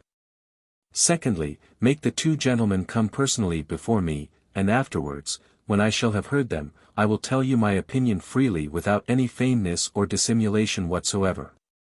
Some amongst them did contradict this motion, as you know that in all companies there are more fools than wise men, and that the greater part always surmounts the better, as saith Titus Livius in speaking of the Carthaginians. But the foresaid Du Duhet held the contrary opinion, maintaining that Pantagruel had said well, and what was right, in affirming that these records, bills of inquest, replies, rejoinders, exceptions, depositions, and other such diableries of truth-entangling writs, were but engines wherewith to overthrow justice and unnecessarily to prolong such suits as did depend before them. And that, therefore, the devil would carry them all away to hell if they did not take another course and proceeded not in times coming according to the prescripts of evangelical and philosophical equity. In fine, all the papers were burnt, and the two gentlemen summoned and personally convent. At whose appearance before the court Pantagruel said unto them, Are you they that have this great difference betwixt you? Yes, my lord, said they. Which of you, said Pantagruel, is the plaintiff? It is I, said my lord Kissbreech. Go to, then, my friend, said he, and relate your matter unto me from point to point, according to the real truth, or else, by cock's body, if I find you to lie so much as in one word, I will make you shorter by the head. And take it from off your shoulders to show others by your example that in justice and judgment men ought to speak nothing but the truth. Therefore take heed you do not add nor impair anything in the narration of your case. Begin. Chapter 11. How the lords of Kissbreech and Suckfist did plead before Pantagruel without an attorney. Then began Kissbreech in manner as followeth. My lord, it is true that a good woman of my house carried eggs to the market to sell. Be covered, Kissbreech, said Pantagruel. Thanks to you, my lord, said the Lord Kissbreech, but to the purpose. There passed betwixt the two tropics the sum of threepence towards the zenith and a halfpenny, forasmuch as the Riphean mountains had been that year oppressed with a great sterility of counterfeit gudgeons and shows without substance. By means of the babbling tattle and fond fib seditiously raised between the gibble-gabblers and accursion gibberish-mongers for the rebellion of the Switzers, who had assembled themselves to the full number of the Bumbies and Myrmidons to go a hansel getting on the first day of the new year. At that very time when they give brews to the oxen and deliver the key of the coals to the country girls for serving in of the oats to the dogs. All the night long they did nothing else, keeping their hands still upon the pot, but dispatch, both on foot and horseback, leaden-sealed writs or letters, to wit, papal commissions commonly called bulls, to stop the boats. For the tailors and seamsters would have made of the stolen shreds and clippings a goodly sag-butt to cover the face of the ocean, which then was great with child of a potful of cabbage, according to the opinion of the hay-bundle makers. But the physicians said that by the urine they could discern no manifest sign of the bustard's pace, nor how to eat double-tongued mattocks with mustard, unless the lords and gentlemen of the court should be pleased to give by B.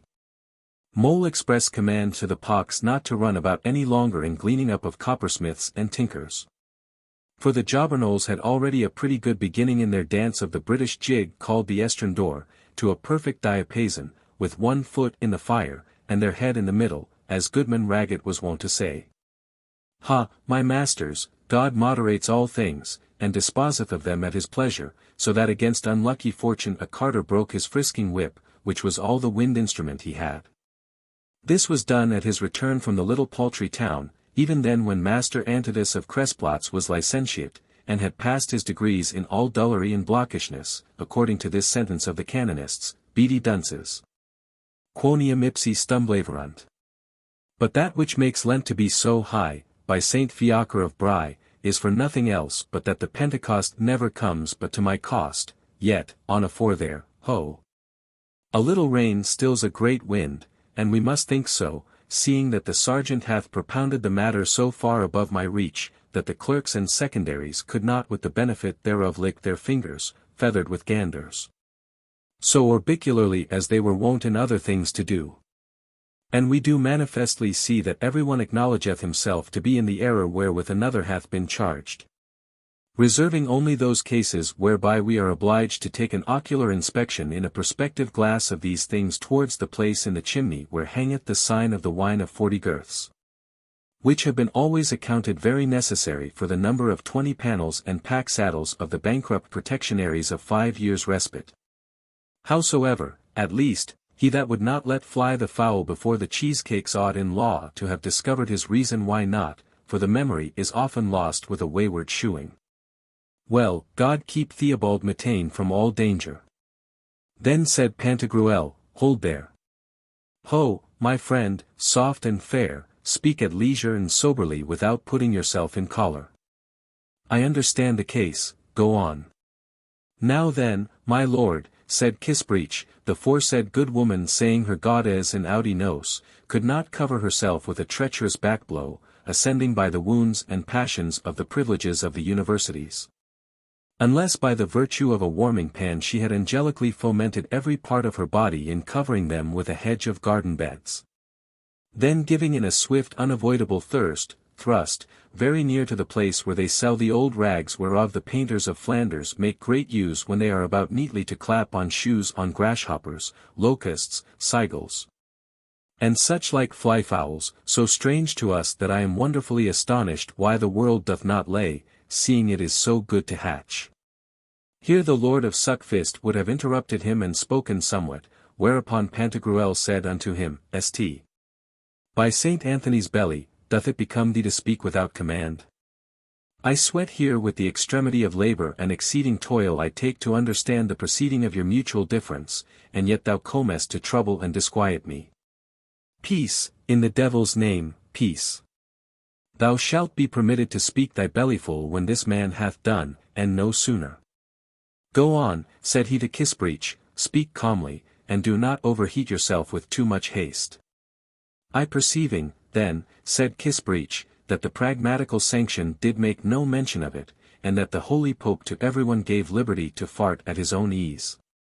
If that the blankets had no streaks wherein the lyres were to be crossed with a ruffian-like crew, and, the rainbow being newly sharpened at Milan to bring forth larks, gave his full consent that the good woman should tread down the heel of the hip-gut pangs, by virtue of a solemn protestation put in by the little testiculated Recodstead fishes, which, to tell the truth, were at that time very necessary for understanding the syntax and construction of old boots.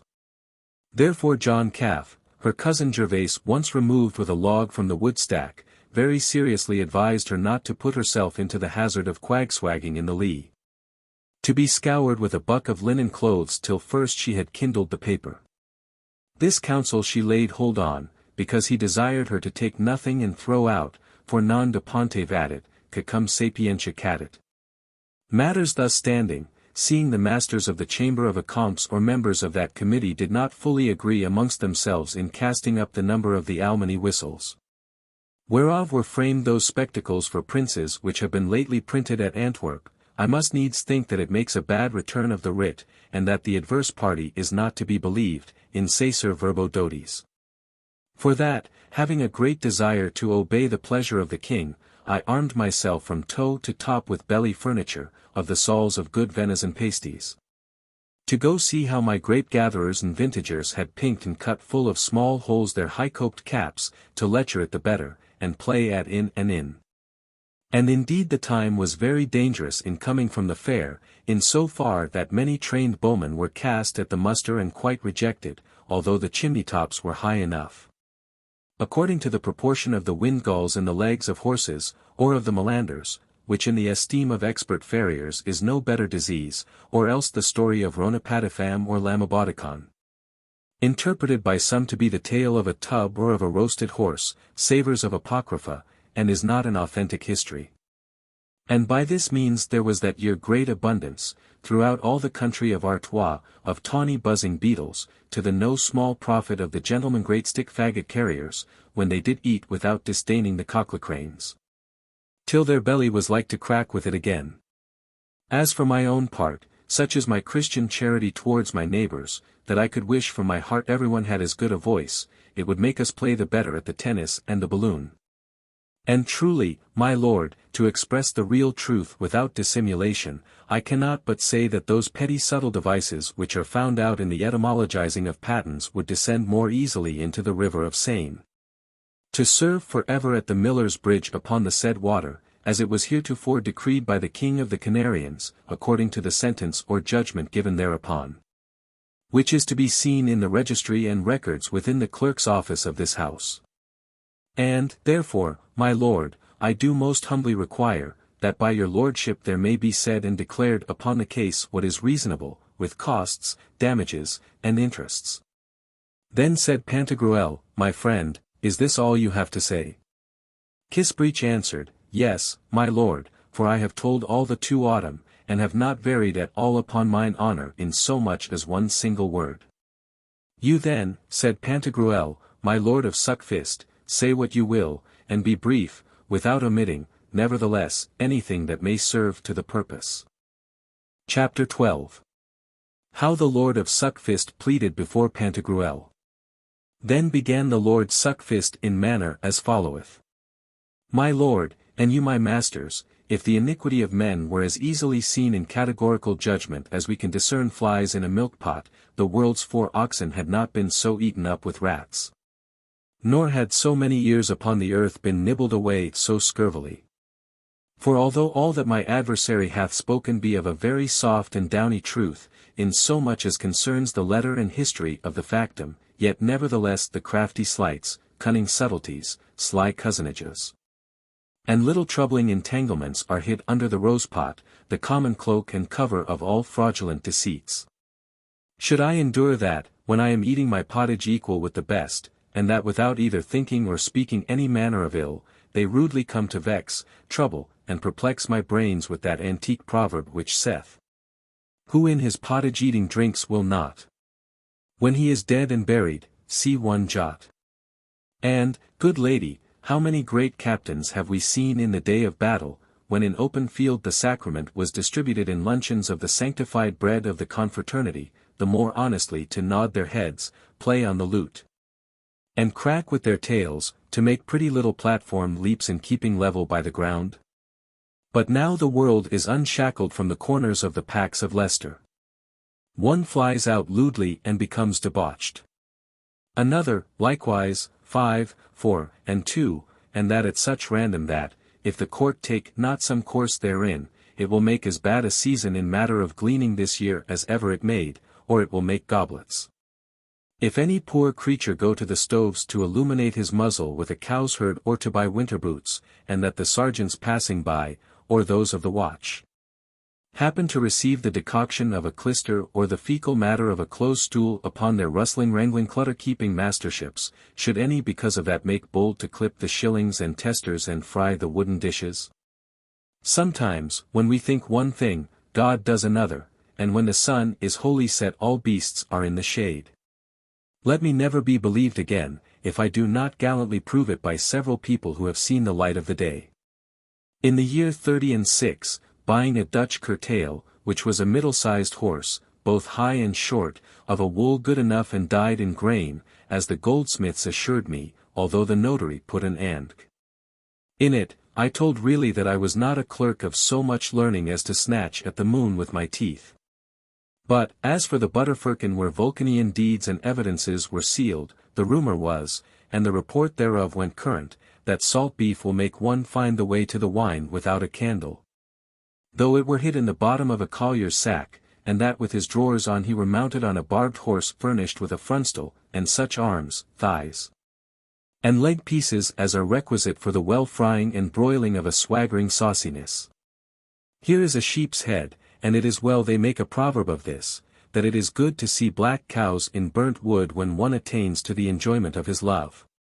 I had a consultation upon this point with my masters the clerks, who for resolution concluded in Fry's summarum that there is nothing like to mowing in the summer, and sweeping clean away in water, well garnished with paper, ink, pens, and pen-knives. Of lions upon the river of Rhone, dollopim dollopov, terabin terabas, tut, prut, pish. For, incontinently after that armour begins to smell of garlic, the rust will go near to eat the liver, not of him that wears it, and then do they nothing else but withstand others' courses, and rhinectly set up their bristles gainst one another, in lightly passing over their afternoon sleep, and this is that which mocketh salt so dear.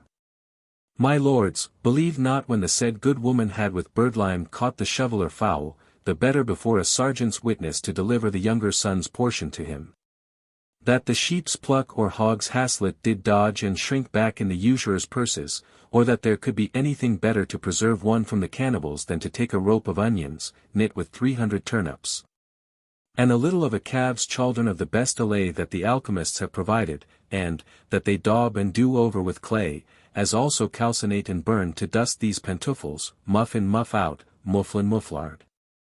With the fine sauce of the juice of the rabble rout, whilst they hide themselves in some petty moldreful, saving always the little slices of bacon. Now, if the dice will not favour you with any other throw but M's ace and the chance of 3 at the great end, mark well the ace, then take me your dame, settle her in a corner of the bed, and whisk me her up drillatrill, there. Turalura la la. Which when you have done, take a hearty draught of the best, despicando granavilibus, in despite of the frogs, whose fair coarse bebuskin stockings shall be set apart for the little green geese or mewed goslings, which, fattened in a coop, take delight to sport themselves at the wagtail game, waiting for the beating of the metal and heating of the wax by the slavering drivellers of consolation. Very true it is, that the 4 oxen which are in debate, and whereof mention was made, were somewhat short in memory. Nevertheless, to understand the game aright, they feared neither the cormorant nor mallard of Savoy, which put the good people of my country in great hope that their children sometime should become very skilful in algorism. Therefore is it, that by a law rubric and special sentence thereof, that we cannot fail to take the wolf if we make our hedges higher than the windmill, whereof somewhat was spoken by the plaintiff. But the great devil did envy it, and by that means put the high duchess far behind, who played the devils in swilling down and tippling at the good liquor, trink, main her, trink. By 2 of my table-men in the corner point I have gained the lurch. For it is not probable, nor is there any appearance of truth in this saying, that at Paris upon a little bridge the hen is proportionable, and were they as copped and high-crested as marsh whoops. If veritably they did not sacrifice the printer's puppet-balls at Moreb, with a new edge set upon them by text letters or those of a swift-writing hand, it is all one to me, so that the headband of the book breed not moths or worms in it. And put the case that, at the coupling together of the buckhounds, the little puppies shall have waxed proud before the notary could have given an account of the serving of his writ by the cabalistic art, it will necessarily follow, under correction of the better judgment of the court, that 6 acres of meadow ground of the greatest breadth will make 3 butts of fine ink, without paying ready money. Considering that, at the funeral of King Charles, we might have had the fathom in open market for 1 and 2, that is, deuce ace. This I may affirm with a safe conscience, upon my oath of wool. And I see ordinarily in all good bagpipes, that, when they go to the counterfeiting of the chirping of small birds, by swinging a broom 3 times about a chimney, and putting his name upon record, they do nothing but bend a crossbow backwards, and wind a horn, if perhaps it be too hot, and that, by making it fast to a rope he was to draw, immediately after the sight of the letters, the cows were restored to him. Such another sentence after the homeliest manner was pronounced in the 17th year, because of the bad government of Lausfugeraus, whereunto it may please the court to have regard. I desire to be rightly understood. For truly, I say not but that in all equity, and with an upright conscience, those may very well be dispossessed who drink holy water as one would do a weaver's shuttle, whereof suppositories are made to those that will not resign. But on the terms of ell and tell and giving of one thing for another. Tunc, my lords, quid juris pro minoribus? For the common custom of the Salic law is such, that the first incendiary or firebrand of sedition that flays the cow and wipes his nose in a full concert of music without blowing in the cobbler's stitches, should in the time of the nightmare sublimate the penury of his member by moss gathered when people are like to founder themselves at the mess at midnight.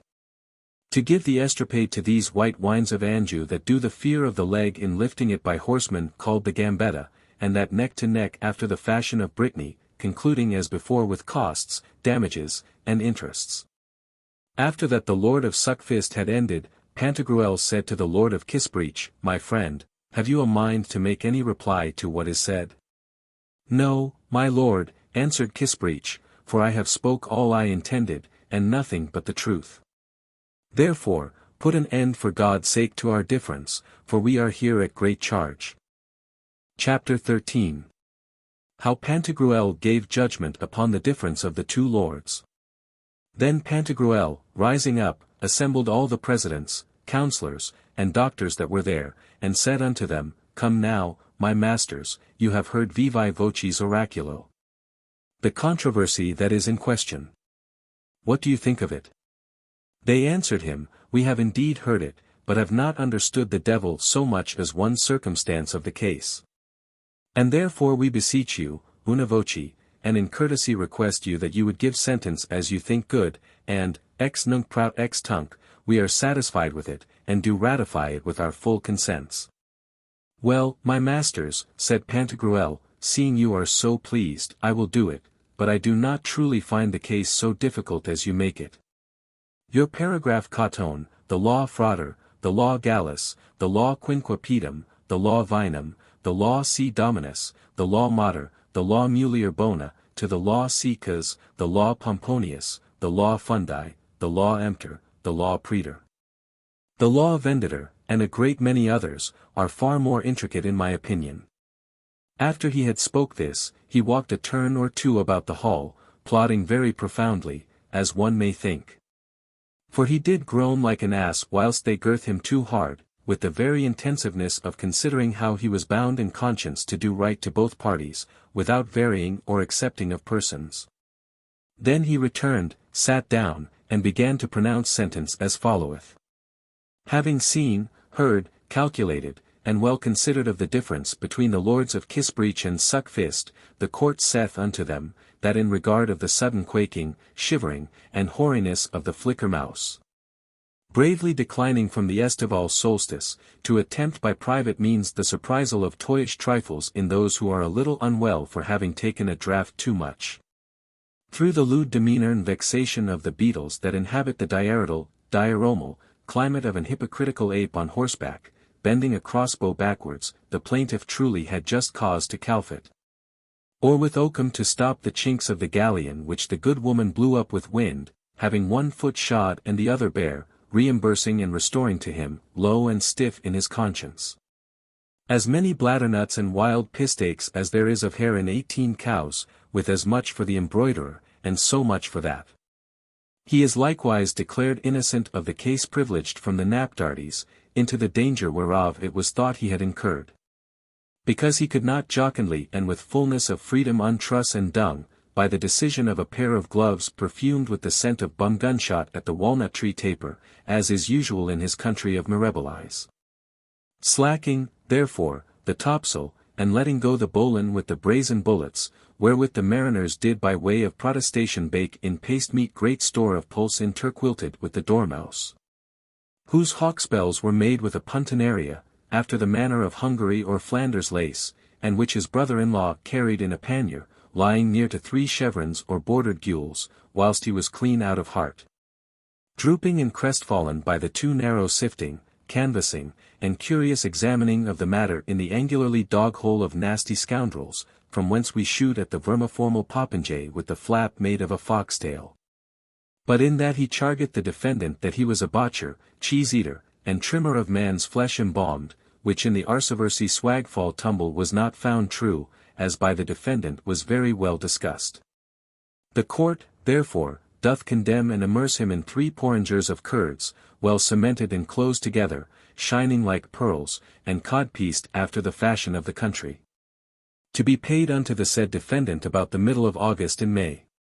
But, on the other part, the defendant shall be bound to furnish him with hay and stubble for stopping the caltrops of his throat, troubled and impulregifized, with gabardines garbled shufflingly, and friends as before, without costs and for cause. Which sentence being pronounced, the 2 parties departed both contented with the decree, which was a thing almost incredible. For it never came to pass since the great reign, nor shall the like occur in 13 jubilees hereafter, that 2 parties contradictorily contending in judgment be equally satisfied and well pleased with the definitive sentence.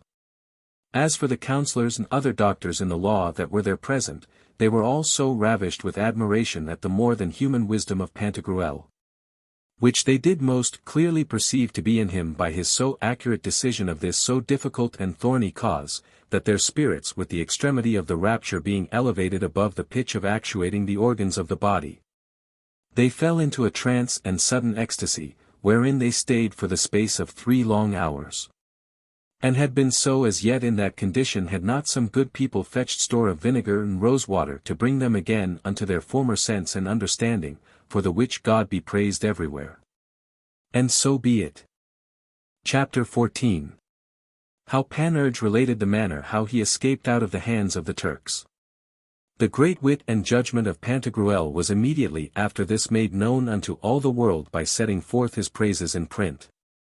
And putting upon record this late wonderful proof he hath given thereof amongst the rolls of the crown and registers of the palace, in such sort that everybody began to say that Solomon, who by a probable guess only, without any further certainty, caused the child to be delivered to its own mother, showed never in his time such a masterpiece of wisdom as the good Pantagruel hath done. Happy are we, therefore, that have him in our country. And indeed they would have made him thereupon master of the requests and president in the court, but he refused all, very graciously thanking them for their offer. For, said he, there is too much slavery in these offices, and very hardly can they be saved that do exercise them, considering the great corruption that is amongst men. Which makes me believe, if the empty seats of angels be not filled with other kind of people than those, we shall not have the final judgment these 7,067 jubilees yet to come. And so Cusanus will be deceived in his conjecture. Remember that I have told you of it, and given you fair advertisement in time and place convenient. But if you have any hogsheads of good wine, I willingly will accept of a present of that. Which they very heartily did do, in sending him of the best that was in the city, and he drank reasonably well, but poor Panurge bibbed and boused of it most villainously, for he was as dry as a red herring, as lean as a rake, and, like a poor, lank, slender cat, walked gingerly as if he had trod upon eggs. So that by someone being admonished, in the midst of his draught of a large deep bowl full of excellent claret with these words, fair and softly, gossip, you suck up as if you were mad, I give thee to the devil, said he. Thou hast not found here thy little tippling sippers of Paris, that drink no more than the little bird called a spink or chaffinch, and never taken their beakful of liquor till they be bobbed on the tails after the manner of the sparrows. O companion! If I could mount up as well as I can get down, I had been long ere this above the sphere of the moon with Empedocles. But I cannot tell what a devil this means. This wine is so good and delicious, that the more I drink thereof the more I am athirst. I believe that the shadow of my master Pantagruel engendereth the altered and thirsty men, as the moon doth the catarrhs and defluxions. At which word the company began to laugh, which Pantagruel perceiving, said, Panurge, what is that which moves you to laugh so? Sir, said he, I was telling them that these devilish Turks are very unhappy in that they never drink one drop of wine, and that though there were no other harm in all Mahomet's Alcoran, yet for this one base point of abstinence from wine which therein is commanded, I would not submit myself unto their law. But now tell me, said Pantagruel, how you escaped out of their hands. By G, sir, said Panurge, I will not lie to you in one word. The rascally Turks had broached me upon a spit all larded like a rabbit, for I was so dry and meagre that otherwise of my flesh they would have made but very bad meat, and in this manner began to roast me alive. As they were thus roasting me, I recommended myself unto the divine grace, having in my mind the good Saint Lawrence, and always hoped in God that he would deliver me out of this torment. Which came to pass, and that very strangely. For as I did commit myself with all my heart unto God, crying, Lord God, help me. Lord God, save me. Lord God, take me out of this pain and hellish torture, wherein these traitorous dogs detain me for my sincerity in the maintenance of thy law. The roaster or turnspit fell asleep by the divine will, or else by the virtue of some good Mercury, who cunningly brought Argus into a sleep for all his 100 eyes. When I saw that he did no longer turn me in roasting, I looked upon him, and perceived that he was fast asleep. Then took I up in my teeth a firebrand by the end where it was not burnt, and cast it into the lap of my roaster, and another did I throw as well as I could under a field couch that was placed near to the chimney, wherein was the straw bed of my master turnspit. Presently the fire took hold in the straw, and from the straw to the bed, and from the bed to the loft, which was planked and sealed with fur, after the fashion of the foot of a lamp. But the best was, that the fire which I had cast into the lap of my paltry roaster burnt all his groin, and was beginning to seize, upon his colions, when he became sensible of the danger. For his smelling was not so bad but that he felt it sooner than he could have seen daylight. Then suddenly getting up, and in a great amazement running to the window, he cried out to the streets as high as he could, Dal Baroth, Dal Baroth, Dal Baroth, which is as much to say as fire, fire, fire. Incontinently turning about, he came straight towards me to throw me quite into the fire, and to that effect had already cut the ropes wherewith my hands were tied, and was undoing the cords from off my feet. When the master of the house hearing him cry fire, and smelling the smoke from the very street where he was walking with some other Bashars and Mustafas, ran with all the speed he had to save what he could, and to carry away his jewels. Yet such was his rage, before he could well resolve how to go about it, that he caught the brooch whereon I was spitted and therewith killed my roaster stark dead, of which wound he died there for want of government or otherwise. For he ran him in with the spit a little above the navel, towards the right flank, till he pierced the third lappet of his liver, and the blow slanting upwards from the midriff or diaphragm, through which it had made penetration.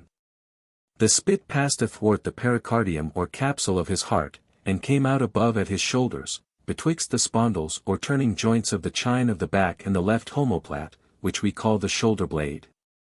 True it is, for I will not lie, that, in drawing the spit out of my body I fell to the ground near unto the andirons, and so by the fall took some hurt, which indeed had been greater, but that the lardons, or little slices of bacon wherewith I was stuck, kept off the blow.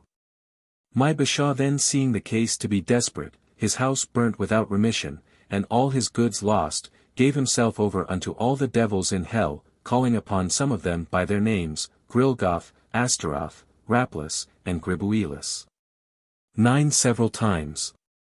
Which when I saw, I had above 6 worth of fear, dreading that the devils would come even then to carry away this fool, and, seeing me so near him, would perhaps snatch me up too. I am already, thought I, half roasted, and my lardons will be the cause of my mischief. For these devils are very liquorous of lardons, according to the authority which you have of the philosopher Jamblichus, and Mermalt, in the Apology of Basudis, adulterated pro magistros nostros. But for my better security I made the sign of the cross, crying, Hagios, Athanatos, Ho Theos, and none came. At which my rogue Bashaw being very much aggrieved would, in transpiercing his heart with my spit, have killed himself, and to that purpose had set it against his breast, but it could not enter, because it was not sharp enough. Whereupon I perceiving that he was not like to work upon his body the effect which he intended, although he did not spare all the force he had to thrust it forward, came up to him and said, Master Bugrino, thou dost here but trifle away thy time. Or rashly lose it, for thou wilt never kill thyself thus as thou doest. Well, thou mayst hurt or bruise somewhat within thee, so as to make thee languish all thy lifetime most pitifully amongst the hands of the chirurgeons. But if thou wilt be counselled by me, I will kill thee clear outright, so that thou shalt not so much as feel it, and trust me, for I have killed a great many others, who have found themselves very well after it. Ha, my friend, said he, I prithee do so, and for thy pains I will give thee my codpiece, budget, take, here it is, there are 600 seraphs in it, and some fine diamonds and most excellent rubies. And where are they? Said Epistman. Biasty. John, said Panurge, they are a good way hence, if they always keep going. But where is the last year's snow? This was the greatest care that Villon the Parisian poet took. Make an end, said Pantagruel, that we may know how thou didst dress thy bashaw. By the faith of an honest man, said Panurge, I do not lie in one word. I swaddled him in a scurvy swaddle binding which I found lying there half burnt, and with my cords tied him roister-like both hand and foot, in such sort that he was not able to wince. Then passed my spit through his throat, and hanged him thereon, fastening the end thereof at 2 great hooks or cramp-irons, upon which they did hang their halberds. And then, kindling a fair fire under him, did flame you up my malort, as they used to do dry herrings in a chimney. With this, taking his budget and a little javelin that was upon the foresaid hooks, I ran away a fair gallop rake, and God he knows how I did smell my shoulder of mutton. When I was come down into the street, I found everybody come to put out the fire with store of water, and seeing me so half-roasted, they did naturally pity my case, and threw all their water upon me, which, by a most joyful refreshing of me, did me very much good. Then did they present me with some victuals, but I could not eat much, because they gave me nothing to drink but water after their fashion.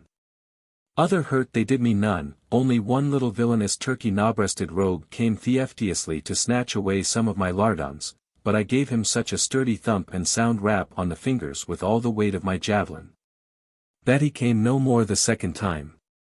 Shortly after this there came towards me a pretty young Corinthian wench, who brought me a box full of conserves, of round Marablin plums, called emblix, and looked upon my poor Robin with an eye of great compassion.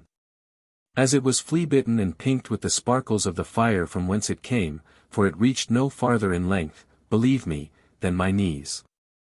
But note that this roasting cured me entirely of a sciatica, whereunto I had been subject above 7 years before, upon that side which my roaster by falling asleep suffered to be burnt. Now, whilst they were thus busy about me, the fire triumphed, never ask how. For it took hold on above 2,000 houses, which one of them being cried out, saying, By Mahum's belly, all the city is on fire, and we do nevertheless stand gazing here, without offering to make any relief. Upon this everyone ran to save his own. For my part, I took my way towards the gate. When I was got upon the nap of a little hillock not far off, I turned me about as did Lot's wife, and, looking back, saw all the city burning in a fair fire, whereat I was so glad that I had almost beshit myself for joy. But God punished me well for it. How? Said Pantagruel. Thus, said Panurge, for when with pleasure I beheld this jolly fire, jesting with myself, and saying, Ha! Poor flies, ha! Poor mice, you will have a bad winter of it this year. The fire is in your reeks, it is in your bedstraw, out come more than 6, yea, more than 1,311 dogs, great and small, altogether out of the town, flying away from the fire. At the first approach they ran all upon me, being carried on by the scent of my lecherous half-roasted flesh, and had even then devoured me in a trice. If my good angel had not well inspired me with the instruction of a remedy very sovereign against the toothache. And wherefore, said Pantagruel, wert thou afraid of the toothache or pain of the teeth? Wert thou not cured of thy rheums? By Palm Sunday, said Panurge, is there any greater pain of the teeth than when the dogs have you by the legs? But on a sudden, as my good angel directed me, I thought upon my lardons, and threw them into the midst of the field amongst them. Then did the dogs run, and fight with one another at fair teeth which should have the lardons. By this means they left me, and I left them also bustling with and harrying one another. Thus did I escape frolic and lively, gramercy roast meat and cookery. Chapter 15. How Panurge showed a very new way to build the walls of Paris. Pantagruel one day, to refresh himself of his study, went a-walking towards St. Marcel's suburbs, to see the extravagancy of the Gobelin building, and to taste of their spiced bread. Panurge was with him, having always a flagon under his gown and a good slice of a gammon of bacon. For without this he never went, saying that it was as a yeoman of the guard to him, to preserve his body from harm. Other sword carried he none. And, when Pantagruel would have given him one, he answered that he needed none, for that it would but heat his milt. Yea but, said Epistemon, if thou shouldst be set upon, how wouldst thou defend thyself? With great buskinades or broadkin blows, answered he, provided thrusts were forbidden. At their return, Panurge considered the walls of the city of Paris, and in derision said to Pantagruel, See what fair walls here are. Oh how strong they are, and well fitted to keep geese in a mew or coop to fatten them. By my beard, they are competently scurvy for such a city as this is, for a cow with one fart would go near to overthrow above 6 fathoms of them. O my friend, said Pantagruel, dost thou know what Agesilaus said when he was asked why the great city of Lacedaemon was not enclosed with walls? Lo here, said he, the walls of the city. In showing them the inhabitants and citizens thereof, so strong, so well armed, and so expert in military discipline. signifying thereby that there is no wall but of bones, and that towns and cities cannot have a surer wall nor better fortification than the prowess and virtue of the citizens and inhabitants. So is this city so strong, by the great number of warlike people that are in it, that they care not for making any other walls. Besides, whosoever would go about to wall it, as Strasbourg, Orleans, or Ferrara, would find it almost impossible, the cost and charges would be so excessive. Yea but, said Panurge, it is good, nevertheless, to have an outside of stone when we are invaded by our enemies, were it but to ask, who is below there? As for the enormous expense which you say would be needful for undertaking the great work of walling this city about, if the gentlemen of the town will be pleased to give me a good rough cup of wine, I will show them a pretty, strange, and new way. How they may build them good cheap. How? Said Pantagruel. Do not speak of it then, answered Panurge, and I will tell it you. I see that the sine quo nons, calabistris, or contrapunctums of the women of this country are better cheap than stones. Of them should the walls be built, ranging them in good symmetry by the rules of architecture, and placing the largest in the first ranks, then sloping downwards ridgewise, like the back of an ass. The middle-sized ones must be ranked next, and last of all the least and smallest. This done, there must be a fine little interlacing of them, like points of diamonds, as is to be seen in the great tower of Bourges, with a like number of the nudinudos, nilnesistandos, and stiff brackmerts, that dwell in amongst the claustral codpieces. What devil were able to overthrow such walls? There is no metal like it to resist blows, in so far that, if culverin shot should come to graze upon it, you would incontinently see distill from thence the blessed fruit of the great pox as small as rain. Beware, in the name of the devils, and hold off. Furthermore, no thunderbolt or lightning would fall upon it. For why? They are all either blessed or consecrated. I see but one inconveniency in it. Ho, ho, ha, ha, ha, said Pantagruel, and what is that? It is, that the flies would be so liquorish of them that you would wonder, and would quickly gather there together, and there leave their ordure and excretions, and so all the work would be spoiled. But see how that might be remedied, they must be wiped and made rid of the flies with fair foxtails, or great good vidazes, which are aspizels, of Provence. And to this purpose I will tell you, as we go to supper, a brave example set down by Frater Lubinus, Libro de Computationibus Mendicantium. In the time that the beasts did speak, which is not yet 3 days since, a poor lion, walking through the forest of Bure, and saying his own little private devotions, passed under a tree where there was a roguish collier gotten up to cut down wood, seeing the lion, cast his hatchet at him and wounded him enormously in one of his legs. Whereupon the lion halting, he so long toiled and turmoiled himself in roaming up and down the forest to find help, that at last he met with a carpenter, who willingly looked upon his wound, cleansed it as well as he could, and filled it with moss, telling him that he must wipe his wound well that the flies might not do their excrements in it, whilst he should go search for some yarrow or milfoil, commonly called the carpenter's herb. The lion, being thus healed, walked along in the forest at what time a sempiternus crone an old hag was picking up and gathering some sticks in the said forest, seeing the lion coming towards her, for fear fell down backwards, in such sort that the wind blew up her gown, coats, and smock, even as far as above her shoulders. Which the lion perceiving, for pity ran to see whether she had taken any hurt by the fall, and thereupon considering her how do you call it, said, O poor woman, who hath thus wounded thee? Which words when he had spoken, he espied a fox, whom he called to come to him saying, Gossip Reynard, how, hither, hither, and for cause.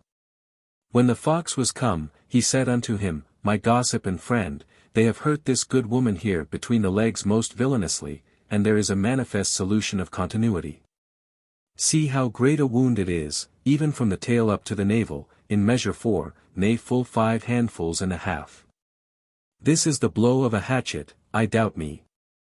It is an old wound, and therefore, that the flies may not get into it, wipe it lustily well and hard, I prithee, both within and without, thou hast a good tail, and long. Wipe, my friend, wipe, I beseech thee, and in the meanwhile I will go get some moss to put into it, for thus ought we to succor and help one another. Wipe it hard, thus, my friend. Wipe it well, for this wound must be often wiped, otherwise the party cannot be at ease. Go to, wipe well, my little gossip, wipe, God hath furnished thee with a tail, thou hast a long one, and of a bigness proportionable. Wipe hard, and be not weary. A good wiper, who, in wiping continually, wiped with his whippard, by wasps shall never be wounded. Wipe, my pretty minion, wipe, my little bully, I will not stay long. Then went he to get store of moss. And when he was a little way off, he cried out in speaking to the fox thus, Wipe well still, gossip, wipe, and let it never grieve thee to wipe well, my little gossip, I will put thee into service to be wiper to Don Pedro de Castile. Wipe, only wipe, and no more. The poor fox wiped as hard as he could, here and there, within and without. But the false old trot did so fizzle and fist that she stunk like 100 devils, which put the poor fox to a great deal of ill ease, for he knew not to what side to turn himself to escape the unsavory perfume of this old woman's postern blasts. And whilst to that effect he was shifting hither and thither, without knowing how to shun the annoyance of those unwholesome gusts, he saw that behind there was yet another hole, not so great as that which he did wipe. Out of which came this filthy and infectious air. The lion at last returned, bringing with him of moss more than 18 packs would hold, and began to put into the wound with a staff which he had provided for that purpose, and had already put in full 16 packs and a half. At which he was amazed. What a devil! Said he, this wound is very deep, it would hold above 2 cartloads of moss. The fox, perceiving this, said unto the lion, O gossip lion, my friend, I pray thee do not put in all thy moss there. Keep somewhat, for there is yet here another little hole, that stinks like 500 devils, I am almost choked with the smell thereof, it is so pestiferous and empoisoning. Thus must these walls be kept from the flies, and wages allowed to some for wiping of them. Then said Pantagruel, How dost thou know that the privy parts of women are at such a cheap rate? For in this city there are many virtuous, honest, and chaste women besides the maids. Ite ubi prenis? Said Panurge. I will give you my opinion of it, and that upon certain and assured knowledge. I do not brag that I have bumbasted 417 since I came into this city, though it be but 9 days ago. But this very morning I met with a good fellow, who, in a wallet such as Aesop's was, carried 2 little girls of 2 or 3 years old at the most, one before and the other behind. He demanded alms of me, but I made him answer that I had more cods than pence. Afterwards I asked him, Good man, these 2 girls, are they maids? Brother, said he, I have carried them thus these 2 years, and in regard of her that is before, whom I see continually, in my opinion she is a virgin, nevertheless I will not put my finger in the fire for it. As for her that is behind, doubtless I can say nothing. Indeed, said Pantagruel, thou art a gentle companion, I will have thee to be apparelled in my livery. And therefore caused him to be clothed most gallantly according to the fashion that then was, only that Panurge would have the codpiece of his breeches 3 foot long, and in shape square, not round, which was done, and was well worth the seeing. Oftentimes was he wont to say, that the world had not yet known the emolument and utility that is in wearing great codpieces, but time would one day teach it them, as all things have been invented in time. God keep from hurt, said he, the good fellow whose long codpiece or braguette hath saved his life. God keep from hurt him whose long braguette hath been worth to him in one day 169,009 crowns. God keep from hurt him who by his long braguette hath saved a whole city from dying by famine. And, by G I will make a book of the commodity of long braguettes when I shall have more leisure. And indeed he composed a fair great book with figures, but it is not printed as yet that I know of. Chapter 16. Of the qualities and conditions of Panurge. Panurge was of a middle stature, not too high nor too low, and had somewhat an aquiline nose, made like the handle of a razor.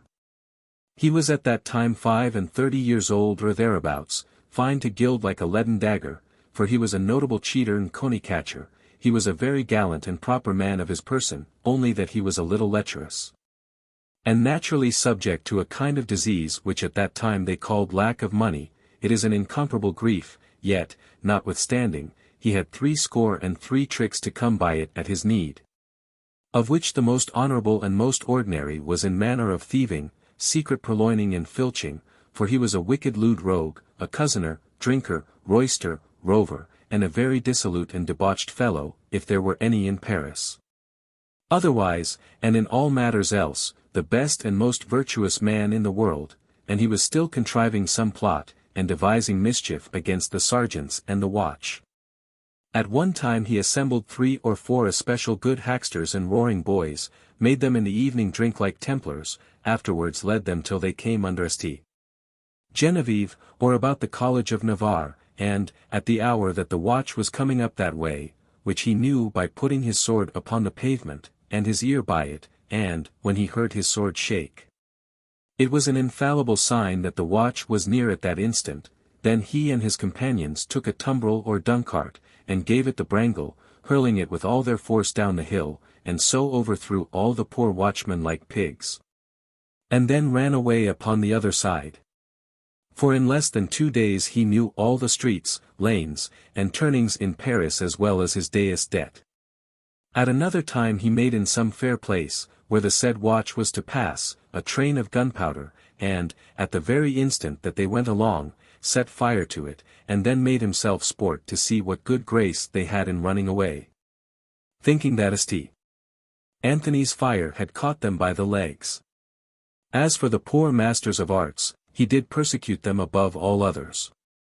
When he encountered with any of them upon the street, he would not never fail to put some trick or other upon them, sometimes putting the bit of a fried turd in their graduate hoods, at other times pinning on little foxtails or hare's ears behind them, or some such other roguish prank.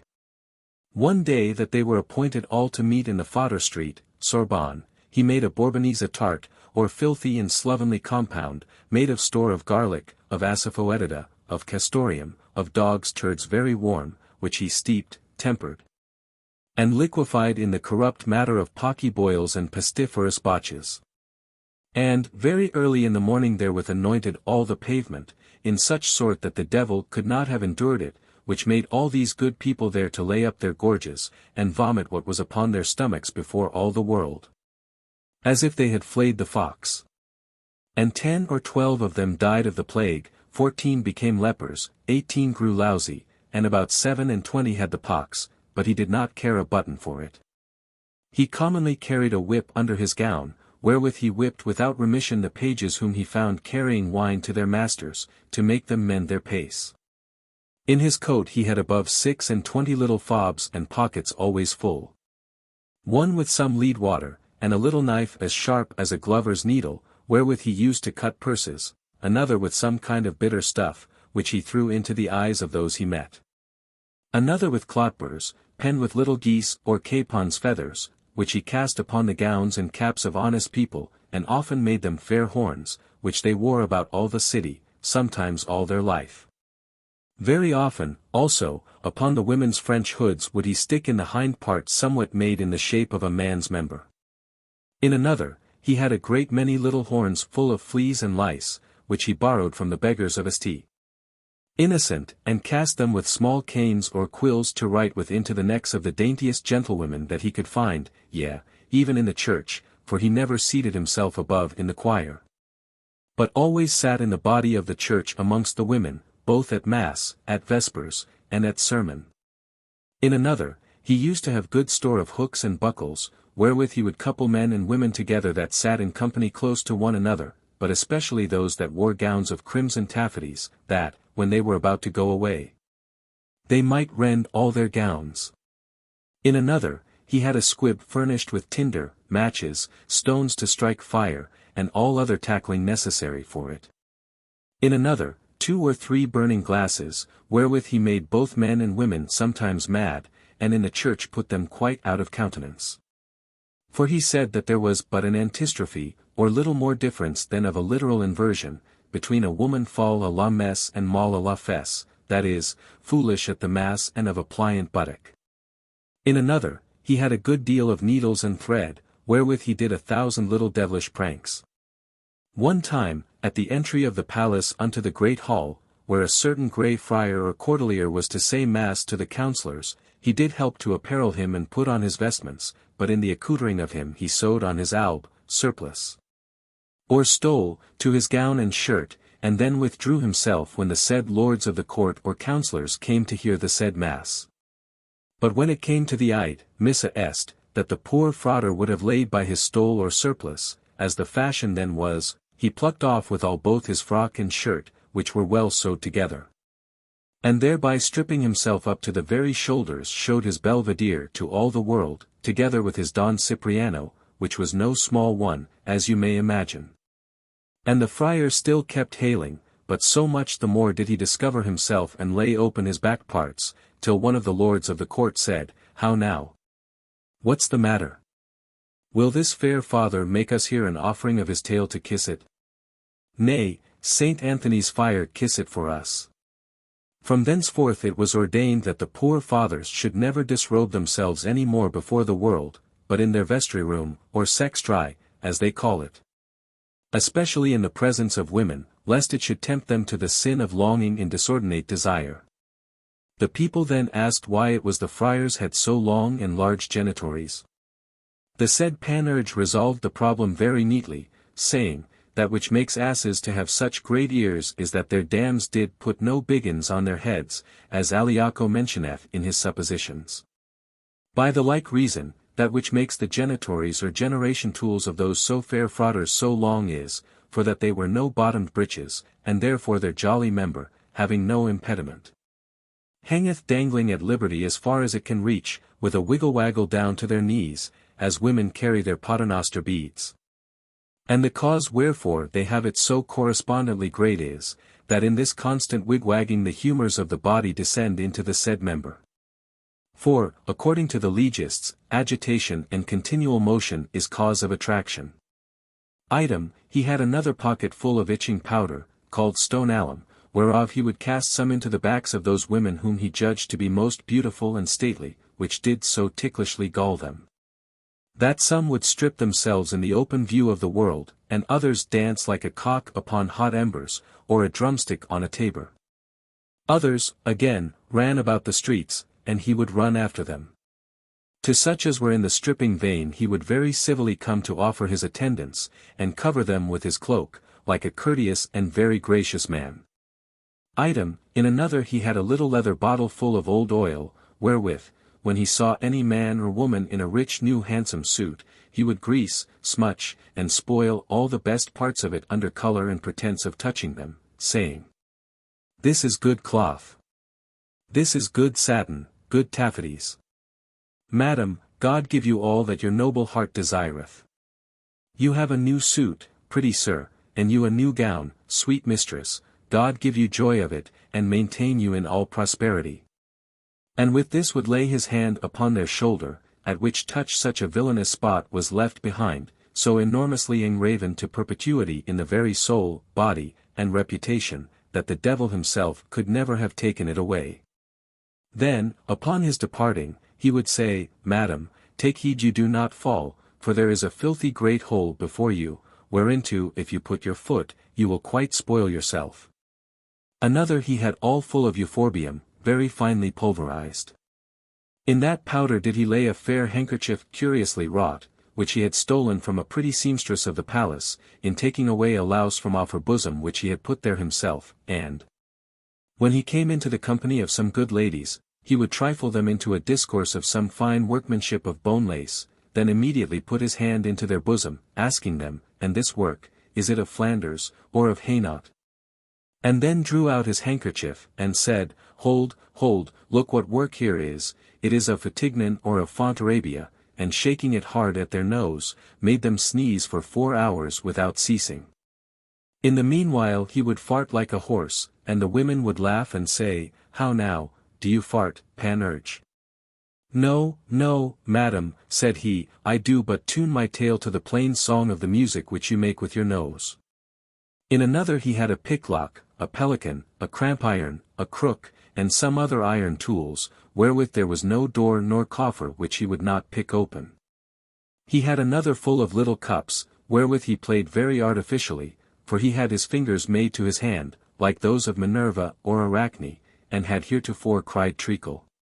And when he changed a teston, cardicu, or any other piece of money, the changer had been more subtle than a fox if Panurge had not at every time made 5 or 6 souls, that is, some 6 or 7 pence, vanish away invisibly, openly, and manifestly, without making any hurt or lesion, whereof the changer should have felt nothing but the wind.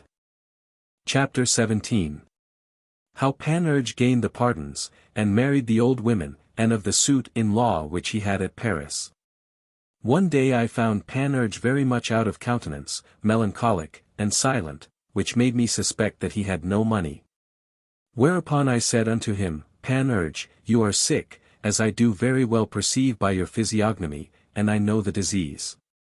You have a flux in your purse, but take no care. I have yet 7 pence halfpenny that never saw father nor mother, which shall not be wanting, no more than the pox, in your necessity. Whereunto he answered me, Well, well. For money one day I shall have but too much, for I have a philosopher's stone which attracts money out of men's purses as the adamant doth iron. But will you go with me to gain the pardons? Said he. By my faith, said I am no great pardon taker in this world, if I shall be any such in the other, I cannot tell, yet let us go, in God's name, it is but 1 farthing more or less. But, said he, lend me then a farthing upon interest. No, no, said I. I will give it you freely, and from my heart. Grates vobis dominos, said he. So we went along, beginning at St. Gervas, and I got the pardons at the first box only, for in those matters very little contenteth me. Then did I say my small suffrages and the prayers of St. Bridget, but he gained them all at the boxes, and always gave money to every one of the pardoners. From thence we went to Our Lady's Church, to St. John's, to St. Anthony's, and so to the other churches, where there was a bank, of pardons. For my part, I gained no more of them, but he at all the boxes kissed the relics, and gave at every one. To be brief, when we were returned, he brought me to drink at the Castle Tavern, and there showed me 10 or 12 of his little bags full of money, at which I blessed myself, and made the sign of the cross, saying, Where have you recovered so much money in so little time? Unto which he answered me that he had taken it out of the basins of the pardons. For in giving them the first farthing, said he, I put it in with such sleight of hand and so dexterously that it appeared to be a 3d. Thus with one hand I took 3d, 9 pence, or 6 pence at the least, and with the other as much, and so through all the churches where we have been. Yea but, said I, you damn yourself like a snake, and are withal a thief and sacrilegious person. True, said he, in your opinion, but I am not of that mind.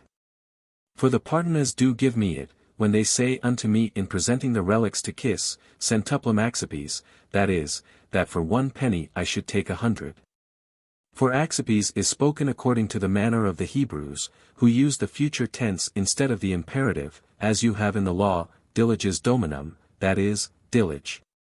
Even so, when the pardon-bearer says to me, centuplum accipes, his meaning is, centuplum accipi, and so doth Rabbi Chaimi and Rabbi Aben Ezra expound it, and all the Masorets, edi ibi Bartholus.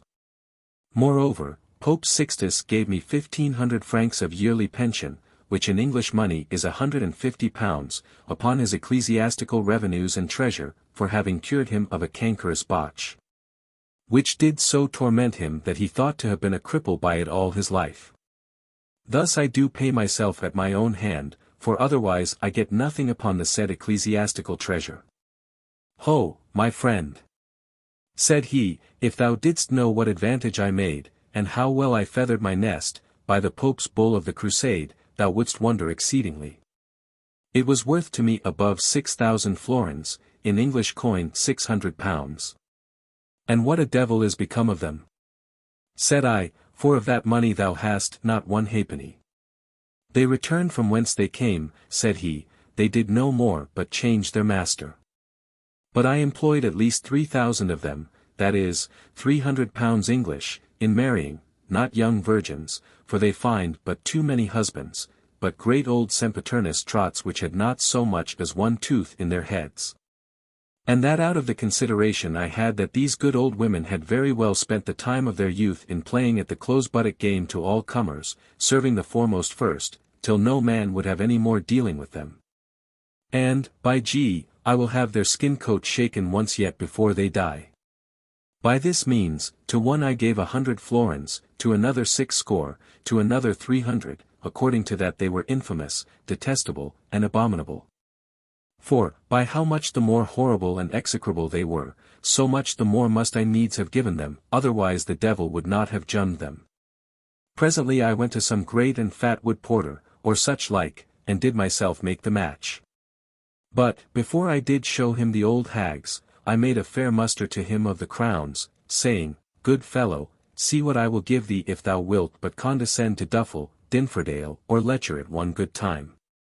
Then began the poor rogues to gape like old mules, and I caused to be provided for them a banquet, with drink of the best, and store of spiceries, to put the old women in rut and heat of lust. To be short, they occupied all, like good souls. Only, to those that were horribly ugly and ill-favoured, I caused their head to be put within a bag, to hide their face. Besides all this, I have lost a great deal in suits of law. And what lawsuits couldst thou have? Said I. Thou hast neither house nor lands. My friend, said he, the gentlewomen of this city had found out, by the instigation of the devil of hell, a manner of high-mounted bands and neckerchiefs for women, which did so closely cover their bosoms that men could no more put their hands under. For they had put the slit behind, and those neckcloths were wholly shut before, whereat the poor sad contemplative lovers were much discontented. Upon a fair Tuesday I presented a petition to the court, making myself a party against the said gentlewomen, and showing the great interest that I pretended therein. Protesting that by the same reason I would cause the codpiece of my breeches to be sewed behind, if the court would not take order for it. In sum, the gentlewomen put in their defences, showing the grounds they went upon, and constituted their attorney for the prosecuting of the cause. But I pursued them so vigorously, that by a sentence of the court it was decreed those high neckcloths should be no longer worn if they were not a little cleft and open before, but it cost me a good sum of money. I had another very filthy and beastly process against the dung farmer called Master Fifi and his deputies, that they should no more read privily the pipe, puncheon, nor court of sentences, but in fair full day, and that in the fodder schools. In face of the Arian, Artician, Sophisters, where I was ordained to pay the charges, by reason of some clause mistaken in the relation of the sergeant. Another time I framed a complaint to the court against the mules of the presidents, councillors, and others, tending to this purpose, that, when in the lower court of the palace they left them to champ on their bridles. Some bibs were made for them, by the councillors' wives, that with their drivelling they might not spoil the pavement. To the end that the pages of the palace what play upon it with their dice, or at the game of cock's body, at their own ease, without spoiling their breeches at the knees. And for this I had a fair decree, but it cost me dear. Now reckon up what expense I was at in little banquets which from day to day I made to the pages of the palace. And to what end? Said I. My friend, said he, thou hast no pastime at all in this world. I have more than the king, and if thou wilt join thyself with me, we will do the devil together. No, no, said I, by Saint Adoras, that will I not, for thou wilt be hanged one time or another. And thou, said he, wilt be interred some time or other. Now which is most honourable, the air or the earth? Ho, gross pecore. Whilst the pages are at their banqueting, I keep their mules, and to someone I cut the stirrup leather of the mounting side till it hang but by a thin strap or thread. That when the great puff guts of the counsellor or some other hath taken his swing to get up, he may fall flat on his side like a pork, and so furnish the spectators with more than 100 francs worth of laughter. But I laugh yet further to think how at his homecoming the master page is to be whipped like green rye, which makes me not to repent what I have bestowed in feasting them. In brief, he had, as I said before, 63 ways to acquire money, but he had 214 to spend it, besides his drinking. Chapter 18. How a great scholar of England would have argued against Pantagruel, and was overcome by Panurge. In that same time a certain learned man named Thaumast, hearing the fame and renown of Pantagruel's incomparable knowledge, came out of his own country of England with an intent only to see him, to try thereby and prove whether his knowledge in effect was so great as it was reported to be. In this resolution being arrived at Paris, he went forthwith unto the house of the said Pantagruel, who was lodged in the palace of St. Denis, and was then walking in the garden thereof with Panurge, philosophizing after the fashion of the Peripatetics. At his first entrance he startled, and was almost out of his wits for fear, seeing him so great and so tall. Then did he salute him courteously as the manner is, and said unto him, Very true it is, saith Plato the prince of philosophers, that if the image and knowledge of wisdom were corporeal and visible to the eyes of mortals, it would stir up all the world to admire her. Which we may the rather believe that the very bare report thereof, scattered in the air, if it happen to be received into the ears of men, who, for being studious and lovers of virtuous things are called philosophers, doth not suffer them to sleep nor rest in quiet, but so pricketh them up and sets them on fire to run unto the place where the person is, in whom the said knowledge is said to have built her temple and uttered her oracles. As it was manifestly shown unto us in the Queen of Sheba, who came from the utmost borders of the East and Persian Sea, to see the order of Solomon's house and to hear his wisdom.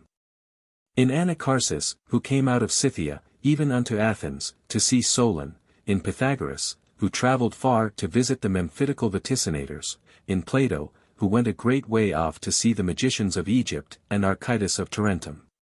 In Apollonius Tyaneus, who went as far as unto Mount Caucasus, passed along the Scythians, the Massagetes, the Indians, and sailed over the great river Physon, even to the Brachmans to see Hyrcus. As likewise unto Babylon, Chaldea, Media, Assyria, Parthia, Syria, Phoenicia, Arabia, Palestina, and Alexandria, even unto Ethiopia, to see the gymnosophists. The like example have we of Titus Livius, whom to see and hear divers studious persons came to Rome from the confines of France and Spain. I dare not reckon myself in the number of those so excellent persons, but well would be called studious, and a lover, not only of learning, but of learned men also.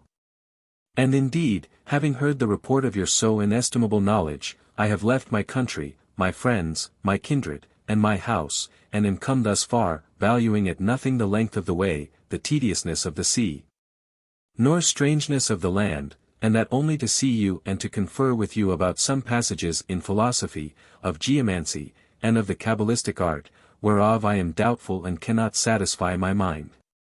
Which if you can resolve, I yield myself unto you for a slave henceforward, together with all my posterity, for other gift have I none that I can esteem a recompense sufficient for so great a favour. I will reduce them into writing, and tomorrow publish them to all the learned men in the city, that we may dispute publicly before them. But see in what manner I mean that we shall dispute. I will not argue pro et contra, as do the sottish sophisters of this town and other places. Likewise I will not dispute after the manner of the academics by declamation, nor yet by numbers, as Pythagoras was wont to do, and as Picus de la Mirangela did of late at Rome. But I will dispute by signs only without speaking, for the matters are so abstruse, hard, and arduous, that words proceeding from the mouth of man will never be sufficient for unfolding of them to my liking. May it, therefore, please your magnificence to be there. It shall be at the great hall of Navarre at 7 o'clock in the morning. When he had spoken these words, Pantagruel very honourably said unto him, Sir, of the graces that God hath bestowed upon me, I would not deny to communicate unto any man to my power. For whatever comes from him is good, and his pleasure is that it should be increased when we come amongst men worthy and fit to receive this celestial manna of honest literature. In which number, because that in this time, as I do already very plainly perceive, thou holdest the first rank, I give thee notice that at all hours thou shalt find me ready to condescend to every one of thy requests according to my poor ability. Although I ought rather to learn of thee than thou of me. But, as thou hast protested, we will confer of these doubts together, and will seek out the resolution, even unto the bottom of that undrainable well where Heraclitus says the truth lies hidden. And I do highly commend the manner of arguing which thou hast proposed, to wit, by signs without speaking. For by this means thou and I shall understand one another well enough, and yet shall be free from this clapping of hands which these blockish sophisters make when any of the arguers hath gotten the better of the argument.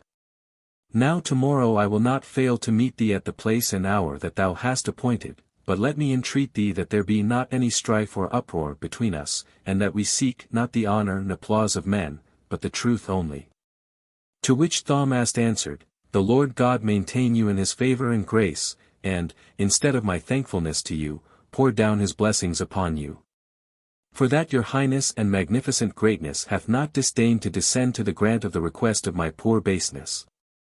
So farewell till tomorrow. Farewell, said Pantagruel. Gentlemen, you that read this present discourse, think not that ever men were more elevated and transported in their thoughts than all this night were both Thamast and Pantagruel. For the said Thamast said to the keeper of the house of Cluny, where he was lodged, that in all his life he had never known himself so dry as he was that night. I think, said he, that Pantagruel held me by the throat. Give order, I pray you, that we may have some drink, and see that some fresh water be brought to us, to gargle my palate. On the other side, Pantagruel stretched his wits as high as he could, entering into very deep and serious meditations, and did nothing all that night but dote upon and turn over the book of Beda, De Numeris et Signis. Plotin's book, De Inenarrabilibus, the book of Proclus, De Magia, the book of Artemidorus Perioneirocriticon, of Anaxagoras, Perizemian, Denarius, Periaphaton, the books of Philiston, Hipponax, Perianacphoneton, and a rabble of others, so long, that Panurge said unto him, My lord, leave all these thoughts and go to bed. For I perceive your spirits to be so troubled by a too intensive bending of them, that you may easily fall into some quotidian fever with this so excessive thinking and plotting. But, having first drunk 25 or 30 good draughts, retire yourself and sleep your fill, for in the morning I will argue against and answer my master the Englishman, and if I drive him not ad metum non loci, then call me knave. Yea but, said he, my friend Panurge, he is marvellously learned, how wilt thou be able to answer him? Very well, answered Panurge, I pray you talk no more of it, but let me alone. Is any man so learned as the devils are? No, indeed, said Pantagruel, without God's especial grace. Yet for all that, said Panurge, I have argued against them, gravelled and blanked them in disputation, and laid them so squat upon their tails that I have made them look like monkeys. Therefore be assured that tomorrow I will make this vainglorious Englishman to skite vinegar before all the world. So Panurge spent the night with tippling amongst the pages, and played away all the points of his breeches at Prima Secundus and at Peck Point, in French called La Vergette. Yet, when the condescended on time was come, he failed not to conduct his master Pantagruel to the appointed place, unto which, believe me, there was neither great nor small in Paris but came, thinking with themselves that this devilish Pantagruel, who had overthrown and vanquished in dispute all these doting freshwater sophisters, would now get full payment and be tickled to some purpose. For this Englishman is a terrible bustler and horrible coil-keeper. We will see who will be conqueror, for he never met with his match before. Thus all being assembled, Thamast stayed for them, and then, when Pantagruel and Panurge came into the hall, all the schoolboys, professors of arts, senior sophisters, and bachelors began to clap their hands, as their scurvy custom is. But Pantagruel cried out with a loud voice, as if it had been the sound of a double cannon, saying, Peace, with a devil to you, peace. By G, you rogues, if you trouble me here, I will cut off the heads of every one of you. At which words they remained all daunted and astonished like so many ducks, and durst not do so much as cough, although they had swallowed 15 pounds of feathers. Withal they grew so dry with this only voice, that they laid out their tongues a full half-foot beyond their mouths, as if Pantagruel had salted all their throats. Then began Panurge to speak, saying to the Englishman, Sir, are you come hither to dispute contentiously in those propositions you have set down, or, otherwise, but to learn and know the truth? To which answered Thaumast, Sir, no other thing brought me hither but the great desire I had to learn and to know that of which I have doubted all my life long. And have neither found book nor man able to content me in the resolution of those doubts which I have proposed. And, as for disputing contentiously, I will not do it, for it is too base a thing, and therefore leave it to those sottish sophisters who in their disputes do not search for the truth, but for contradiction only and debate. Then said Panurge, If I, who am but a mean and inconsiderable disciple of my master my lord Pantagruel, content and satisfy you in all and everything, it were a thing below my said master wherewith to trouble him. Therefore is it fitter that he be chairman, and sit as a judge and moderator of our discourse and purpose, and give you satisfaction in many things wherein perhaps I shall be wanting to your expectation. Truly, said Thaumast, it is very well said. Begin then. Now you must note that Panurge had set at the end of his long codpiece a pretty tuft of red silk, as also of white, green, and blue, and within it had put a fair orange. Chapter 19. How Panurge put to a nonplus the Englishman that argued by signs. Everybody then taking heed, and hearkening with great silence, the Englishman lift up on high into the air his two hands severally, clenching in all the tops of his fingers together, after the manner which, Alushanese, they call the hen's arse, and struck the one hand on the other by the nails four several times. Then he, opening them, struck the one with the flat of the other till it yielded a clashing noise, and that only once. Again, in joining them as before, he struck twice, and afterwards 4 times in opening them. Then did he lay them joined, and extended the one towards the other, as if he had been devoutly to send up his prayers unto God. Panurge suddenly lifted up in the air his right hand, and put the thumb thereof into the nostril of the same side, holding his 4 fingers straight out, and closed orderly in a parallel line to the point of his nose, shutting the left eye wholly, and making the other wink with a profound depression of the eyebrows and eyelids. Then lifted he up his left hand, with hard wringing and stretching forth his 4 fingers and elevating his thumb, which he held in a line directly correspondent to the situation of his right hand, with the distance of 1.5 cubits between them. This done, in the same form he abased towards the ground about the one and the other hand. Lastly, he held them in the midst, as aiming right at the Englishman's nose. And if Mercury, said the Englishman. There Panurge interrupted him, and said, You have spoken, Mask.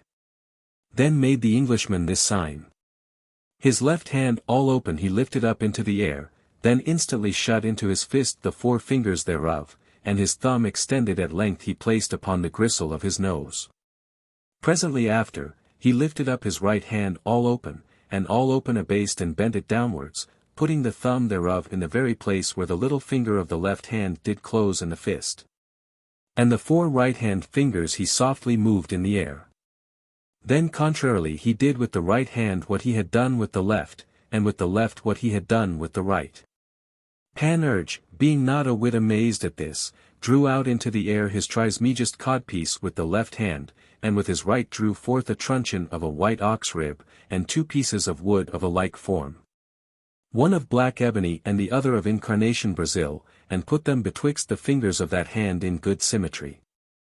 Then, knocking them together, made such a noise as the lepers of Brittany used to do with their clappering clickets, yet better resounding and far more harmonious, and with his tongue contracted in his mouth did very merrily warble it, always looking fixedly upon the Englishman.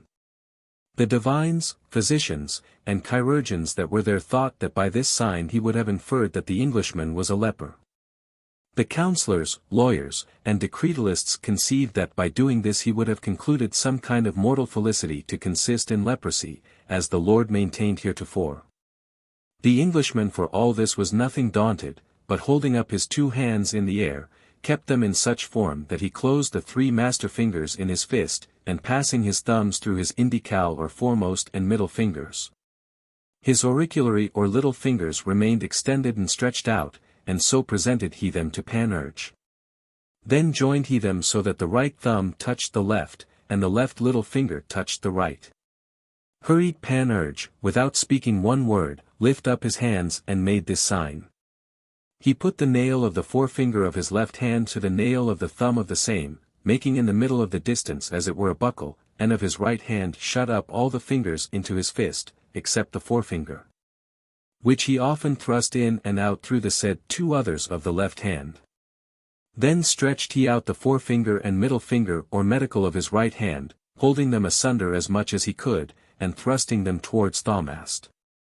Then did he put the thumb of his left hand upon the corner of his left eye, stretching out all his hand like the wing of a bird or the fin of a fish, and moving it very daintily this way and that way. He did as much with his right hand upon the corner of his right eye. Thamast began then to wax somewhat pale, and to tremble, and made him this sign. With the middle finger of his right hand he struck against the muscle of the palm or pulp which is under the thumb. Then put he the forefinger of the right hand in the like buckle of the left, but he put it under, and not over, as Panurge did. Then Panurge knocked one hand against another, and blowed in his palm, and put again the forefinger of his right hand into the overture or mouth of the left, pulling it often in and out. Then held he out his chin, most attentively looking upon Thamast. The people there, which understood nothing in the other signs, knew very well that therein he demanded, without speaking a word to Thamast, "What do you mean by that?" In effect, Thamast then began to sweat great drops, and seemed to all the spectators a man strangely ravished in high contemplation.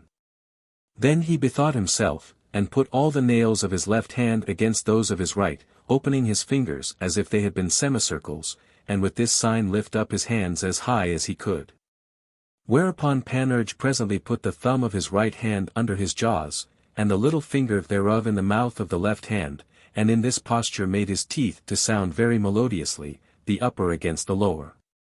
With this Thamast, with great toil and vexation of spirit, rose up, but in rising let a great baker's fart, for the bran came after, and pissing withal very strong vinegar, stunk like all the devils in hell. The company began to stop their noses. For he had conskidded himself with mere anguish and perplexity. Then lifted he up his right hand, clenching it in such sort that he brought the ends of all his fingers to meet together, and his left hand he laid flat upon his breast. Whereat Panurge drew out his long codpiece with his tuff, and stretched it forth a cubit and a half, holding it in the air with his right hand, and with his left took out his orange, and, casting it up into the air 7 times. At the 8th he hid it in the fist of his right hand, holding it steadily up on high, and then began to shake his fair codpiece, showing it to Thamast.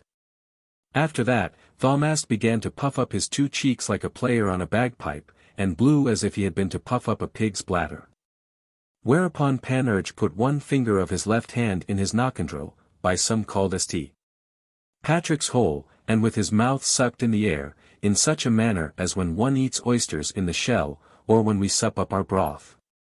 This done, he opened his mouth somewhat, and struck his right hand flat upon it, making therewith a great and a deep sound, as if it came from the superficies of the midriff through the tracheartery or pipe of the lungs. And this he did for 16 times. But Thamast did always keep blowing like a goose. Then Panurge put the forefinger of his right hand into his mouth, pressing it very hard to the muscles thereof. Then he drew it out, and withal made a great noise, as when little boys shoot pellets out of the pot cannons made of the hollow sticks of the branch of an alder tree, and he did it 9 times. Then Thamast cried out, "Ha, my masters, a great secret." With this he put in his hand up to the elbow, then drew out a dagger that he had, holding it by the point downwards. Whereat Panurge took his long codpiece, and shook it as hard as he could against his thighs. Then put his 2 hands entwined in manner of a comb upon his head, laying out his tongue as far as he was able, and turning his eyes in his head like a goat that is ready to die. "Ha, I understand," said Thamast, "but what?" Making such a sign that he put the haft of his dagger against his breast, and upon the point thereof the flat of his hand, turning in a little the ends of his fingers. Whereat Panurge held down his head on the left side, and put his middle finger into his right ear, holding up his thumb bolt upright. Then he crossed his 2 arms upon his breast and coughed 5 times, and at the 5th time he struck his right foot against the ground. Then he lifted up his left arm, and closing all his fingers into his fist, held his thumb against his forehead, striking with his right hand 6 times against his breast. But Thaumast, as not content therewith, put the thumb of his left hand upon the top of his nose, shutting the rest of his said hand, whereupon Panurge set his 2 master fingers upon each side of his mouth, drawing it as much as he was able, and widening it so that he showed all his teeth, and with his 2 thumbs plucked down his 2 eyelids very low, making therewith a very ill-favoured countenance, as it seemed to the company. Chapter 20. How Thaumast relateth the virtues and knowledge of Panurge. Then Panurge rose up, and, putting off his cap, did very kindly thank the said Panurge, and with a loud voice said unto all the people that were there, My lords, gentlemen, and others. At this time may I to some good purpose speak that evangelical word, edi ecce plus quam Salomon hic. You have here in your presence an incomparable treasure, that is, my lord Pantagruel, whose great renown hath brought me hither, out of the very heart of England, to confer with him about the insoluble problems, both in magic, alchemy, the cabal, geomancy, astrology, and philosophy, which I had in my mind. But at present I am angry even with fame itself, which I think was envious to him, for that it did not declare the 1,000th part of the worth that indeed is in him. You have seen how his disciple only hath satisfied me, and hath told me more than I asked of him. Besides, he hath opened unto me, and resolved other inestimable doubts, wherein I can assure you he hath to me discovered the very true well, fountain, and abyss of the encyclopedia of learning. Yea, in such a sort that I did not think I should ever have found a man that could have made his skill appear in so much as the first elements of that concerning which we disputed by signs, without speaking either word or half-word. But, in fine, I will reduce into writing that which we have said and concluded, that the world may not take them to be fooleries, and will thereafter cause them to be printed, that everyone may learn as I have done. Judge, then, what the master had been able to say, seeing the disciple hath done so valiantly, for, non est discipulus super magistrum. Howsoever, God be praised. And I do very humbly thank you for the honor that you have done us at this act. God reward you for it eternally. The like thanks gave Pantagruel to all the company, and, going from thence, he carried Thaumast to dinner with him, and believed that they drank as much as their skins could hold, or, as the phrase is, with unbuttoned bellies, for in that age they made fast their bellies with buttons, as we do now the collars of our doublets or jerkins, even till they neither knew where they were nor whence they came. Blessed lady, how they did carouse it, and pluck, as we say, at the kid's leather. And flagons to trot, and they to toot, draw, give, page, some wine here, reach hither, fill with a devil, so. There was not one but did drink 25 or 30 pipes. Can you tell how? Even sicut terra sine aqua, for the weather was hot, and, besides that, they were very dry. In matter of the exposition of the proposition set down by Thaumast, and the signification of the signs which they used in their disputation, I would have set them down for you according to their own relation. But I have been told that Thaumast made a great book of it, imprinted at London, wherein he hath set down all, without omitting anything, and therefore at this time I do pass by it. Chapter 21. How Panurge was in love with a lady of Paris. Panurge began to be in great reputation in the city of Paris by means of this disputation wherein he prevailed against the Englishman, and from thenceforth made his codpiece to be very useful to him. To which effect he had it pinked with pretty little embroideries after the Romanesque fashion. And the world did praise him publicly, in so far that there was a song made of him, which little children did use to sing when they were to fetch mustard. He was withal made welcome in all companies of ladies and gentlewomen, so that at last he became presumptuous, and went about to bring to his lure one of the greatest ladies in the city.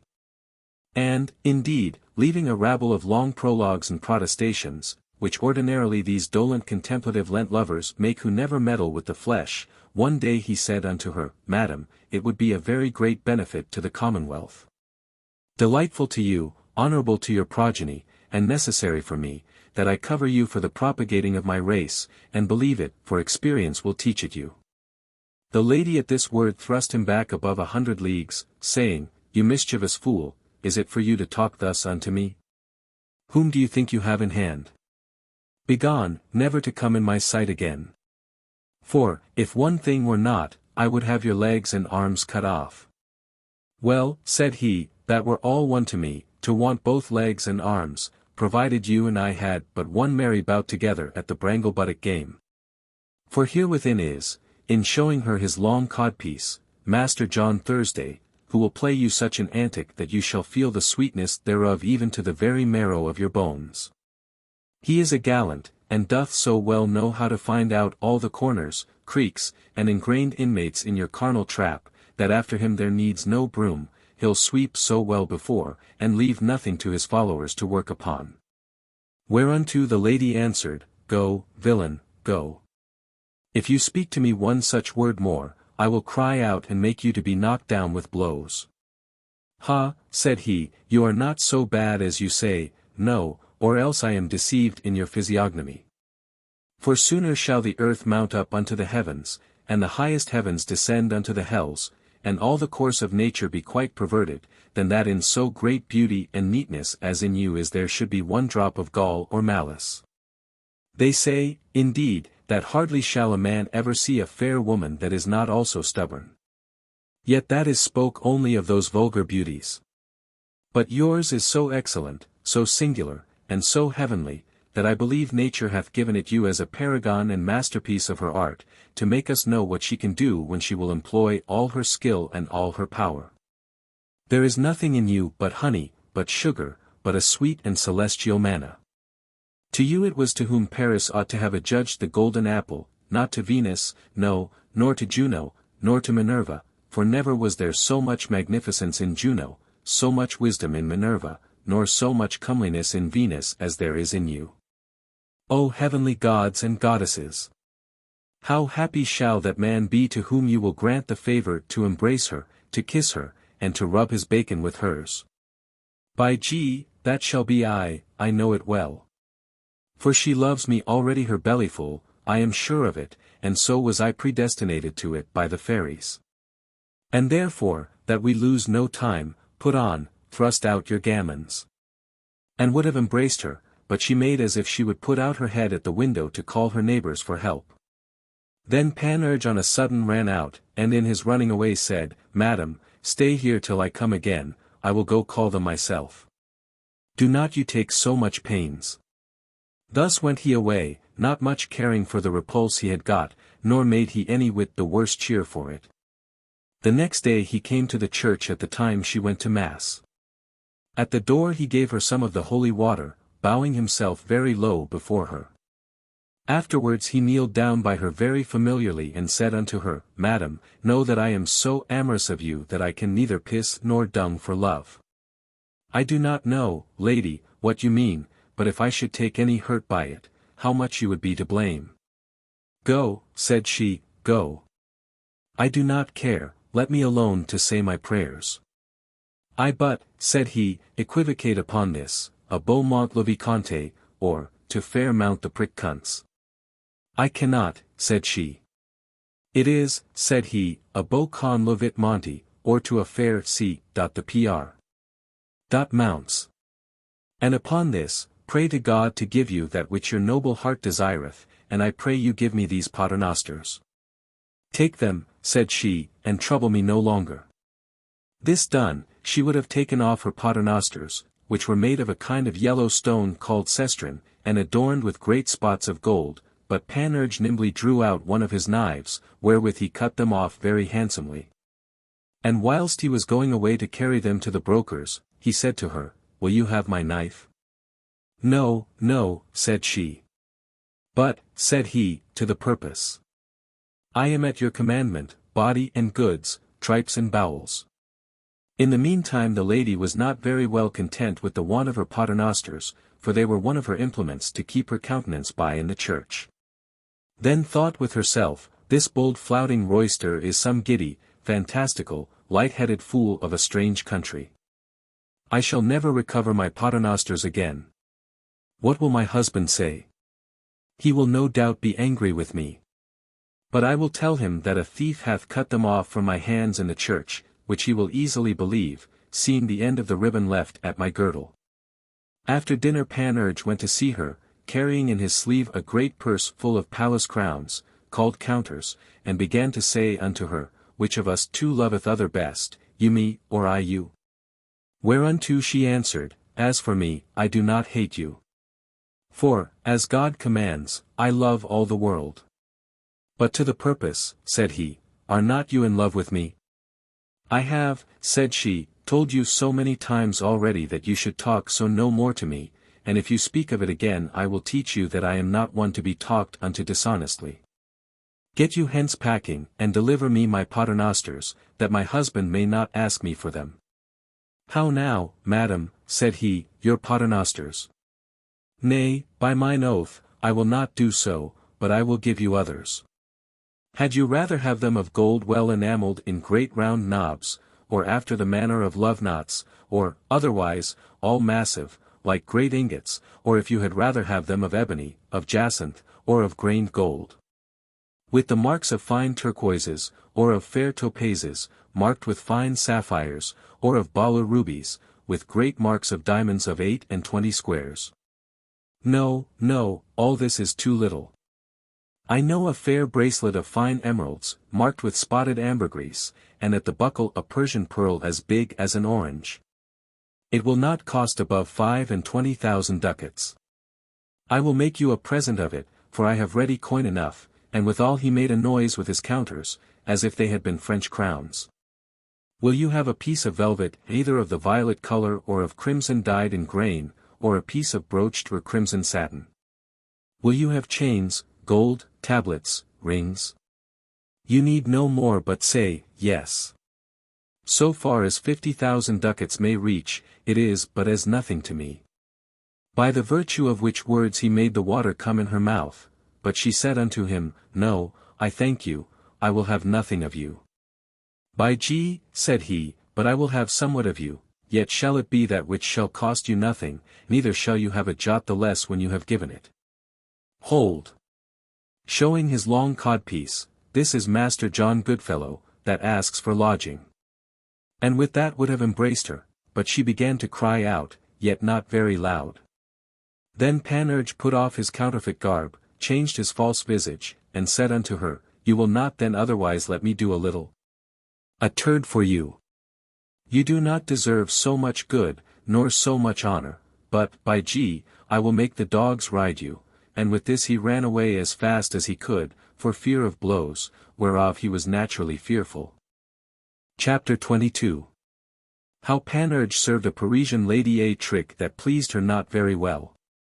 Now you must note that the next day was the great festival of Corpus Christi, called the Sacer, wherein all women put on their best apparel. And on that day the said lady was clothed in a rich gown of crimson satin, under which she wore a very costly white velvet petticoat. The day of the eve, called the vigil, Panurge searched so long of one side and another that he found a hot or salt bitch, which, when he had tied her with his girdle, he led to his chamber and fed her very well all that day and night. In the morning thereafter he killed her, and took that part of her which the Greek geomancers know, and cut it into several small pieces as small as he could. Then, carrying it away as close as might be, he went to the place where the lady was to come along to follow the procession, as the custom is upon the said holy day. And when she came in Panurge sprinkled some holy water on her, saluting her very courteously. Then, a little while after she had said her petty devotions, he sat down close by her upon the same bench, and gave her this roundelay in writing, in manner as followeth. A roundelay. For this one time, that I to you my love discovered, you did too cruel prove. To send me packing, hopeless, and so soon. Who never any wrong to you had done. In any kind of action, word, or thought. So that, if my suit liked you not, you ought have spoke more civilly, and to this sense. My friend, be pleased to depart from hence. For this one time. What hurt do I, to wish you to remark? With favour and compassion, how a spark of your great beauty hath inflamed my heart. With deep affection, and that, for my part, I only ask that you with me would dance the brangle gay in feats of dalliance. For this one time. And, as she was opening this paper to see what it was, Panurge very promptly and lightly scattered the drug that he had upon her in divers places, but especially in the plaits of her sleeves and of her gown. Then said he unto her, Madam, the poor lovers are not always at ease. As for me, I hope that those heavy nights, those pains and troubles, which I suffer for love of you, shall be a deduction to me of so much pain in purgatory. Yet, at the least, pray to God to give me patience in my misery. Panurge had no sooner spoke this but all the dogs that were in the church came running to this lady with the smell of the drugs that he had strewed upon her, both small and great, big and little, all came, laying out their member, smelling to her. And pissing everywhere upon her, it was the greatest villainy in the world. Panurge made the fashion of driving them away, then took his leave of her and withdrew himself into some chapel or oratory of the said church to see the sport. For these villainous dogs did compass all her habiliments, and left none of her attire unbesprinkled with their staling. Insomuch that a tall greyhound pissed upon her head, others in her sleeves, others on her crupper piece, and the little ones pissed upon her pataines, so that all the women that were round about her had much ado to save her. Whereat Panurge very heartily laughing, he said to one of the lords of the city, I believe that same lady is hot, or else that some greyhound hath covered her lately. And when he saw that all the dogs were flocking about her, yarring at the retardment of their access to her, and every way keeping such a coil with her as they are wont to do about a proud or salt bitch, he forthwith departed from thence. And went to call Pantagruel, not forgetting in his way alongst the streets through which he went, where he found any dogs to give them a bang with his foot, saying, Will you not go with your fellows to the wedding? Away, hence, avaunt, avaunt, with a devil avaunt. And being come home, he said to Pantagruel, Master, I pray you come and see all the dogs of the country, how they are assembled about a lady, the fairest in the city, and would duffle and line her. Whereunto Pantagruel willingly condescended, and saw the mystery, which he found very pretty and strange. But the best was at the procession, in which were seen above 600,014 dogs about her, which did very much trouble and molest her, and whithersoever she passed, those dogs that came afresh, tracing her footsteps, followed her at the heels, and pissed in the way where her gown had touched. All the world stood gazing at this spectacle, considering the countenance of those dogs, who, leaping up, got about her neck and spoiled all her gorgeous accoutrements, for the which she could find no remedy but to retire unto her house, which was a palace. Thither she went, and the dogs after her. She ran to hide herself, but the chambermaids could not abstain from laughing. When she was entered into the house and had shut the door upon herself, all the dogs came running of half a league round, and did so well bepiss the gate of her house that there they made a stream with their urine wherein a duck might have very well swimmed, and it is the same current that now runs at St. Victor, in which Gobelin dyeth scarlet, for the specifical virtue of these piss dogs, as our master Doribus did heretofore preach publicly. So may God help you, a mill would have ground corn with it. Yet not so much as those of Basical at Toulouse. Chapter 23. How Pantagruel departed from Paris, hearing news that the Dipsodes had invaded the land of the Amorots. And the cause wherefore the leagues are so short in France. A little while after Pantagruel heard news that his father Gargantua had been translated into the land of the fairies by Morgue, as heretofore were Ogre and Arthur. As also, in the original edition it stands, together, and that the report of his translation being spread abroad, the Dipsodes had issued out beyond their borders, with inroads had wasted a great part of Utopia, and at that very time had besieged the great city of the Amorots. Whereupon departing from Paris without bidding any man farewell, for the business required diligence, he came to Rouen. Now Pantagruel in his journey seeing that the leagues of that little territory about Paris called France were very short in regard of those of other countries, demanded the cause and reason of it from Panurge, who told him a story which Merotus of the Lac, Monachus, set down in the Acts of the Kings of Canard, saying that in old times countries were not distinguished into leagues, miles, furlongs, nor parasangs, until that King Pharamond divided them. Which was done in manner as followeth. The said king chose at Paris 100 fair, gallant, lusty, brisk young men, all resolute and bold adventurers in Cupid's duels, together with 100 comely, pretty, handsome, lovely and well-complexioned wenches of Picardy. All which he caused to be well entertained and highly fed for the space of 8 days. Then having called for them, he delivered to every one of the young men his wench, with store of money to defray their charges, and this injunction besides, to go unto divers places here and there. And wheresoever they should biscot and thrum their wenches, that, they setting a stone there, it should be accounted for a league. Thus went away those brave fellows and sprightly blades most merrily, and because they were fresh and had been at rest, they very often jummed and fanfreluched almost at every field's end. And this is the cause why the leagues about Paris are so short. But when they had gone a great way, and were now as weary as poor devils, all the oil in their lamps being almost spent, they did not chink and duffle so often. But contented themselves, I mean for the men's part, with one scurvy paltry bout in a day, and this is that which makes the leagues in Brittany, Delaines, Germany, and other more remote countries so long. Other men give other reasons for it, but this seems to me of all other the best. To which Pantagruel willingly adhered. Parting from Rouen, they arrived at Honfleur, where they took shipping, Pantagruel, Panurge, Epistemon, Eusthenes, and Carplon. In which place, waiting for a favourable wind, and caulking their ship, he received from a lady of Paris, which he, had formerly kept and entertained a good long time, a letter directed on the outside thus. To the best beloved of the fair women, and least loyal of the valiant men, P. Ntgrl. Chapter 24. A letter which a messenger brought to Pantagruel from a lady of Paris, together with the exposition of a posy written in a gold ring. When Pantagruel had read the superscription he was much amazed. And therefore demanded of the said messenger the name of her that had sent it. Then opened he the letter, and found nothing written in it, nor otherwise enclosed, but only a gold ring, with a square table diamond.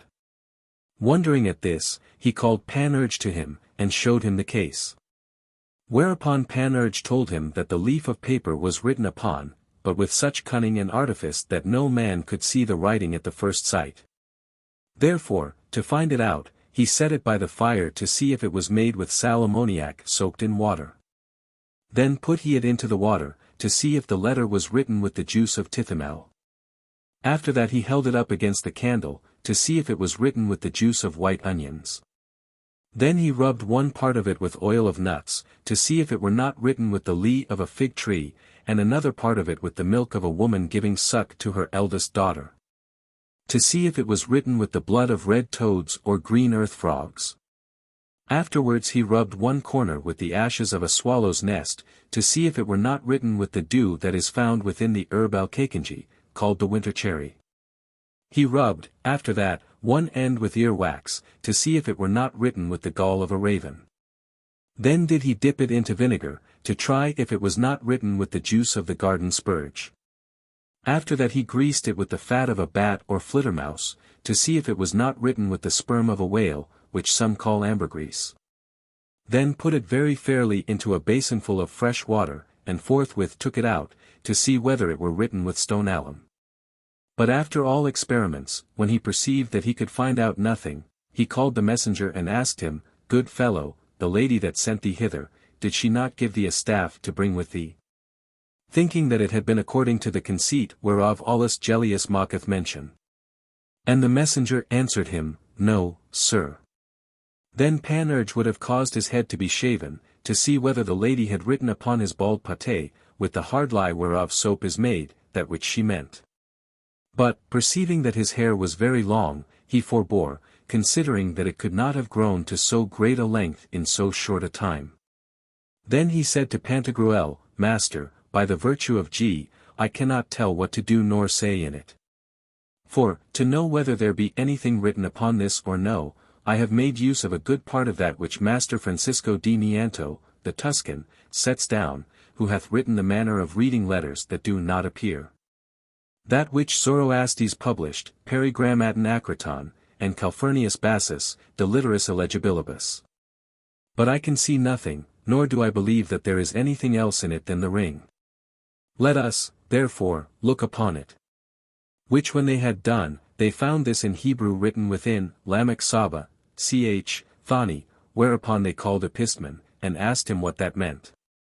To which he answered that they were Hebrew words, signifying, Wherefore hast thou forsaken me? Upon that Panurge suddenly replied, I know the mystery. Do you see this diamond? It is a false one. This, then, is the exposition of that which the lady means, diamond foe, that is, false lover, why hast thou forsaken me? Which interpretation Pantagruel presently understood, and withal remembering that at his departure he had not bid the lady farewell, he was very sorry, and would fain have returned to Paris to make his peace with her. But Epistemon put him in mind of Aeneas's departure from Dido, and the saying of Heraclitus of Tarentum, that the ship being at anchor, when need requireth we must cut the cable rather than lose time about untying of it. And that he should lay aside all other thoughts to succor the city of his nativity, which was then in danger. And, indeed, within an hour after that the wind arose at the north-northwest, wherewith they hoist sail, and put out, even into the main sea, so that within few days, passing by Porto Sancto and by the Madeiras, they went ashore in the Canary Islands. Parting from thence, they passed by Capobianco, by Senege, by Capo Verde, by Gamber, by Sagres, by Meli, by the Cap di Buona Speranza, and set ashore again in the kingdom of Melinda. Parting from thence, they sailed away with a tramontane or northerly wind, passing by Medon, by Uti, by Uden, by Gelassim, by the Isles of the Fairies, and alongst the kingdom of Acre, till at last they arrived at the port of Utopia, distant from the city of the Amorites 3 leagues and somewhat more. When they were ashore, and pretty well refreshed, Pantagruel said, Gentlemen, the city is not far from hence.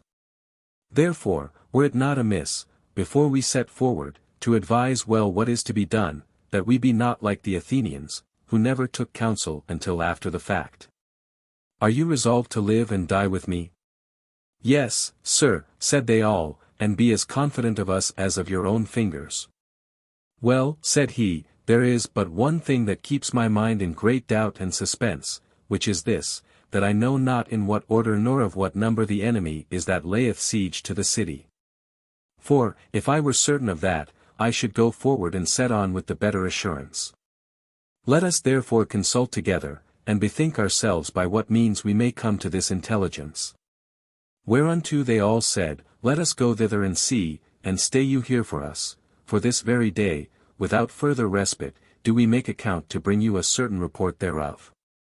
Myself, said Panurge, will undertake to enter into their camp, within the very midst of their guards, unespied by their watch, and merrily feast and lecher it at their cost, without being known of any. To see the artillery and the tents of all the captains, and thrust myself in with a grave and magnific carriage amongst all their troops and companies, without being discovered.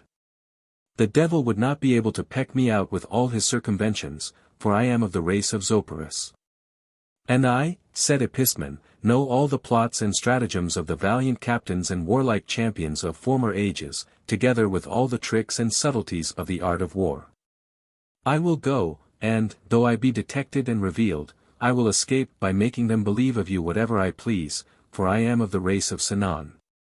I, said Eusthenes, will enter and set upon them in their trenches, in spite of their sentries and all their guards.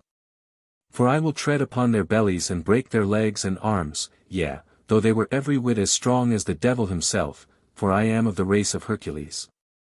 And I, said Carpelin, will get in there if the birds can enter, for I am so nimble of body, and light withal, that I shall have leaped over their trenches, and ran clean through all their camp, before that they perceive me.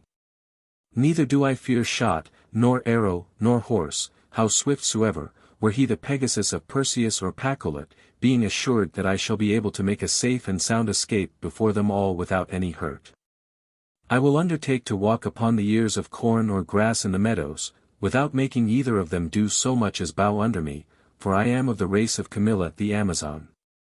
Chapter 25. How Panurge, Carpelin, Eusthenes, and Epistemon, the gentlemen attendants of Pantagruel, vanquished and discomfited 660 horsemen very cunningly. As he was speaking this, They perceived 660 light horsemen, gallantly mounted, who made an outroad thither to see what ship it was that was newly arrived in the harbour, and came in a full gallop to take them if they had been able. Then said Pantagruel, My lads, retire yourselves unto the ship, here are some of our enemies coming apace, but I will kill them here before you like beasts, although they were 10 times so many.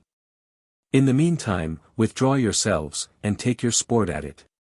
Then answered Panurge, No, sir, there is no reason that you should do so, but, on the contrary, retire you unto the ship, both you and the rest, for I alone will here discomfit them. But we must not linger, come, set forward. Whereunto the other said, It is well advised, sir, withdraw yourself, and we will help Panurge here, so shall you know what we are able to do. Then said Pantagruel, Well, I am content. But, if that you be too weak, I will not fail to come to your assistance. With this Panurge took 2 great cables of the ship and tied them to the kemstock or capstan which was on the deck towards the hatches, and fastened them in the ground, making a long circuit, the one further off, the other within that. Then said he to Epistemon, Go aboard the ship, and, when I give you a call, turn about the capstan upon the orlop diligently, drawing unto you the 2 cable ropes. And said to Eusthenes and to Carpalin, My bullies, stay you here, and offer yourselves freely to your enemies. Do as they bid you, and make as if you would yield unto them, but take heed you come not within the compass of the ropes, be sure to keep yourselves free of them. And presently he went aboard the ship, and took a bundle of straw and a barrel of gunpowder, strewed it round about the compass of the cords, and stood by with a brand of fire or match lighted in his hand. Presently came the horsemen with great fury, and the foremost ran almost home to the ship, and, by reason of the slipperiness of the bank, they fell, they and their horses, to the number of 44. Which the rest seeing, came on, thinking that resistance had been made them at their arrival. But Panurge said unto them, My masters, I believe that you have hurt yourselves. I pray you pardon us, for it is not our fault, but the slipperiness of the sea water that is always flowing, we submit ourselves to your good pleasure. So said likewise his 2 other fellows, and Epistemon that was upon the deck. In the meantime Panurge withdrew himself, and seeing that they were all within the compass of the cables, and that his 2 companions were retired, making room for all those horses which came in a crowd, thronging upon the neck of one another to see the ship and such as were in it, cried out on a sudden to Epistemon, Draw, draw. Then began Epistemon to wind about the capstan, by doing whereof the 2 cables so entangled and impestered the legs of the horses, that they were all of them thrown down to the ground easily, together with their riders. But they, seeing that, drew their swords, and would have cut them. Whereupon Panurge set fire to the train, and there burnt them up all like damned souls, both men and horses, not one escaping save one alone, who being mounted on a fleet turkey courser, by mere speed and flight got himself out of the circle of the ropes. But when Carpalin perceived him, he ran after him with such nimbleness and celerity that he overtook him in less than 100 paces. Then, leaping close behind him upon the crupper of his horse, clasped him in his arms, and brought him back to the ship. This exploit being ended, Pantagruel was very jovial, and wondrously commended the industry of these gentlemen, whom he called his fellow soldiers, and made them refresh themselves and feed well and merrily upon the seashore, and drink heartily with their bellies upon the ground, and their prisoner with them, whom they admitted to that familiarity. Only that the poor devil was somewhat afraid that Pantagruel would have eaten him up whole, which, considering the wideness of his mouth and capacity of his throat, was no great matter for him to have done. For he could have done it as easily as you would eat a small comfit, he showing no more in his throat than would a grain of millet seed in the mouth of an ass. Chapter 26. How Pantagruel and his company were weary in eating still salt meats, and how Carpalin went a-hunting to have some venison. Thus as they talked and chatted together, Carpalin said, And, by the belly of St. Kaynet, shall we never eat any venison? This salt meat makes me horribly dry. I will go fetch you a quarter of one of those horses which we have burnt, it is well roasted already. As he was rising up to go about it, he perceived under the side of a wood a fair great roebuck, which was come out of his fort, as I conceive, at the sight of Panurge's fire. Him did he pursue and run after with as much vigor and swiftness as if it had been a bolt out of a crossbow, and caught him in a moment. And whilst he was in his course he with his hands took in the air 4 great bustards, 7 bitterns, 26 grey partridges, 32 red-legged ones, 16 pheasants, 9 woodcocks, 19 herons, 32 cushats and ringdoves. And with his feet killed 10 or 12 hares and rabbits, which were then at relief and pretty big withal, 18 rails in a knot together, with 15 young wild boars, 2 little beavers, and 3 great foxes. So, striking the kid with his falchion athwart the head, he killed him, and, bearing him on his back, he in his return took up his hares, rails, and young wild boars, and, as far off as he could be heard, cried out and said, Panurge, my friend. Vinegar, vinegar. Then the good Pantagruel, thinking he had fainted, commanded them to provide him some vinegar. But Panurge knew well that there was some good prey in hands, and forthwith showed unto noble Pantagruel how he was bearing upon his back a fair roebuck, and all his girdle bordered with hares. Then immediately did Epistemon make, in the name of the 9 Muses, 9 antique wooden spits. Eusthenes did help to flay, and Panurge placed 2 great cuirassier saddles in such sort that they served for andirons, and making their prisoner to be their cook, they roasted their venison by the fire wherein the horsemen were burnt. And making great cheer with a good deal of vinegar, the devil a one of them did forbear from his victuals. It was a triumphant and incomparable spectacle to see how they ravened and devoured. Then said Pantagruel, would to God every one of you had 2 pairs of little anthem or sacring bells hanging at your chin, and that I had at mine the great clocks of Rennes, of Poictiers, of Tours, and of Cambrai. To see what a peal they would ring with the wagging of our chaps. But, said Panurge, it were better we thought a little upon our business, and by what means we might get the upper hand of our enemies. That is well remembered, said Pantagruel. Therefore spoke he thus to the prisoner, my friend, tell us here the truth, and do not lie to us at all, if thou wouldst not be flayed alive, for it is I that eat the little children. Relate unto us at full the order, the number, and the strength of the army. To which the prisoner answered, Sir, know for a truth that in the army there are 300 giants, all armed with armor of proof, and wonderful great. Nevertheless, not fully so great as you, except one that is their head, named Lupguru, who is armed from head to foot with cyclopical anvils. Furthermore, 163,000 foot, all armed with the skins of hobgoblins, strong and valiant men, 11,400 men-at-arms or cuirassiers. 3,600 double cannons, and arquebusiers without number, fourscore and 14,000 pioneers. 150,000 whores, fair like goddesses, that is for me, said Panurge, whereof some are Amazons, some Lyonnoises, others Parisiennes, Tourangelles, Angevins, Poictevines, Normandes. And High Dutch, there are of them of all countries and all languages. Yea but, said Pantagruel, is the king there? Yes, sir, said the prisoner. He is there in person, and we call him Anarchus, king of the Dipsodes, which is as much to say as thirsty people, for you never saw men more thirsty, nor more willing to drink, and his tent is guarded by the giants. It is enough, said Pantagruel. Come, brave boys, are you resolved to go with me? To which Panurge answered, God confound him that leaves you. I have already bethought myself how I will kill them all like pigs, and so the devil one leg of them shall escape. But I am somewhat troubled about one thing. And what is that? Said Pantagruel. It is, said Panurge, how I shall be able to set forward to the justling and bragmardizing of all the whores that be there this afternoon, in such sort that there escape not one unbumped by me.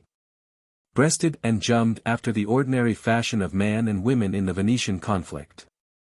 Ha, ha, ha, ha, said Pantagruel. And Carpelin said, the devil take these sinkholes, if, by G, I do not bumbaste some one of them. Then said Eusthenes, what? Shall not I have any, whose paces, since we came from Rouen, were never so well winded up as that my needle could mount to 10 or 11 o'clock, till now that I have it hard, stiff, and strong, like 100 devils. Truly, said Panurge, thou shalt have of the fattest, and of those that are most plump and in the best case. How now? Said Epistemon, everyone shall ride, and I must lead the ass. The devil take him that will do so. We will make use of the right of war, capotest capra, capiat. No, no, said Panurge, but tie thine ass to a crook, and ride as the world doth. And the good Pantagruel laughed at all this, and said unto them, You reckon without your host. I am much afraid that, before it be night, I shall see you in such taking that you will have no great stomach to ride, but more like to be rode upon with sound blows of pike and lance. Baste, said Epistemon, enough of that. I will not fail to bring them to you, either to roast or boil, to fry or put in paste. They are not so many in number as were in the army of Xerxes, for he had 30,000 fighting men, if you will believe Herodotus and Trogus Pompeius, and yet Themistocles with a few men overthrew them all. For God's sake, take you no care for that. Cobsmini, said Panurge, my codpiece alone shall suffice to overthrow all the men, and my Saint Sweephole, that dwells within it, shall lay all the women squat upon their backs. Up then, my lads, said Pantagruel, and let us march along. Chapter 27. How Pantagruel set up one trophy in memorial of their valor, and Panurge another in remembrance of the hares. How Pantagruel likewise with his farts begot little men, and with his fisks little women. And how Panurge broke a great staff over 2 glasses. Before we depart hence, said Pantagruel, in remembrance of the exploit that you have now performed I will in this place erect a fair trophy. Then every man amongst them, with great joy and fine little country songs, set up a huge big post, whereunto they hanged a great cuirassier saddle, the frontstall of a barbed horse, bridle bosses, pulley pieces for the knees, stirrup leathers, spurs. Stirrups, a coat of mail, a corslet tempered with steel, a battle-axe, a strong, short, and sharp horseman's sword, a gauntlet, a horseman's mace, gushet armor for the armpits, leg harness, and a gorget. With all other furniture needful for the decorment of a triumphant arch, in sign of a trophy. And then Pantagruel, for an eternal memorial, wrote this victorial ditton, as followeth. Here was the prowess made apparent of. For brave and valiant champions of proof. Who, without any arms but wit, at once. Like Fabius, or the 2 Scipions. Burnt in a fire 660. Crablice, strong rogues ne'er vanquished before. By this each king may learn, rook, pawn, and knight. That sleight is much more prevalent than might. For victory, as all men see, hangs on the ditty of that committee, where the great God hath his abode. Nor doth he it to strong and great men give, but to his elect, as we must believe. Therefore shall he obtain wealth and esteem, who thorough faith doth put his trust in him. Whilst Pantagruel was writing these foresaid verses, Panurge halved and fixed upon a great stake the horns of a roebuck, together with the skin and the right forefoot thereof, the ears of 3 leverets, the chine of a coney, the jaws of a hare, the wings of 2 bustards, the feet of 4 queeced doves, a bottle or borracho full of vinegar, a horn wherein to put salt, a wooden spit, a larding stick, a scurvy kettle full of holes, a dripping pan to make sauce in, an earthen salt cellar, and a goblet of Beauvais. Then, in imitation of Pantagruel's verses and trophy, wrote that which followeth. Here was it that 4 jovial blades sat down to a profound carousing, and to crown their banquet with those wines which please best great Bacchus, the monarch of their drinking state. Then were the reins and furch of a young hare, with salt and vinegar, displayed there, of which to snatch a bit or 2 at once. They all fell on like hungry scorpions. For inventories of defensories say that in heat we must drink neat, all out, and of the choicest stuff. But it is bad to eat of young hare's flesh, unless with vinegar we it refresh. Receive this tenet, then, without control. That vinegar of that meat is the soul. Then said Pantagruel, Come, my lads, let us begone. We have stayed here too long about our victuals. For very seldom doth it fall out that the greatest eaters do the most martial exploits. There is no shadow like that of flying colours, no smoke like that of horses, no clattering like that of armour. At this Epistemon began to smile, and said, There is no shadow like that of the kitchen, no smoke like that of pasties, and no clattering like that of goblets. Unto which answered Panurge, There is no shadow like that of curtains, no smoke like that of women's breasts, and no clattering like that of ballocks. Then forthwith rising up he gave a fart, a leap, and a whistle, and most joyfully cried out aloud, Ever live Pantagruel. When Pantagruel saw that, he would have done as much. But with the fart that he let the earth trembled 9 leagues about, wherewith and with the corrupted air he begot above 53,000 little men, ill-favoured dwarfs, and with one fisk that he let he made as many little women. Crouching down, as you shall see in divers places, which never grow but like cows' tails, downwards, or, like the Limousin radishes, round. How now? Said Panurge, Are your farts so fertile and fruitful? By G, here be brave farted men and fisked women, let them be married together, they will beget fine hornets and doorflies. So did Pantagruel, and called them pygmies. Those he sent to live in an island thereby, where since that time they are increased mightily. But the cranes make war with them continually, against which they do most courageously defend themselves. For these little ends of men and dandiprats, whom in Scotland they call whip-handles and knots of a tar-barrel, are commonly very testy and choleric, the physical reason whereof is, because their heart is near their spleen. At this same time Panurge took 2 drinking glasses that were there, both of one bigness, and filled them with water up to the brim, and set one of them upon one stool and the other upon another, placing them about 1 foot from one another. Then he took the staff of a javelin, about 5 foot and a half long, and put it upon the 2 glasses, so that the 2 ends of the staff did come just to the brims of the glasses. This done, he took a great stake or billet of wood, and said to Pantagruel and to the rest, My masters, behold how easily we shall have the victory over our enemies. For just as I shall break this staff here upon these glasses, without either breaking or crazing of them, nay, which is more, without spilling 1 drop of the water that is within them. Even so shall we break the heads of our dipsodes without receiving any of us any wound or loss in our person or goods. But, that you may not think there is any witchcraft in this, hold. Said he to Eusthenes, Strike upon the midst as hard as thou canst with this log. Eusthenes did so, and the staff broke in 2 pieces, and not 1 drop of the water fell out of the glasses. Then said he, I know a great many such other tricks, let us now therefore march boldly and with assurance. Chapter 28. How Pantagruel got the victory very strangely over the dipsodes and the giants. After all this talk, Pantagruel took the prisoner to him and sent him away, saying, Go thou unto thy king in his camp, and tell him tidings of what thou hast seen. And let him resolve to feast me tomorrow about noon.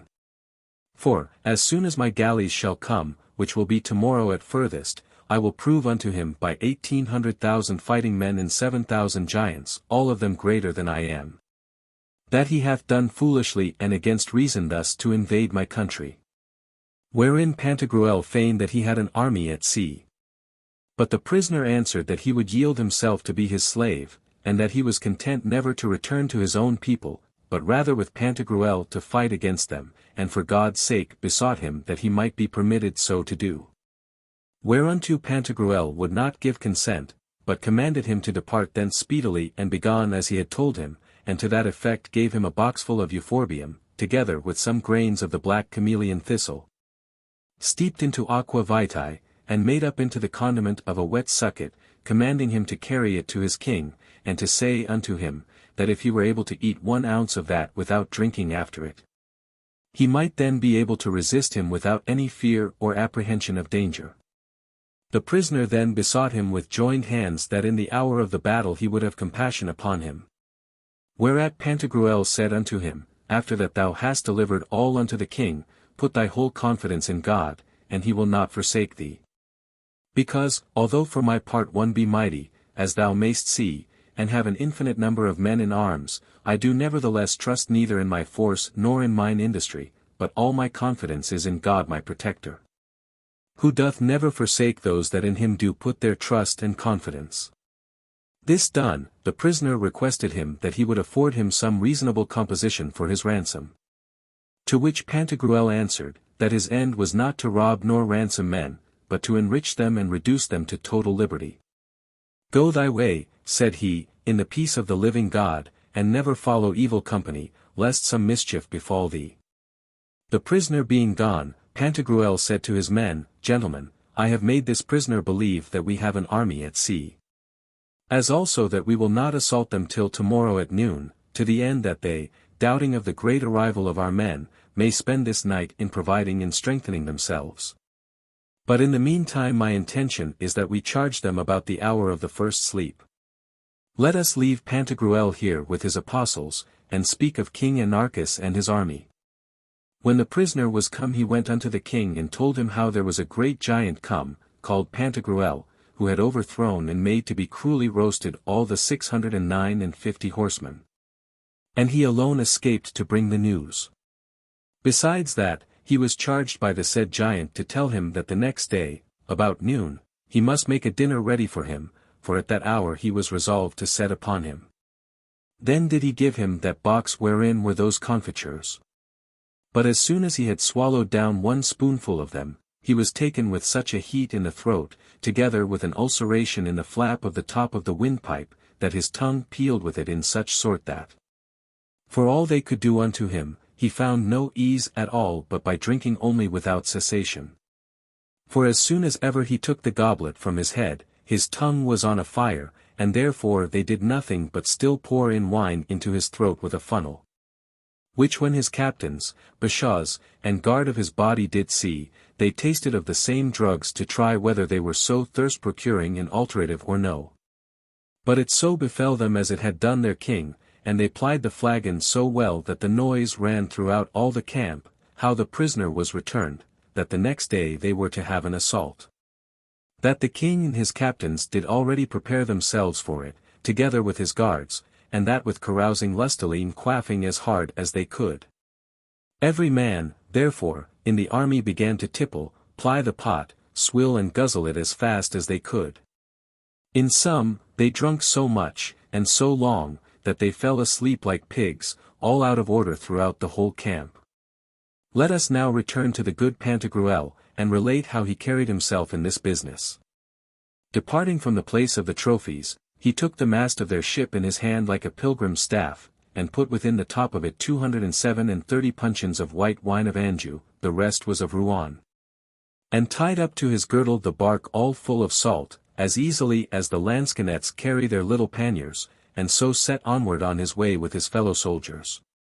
When he was come near to the enemy's camp, Panurge said unto him, Sir, if you would do well, let down this white wine of Anjou from the scuttle of the mast of the ship, that we may all drink thereof, like Bretons.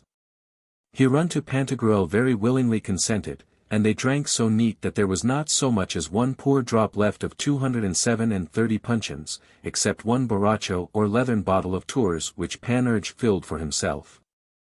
For he called that his vademecum, and some scurvy lees of wine in the bottom, which served him instead of vinegar.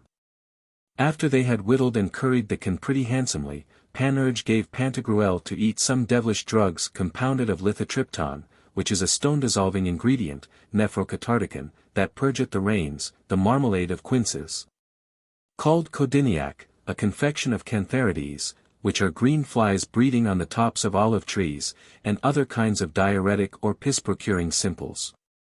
This done, Pantagruel said to Carpalin, Go into the city, scrambling like a cat against the wall, as you can well do, and tell them that now presently they come out and charge their enemies as rudely as they can, and having said so, come down, taking a lighted torch with you, wherewith you shall set on fire all the tents and pavilions in the camp. Then cry as loud as you are able with your great voice, and then come away from thence. Yea but, said Carpalin, were it not good to cloy all their ordnance? No, no, said Pantagruel, only blow up all their powder. Carpalin, obeying him, departed suddenly and did as he was appointed by Pantagruel, and all the combatants came forth that were in the city, and when he had set fire in the tents and pavilions, he passed so lightly through them. And so highly and profoundly did they snort and sleep, that they never perceived him. He came to the place where their artillery was, and set their munition on fire. But here was the danger.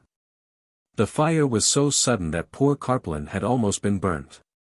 And had it not been for his wonderful agility he had been fried like a roasting pig. But he departed away so speedily that a bolt or arrow out of a crossbow could not have had a swifter motion. When he was clear of their trenches, he shouted aloud, and cried out so dreadfully, and with such amazement to the hearers, that it seemed all the devils of hell had been let loose. At which noise the enemies awaked, but can you tell how? Even no less astonished than are monks at the ringing of the first peal to matins, which in Lucenoise is called rub-ballock. In the meantime Pantagruel began to sow the salt that he had in his bark, and because they slept with an open gaping mouth, he filled all their throats with it, so that those poor wretches were by it made to cough like foxes. Ha, Pantagruel, how thou addest greater heat to the firebrand that is in us.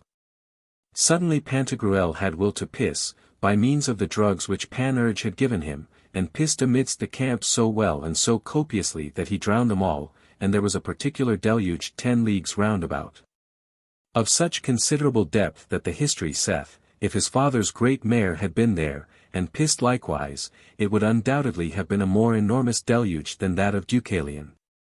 For she did never piss, but she made a river greater than is either the Rhone or the Danube. Which those that were come out of the city seeing, said, they are all cruelly slain, see how the blood runs along. But they were deceived in thinking Pantagruel's urine had been the blood of their enemies, for they could not see but by the light of the fire of the pavilions and some small light of the moon. The enemies, after that they were awaked, seeing on one side the fire in the camp, and on the other the inundation of the urinal deluge, could not tell what to say nor what to think. Some said that it was the end of the world and the final judgment, which ought to be by fire. Others again thought that the sea gods, Neptune, Proteus, Triton, and the rest of them, did persecute them, for that indeed they found it to be like sea water and salt. Oh, who were able now condignly to relate how Pantagruel did demean himself against the 300 giants. O my Muse, my Calliope, my Thalia, inspire me at this time, restore unto me my spirits, for this is the logical bridge of asses. Here is the pitfall, here is the difficulty, to have ability enough to express the horrible battle that was fought. Ah, would to God that I had now a bottle of the best wine that ever those drank who shall read this so veridical history. Chapter 29. How Pantagruel discomfited the 300 giants armed with freestone, and Lupguru their captain. The giants, seeing all their camp drowned, carried away their king Anarchus upon their backs as well as they could out of the fort. As Aeneas did to his father Anchises, in the time of the conflagration of Troy. When Panurge perceived them, he said to Pantagruel, Sir, yonder are the giants coming forth against you, lay on them with your mast gallantly, like an old fencer, for now is the time that you must show yourself a brave man and an honest. And for our part we will not fail you. I myself will kill to you a good many boldly enough, for why, David killed Goliath very easily, and then this great lecher, Eusthenes, who is stronger than 4 oxen, will not spare himself. Be of good courage, therefore, and valiant, charge amongst them with point and edge, and by all manner of means. Well, said Pantagruel, of courage I have more than for 50 francs, but let us be wise, for Hercules first never undertook against 2. That is well cacked, well scummered, said Panurge, do you compare yourself with Hercules? You have, by G, more strength in your teeth, and more scent in your bum, than ever Hercules had in all his body and soul. So much is a man worth as he esteems himself. Whilst they spake those words, behold, Lupguru was come with all his giants, who, seeing Pantagruel in a manner alone, was carried away with temerity and presumption, for hopes that he had to kill the good man. Whereupon he said to his companions the giants, You wenchers of the low country, by Mahum. If any of you undertake to fight against these men here, I will put you cruelly to death. It is my will that you let me fight single. In the meantime you shall have good sport to look upon us. Then all the other giants retired with their king to the place where the flagons stood, and Panurge and his comrades with them, who counterfeited those that have had the pox, for he wreathed about his mouth, shrunk up his fingers. And with a harsh and hoarse voice said unto them, I forsake Odi, fellow soldiers, if I would have it to be believed that we make any war at all. Give us somewhat to eat with you whilst our masters fight against one another. To this the king and giants jointly condescended, and accordingly made them to banquet with them. In the meantime Panurge told them the follies of Turpin, the examples of Saint Nicholas, and the tale of a tub.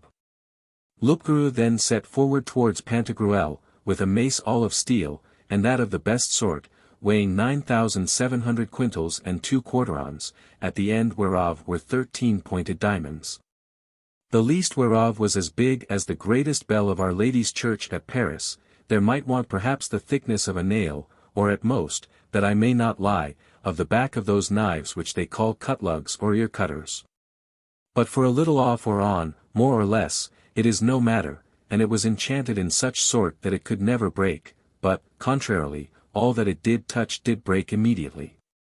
Thus, then, as he approached with great fierceness and pride of heart, Pantagruel, casting up his eyes to heaven, recommended himself to God with all his soul, making such a vow as followeth. O thou Lord God, who hast always been my protector and my Saviour. Thou sayest the distress wherein I am at this time. Nothing brings me hither but a natural zeal, which thou hast permitted unto mortals, to keep and defend themselves, their wives and children, country and family, in case thy own proper cause were not in question, which is the faith. For in such a business thou wilt have no coadjutors, only a Catholic confession and service of thy word, and hast forbidden us all arming and defence. For thou art the Almighty, who in thine own cause, and where thine own business is taken to heart, canst defend it far beyond all that we can conceive, thou who hast thousands of hundreds of millions of legions of angels. The least of which is able to kill all mortal men, and turn about the heavens and earth at his pleasure, as heretofore it very plainly appeared in the army of Sennacherib.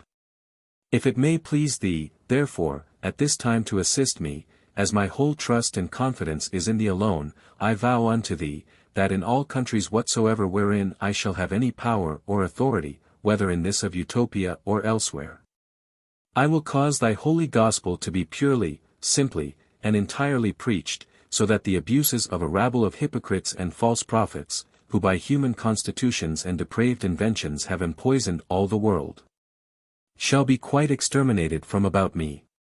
This vow was no sooner made, but there was heard a voice from heaven saying, Hoc fac et vinces, that is to say, do this, and thou shalt overcome. Then Pantagruel, seeing that Loupgarou with his mouth wide open was drawing near to him, went against him boldly, and cried out as loud as he was able, Thou deest, villain, thou deest.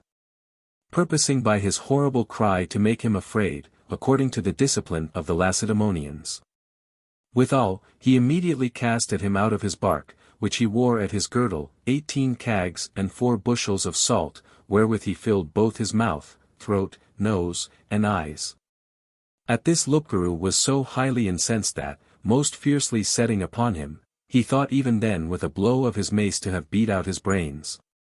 But Pantagruel was very nimble, and had always a quick foot and a quick eye, and therefore with his left foot did he step back 1 pace, yet not so nimbly but that the blow, falling upon the bark, broke it in 4,406 pieces, and threw all the rest of the salt about the ground. Pantagruel, seeing that, most gallantly displayed the vigour of his arms, and, according to the art of the axe, gave him with the great end of his mast a home thrust a little above the breast. Then, bringing along the blow to the left side, with a slash struck him between the neck and shoulders. After that, advancing his right foot, he gave him a push upon the cullions with the upper end of his said mast, wherewith breaking the scuttle on the top thereof, he spilt 3 or 4 puncheons of wine that were left therein. Upon that Loupgarou thought that he had pierced his bladder, and that the wine that came forth had been his urine. Pantagruel, being not content with this, would have doubled it by a side blow.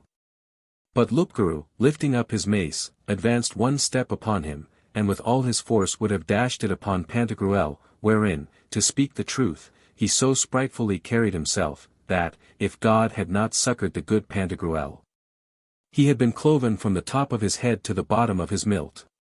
But the blow glanced to the right side by the brisk nimbleness of Pantagruel, and his mace sank into the ground above 13 foot, through a huge rock, out of which the fire did issue greater than 9,006 tons. Pantagruel, seeing him busy about plucking out his mace, which stuck in the ground between the rocks, ran upon him, and would have clean cut off his head, if by mischance his mast had not touched a little against the stock of Loupgarou's mace, which was enchanted, as we have said before. By this means his mast broke off about 3 handfuls above his hand, whereat he stood amazed like a bell-founder, and cried out, "Ah, Panurge, where art thou?" Panurge, seeing that, said to the king and the giants, "By G, they will hurt one another if they be not parted." But the giants were as merry as if they had been at a wedding. Then Carpalin would have risen from thence to help his master. But one of the giants said unto him, "By Golfarin, the nephew of Mahum, if thou stir hence I will put thee in the bottom of my breeches instead of a suppository, which cannot choose but do me good. For in my belly I am very costive, and cannot well cagger without gnashing my teeth and making many filthy faces." Then Pantagruel, thus destitute of a staff, took up the end of his mast, striking athwart and alongst upon the giant, but he did him no more hurt than you would do with a fillip upon a smith's anvil. In the mean time Loupgarou was drawing his mace out of the ground, and, having already plucked it out, was ready therewith to have struck Pantagruel, who, being very quick in turning, avoided all his blows in taking only the defensive part in hand, until on a sudden he saw that Loupgarou did threaten him with these words, saying, "Now, villain, will not I fail to chop thee as small as minced meat, and keep thee henceforth from ever making any more poor men athirst?" For then, without any more ado, Pantagruel struck him such a blow with his foot against the belly that he made him fall backwards, his heels over his head, and dragged him thus along at flay-buttock above a flight shot. Then Loupgarou cried out, bleeding at the throat, "Mahum, Mahum, Mahum!" At which noise all the giants arose to succor him. But Panurge said unto them, "Gentlemen, do not go, if will believe me, for our master is mad, and strikes athwart and alongst, he cares not where, he will do you a mischief." But the giants made no account of it, seeing that Pantagruel had never a staff. And when Pantagruel saw those giants approach very near unto him, he took Loupgarou by the 2 feet, and lift up his body like a pike in the air, wherewith, it being harnessed with anvils, he laid such heavy load amongst those giants armed with free stone, that, striking them down as a mason doth little knobs of stones, there was not one of them that stood before him whom he threw not flat to the ground. And by the breaking of this stony armor there was made such a horrible rumble as put me in mind of the fall of the butter tower of St. Stephen's at Bourges when it melted before the sun.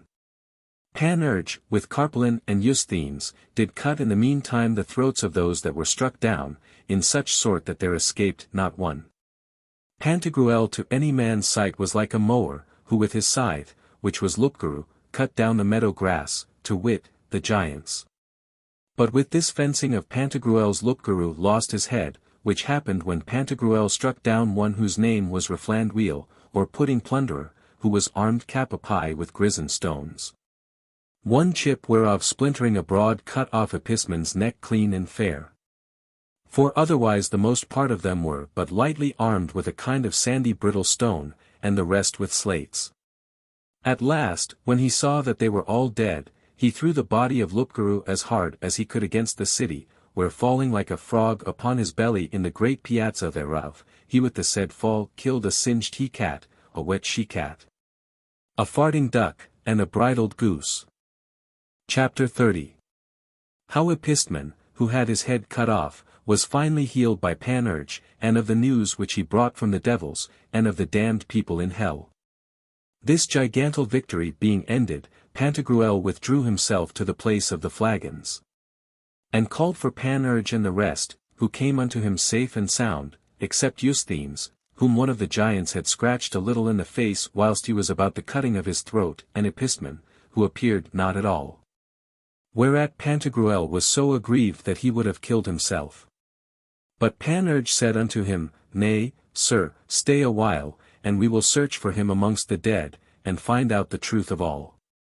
Thus as they went seeking after him, they found him stark dead, with his head between his arms all bloody. Then Eusthenes cried out, Ah, cruel death! Hast thou taken from me the perfectest amongst men? At which words Pantagruel rose up with the greatest grief that ever any man did see, and said to Panurge, Ah, my friend! The prophecy of your 2 glasses and the javelin staff was a great deal too deceitful.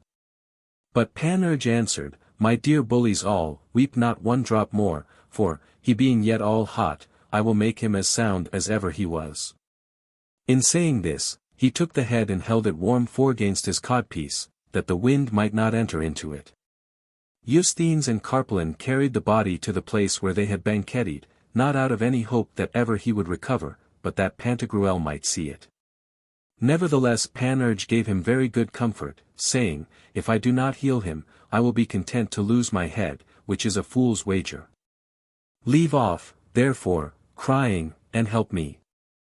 Then cleansed he his neck very well with pure white wine, and, after that, took his head, and into it synapized some powder of diamyrtus, which he always carried about him in one of his bags.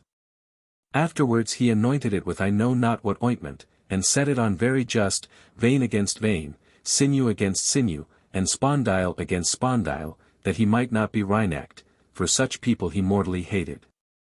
This done, he gave it round about some 15 or 16 stitches with a needle that it might not fall off again, then, on all sides and everywhere, he put a little ointment on it, which he called resuscitative.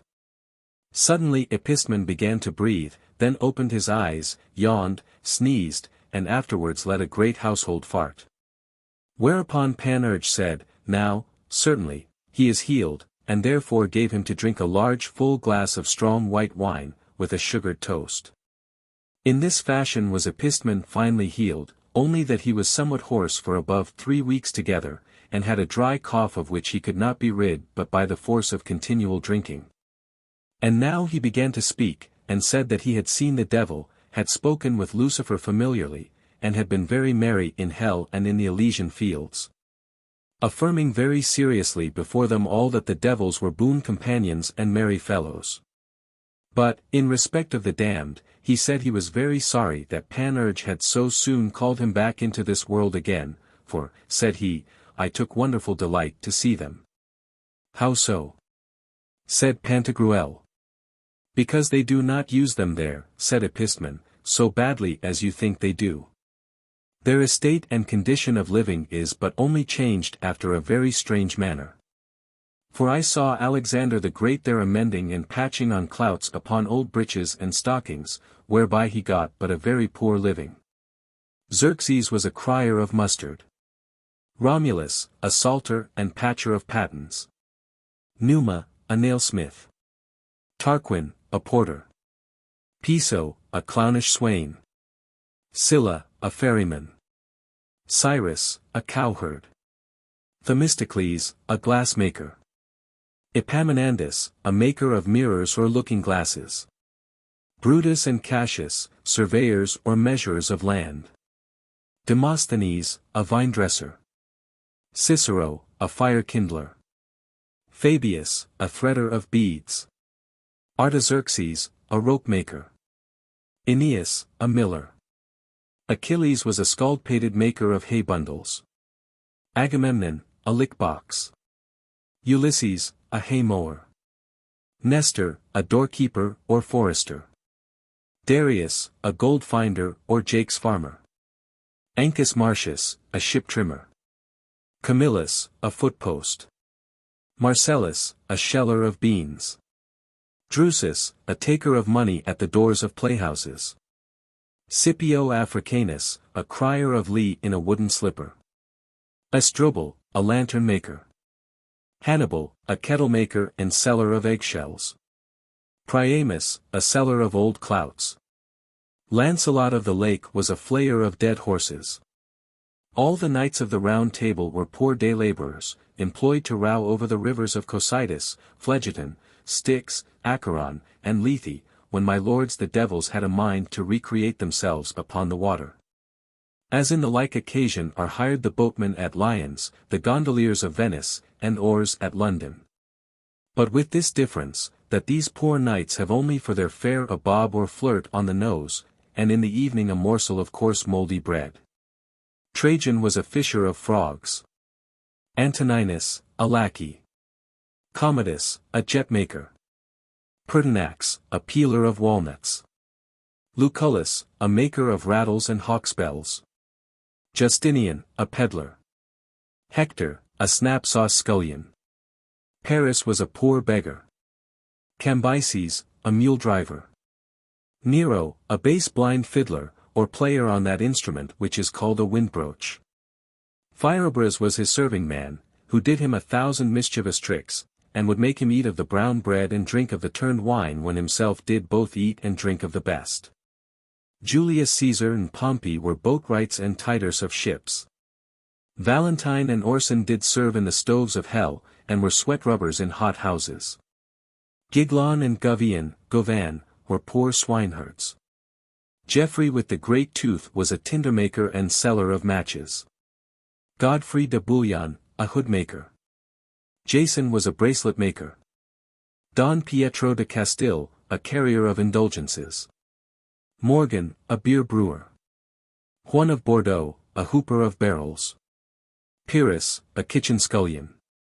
Antiochus, a chimney-sweeper. Octavian, a scraper of parchment. Nerva, a mariner.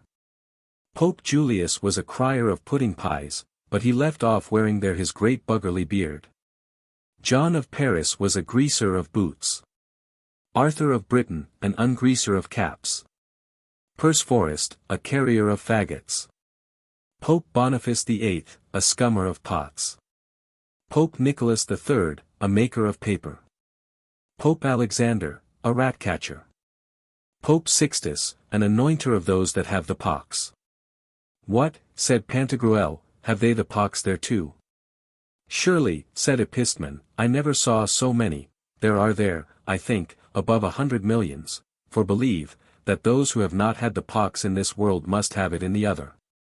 Cot's body, said Panurge, then I am free, for I have been as far as the whole of Gibraltar, reached unto the outmost bounds of Hercules, and gathered of the ripest. Oger the Dane was a furbisher of armor. The king Tigranes, a mender of thatched houses. Galian restored, a taker of moldwarps. The 4 sons of Ammon were all tooth-drawers. Pope Calixtus was a barber of a woman's sine qua non. Pope Urban, a bacon-picker. Melusina was a kitchen drudge-wench. Matabrun, a laundress. Cleopatra, a crier of onions. Helen, a broker for chambermaids. Semiramis, the beggar's lice-killer. Dido did sell mushrooms. Penthesilea sold cresses. Lucretia was an alehouse-keeper. Hortensia, a spinstress. Livia, a grater of verdigris. After this manner, those that had been great lords and ladies here, got but a poor scurvy wretched living there below. And, on the contrary, the philosophers and others, who in this world had been altogether indigent and wanting, were great lords there in their turn. I saw Diogenes there strutted out most pompously, and in great magnificence, with a rich purple gown on him, and a golden scepter in his right hand. And, which is more, he would now and then make Alexander the Great mad, so enormously would he abuse him when he had not well patched his breeches, for he used to pay his skin with sound bastinadoes. I saw Epictetus there, most gallantly apparelled after the French fashion, sitting under a pleasant arbor, with store of handsome gentlewomen, frolicking, drinking, dancing, and making good cheer, with abundance of crowns of the sun. Above the lattice were written these verses for his device. To leap and dance, to sport and play. And drink good wine both white and brown. Or nothing else do all the day. But tell bags full of many a crown. When he saw me, he invited me to drink with him very courteously, and I being willing to be entreated, we tippled and Chopin together most theologically. In the meantime came Cyrus to beg 1 farthing of him for the honor of Mercury, therewith to buy a few onions for his supper. No, no, said Epictetus, I do not use in my almsgiving to bestow farthings. Hold, thou varlet, there's a crown for thee. Be an honest man.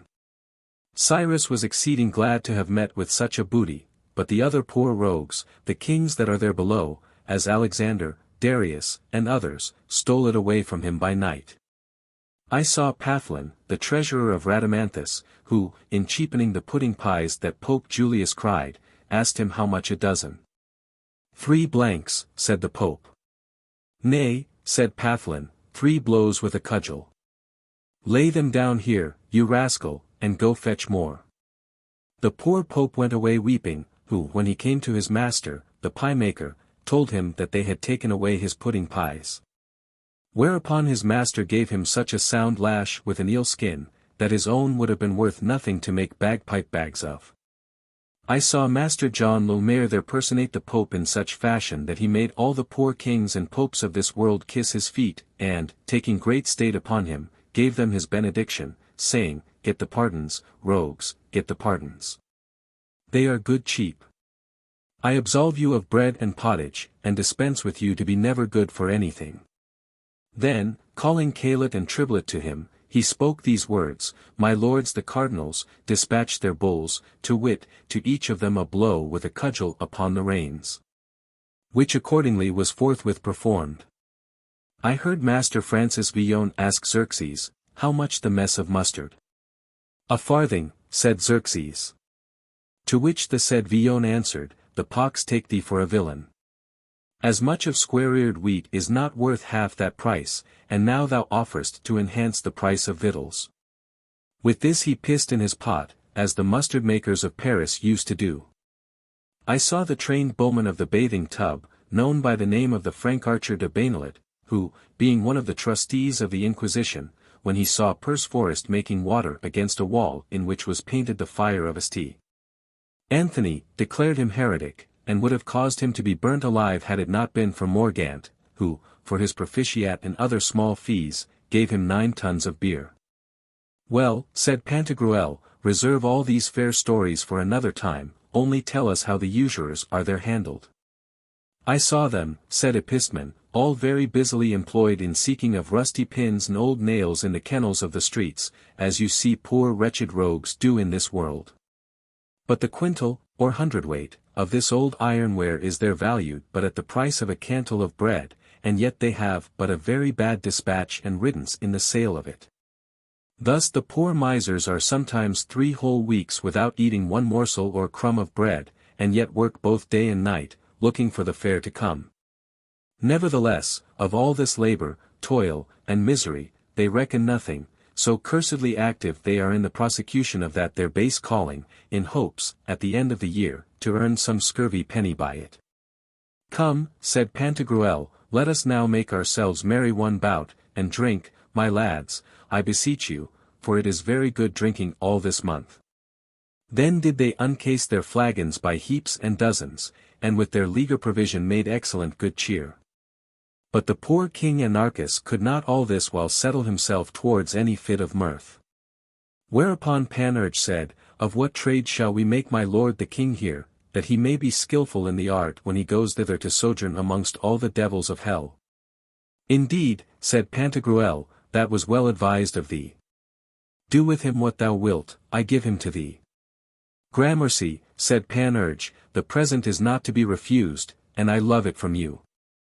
Chapter 31. How Pantagruel entered into the city of the Amorites, and how Panurge married King Anarchus to an old lantern-carrying hag, and made him a crier of green sauce. After this wonderful victory, Pantagruel sent Carpalin unto the city of the Amorites to declare and signify unto them how the king Anarchus was taken prisoner and all the enemies of the city overthrown. Which news when they heard all the inhabitants of the city came forth to meet him in good order, and with a great triumphant pomp, conducting him with a heavenly joy into the city. Where innumerable bonfires were set on through all the parts thereof, and fair round tables, which were furnished with store of good victuals, set out in the middle of the streets. This was a renewing of the golden age in the time of Saturn, so good was the cheer which then they made. But Pantagruel, having assembled the whole senate and common councilmen of the town, said, My masters, we must now strike the iron whilst it is hot. It is therefore my will that, before we frolic it any longer, we advise how to assault and take the whole kingdom of the Dipsodes. To which effect let those that will go with me provide themselves against tomorrow after drinking, for then will I begin to march. Not that I need any more men than I have to help me to conquer it, for I could make it as sure that way as if I had it already, but I see this city is so full of inhabitants that they scarce can turn in the streets. I will, therefore, carry them as a colony into Dipsody, and will give them all that country, which is fair, wealthy, fruitful, and pleasant, above all other countries in the world, as many of you can tell who have been there heretofore. Every one of you, therefore, that will go along, let him provide himself as I have said. This counsel and resolution being published in the city, the next morning there assembled in the piazza before the palace to the number of 1856,011, besides women and little children. Thus began they to march straight into Dipsody, in such good order as did the people of Israel when they departed out of Egypt to pass over the Red Sea. But before we proceed any further in this purpose, I will tell you how Panurge handled his prisoner the king Anarchus. For, having remembered that which Epistemon had related, how the kings and rich men in this world were used in the Elysian fields, and how they got their living there by base and ignoble trades, he, therefore, one day apparelled his king in a pretty little canvas doublet, all jagged and pink like the tippet of a light horseman's cap, together with a pair of large mariner's breeches, and stockings without shoes, for, said he, they would but spoil his sight, and a little peach-coloured bonnet with a great capon's feather in it, I lie, for I think he had two, and a very handsome girdle of a sky-colour and green, in French called perce de vert. Saying that such a livery did become him well, for that he had always been perverse, and in this plight bringing him before Pantagruel, said unto him, Do you know this royster? No, indeed, said Pantagruel. It is, said Panurge, my lord the king of the 3 batches, or threadbare sovereign. I intend to make him an honest man.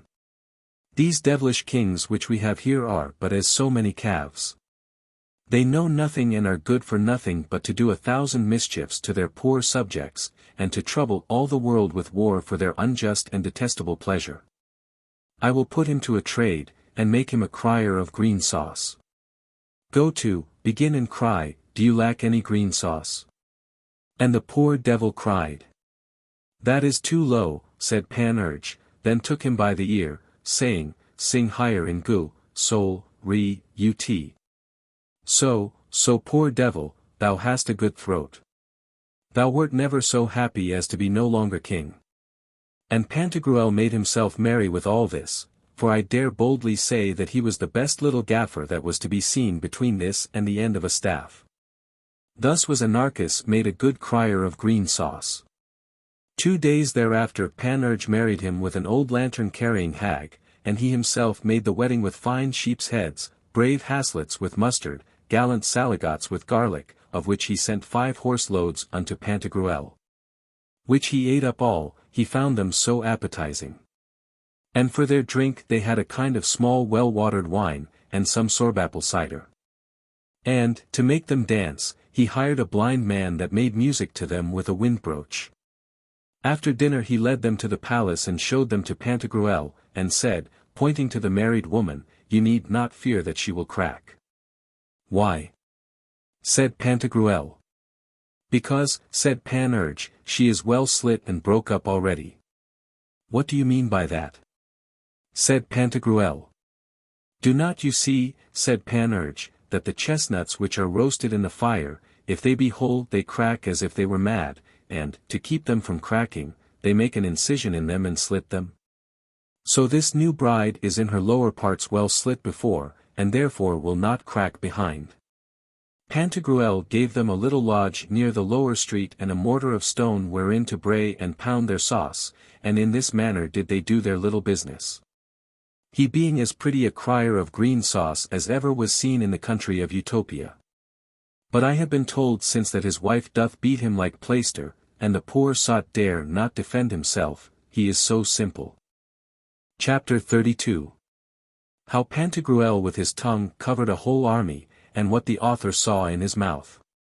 Thus, as Pantagruel with all his army had entered into the country of the Dipsodes, everyone was glad of it, and incontinently rendered themselves unto him, bringing him out of their own good wills the keys of all the cities where he went, the Almorads only excepted, who, being resolved to hold out against him, made answer to his heralds that they would not yield but upon very honourable and good conditions. What? Said Pantagruel, do they ask any better terms than the hand at the pot and the glass in their fist? Come, let us go sack them, and put them all to the sword.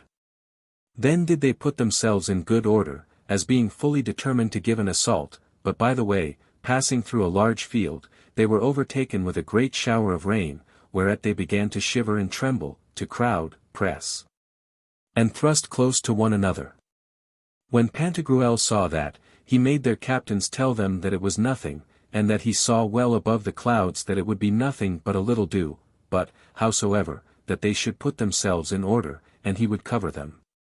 Then did they put themselves in a close order, and stood as near to each other as they could, and Pantagruel drew out his tongue only halfway and covered them all, as a hen doth her chickens. In the meantime, I, who relate to you these so veritable stories, hid myself under a burdock leaf, which was not much less in largeness than the arch of the bridge of Montreble, but when I saw them thus covered, I went towards them to shelter myself likewise. Which I could not do, for that they were so, as the saying is, at the yard's end there is no cloth left.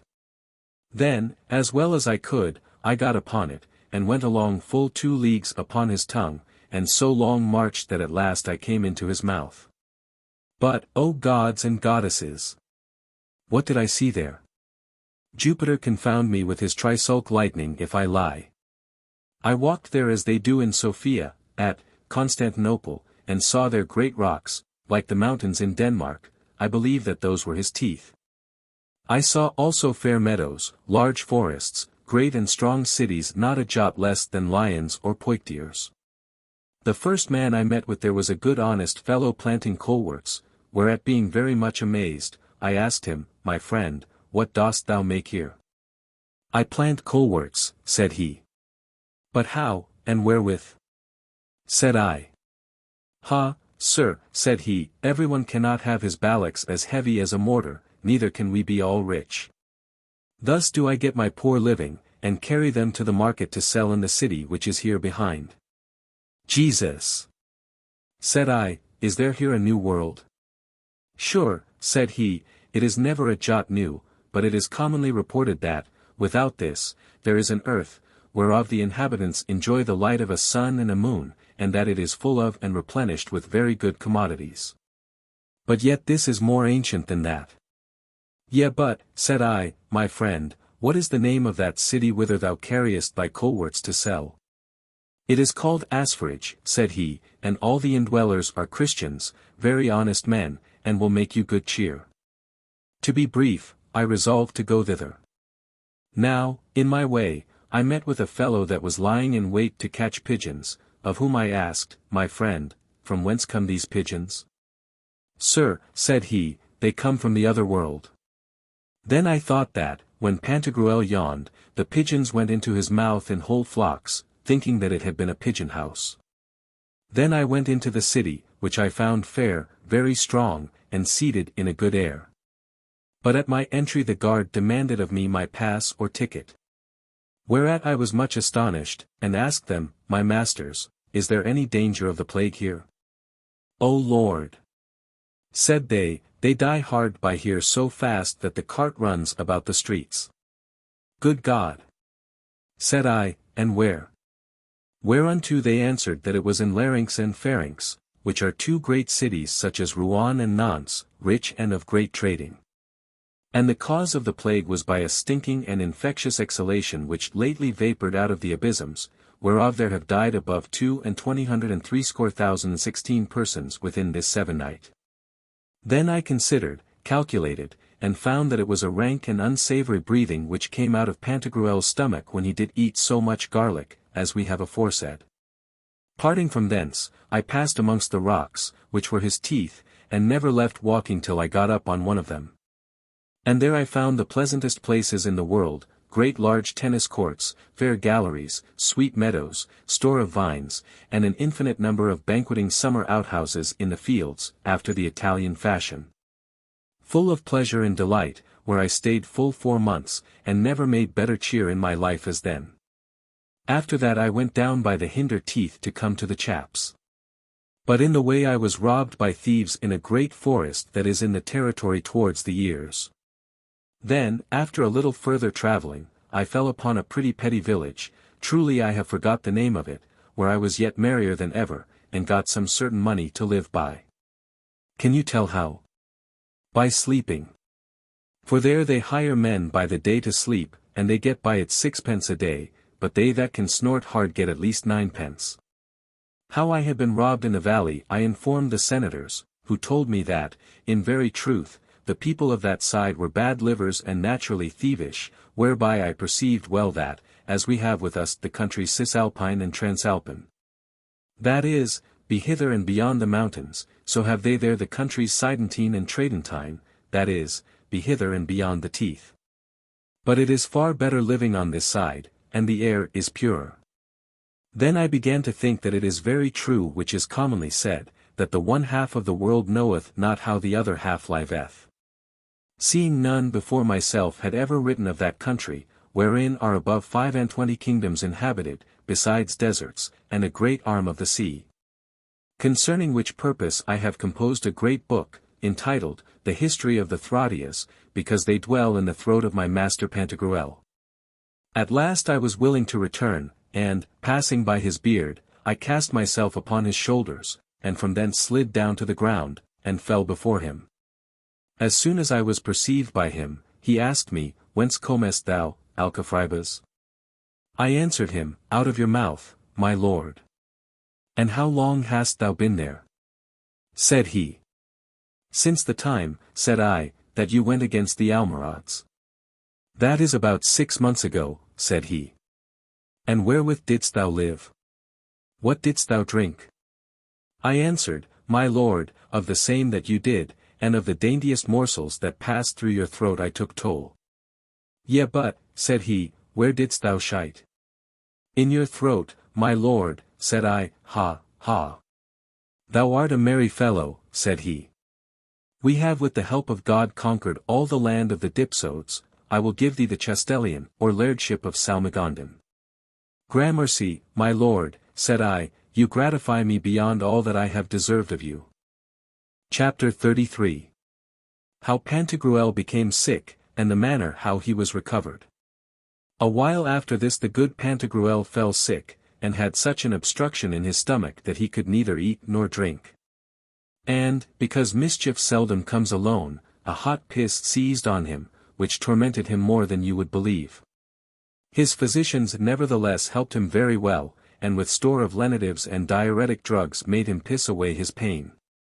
His urine was so hot that since that time it is not yet cold, and you have of it in divers places of France, according to the course that it took, and they are called the hot baths, as at Cotteritz, at Limas, at Dast, at Ballervie, Ballaruc, at Neric, at Bourbonancy, and elsewhere in Italy, at Montrose, at Apuan, at Sancto Petro de Padua, at St. Helen, at Casa Nuova, at St. Bartholomew, in the county of Boulogne, at the Perret, and 1,000 other places. And I wonder much at a rabble of foolish philosophers and physicians, who spend their time in disputing whence the heat of the said waters cometh, whether it be by reason of borax, or sulphur, or alum, or saltpetre, that is within the mine. For they do nothing but dote, and better were it for them to rub their arse against a thistle than to waste away their time thus in disputing of that whereof they know not the original. For the resolution is easy, neither need we to inquire any further than that the said baths came by a hot piss of the good Pantagruel. Now to tell you after what manner he was cured of his principal disease. I let pass how for a minorative or gentle potion he took 400 pound weight of colophoniac scammony, 618 cartloads of cassia, and 11,900 pound weight of rhubarb. Besides other confused jumblings of sundry drugs. You must understand that by the advice of the physicians it was ordained that what did offend his stomach should be taken away. And therefore they made 17 great balls of copper, each whereof was bigger than that which is to be seen on the top of St. Peter's Needle at Rome, and in such sort that they did open in the midst and shut with a spring. Into one of them entered one of his men carrying a lantern and a torch lighted, and so Pantagruel swallowed him down like a little pill. Into 7 others went 7 country fellows, having every one of them a shovel on his neck. Into 9 others entered 9 wood carriers, having each of them a basket hung at his neck, and so were they swallowed down like pills. When they were in his stomach, every one undid his spring, and came out of their cabins. The first whereof was he that carried the lantern, and so they fell more than half a league into a most horrible gulf, more stinking and infectious than ever was Mephitis, or the marshes of the Camarina, or the abominably unsavory lake of Sorbona. Whereof Strabo maketh mention. And had it not been that they had very well antidoted their stomach, heart, and wine-pot, which is called the noddle, they had been altogether suffocated and choked with these detestable vapours. Oh, what a perfume! Oh, what an evaporation wherewith to bewray the masks or mufflers of young mangy queens! After that, with groping and smelling they came near to the fecal matter and the corrupted humours. Finally, they found a montjoy or heap of ordure and filth. Then fell the pioneers to work to dig it up, and the rest with their shovels filled the baskets, and when all was cleansed every one retired himself into his ball. This done, Pantagruel enforcing himself to vomit, very easily brought them out, and they made no more show in his mouth than a fart in yours. But, when they came merrily out of their pills, I thought upon the Grecians coming out of the Trojan horse. By this means was he healed and brought unto his former state and convalescence. And of these brazen pills, or rather copper balls, you have one at Orleans, upon the steeple of the Holy Cross Church. Chapter 34. The conclusion of this present book, and the excuse of the author. Now, my masters, you have heard a beginning of the horrific history of my lord and master Pantagruel. Here will I make an end of the first book. My head aches a little, and I perceive that the registers of my brain are somewhat jumbled and disordered with this Septembral juice.